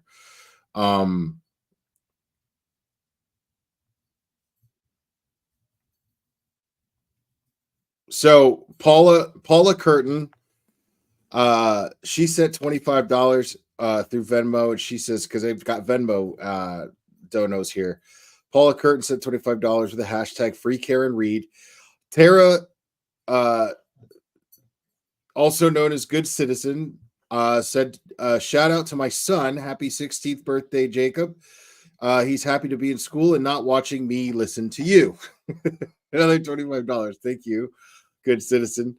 Have coffee on me, $5. Ruby, thank you so much. Dina, we all love Dina. Karen wants the trial to play out. She will make sure Officer John O'Keefe's real killers are charged. All their testimony is recorded. I agree 100%. Dina, thank you so much. Lori sends $10 saying, you're narrating, laughing emojis. She loves the narrating. And Diane sent a pizza slice emoji and $10, I guess, so I can get pizza. So thank you so much, all you guys. You guys are fantastic. That is very, very kind, very thoughtful, very, very sweet. And it means the world to me. You guys are fantastic.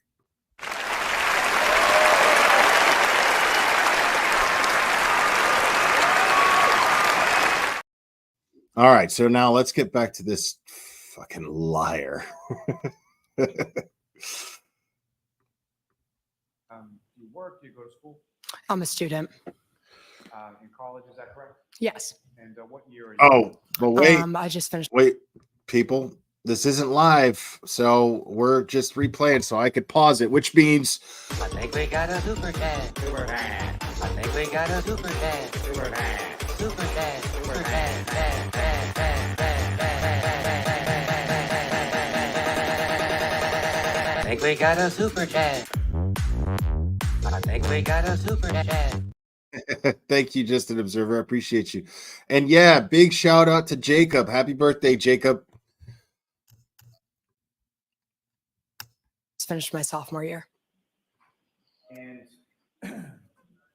when living in Canton, who, if anyone, do you live in Canton? My two parents and my three sisters. My two parents and my three sisters. Four girls, is that correct?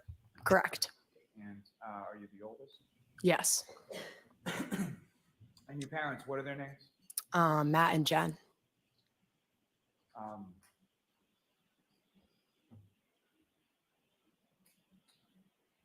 If I could turn your attention to January 28th and January 29th, 2022. Do you recall those days? Yes. And do you recall what days of the week those were? Friday and Saturday, I believe.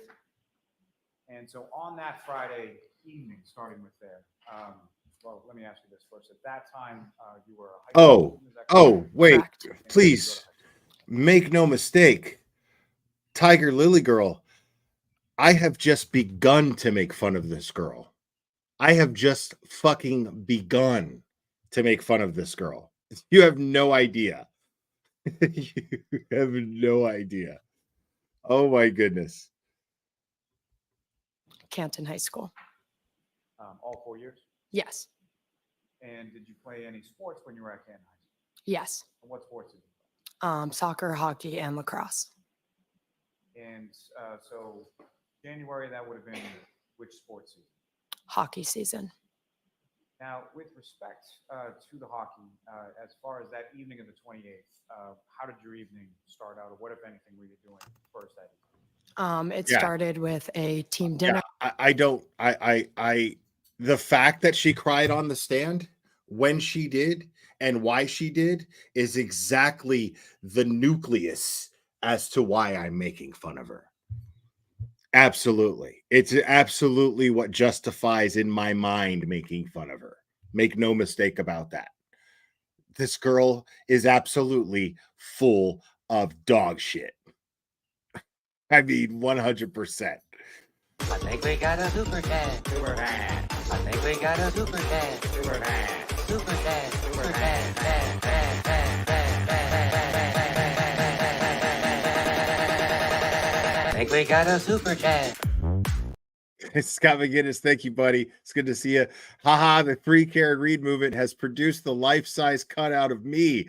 I am now at the court protest always. You peeps are awesome. Love it. I love that shit. I remember hearing somebody mention that. That would, yeah, I'm like, that would be fucking great if they if they make a life-size cutout of Scott McGinnis at the protest so that he's always there no matter what. Because he's always there in spirit even if he can't be there, because Scott McGinnis has constantly, and I mean without fail, been at every one of these preliminary hearings, every one of the trial hearings, the jury selection hearings, Turtle Boys hearings.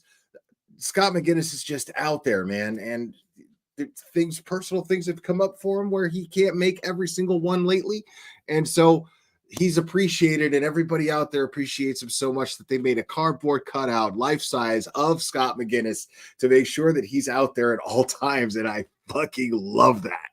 I love it. That is fantastic. Dinner at my house. The hockey team came over. We had dinner. Then I went to my sister's basketball game at the Canton High School. Then I was hanging out with 2 of my friends. We were driving around. Then the night ended with me driving Colin Albert home. And so let me start sort of back at the beginning before we go all the way through. So as far as the team dinner, is that something that was like a weekly thing? Yeah, it was usually like the night before a game. And sort of rotated between different players' houses? Correct. And so where was it on that particular? That night, it was at my house. And about what time did the team dinner get? Okay, no, Turtle Boy is not kicked off of YouTube. He's merely suspended he's suspended from live streaming for about a week. That's all. Just a little slap on the wrist. That's all. What time did that wind down and you went to the basketball? I'm not exactly sure. The basketball games typically start around 6:30, so I assume around then. And who, if anyone, from your family was involved in the basketball? My younger sister. And was she JV, varsity? What was she playing on at that time? Varsity.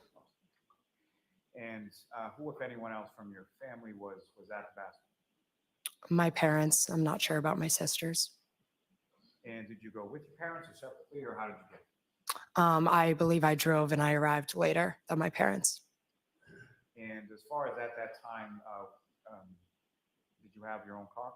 Yes. And what kind of car did you have? A little Ford Fusion, blue. And when you arrived there, you're a high school senior, correct? Correct. Did you sit with your parents during the game? No. There's sort of like a student section, is that correct? Correct. Okay, so you sat there with your friends? Yes. And when the game gets over, where was it that you went? I believe I was just driving around with 2 of my friends, and then we as we were driving, we came across a dog on the side of the street. And we I love this shit. I love this shit. We were just driving around, just, just like in the movie Dazed and Confused, we stopped at Top Notch Burger. We stopped at Top Notch Burger, and some girl in roller skates brought out our food and hung it on my window on my car. And we just chilled out and listened to Alice Cooper, and then a little bit of Nazareth, and then we just kept driving around. That's all we did. Oh, and then we just saw a little dog. We saw a little dog. We saw a little dog. It was all alone. We didn't seem to care that it was probably maybe just a few feet from where it might live. We didn't care about that. We just decided to just pick up the dog, pet it, claim it, and then said, well, I forgot where we picked up the dog, so let's take it to the police station.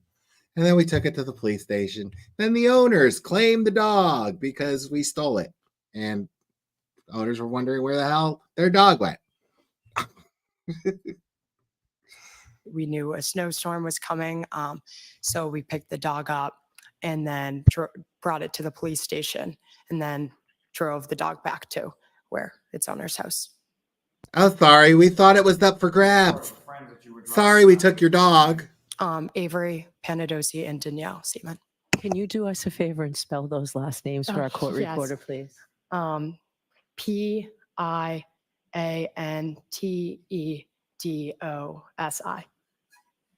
And the second name? S. Danielle Seaman, SEA. Hey. Thank you. And those were friends of yours from school, from Canton High School as well? Yeah. SEA. Second name?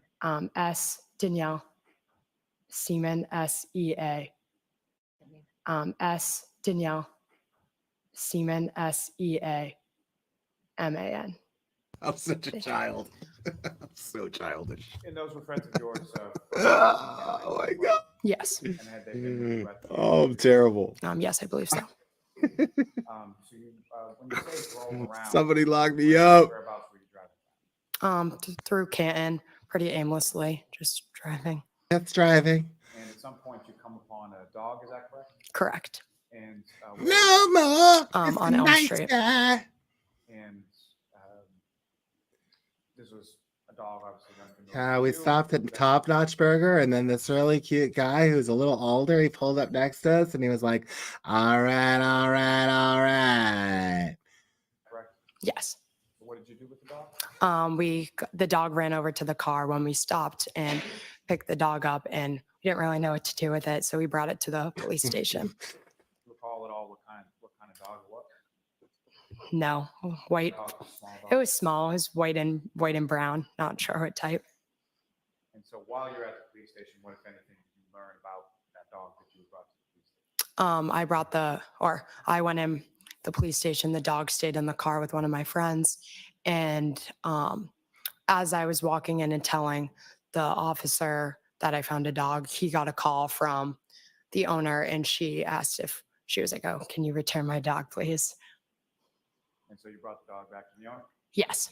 You know about what time all of that was going on? I'm not sure. Now, you mentioned that you had picked up a person by the name of Colin Albert. Is that right? Correct. And who was Colin Albert to you, or can you describe to the jury sort of your relationship with Colin? I've known Colin since I've been born. Our families are very close. We went to high school together, growing up, in the same friend group. So yeah, we're very close. So he was in the same grade as you, is that right? Correct. So he was a senior at this time as well? Yes. And you have mutual friends together? Yes. Now, the two of you are not actually sort of blood related, is that correct? Correct. But you have sort of relatives in common, is that correct? Yes. And to that point, Dude, the way she talks, I was trying to place where it was from, or what it reminded me of. And Like, You. Daddy told me to tell you that I don't know what he hired you for and not to tell me that I'm totally untrustworthy. I'm a flipper to gibbet. Come on. I'm a Florida Jabba. Who the fuck talks like that? Daddy told me not to talk to anyone and not to chat to anyone. I'm a Florida Jabba. Oh my god, this case is insane. At that point, as far as when he reached out to you, let me ask you this: how is it that you came to come by and sort of pick him up on that evening? He texted me and was asking for a ride, and then I responded, drove, and got him. Texted him when I arrived.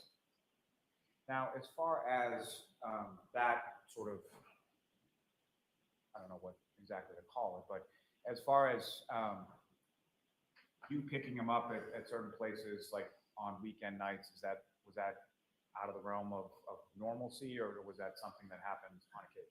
No, that's common. He knew I was driving that night, so it's pretty common. Our friends, we always just drive each other around and stuff. And without getting too much into it, as far as high school was concerned, particularly when someone was drinking, would they call and ask for a ride? Correct, yes. Rather than driving their own car? Yes. And as far as you knew, was Colin drinking at least at some point during that? Yes. Is that why he needed a ride? Yes. And with respect to your parents, did you, around this time that you're driving around and you're going to pick up Colin, did you have any idea where your parents were or what they were doing? I knew they were going out after the basketball game, but no, I didn't know. I have their Life 360. They have mine, so I wasn't sure though. Mm-hmm. And as far as the Life So Life 360 is super reliable now, right? keep track of them, or they keep track of you? It's more them keeping track of me. Now, do you know approximately what time it was that you first get sort of a Colin reaches out via text to pick him up? I believe it was around midnight. I'm not exactly sure exact, but around midnight. And did you know where he was when he asked you to pick him up? Yes, the Albert's house, 34 Fairview. And is that a house that you're familiar with? Yes. And what, if any, relationship do you have to the people that live at the Albert's house? My aunt and uncle and my cousins. So Brian Albert is your uncle, correct? Correct. Paul Albert is your aunt. Correct. How is she your aunt? Your father's side, your mother's side? My mother's sister. And Colin Albert, obviously last name Albert, he's related to people at Fairview as well. Correct. That's sort of on the other side of the family. Correct. And do you know what, as far as your conversation with Colin, do you know why he was over that house that night? It was little Brian's birthday. And so he had gone over for that purpose, and you went by to pick him up. Yes. And do you recall where you were or sort of who you were with when you first get that text or communication from Colin to pick him up? Yes, I was at another friend's house. After I drove Avery and Danielle home, I went somewhere else. You drove with the two friends that you were with earlier home, and then you went somewhere else? Yes, I believe, And yes. Is at that point that you get a text from Colin? Yes. Now, do you recall whether or not the information that you had as to where Colin was that night, is that something that came via text as well, or was that a phone call or some other type of communication? I knew he was there. Could have been a phone call. I'm not sure. So were there a variety of different ways that you would have communicated with Colin around that time? Yes, there's other apps as well. Yes. I'm sorry, you said through apps as well? Yes. And what kind of apps were there? For example, like Snapchat. So you had each other's sort of Snapchat information, phone number information, call, text, snap, could have been any of those things. Yes. Now, when you get that communication from him to come pick him up, about how long a period of time was it from the time that you get the text from Colin to the time that you arrive in the area? I'm not sure. And You're familiar with that home at 34 Fairview, right? Correct. Place you've been to countless times before. Is you're related to the people that don't? Correct. And do you recall from where you were coming from, as far as how did you come to Fairview? Would that have been on the Chapman side or the Cedar Crest side, or how did you come? I don't remember. And when you get to the home, you obviously park at some point, correct? Correct. And where in relation to the house did you park? I believe in the driveway on the left side.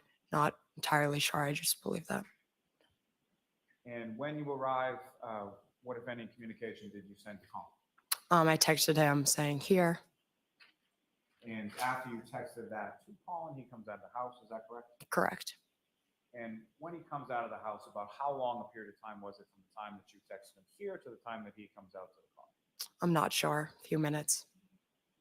And in the area around the time that you arrive on Fairview Road, what, if anything, do you recall in regard to weather, or what was it doing at that? I believe it was starting to snow. Nothing crazy. As far as accumulation, what, if anything, did you observe at that time? Lights on in the house. That's it. As far as the snow was concerned, was it starting to sort of stick to the ground? I don't remember. So you text Colin shortly thereafter he comes out, is that right? Correct. You recall, you're familiar, obviously, as I've asked you a couple times now, with the house. There are two doors in the front of the house, is that right? Yes. And do you know which of the two doors Colin came out of? No, I'm not sure. And when he came down, he came over to the car, correct? Yes. And you're in the driveway? Yes. He gets into what part of the car? Front passenger seat? Yes, I believe. And from the time that you, so when you leave from there, where is it that you went? His house and then my house. You dropped him off at his house and then you went home? Correct. Okay. Now- Miss Delally, we're actually going to break here. We have to break a little bit early, but we'll be back at 2. Okay, so I'm going to ask you to sit in your seat and let the jurors go on first, and then Ms. McCabe, you can follow them. Okay. Thank you. All rise.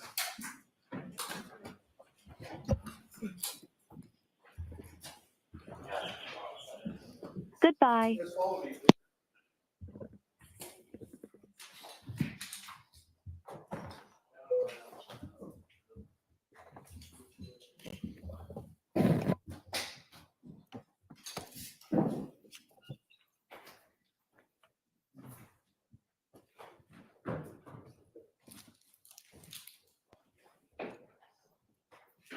I think we got a super dad. Super dad. I think we got a super dad. Super dad.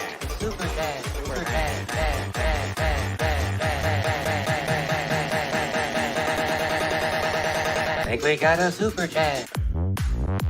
I think we got a super. Thank you. Maris Whitaker, dude, I love your channel so much. Much love to you. Turtle Boy and Karen. Right on. Thank you so much. I appreciate you. Dude. Yeah, sorry. I was tweeting something real quick. Well, I was responding to a tweet.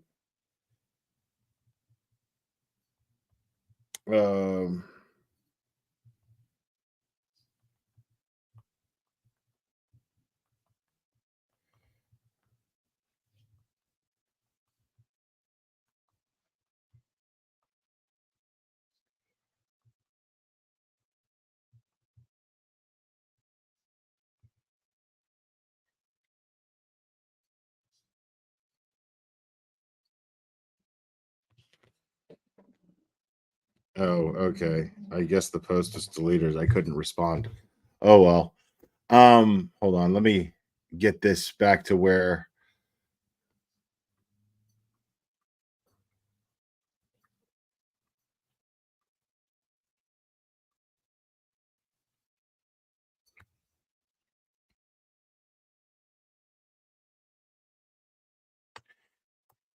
Can we have Miss McCabe, please? Boo! You suck.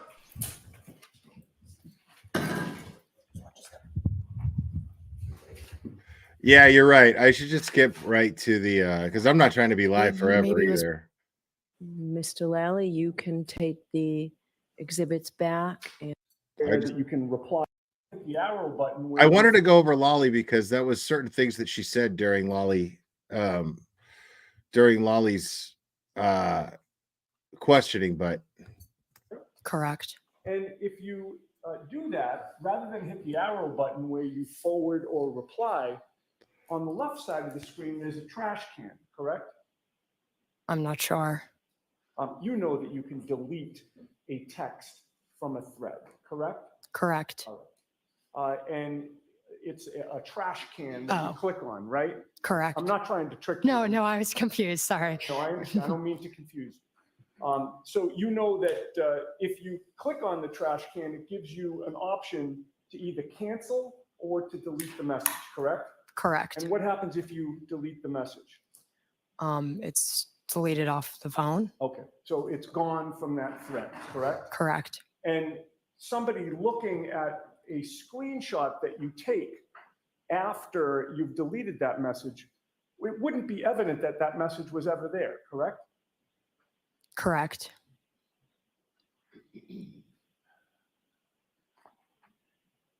Now, you testified at a hearing in Boston on August 3rd of 2023, correct?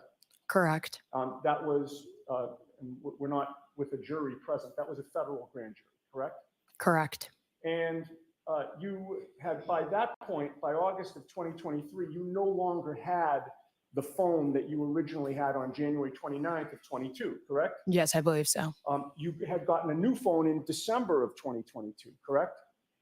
Okay, I'm not sure what time, but does that? Yeah, I got a new phone. I believe I got a new phone. But and actually, the timing is not that important. Just that it was before that grand jury appearance. Okay. Yes. All right. And what did you do with the old phone when you got the new phone? Transfer through iCloud. Everything transfers over. Okay, but I'm actually talking about the hardware itself. What did I do? iPhone. Sorry, can you repeat the question? Yes, I'm sorry. What'd you do with the fucking original phone? Data on the phone. I understand that you've testified that you transferred that to the new phone, but the actual physical phone itself, where did that go when you got the new phone? I'm not sure. Would that have been traded in? Possibly. You don't have it now, correct? I don't think, no. And as of August of 2023, you didn't have it either, correct? Correct. See, what sucks is like poor Yannetti has to like go through this as much as possible, like as quickly as possible. He has to try to manage time. But I mean, I would have been like, I would have harped on that. I would have been like, dude, okay, so you don't remember what you did with the original phone. And then I would have done the same thing that he and Jackson always do. Did you give it to your mom? Did your mom go and get you a new phone and then you changed the data? You switched over the data when she gave you the new phone? And did you give her your old phone to trade in? Did you go to the shop yourself and trade it in? Did you give your phone to your old phone to a friend because you didn't need it anymore and it was still maybe an upgrade to them? Did you stick it in a drawer? I mean, there's got to be, I'm just trying to ring a bell here. You know what I mean? But he doesn't really do that here. So it leaves me wondering, like, what the fuck happened to the original phone? But the thing is that's why he makes the big bucks and I don't, because he knows what the fuck he's doing and I don't. So is it fair to say that no investigator from this case ever asked you for that phone that you had on January 29th? Correct. Right, so, Ms. Giannetti, can we just focus on the voir dire? All that you're doing, you can cross-examine her with, but this on is the interesting. voir dire of this. Sure. Thank you. So she's like, just focus on the voir dire, right? Okay. And here's the thing is this particular thing that she does here, I have to stick up for Auntie Bev here because I'm getting the vibe that her motive here is just to save time. She's not doing anything shady. She's trying to manage time. So she's trying to get through as much today as possible and be able to move on to the next witness. But why? Why is she so concerned with this witness moving on, right? because she didn't rush voir dire before. But again, it could just be because she feels like it's taking longer than it needs to. And she's at a point now where she just, okay, I need to start managing time better. Maybe she made a conscious decision somewhere in between the last voir dire and now to where she's like, okay, next time this happens, I need to be more conscious and try to speed this up. That's possible. Sure. I'd just like to get the jurors back in. No, I understand, Your Honor. I understand. I was trying to lay a foundation, but maybe it's not necessary. With regard to... Now, you see that? Because what he's doing is absolutely necessary. What he's doing is, in order to get her to answer his questions, he has to lay a foundation. In order to get her to answer his questions to where she can't lie, he leaves her no room to lie. He has to set the stage. He has to set up, he's got to make it Allie proof, right? Allie's a new puppy. You want to make sure she doesn't get into anything and fuck anything up, right? She's a new puppy, and you got to make it Allie proof. You got to make the stand and the testimony Allie proof. Give her nowhere to go. And laying foundation is crucial in doing that.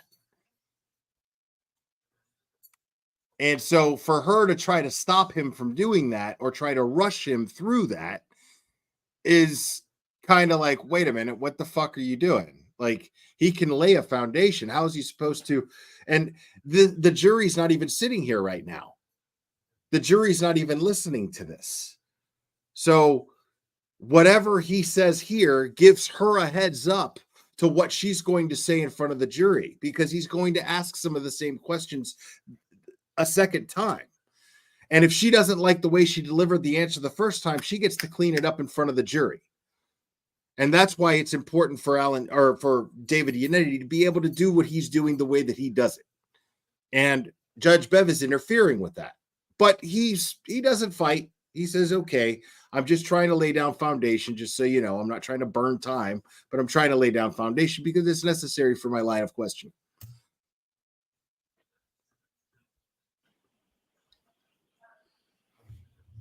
If you need to do it, go ahead. I'm Right. just trying to. Right. See, Bev realizes right there. This is why I'm giving her credit, because at that moment she realizes, she's like, wait a minute, what I just did there wasn't very fair. He's trying to lay foundation, and I'm a lawyer. I know what he's doing. Now I realize what he's doing. I don't get to rush him through this. In order to get this witness to testify truthfully, he has to get her to do that. He has to be able to set the stage for her to be able to do that. So it's not my place to stop that. So she corrects herself, and I'll give her credit there. She doesn't double down. She corrects herself and goes, you know what? If you need to get through it, go ahead. You're good. With regard to the messages that are in a given thread, right? We've talked about the fact that you are aware that you can reply to them, an individual message, forward or delete one, correct? Correct. You're also aware that it is possible to change the timestamp on any individual message, correct? No, I'm not aware of that. You go to settings and you go to general and you go to date and time. First of all, you can change. Now, in her defense, I didn't know you could do that either. I had no idea that you could actually change timestamps of text messages, change timestamps of screenshots. I had no idea that you could do that. I figured once it's there, it's there. That's it. Now, through data extraction, it's there indisputably, sure. What I'm saying though is I didn't know that you actually had the option still as an iPhone user to change the timestamps of text messages. I had no idea. That changes a lot for me. I mean, that changes everything. That changes how I look at text messages in any trial or drama on YouTube where people are showing receipts. That changes fucking everything. Like, as far as text messages go, I'm like, wait a minute. So unless I can, that's not even solid proof anymore to me, because unless I have Celebrite data extraction, I'm not taking any fucking screenshot from a text message seriously as far as time goes. Like I'm gonna doubt it from now on. It just is. Like there's nothing I can do about it. I did not know that you can manipulate timestamps like that. I had no idea. Change the time zone of the message. Do you have your iPhone with you right now? Not on me. Not on. And in addition to being able to change the time zone, you actually can change the hour and minute to whatever you want it to be. Were you aware of that? No. With regard to photos on your phone, you are aware that you can change the date and time of any photo in your photo app, correct? Nope. There is a little, when you go to your iPhone, there's a little I for information. And all you need to do is, I think it's for info or information. All you need to do is click on that, and you get a pop-up from the bottom that gives you the choice to alter the date and time. Did you know that? No. Next to that date and time is the word adjust, and that's all you have to click on. And you can change the time from 12:10 a.m., or you can change it from 12:40 a.m. to 12:10 a.m., or you can change it from 1:45 to 12:10 a.m. And it's that easy. Yep. Now I know. I didn't know that. I didn't do that. If I may have a moment. Okay.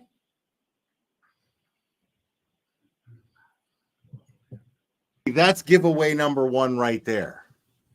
Right there, she says, no, I didn't know that. I didn't do that. At no point did David Yannetti, now the jury's not in the room yet, okay? I wish the jury had heard that, because right there, she gets defensive.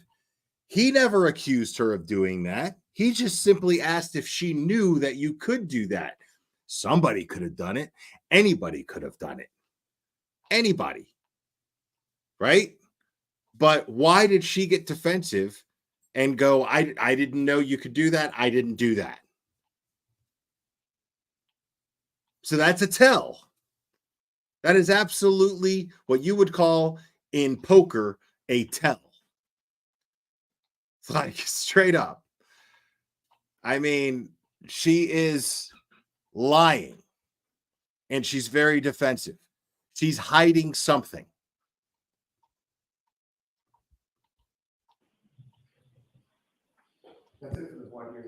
Okay. So I'm going to allow this testimony in. Your argument goes to the weight of the evidence, not its admissibility. But I did, under Commonwealth versus Tracci, want to give you your voir dire. Okay. All right. So let's bring the jurors back in.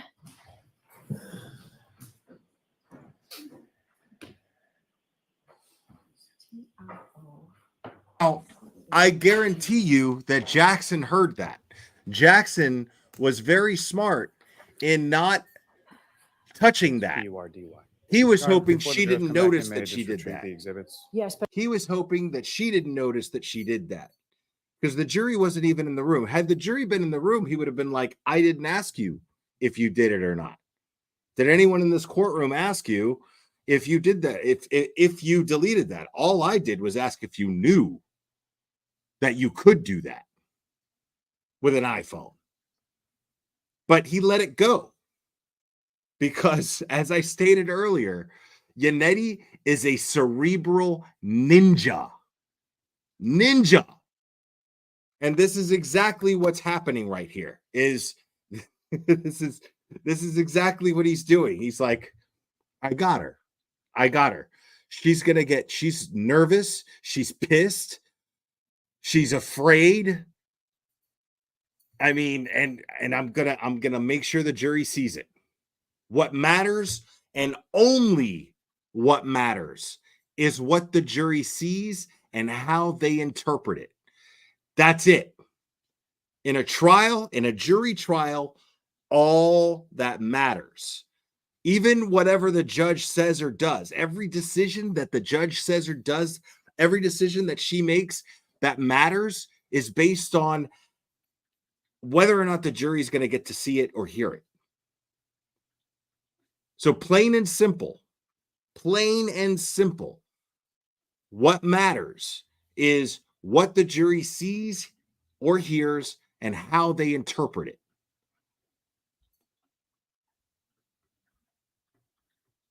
Yes, but I'd like to see counsel at sidebar while they're coming in.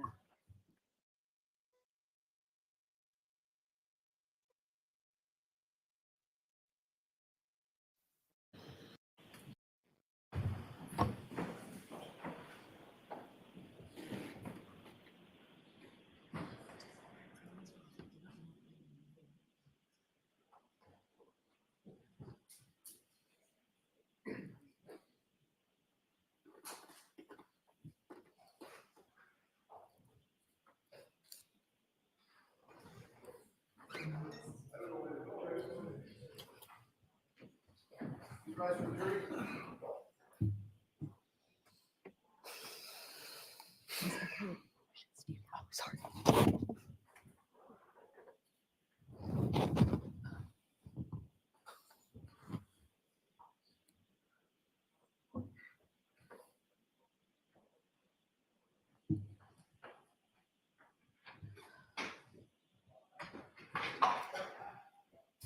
And you gotta love Eliza Little. She's not doing anything as far as cross-examination today, but she is hyper focused on what's going on. She's absolutely hyper focused on what's happening. She's completely and totally engaged. I apologize profusely. I just need one more minute. I'm so sorry. See what I mean? Yannetti knows what he's doing, man. He knows what he's doing. He wants that jury to see that there's something going on here, that they got something cooking. That's what Yannetti's doing right here.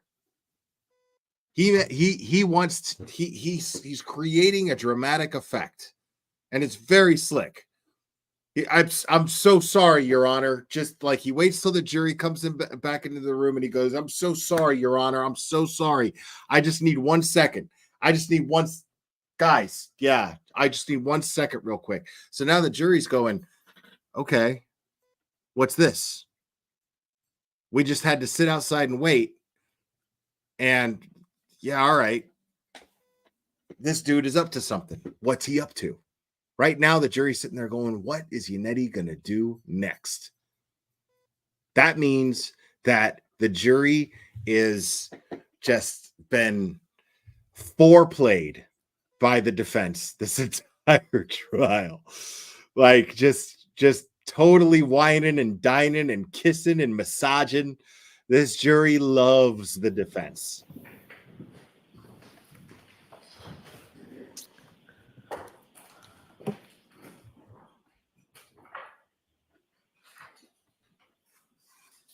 And Mr. Lally, I have an instruction to give if you're going to put in that screenshot. Yes. Okay. Jurors, remember, I've told you this before you consider any electronic communication in your deliberations, you must find first that it is more likely true than not that the person who authored or sent the communication was in fact either Colin Albert or Ms. Allie McCabe. If you do not find that it's more likely true than not that Ms. McCabe or Mr. Albert was the person who authored or created or transmitted the electronic communication, then you cannot consider that communication in your deliberations. So with that, Mr. Lally? Thank you, Your Honor. And Your Honor, the first 2 pages that's been marked AA, Commonwealth would seek to introduce and admit as the next exhibit. Okay, those may be admitted. And subject to our conversation at sidebar. Yes.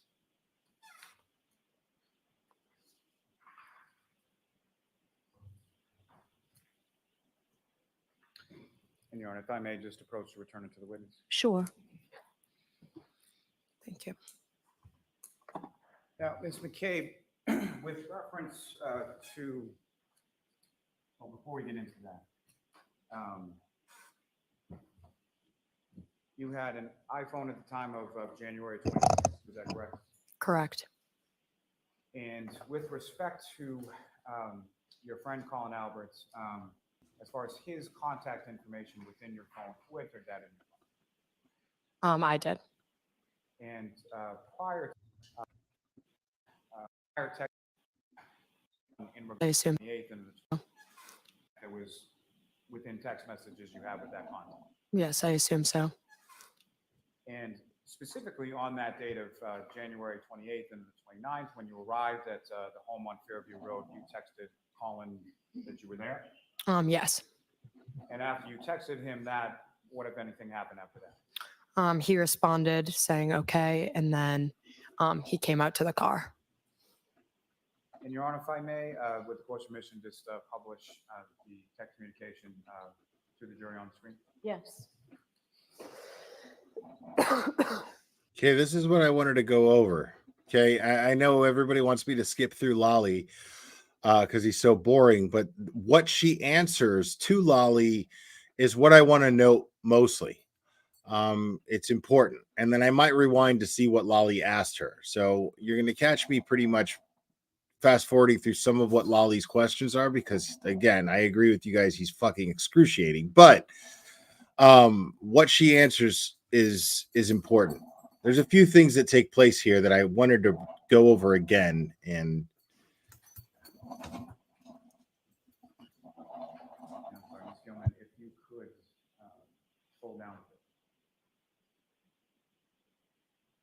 Now, what's up on the screen, Mr. Cave? Is that what you have before you as the exhibit? Yes. And looking at, there's sort of one side has text and one side has a blue bubble. Is that correct? Yes. And if you know who is communicating with who as far as the sort of plain text outside of the bubble? Colin and I? Is that what you're asking? Sorry. What I'm asking is, who's the blue bubble? Oh, sorry. I'm the blue bubble and he is the gray whitish bubble. And from sort of the top of what's depicted on the screen, you read the text that you received and the time that you received. Yes. 11:54, and then I responded at 11:55. And what did Colin say at 11:50? You can get me now if easier. And what did you respond? Okay, I am driving people home now. And what did Colin respond to that, and what time did he respond? He responded, word, get me after. And if you could scroll down. And so at 12:10, she's there. To get me after, what if any response did you provide? KK, okay, and here.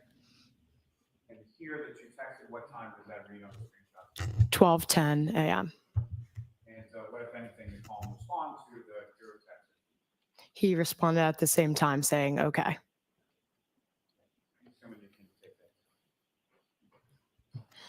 May I approach this to retrieve, Your Honor? Yes. Okay, so according to that text thread, she arrives at 12:10 to pick up Colin. Okay, thank you. So the next two pages, two separate pages, contain photographs. Is that correct? Yes. And do you recognize what's depicted in those photographs that I've just placed before you? Yes. And what do you recognize those? It's Colin. Is that what you're asking? Well, let me ask you more specifically. Okay. So, were these also screenshots that you provided to troopers of the state police in August of 2020? Yes, I believe so. What, in regard to those two photographs, do you know when and where those photographs were taken? They were taken February 11th, at the Alberts Nicole and Brian's house. Objection. No, I'm going to let her testify when they were taken. Hold on. At the Alberts Nicole and Brian's house. Objection. 11th. Do you know when and where those photographs were taken? They were taken February 11th, at the Alberts, Nicole and Brian's house. Objection. So February 11th. Okay. No, I'm going to let her testify when they were taken. And so February 11th of what year, ma'am? 2022. So a few weeks after January 28th, 29th, correct? Yes. And were you present at the Alberts house on the evening of February 11th when they were taken? Yes. And what was the purpose of yourself and or Colin or anybody being over the Alberts house on that day? One of Nicole and Brian's sons were coming home from their Marines, so there was like a welcome home party with family and friends. And that is your cousin Jack, is that correct? Correct. And as far as what's contained in those photographs, is that a fair and accurate portrayal as far as your memory of what Colin looked like on February 11th? Correct. And Your Honor, may I approach again? Yes. Almost seek to introduce in a minute the next two exhibits. Again, subject to our discussion. Sure. Okay. Yes, those are clear.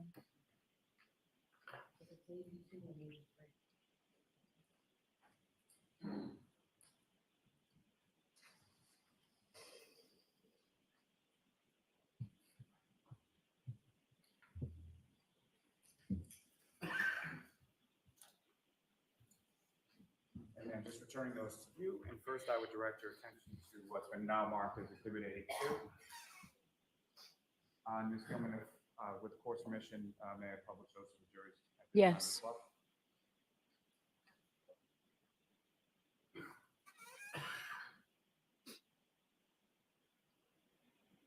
Your Honor, may I just have a moment? Yes.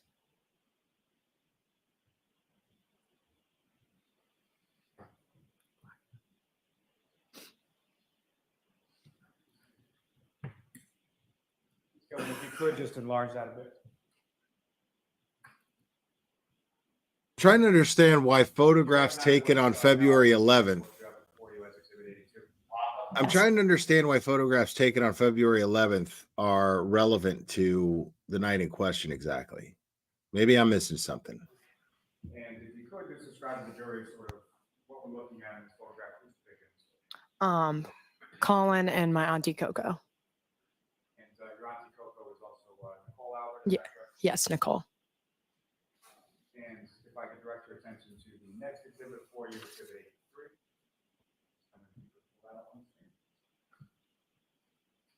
And Ms. Gilman, if you could enlarge.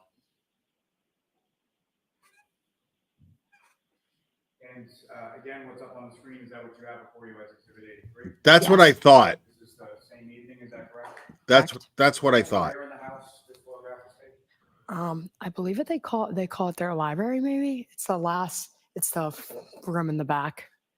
The library. And as far as what's contained in this photograph in reference to your friend Colin Albert, as far as his face, his arms, his hands, is that fair and accurate portrayal of what he looked like on February 11th? Yes. I thought he was your cousin, your friend Colin Albert. He's your cousin. I may approach one more time. Yes. Just to retrieve. Thank you.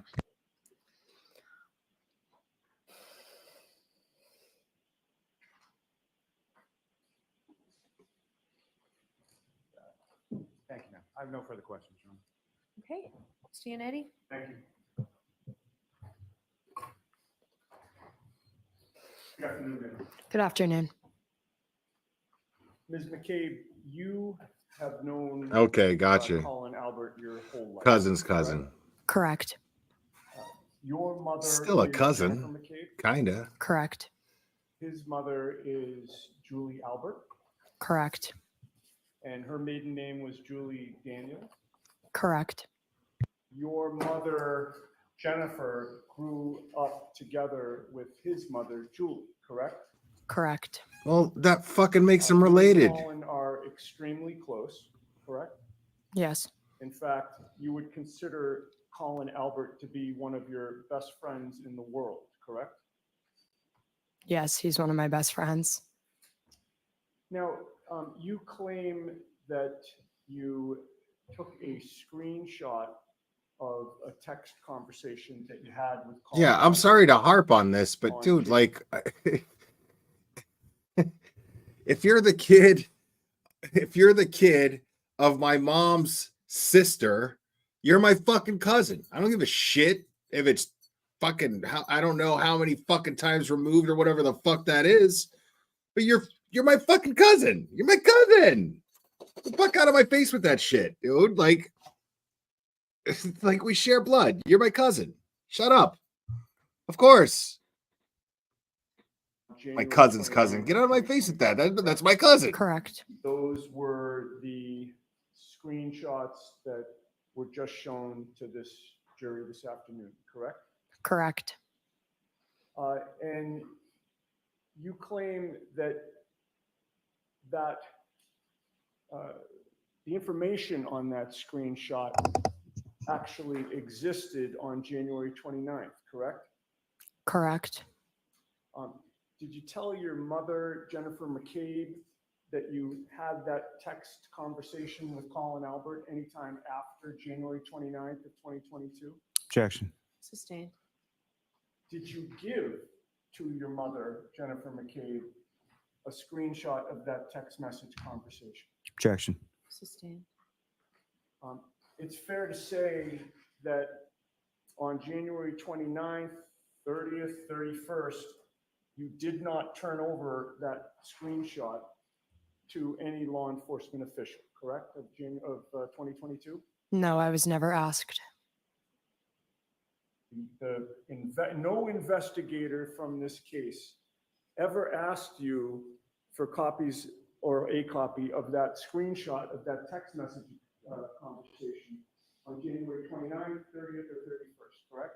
Correct. They also did not ask you for a copy of that screenshot through the whole month of February, correct? Correct. In fact, all of 2022, no investigator ever approached you to say, can I have a copy of that screenshot, correct? Correct. And in addition to that, you never called an investigator to say, hey, I have a copy of a screenshot of a text message conversation that I had with Colin Albert, correct? No, it wouldn't have been relevant at that time. Okay. I believe, because Colin was not at the house and wasn't introduced as being there until later. Wait, what? Okay. So you're Introduced. Colin Albert. This is why I need to I need to re-listen to this. Hold on. And in addition to that, you never called an investigator to say, hey, I have a copy of a screenshot of a text message conversation that I had with Colin Albert, correct? No, it wouldn't have been relevant at that time. Okay. I believe, because Colin was not at the house and wasn't introduced as being there until later. What did I take? What did I say? Am I fucking crazy? So the reason why, this is what she's saying. The reason why I never provided a screenshot to the troopers is because they didn't ask and because it wasn't established yet that Colin was at the house. Now, that could be interpreted as, well, I mean, I didn't know he was at the house. It wasn't necessary. It wasn't relevant. But you picked him up. You're the one who picked him up from the house. So that means that you have been keeping the fact. You were integral in keeping the fact that Colin was in the house a secret up until that secret was outed.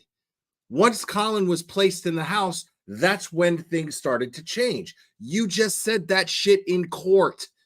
You just said that shit in front of a jury.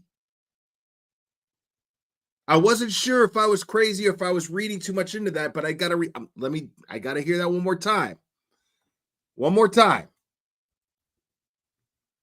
That I had with Colin Albert, a copy of a screenshot of a text message conversation that I had. Hold on, let me get the beginning. You never called an investigator to say, hey, I have a copy of a screenshot of a text message conversation that I had with Colin Albert, correct? No, it wouldn't have been relevant at that time. Okay. I believe, because Colin was not at the house and wasn't introduced as being there until later. What? So your testimony today. Sorry, guys. I have a copy of that screenshot. In fact, I know. It's frustrating, but I want to hear it in full context. That screenshot. They also did not ask you for a copy of that screenshot through the whole month of February, correct? Correct. In fact, all of 2022, no investigator ever approached you to say, can I have a copy of that screenshot, correct? Correct. And in addition to that, you never called an investigator to say, hey, I have a copy of a screenshot of a text message conversation that I had with Colin Albert, correct? No, it wouldn't have been relevant at that time. Okay. I believe, because Colin was not at the house and wasn't introduced as being there until later. Wow. Your testimony today that I don't think that I'm crazy, and I don't think that I'm reading into that wrong. I really don't believe so. I had to replay it over and over again just to make sure that I'm not taking something out of context here. Because Yanetti's question was, through the entire year of 2022, no investigator asked you for the screenshot. You never offered this screenshot. And then it's when she's asked if she offered the screenshot where she gets defensive. And in her defense, she panics and says, well, it's because it wasn't introduced until later. It wasn't relevant at the time because it wasn't introduced until later that Colin was in the house. Basically saying it was a known understanding amongst everybody that Colin was never in the house until it becomes outed that Colin is in the house. And then I shared the screenshot, meaning that she only had reason to share the screenshot because Colin had been outed as being inside the house, which also gives motive for changing the times if she did so. Why take the screenshot? Why did you take the screenshot? Did somebody ask you to take the screenshot? Did Proctor or Bukaki, did they ask you to take the screenshot? No. But for some reason, you had the instinct, once it became publicly known that Colin, and undeniable that Colin Albert was inside 34 Fairview Road that night, once that became public information, you took precautions and you took a screenshot. Now, whether or not you doctored that text is, I don't know. But what you're admitting to right now is that you lied and you were part of a cover-up to keep Colin out of that house until it was no longer covered up, until it was outed. Once it was outed, that's when you took the initiative to take a screenshot of the text messages. But the fact that you waited until then to do that makes the entire text message suspect, makes it perfectly plausible, perfectly reasonable to speculate whether or not you doctored that screenshot, whether or not you doctored those times. People, this is as close to a real life, you're goddamn right I did testimony, a real life. I'm having a few good men vibes. I'm having total a few good men vibes right here, because that's when, obviously it's more dramatic in the movie, but he's like, you doctored the logbooks. You lied. You doctored the logbooks. And like Nicholson finally he breaks. Right? Here, she realizes she slips. This is the moment where Allie McCabe realizes that she fucked up. And now she's angry, and she's only pissed at one person, and that is her own goddamn self. Nobody else. She's mad at herself from this point forward. Watch it see. Is that at no time in the year 2022 did you consider it relevant at all that you had this screenshot of this text conversation, correct? Correct. Leaving that screenshot aside, but actually, before I leave that topic, you didn't turn over that screenshot of a text message until sometime during the summer of 2023, correct? Correct. About a year and a half or more after January 29th of 2022, correct? Yes, when I was asked.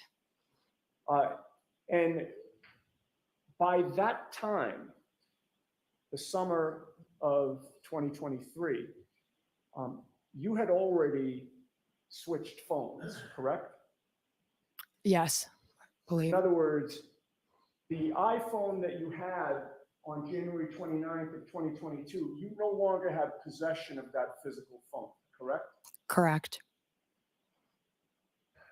You had a new iPhone, correct?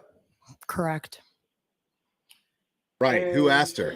You Why take the say screenshot? that you Exactly. transferred over the data from the old phone to the new phone, correct? Correct. Why in October of 2023 or August of 2023? Was it August or October? It doesn't matter. It really doesn't matter. But why in late 2023, when John is killed in January of 2022, why is it that somebody comes along and asks for a screenshot of that text exchange? Explain that shit. Why? That doesn't add up. But it does, though. It didn't add up at all. We were all, that's a little suspicious. That sounds pretty suspect. We would be scratching our heads wondering that if she didn't just say that it wasn't relevant because it had not been known that Colin Albert was in the house during that time. It wasn't until that point in late 2023 that it was established indisputably that Colin Albert was inside that house. And once it was established that he was inside that house, that's when a screenshot was requested of their text exchange of her coming to pick him up at 12:10 a.m. Right?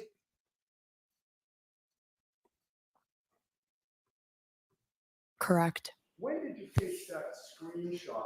What's up, Scott? I don't remember.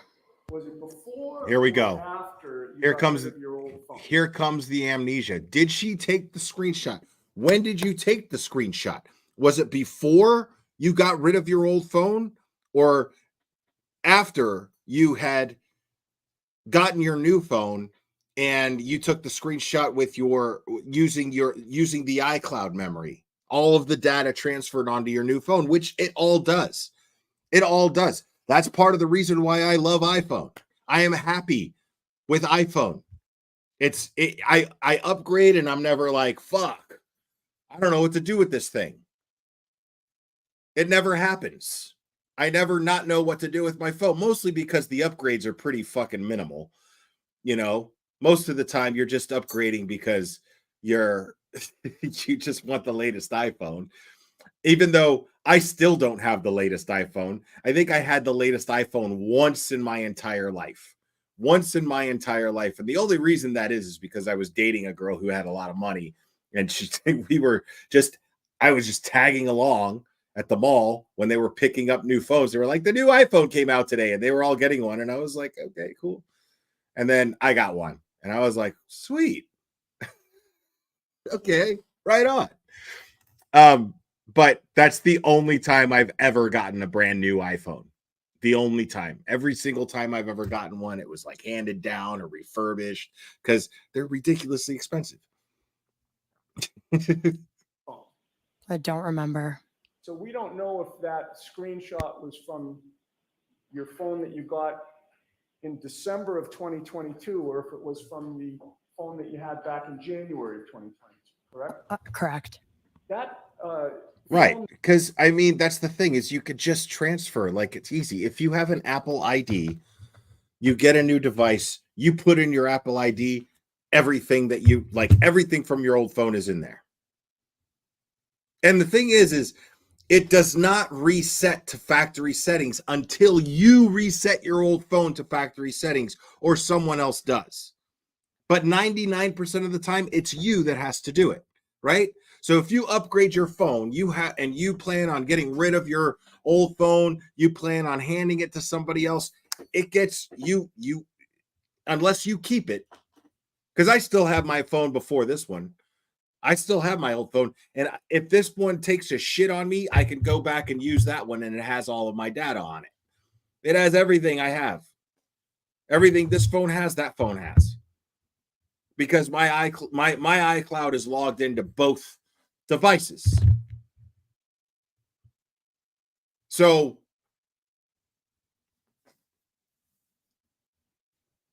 the mystery is, where's her old phone? What happened to her old phone? She says she has no idea. I don't know. Even though I can tell you exactly where my old phone is. Even though I haven't touched it since I started using this one. Haven't even touched it. But I know exactly where it is. And I'm a fucking slob. Trust me, it's not in some neat, safe place that certain things go and other things don't go and blah, blah, blah. I'm super disorganized. I'm the most organized, disorganized person I know. Guaranteed.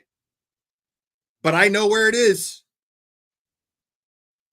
Now, maybe it's because I value expensive things more because I can't really afford nice things, right? Maybe to her, it's something to take for granted. She's only 20. Her family gets a new phone. She gets a new phone, and it just is what it is. You know what I mean? Maybe that's why. Maybe she just fucking has no fucking idea, totally disregarded her old phone. But I find that hard to believe. Because if she wants to fluff herself up on the stand and go, oh, we found a dog on the road and we picked up the dog because it was so cute. And then we took it to the police station because we're good Samaritans. And then we took the dog back to the owner once the owner claimed the dog at the police station. Then you wanting to pat yourself on the back for every kind gesture. If you gave the phone to someone else, which you probably did, I would assume, then you would be saying, oh, well, I gave it to them. And if you didn't, well, then I don't know. I probably threw it in a drawer somewhere. I don't know what I did with it, but I probably threw it in a drawer somewhere. Could be somewhere, but I would be pressing her. I'd be like, well, okay, did you give it to a friend? Did you stick it in the junk drawer in the kitchen? Did you throw it away? Did you trade it back in? Did you set it back to factory settings before you did the last thing that you did with it? Because you're not going to forget whether or not you made the effort to go into settings, reset it to factory settings, because you are making a conscious effort to make sure that nobody can retrieve your data but you. So if anybody gets a hold of that device, they cannot retrieve your data. So you take precautions to make sure that your entire life, which everybody has their entire life in these little devices, is not broken into and accessed by just every Joe Blow that fucking happens to pick up the fucking device. So what'd she do with the phone? That's what I want to know. What does she do with the phone?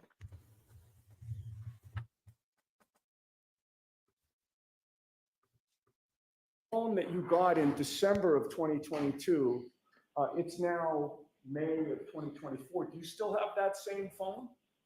The phone, my old phone? Is that? No, my question was, The- and again, I'm not trying to trick you in any way here. Yeah, you The are. phone that you got in December of 2022, the new phone at that time, is that the phone, your current phone? Correct. Now, before you got rid of the old phone and got the new one, did any law enforcement official, prior to that December of 2022 time period, or investigator from this case ever ask to examine your physical phone itself? No.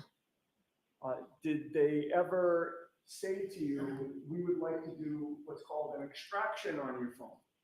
No. And you never gave that phone at any point to any law enforcement official before you got rid of it, correct? Correct.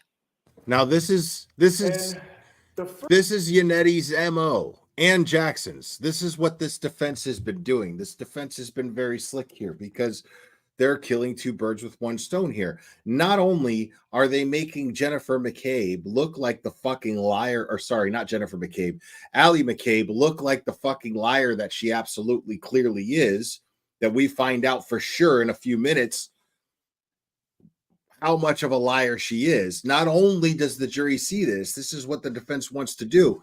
Not only do they see that, but they also see the lack of investigation coming from the Massachusetts State Police. The lack of investigation taking place.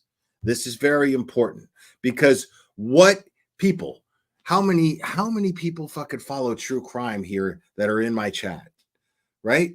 What is one of the most common things that you hear law enforcement say when we're trying to get answers and we want to know what's going on? Law enforcement will always say, watch any reality show, any true crime reality show, law enforcement will always say, we eliminate everyone before we get a suspect. Scott, tell me I'm wrong. We narrow down suspects via process of elimination. They did not do that. And the defense is painting this picture for the jury, witness by witness by witness. They did not. The Massachusetts State Police did not eliminate anyone else before they concluded that Karen Reed was responsible for this crime with absolutely no evidence to implicate her. They didn't make any effort to eliminate anyone else. They went right for Karen Reed.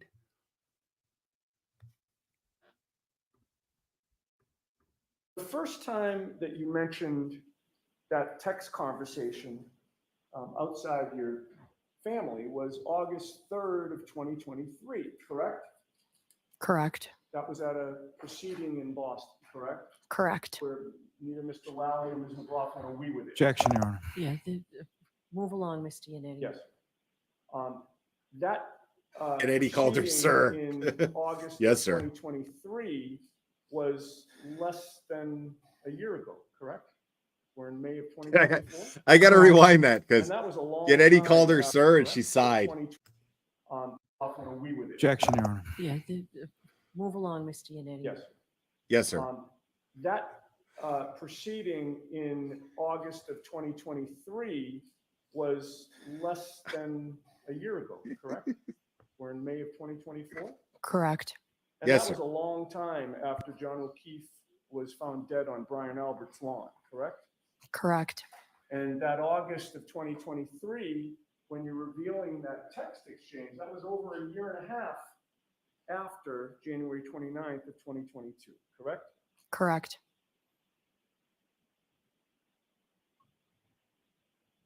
And leaving aside the screenshot,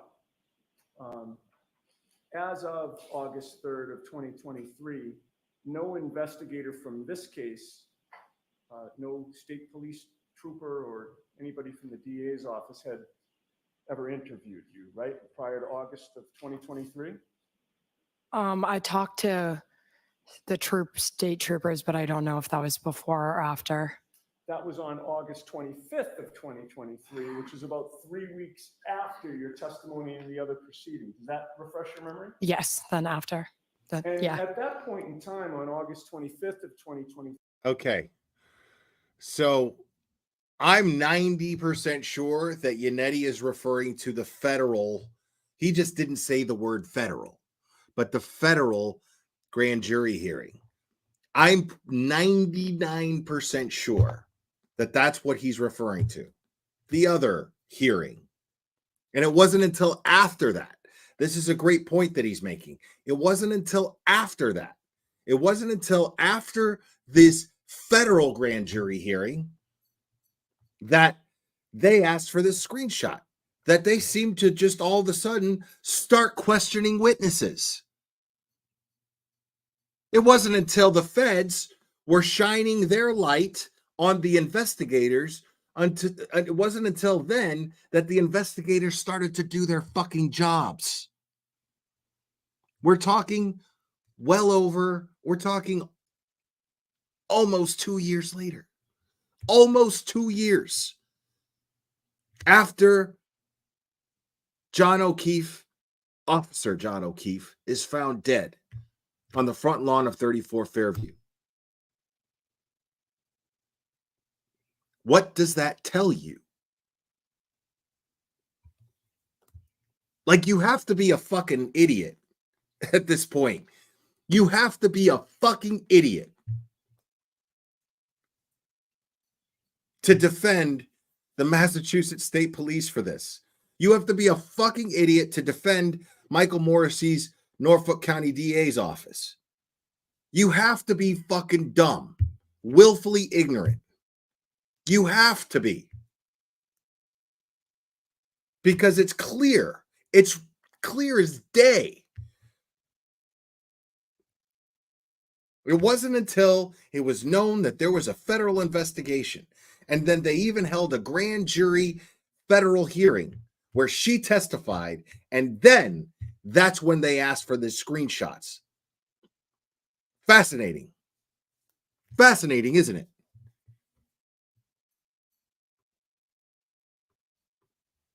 You'll agree with me that you were not interviewed at a police station or a state police barracks, correct? Correct. Or the DA's office, correct? Correct. You were interviewed by Zoom, correct? Correct. And you were not alone at that time in your home, correct? I'm not sure. Your mother, Jennifer McCabe, was present, correct? Okay. And she was monitoring what was going on in that interview, correct? Defensive right there. Was that true? I don't recall. You're a liar. Okay. In any case, that too was over a year and a half after January 29th, correct? Correct. All right. Now, I'd like to ask you some questions about, oh, by the way, you Joe Hinson. and Let me be clear, y'all. Little off the subject. I get these all the time, and I appreciate them, man, because you guys appreciate me almost as much as I appreciate you. Seriously. You're saying thank you for your work. I got to tell you, Joe, this ain't work to me, man. I love this shit too much. I don't like what's happening to Karen Reed. I don't like that John O'Keefe's family is not getting justice. I don't like that they've been duped. I don't like any of these things. But I love to see liars get caught. I love to see the truth unveiled. I love to see that shit. But mostly I love hanging out with you guys doing it. Seriously. That's coming from the heart. I love hanging out with you guys doing it. You guys have been hanging in there 9.5 hours with me, dude. You know how much that means to me? You guys have no idea. iPhone since you were 12 or 13 years old. Correct. And you're now how old? 20. So 7 or 8 years would be a good estimate as to how long you've worked with iPhones? Correct. And obviously you know how an iPhone works, correct? Correct. You know how to Thank you, Rhodey. and comment Appreciate you. on text messages, correct? Correct. And you know that there's a Thank you, Diane lot G. of tools open to you to comment on text messages, correct? Correct. You can reply to a text using an icon or an emoji, right? To like or dislike something that somebody else said. Correct. You can laugh at it. You can love it. You can like it, correct? Objection. Right? Correct. And they make it pretty easy, right? All you need to do is put your finger or your thumb. Now, Yannetti's questioning here makes me have questions. I'm wondering if Yannetti has more information. I'm wondering if Yannetti has findings from the federal investigation. I'm wondering if during the federal investigation they extracted her data at some point, and they were able to come up with certain inconsistencies, like the fact that, or I'm not saying fact, it's not a fact, but I'm wondering if he's talking about what you can do with these text messages. You can like them, you can love them, you can put laughing emojis.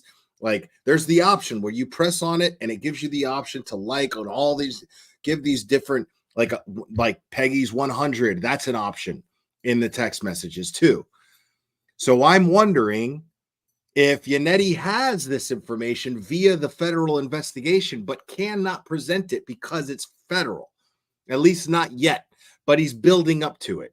I'm wondering if that's what's happening. I don't have proof of this, but it feels like his line of questioning is leading to this because he's putting things on record. It seems like he's putting things on record that he knows she's never going to admit to, and he can't flat out accuse her of. So again, it's about the jury. The jury, what they hear and see and how they interpret it. And it's very important that the jury does not interpret her as being badgered by the defense. The jury likes the defense right now, and Yannetti has to keep that going. Shelby, thank you so much. Your commentary is the best. Thank you for making me laugh all day. You're welcome. Thank you for being here. And Kristen O'Brien, thank you for the super sticker. I appreciate you. Thumb on a specific message and hold it down and options appear, correct? Correct. And that's where you get the thumbs up, the thumbs down, the ha-ha, exclamation points, question mark, etc. Right. And you also have other options, which is down the bottom, there's a kind of a curved arrow where if you click on that, you can forward the message or reply to a specific message, correct? Correct. And on the left, there's a trash can, right? Correct. And what happens when you click on the trash can? It will delete the message from your phone. And it's your testimony that with regard to the screenshot that we saw, there are no deleted messages in that conversation, correct? Yes. However, you would agree, as you've already testified, that if a message had been deleted from a screenshot, we'd never know, right? True.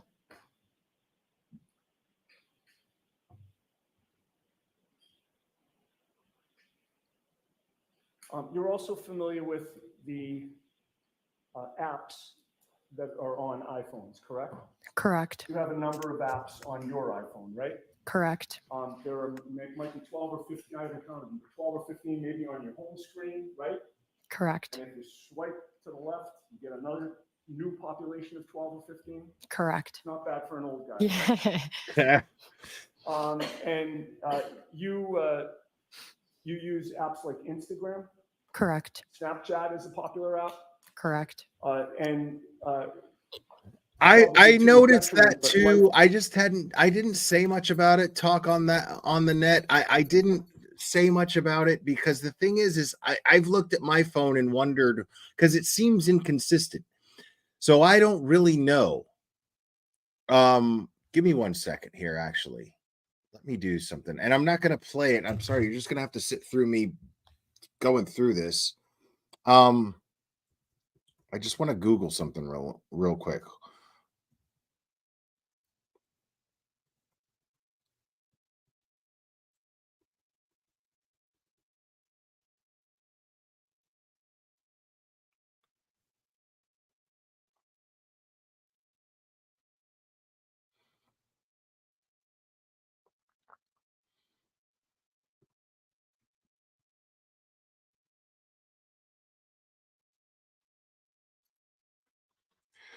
Okay, so it's I googled when do iMessages show date and time on the iPhone. On an iPhone, iMessages show the date and time of messages when you open the conversation and swipe left on it. Then keep your finger down on the screen until you reach the end of the swipe, and the time will be displayed on the right side of the screen.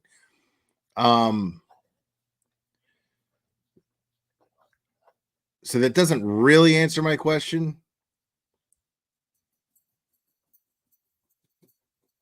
When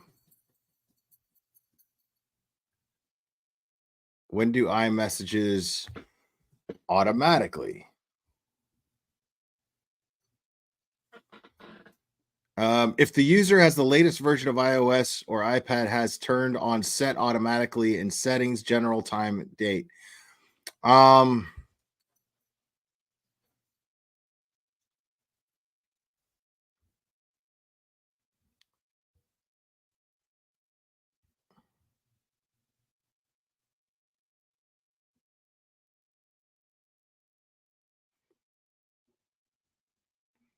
Welcome to the iMessage, and I understand you're curious about how much time passes before a timestamp appears on a message in the i.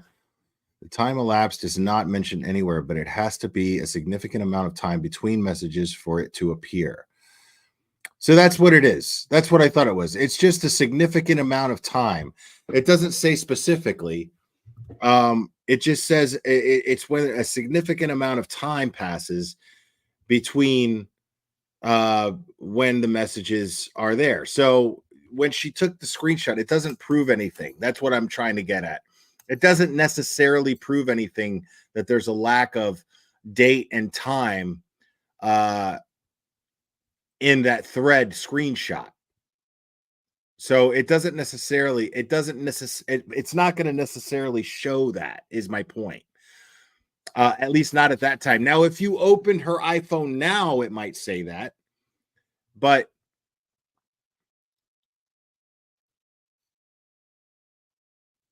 it's weird. You're right. It's showing the time. It's showing the time.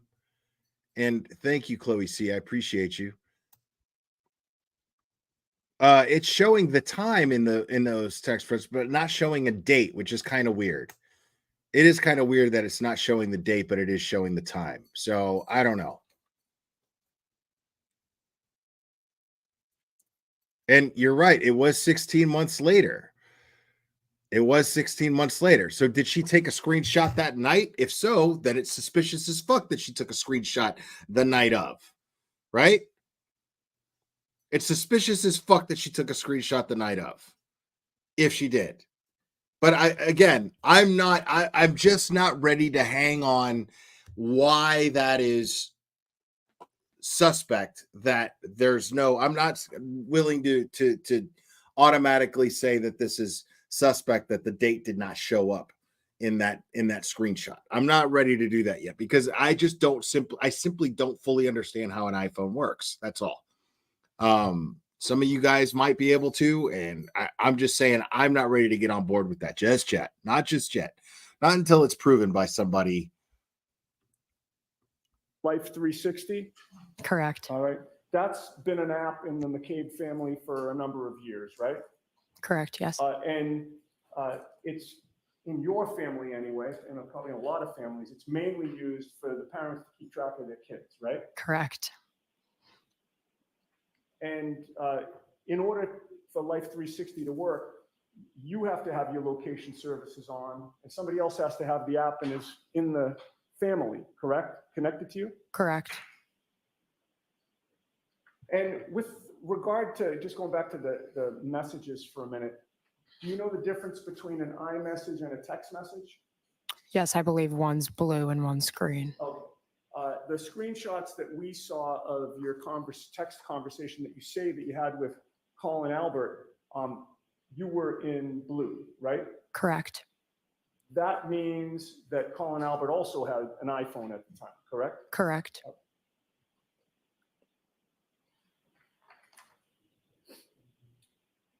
Now, with regard to the timestamp on those messages, the conversation about I'm here, I believe gave the time 12:10 a.m., correct? Correct. Are you aware how easy it is to change that time? No. Are you aware that all you need to do is go from settings to general, and then there's a date and time that you can alter? Objection. I you aware of that? No, I didn't know that was a thing. You know that when you set up your iPhone, you have to choose a time zone, correct? Correct. And you always choose the New York time zone because that's where Boston is, right? Correct. Are you aware that if you go into settings, general, and then date and time, you can change the time zone to wherever you're going? I guess I didn't. Once I set my phone up, I have no reason to change the time. See? And in addition to changing the time zone, you literally can choose any time that you want. You could make 1:45 a.m. to 12:10 a.m. in about 3 seconds. Did you know Objection. that? Do you know that? Did you know that? No. But if I'm not accusing you of this now, but if you had changed the time on that from a screenshot, we'd have no way of knowing, correct? I guess. Because what a screenshot ultimately becomes is like a photo, correct? Correct. It's not like you can edit it, right? I mean, the most that you can do is what we saw on the other photo that was displayed, which is kind of crossing out with a magic marker somebody's face or a time, right? That would be how you'd have to alter it, right? Correct.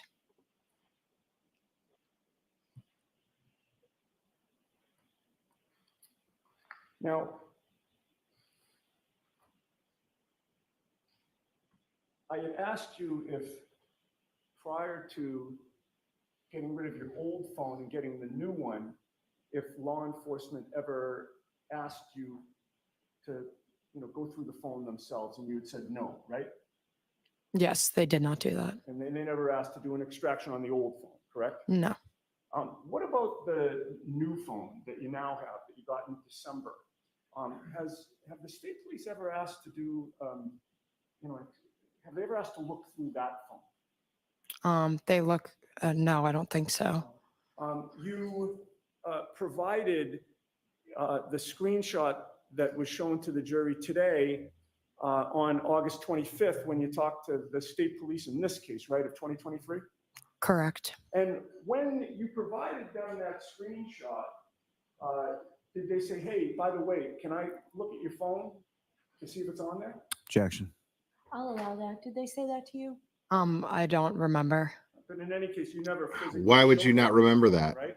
No. You don't recall clicking on that text message app, the green app with the... See, that means that they didn't ask, because if they would have asked, you would remember. You would remember them asking because you remember not giving them their phone, giving them your phone, right? So they would have. The only way you would, the only reason they would look at your phone is if they asked to look at it. Why else? What? The kind of white speech bubble. You didn't click on that and then click on the Colin Albert conversation and say, here it is, did you? No. And in addition to not asking you to see your new phone, they also did not ask you to do an extraction of your new phone, correct? Correct. And at some point in time, you realized that you'd have to be a witness in this case and have the unfortunate incident of having to talk to me, right? Objection. I'm going to see counsel at sidebar for just a minute on this. Okay.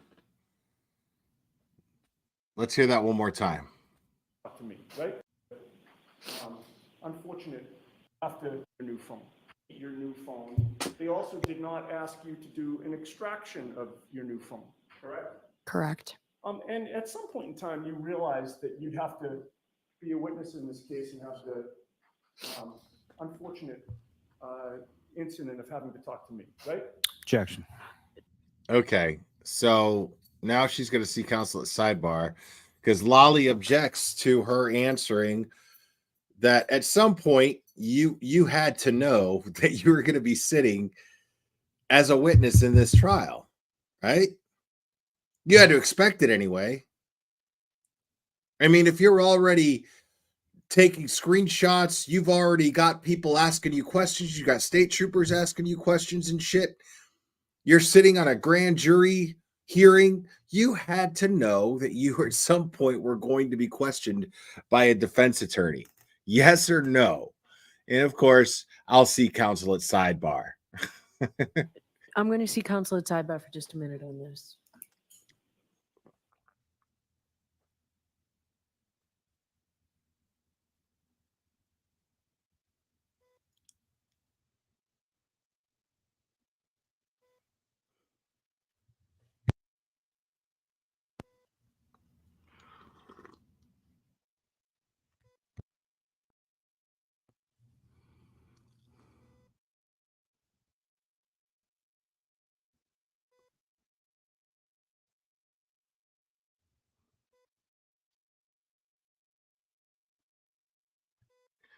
All right.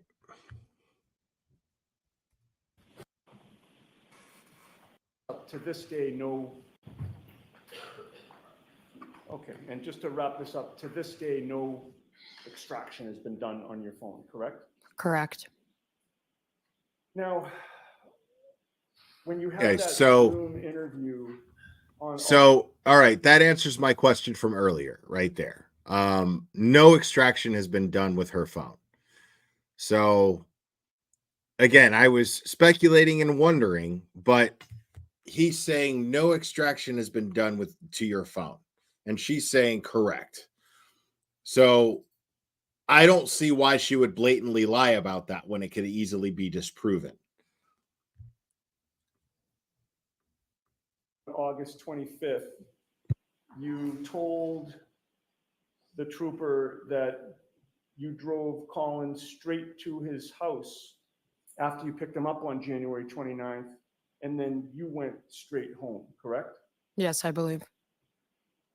And you have previously testified back in August of 2023 that you believe you dropped Colin Albert off at his home at around 12:15, 12:20 or so? Correct. And when you left, Went straight home, 12:15, 12:20. by the way, you're very familiar with 34 Fairview, right? Correct. That's family, correct? Correct. Been over there many, many, many times, correct? Correct. And you're familiar with the neighborhood in terms of the streets that are around there, right? Correct. And you've lived in Canton your whole life? I mean, Yes. Until, yeah. When you were a baby, you were in Stoughton? Yes. Basically, you're a Canton girl, right? Yes. And can you tell the jury the route that you took home from 34 Fairview, or actually strike that, the route that you took to Colin Albert's house when you left 34 Fairview on January 29th? I don't remember specifically, but I would believe I drove up Fairview.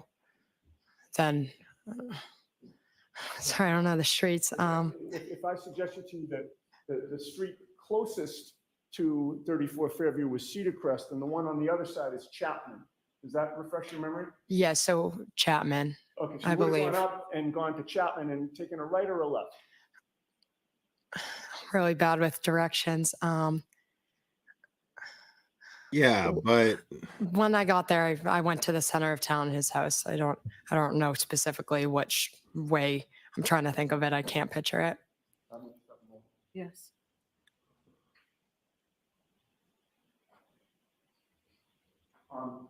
Are you familiar with Washington Street in Canton?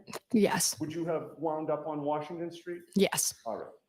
And you're aware that the Canton Library is on the corner of Washington and Sherman Street? Does that make sense? Yes. So you would have passed by the library? Yes. All right. Now, with regard to... And I feel like maybe I was overthinking that too, the library. Maybe he was just trying to plant that word in the jury's heads. But the library is not really relevant. I think he was just actually trying to find a very convenient way of reminding her of her route. One that benefits Karen's defense as well. Whether you went straight home, did you, by the way, when you went home, did you stay there Yes, I believe so. for in the rest of the night? Yes. Okay. This is where it's interesting. So 12:15, between 12:15 and 12:20 is when she dropped off Colin Albert. Went straight home, right? She says she went straight home, didn't go anywhere afterwards. We got to do it, guys. I skipped a few, but we got to do it. You know we got to do it. I think we got a super dad. Super dad. I think we got a super dad. Super dad. Super dad. Super dad. Dad, dad, dad, dad, dad. I think we got a super dad. Brandy Shea, thank you so much. Spit out my lunch when I saw her crying. My mind went straight to Amber Heard. All fake. Agreed. Thank you so much, Brandy Shea. I appreciate you. Yeah. Are you guys still with me? I know it's been a minute. Are you guys still alert? Have you started to doze off? Are you getting sleepy? Are you getting sleepy? Do do do do do do do. And his name is John C.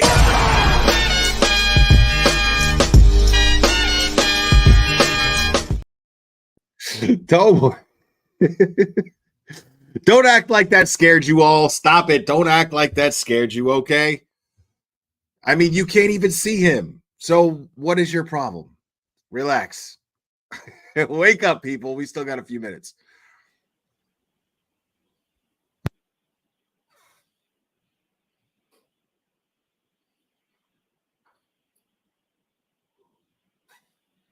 Okay, and what time do you say that you arrived at home? I'm not sure. Before around 12:30ish. Okay. With regard to Life 360, would you agree with me that if you go on that app and you're trying to figure out where somebody in your family is, there's and let's say you want to know if somebody's home. There's like a circle that surrounds your home, correct?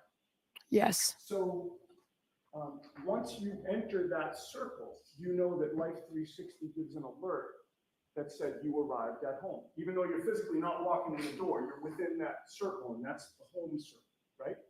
Yes. On January 29th of 2022, at 12:04 and 53 seconds, you arrived within that home circle, correct? Correct. And then at 12:06 and 55 seconds on January 29th, you left that home circle, correct? Correct. And then on January 29th of 2022 at 12:23 and 14 seconds, you completed a 7-mile drive where your top speed was 42 miles an hour. Does that make sense? Correct. And then you left home on January 29th of 2022 at 12:23 and 14 seconds as well. And what that probably means, reading between the lines, is that you entered that home circle, but then you didn't go home. You went through the home circle and completed a 7-mile drive somewhere, right? I guess I thought I went home. Objection, Your Honor. Okay, I'm sorry. I didn't hear your answer. thought I went home. I believe I went home. Okay. I was completing my drive out my house. All right. She's really nervous right now. She's really scared. Watch her reaction right here, right after. Look at her body language after she says, I thought I went home. And completed a 7-mile drive somewhere, right? I guess I thought I went home. Objection, Your Honor. Okay, I'm sorry. I didn't hear your answer. I believe I went home. Okay. I was completing my drive out my house. Okay, right there. She's scared out of her mind. Right there. At 12:26 a.m. on January 29th, you left home again, right? Like her heart fucking dropped. Watch that one more time. My drive out my house. All right. But at 12:26 a.m. on January 29th, you left home again, right? Objection, Your Honor. Did you leave home? I don't know. I don't remember. Okay. I don't And remember. at 12:26, she could have just been like, I mean, she would have been more believable to the jury if she would have just been like, no, that's not true. I stayed home. If she would have just stayed steadfast to her original story, the jury would have believed her. Well, not necessarily, but she would have had a better chance of the jury believing her. But right there, what she just did was say, I thought I went home. I mean, she was the designated driver. It's not like she was drunk. She was texted by her not cousin, whatever the fuck that means. She was texted by her not cousin to come pick her up because he was drinking and she wasn't, right? So all of a sudden she doesn't remember what she did when she got home. She stuck to her story, but now that he has data, Life 360 data, and she has talked about how Life 360 is so reliable. Her parents use it, she uses it. It's reliable, right? She says right after all of this Life 360 talk, and now he's saying that the Life 360 data says that you left home at 12:26. You left your house again at 12:26. 12:26 a.m. and 12 seconds, you arrived at the Canton High School, correct? No. On January 29th of 2022, at 12:26 and 55 seconds, you completed a 1-mile drive where your top speed was 43 miles per hour, right? I don't believe so. And then at 12:26 and 55 seconds on January 29th, you left Canton High School and arrived at home on January 29th of 2022 at 12:29 and 28 seconds, correct? I do not know. And then after arriving home again on January 29th of 2022 at 12:29 and 29 seconds, you completed a 12-mile drive on January 29th of 2022 at 12:31 and 22 seconds. Did you not? No. And then you left home on January 29th of 2022 at 1:08 and 15 seconds, right? I don't believe so. And ultimately, you went through the home bubble and the Canton High School bubble, and you arrived at Canton High School on January 29th of 2022 at 1:28 in the morning and 8 seconds. Can I see what you're referring to? Sure. May I approach you on? Yes. You probably don't need these, right? No, I'm good. Now, what we were hearing Plevin say earlier was like it was physically impossible for her to make that drive in such a short period of time. You got to understand what those timestamps are her entering the bubble of those locations, the area, the overall area. Once she has the circle that he's described, now I don't know how wide that circle is, but he's describing entering and exiting that bubble and basing those timestamps on entering and exiting that bubble. But here's the thing. You're not going to get a 1:28 in the morning timestamp of her arriving at the high school if she went straight home and didn't leave again. The biggest problem with this is that she entered her home bubble at the time that she said she went home, but she left again. That's what's being proven here. Is the Life 360 app says that she did not go home and stay there at the time that she said she did. It doesn't really matter. I mean, the Life 360 number, it doesn't matter if it's accurate to the fucking inch and the second. It doesn't matter if it is. It matters that she was moving around outside of the bubble of her home long after she had said that she went home and stayed there. This is the issue.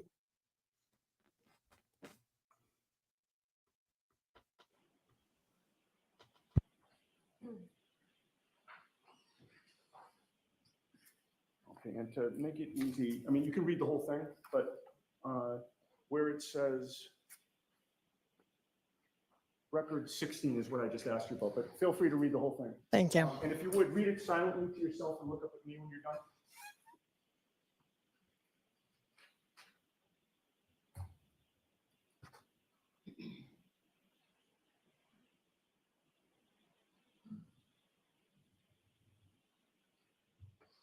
Oh, I'm sorry. You are done. Sorry. May I approach? Yes. Did that help refresh your memory on where you were that night?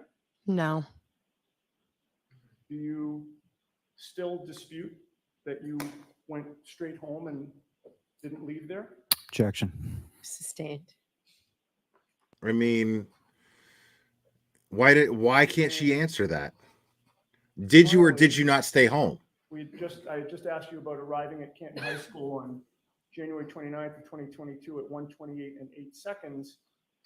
You arrived at home within that home bubble.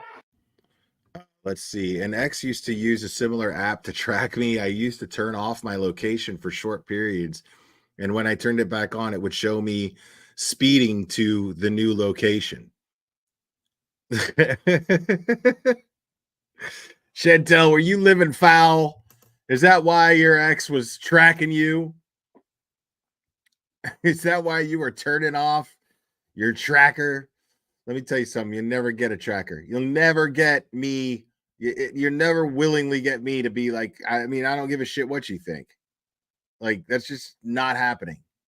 That shit is not happening. Thank you, Chantel. That shit's never happening. Never happening. You're never gonna fucking use my fucking devices to track my movements. Me willingly. I answer to no one. Fucking no one. I don't understand how people like are like willing to do this shit with their significant others and shit like that. Oh, it's for emergencies. Nope. I don't give a fuck. Fucking emergency. I'll burn alive. Thanks, but no thanks. It's for emergencies. No. I don't give a fuck about no fucking emergencies. On January 29th of 2022 at 1:30 in the morning and 26 seconds. Correct? What time did it say I arrived at high school? 1:30 in the morning and 26 seconds. And what time did it say I arrived at high school? The high school was 1:28 and 8 seconds. It wouldn't have taken me 2 minutes to go from the high school to my house. I'm confused. With regard to the high school was also one of the bubbles, one of the areas where you could be, right, on Life 360? No. If I may. Yes.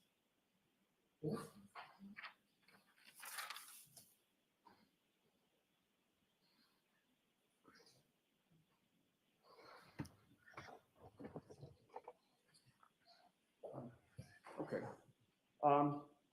Did you say that on Life 360, the Canton High School is not one of the areas that you're tracked in? What do you mean? So do you remember we were talking earlier about? Oh, like put in a location, like that was Yeah, so home, there that are was multiple high school. locations, like, you know, if your mother's looking for you, where are you? Yes. Well, you know, you're at D&E Pizza, you're at high school, you're at, you know, home, right? I mean, those could be categories. Correct. You've agreed that home was one of the categories. Correct. And having reviewed that, the Canton High School is also one of the categories, correct? I believe so. All right. And on January 29th of 2022, the last entry is that you completed a 12-mile drive on January 29th of 2022 at 1:32 in the morning and 23 seconds. And that's the end of the activity. Do you agree with me that that's when you finally stopped that night? I don't recall. If I may have a moment. Yes.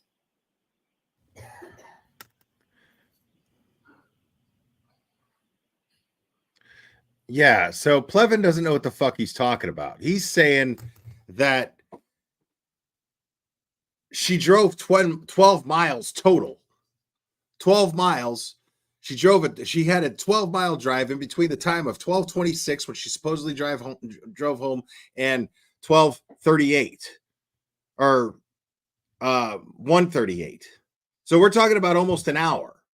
I'm not talking about no fucking couple of minutes. I'm not talking about no 7 minutes.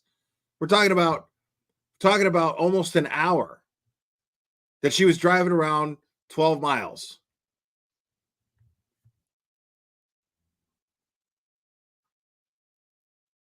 Yeah, let's hold on a second. Let me. The last entry is that you completed a 12-mile drive on January 29th of 2022 at 1:32 in the morning and 23 seconds. And that's 1:32 in the end of morning. Activity. Do you agree with me that that's when you finally stopped that night? I don't recall. See, this is why we're calling her a liar. Not because she could have just said, no, that's wrong. I got home just before 12:30. That's what time I got home. I don't give a fuck what that thing says. But she says, I don't recall. I don't know. What do you mean you don't know? You don't remember if you left your house after the time that you said you left your house? That's a simple question. It is a simple fucking question.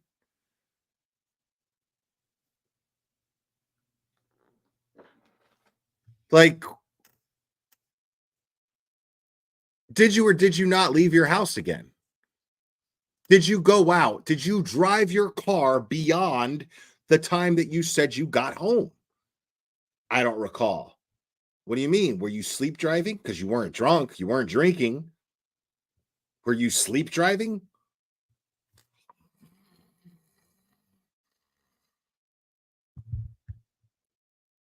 Unreal, dude. I may have a moment. Yes.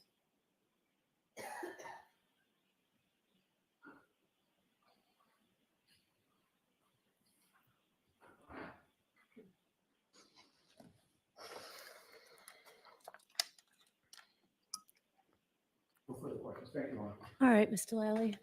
Thank you.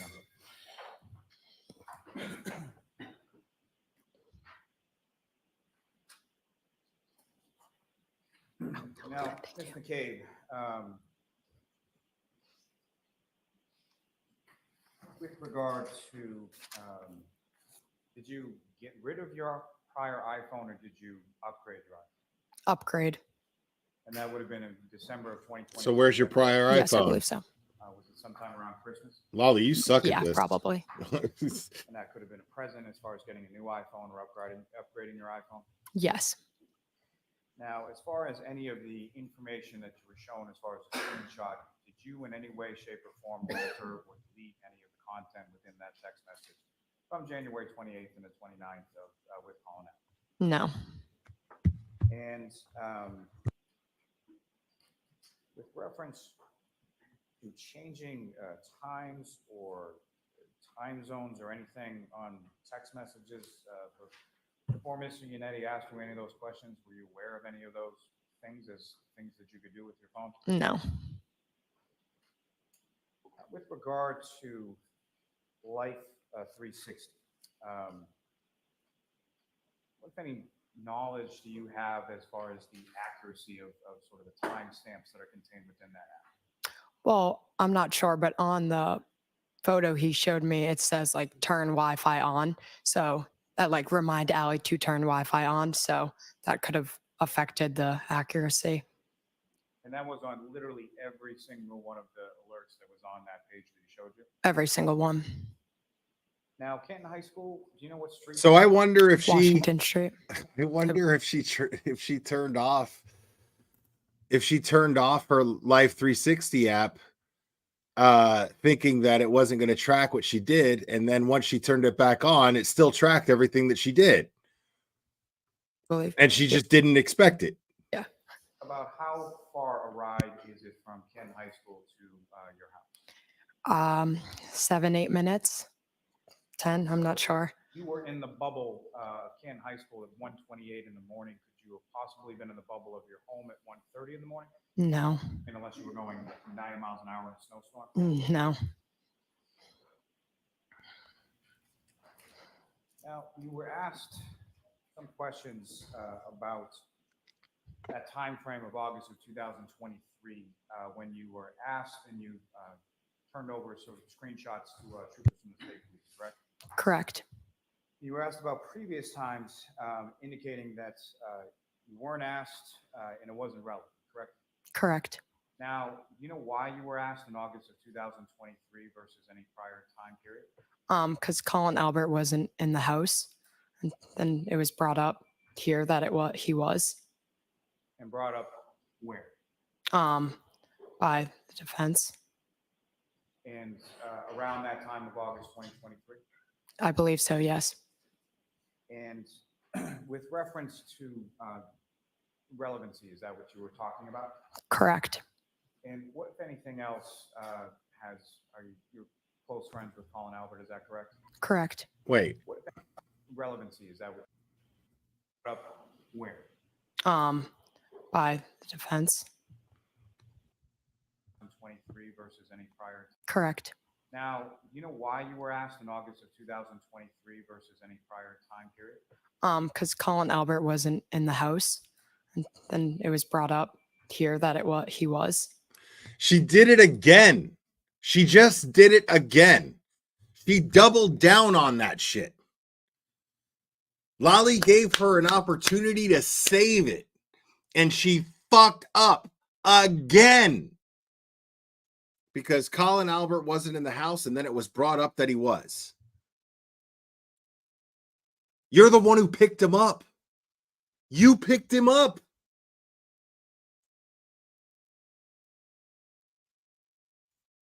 So you're saying that you kept it a secret until it was outed that he was in the house. And that's when you provided the information with your phone. You provided the screenshot. It wasn't relevant until our secret came out that he was in the house. And okay, it wasn't relevant that it wasn't relevant until it was known that Colin Albert was in the house. She said that shit in open court in front of a jury, and she did it twice. And brought up where? By the defense. And around that time of August 2023? I believe so, yes. And with reference to relevancy, is that what you were talking about? Correct. And what, if anything else, you're close friends with Colin Albert, is that correct? Correct. What, if anything else, has your family or I Colin just- Albert and his family undergone over the course of? What do you mean, will I let her finish? I just did. Here, I'll play it again.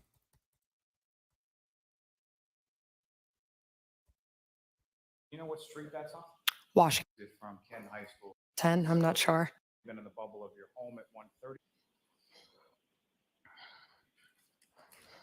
Now, you were asked some questions about that time frame of August of 2023 when you were asked and you turned over sort of screenshots to troopers from the state police, correct?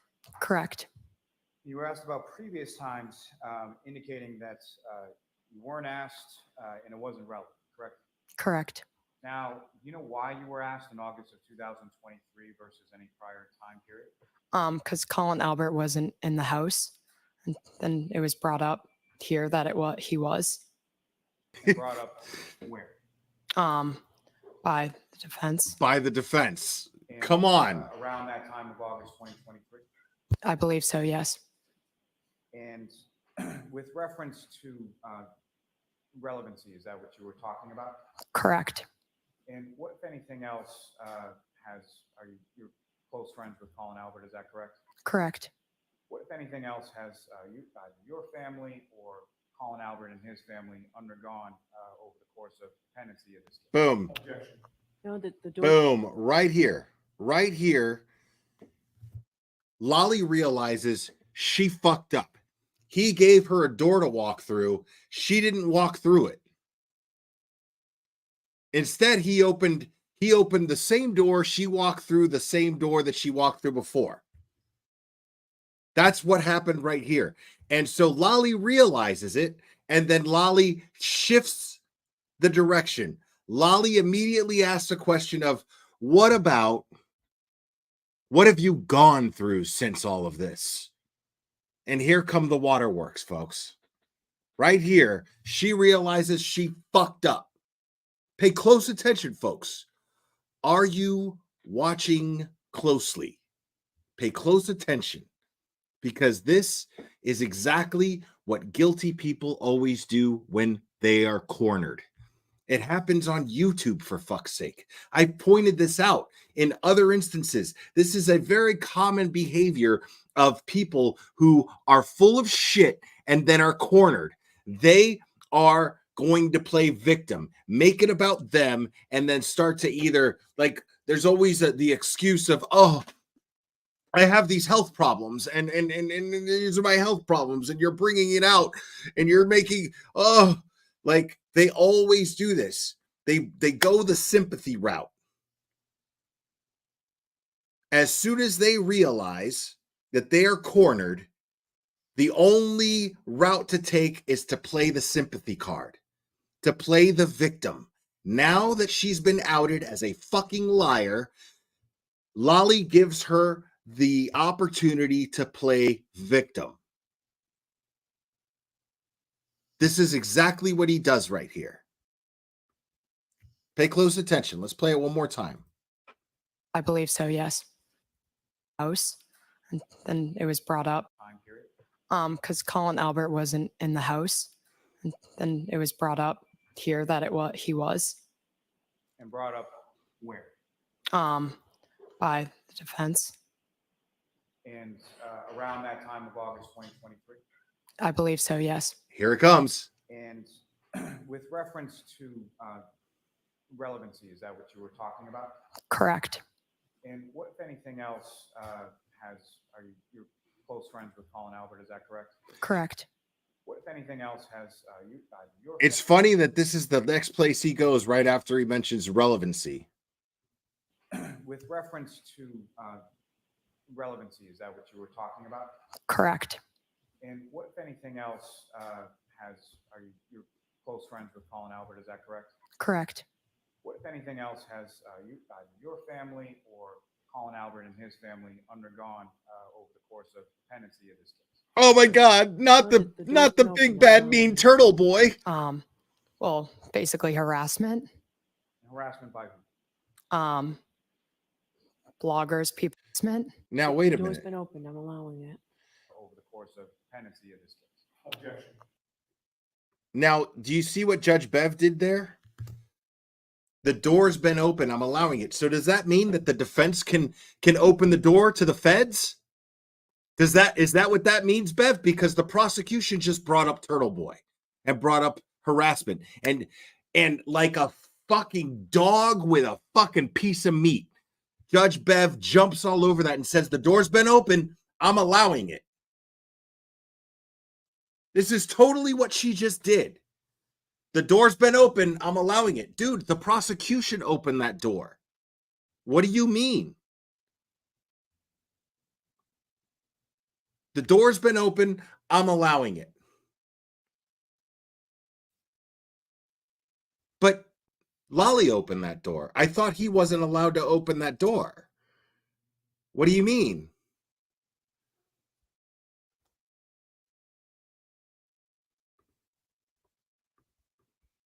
No, the door's been opened. I'm allowing it. Wow. Well, wow. Basically harassment. Harassment by who?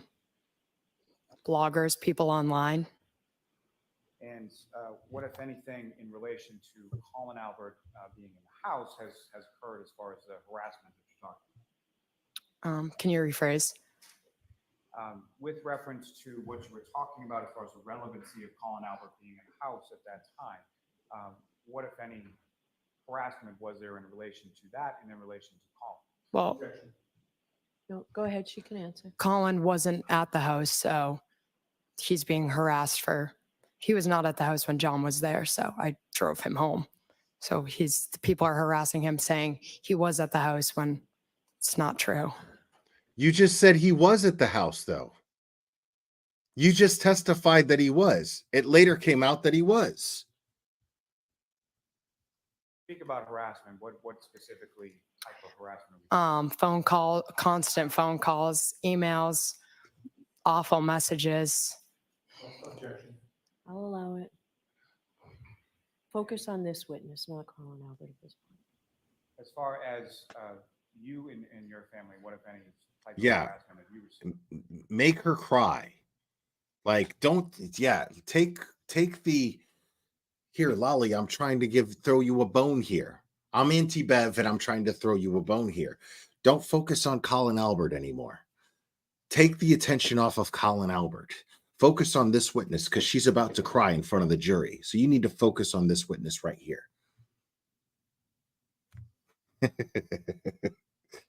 This is a fucking sham if I've ever seen one in my life. In my life. People showing up at our house, people emailing my school. She's foaming at the mouth, chomping at the bit to be able to talk about this.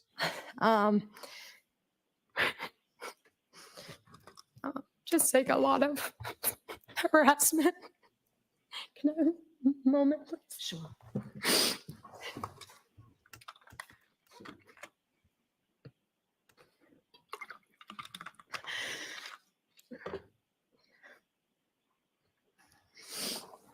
Okay, I'm sorry.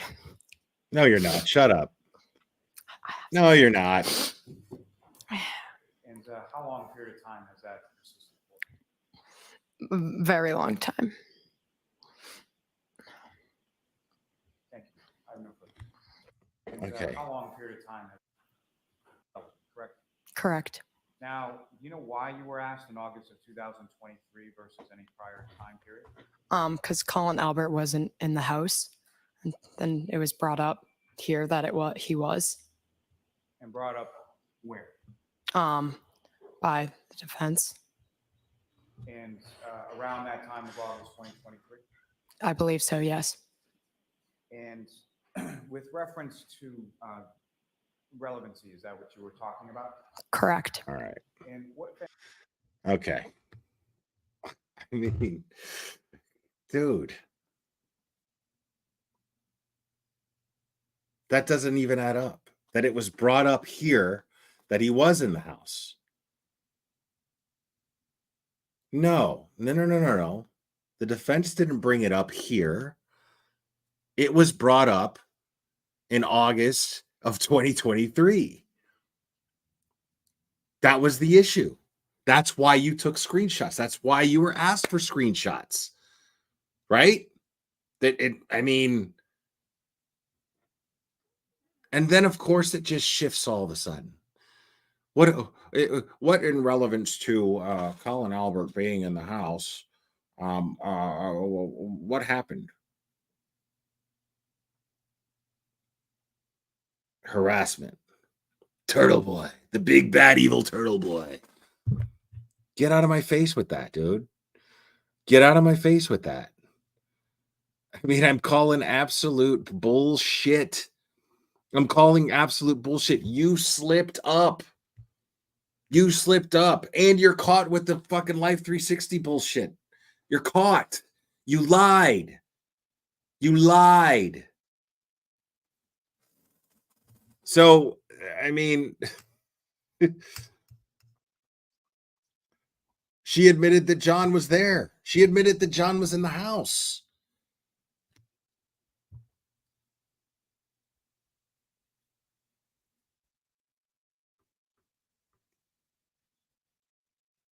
I mean, this is just, yeah.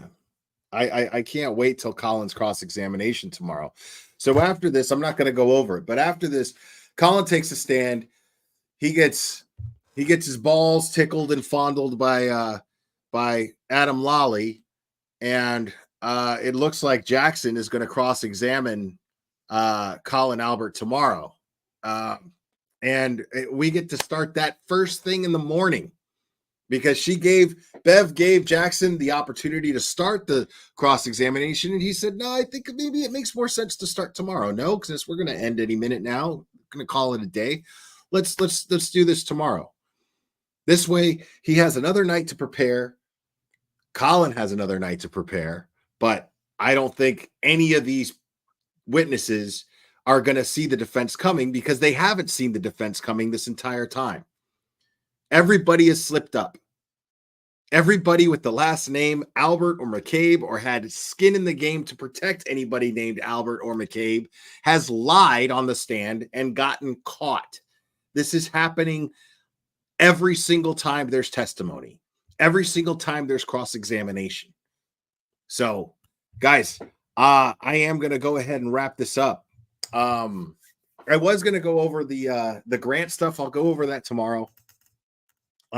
Most of you guys already know about it, but I'll just share my thoughts on that tomorrow. But guys, 10.5 hours, man. You guys are fantastic. You guys are amazing. Seriously, thanks for hanging in there with me. Thank you for all the support. Thank you guys for liking and subscribing. It means the world to me. Thank you so much, guys. I am going to wrap this up. I love you so much, and we will do this again bright and early very soon, my friends.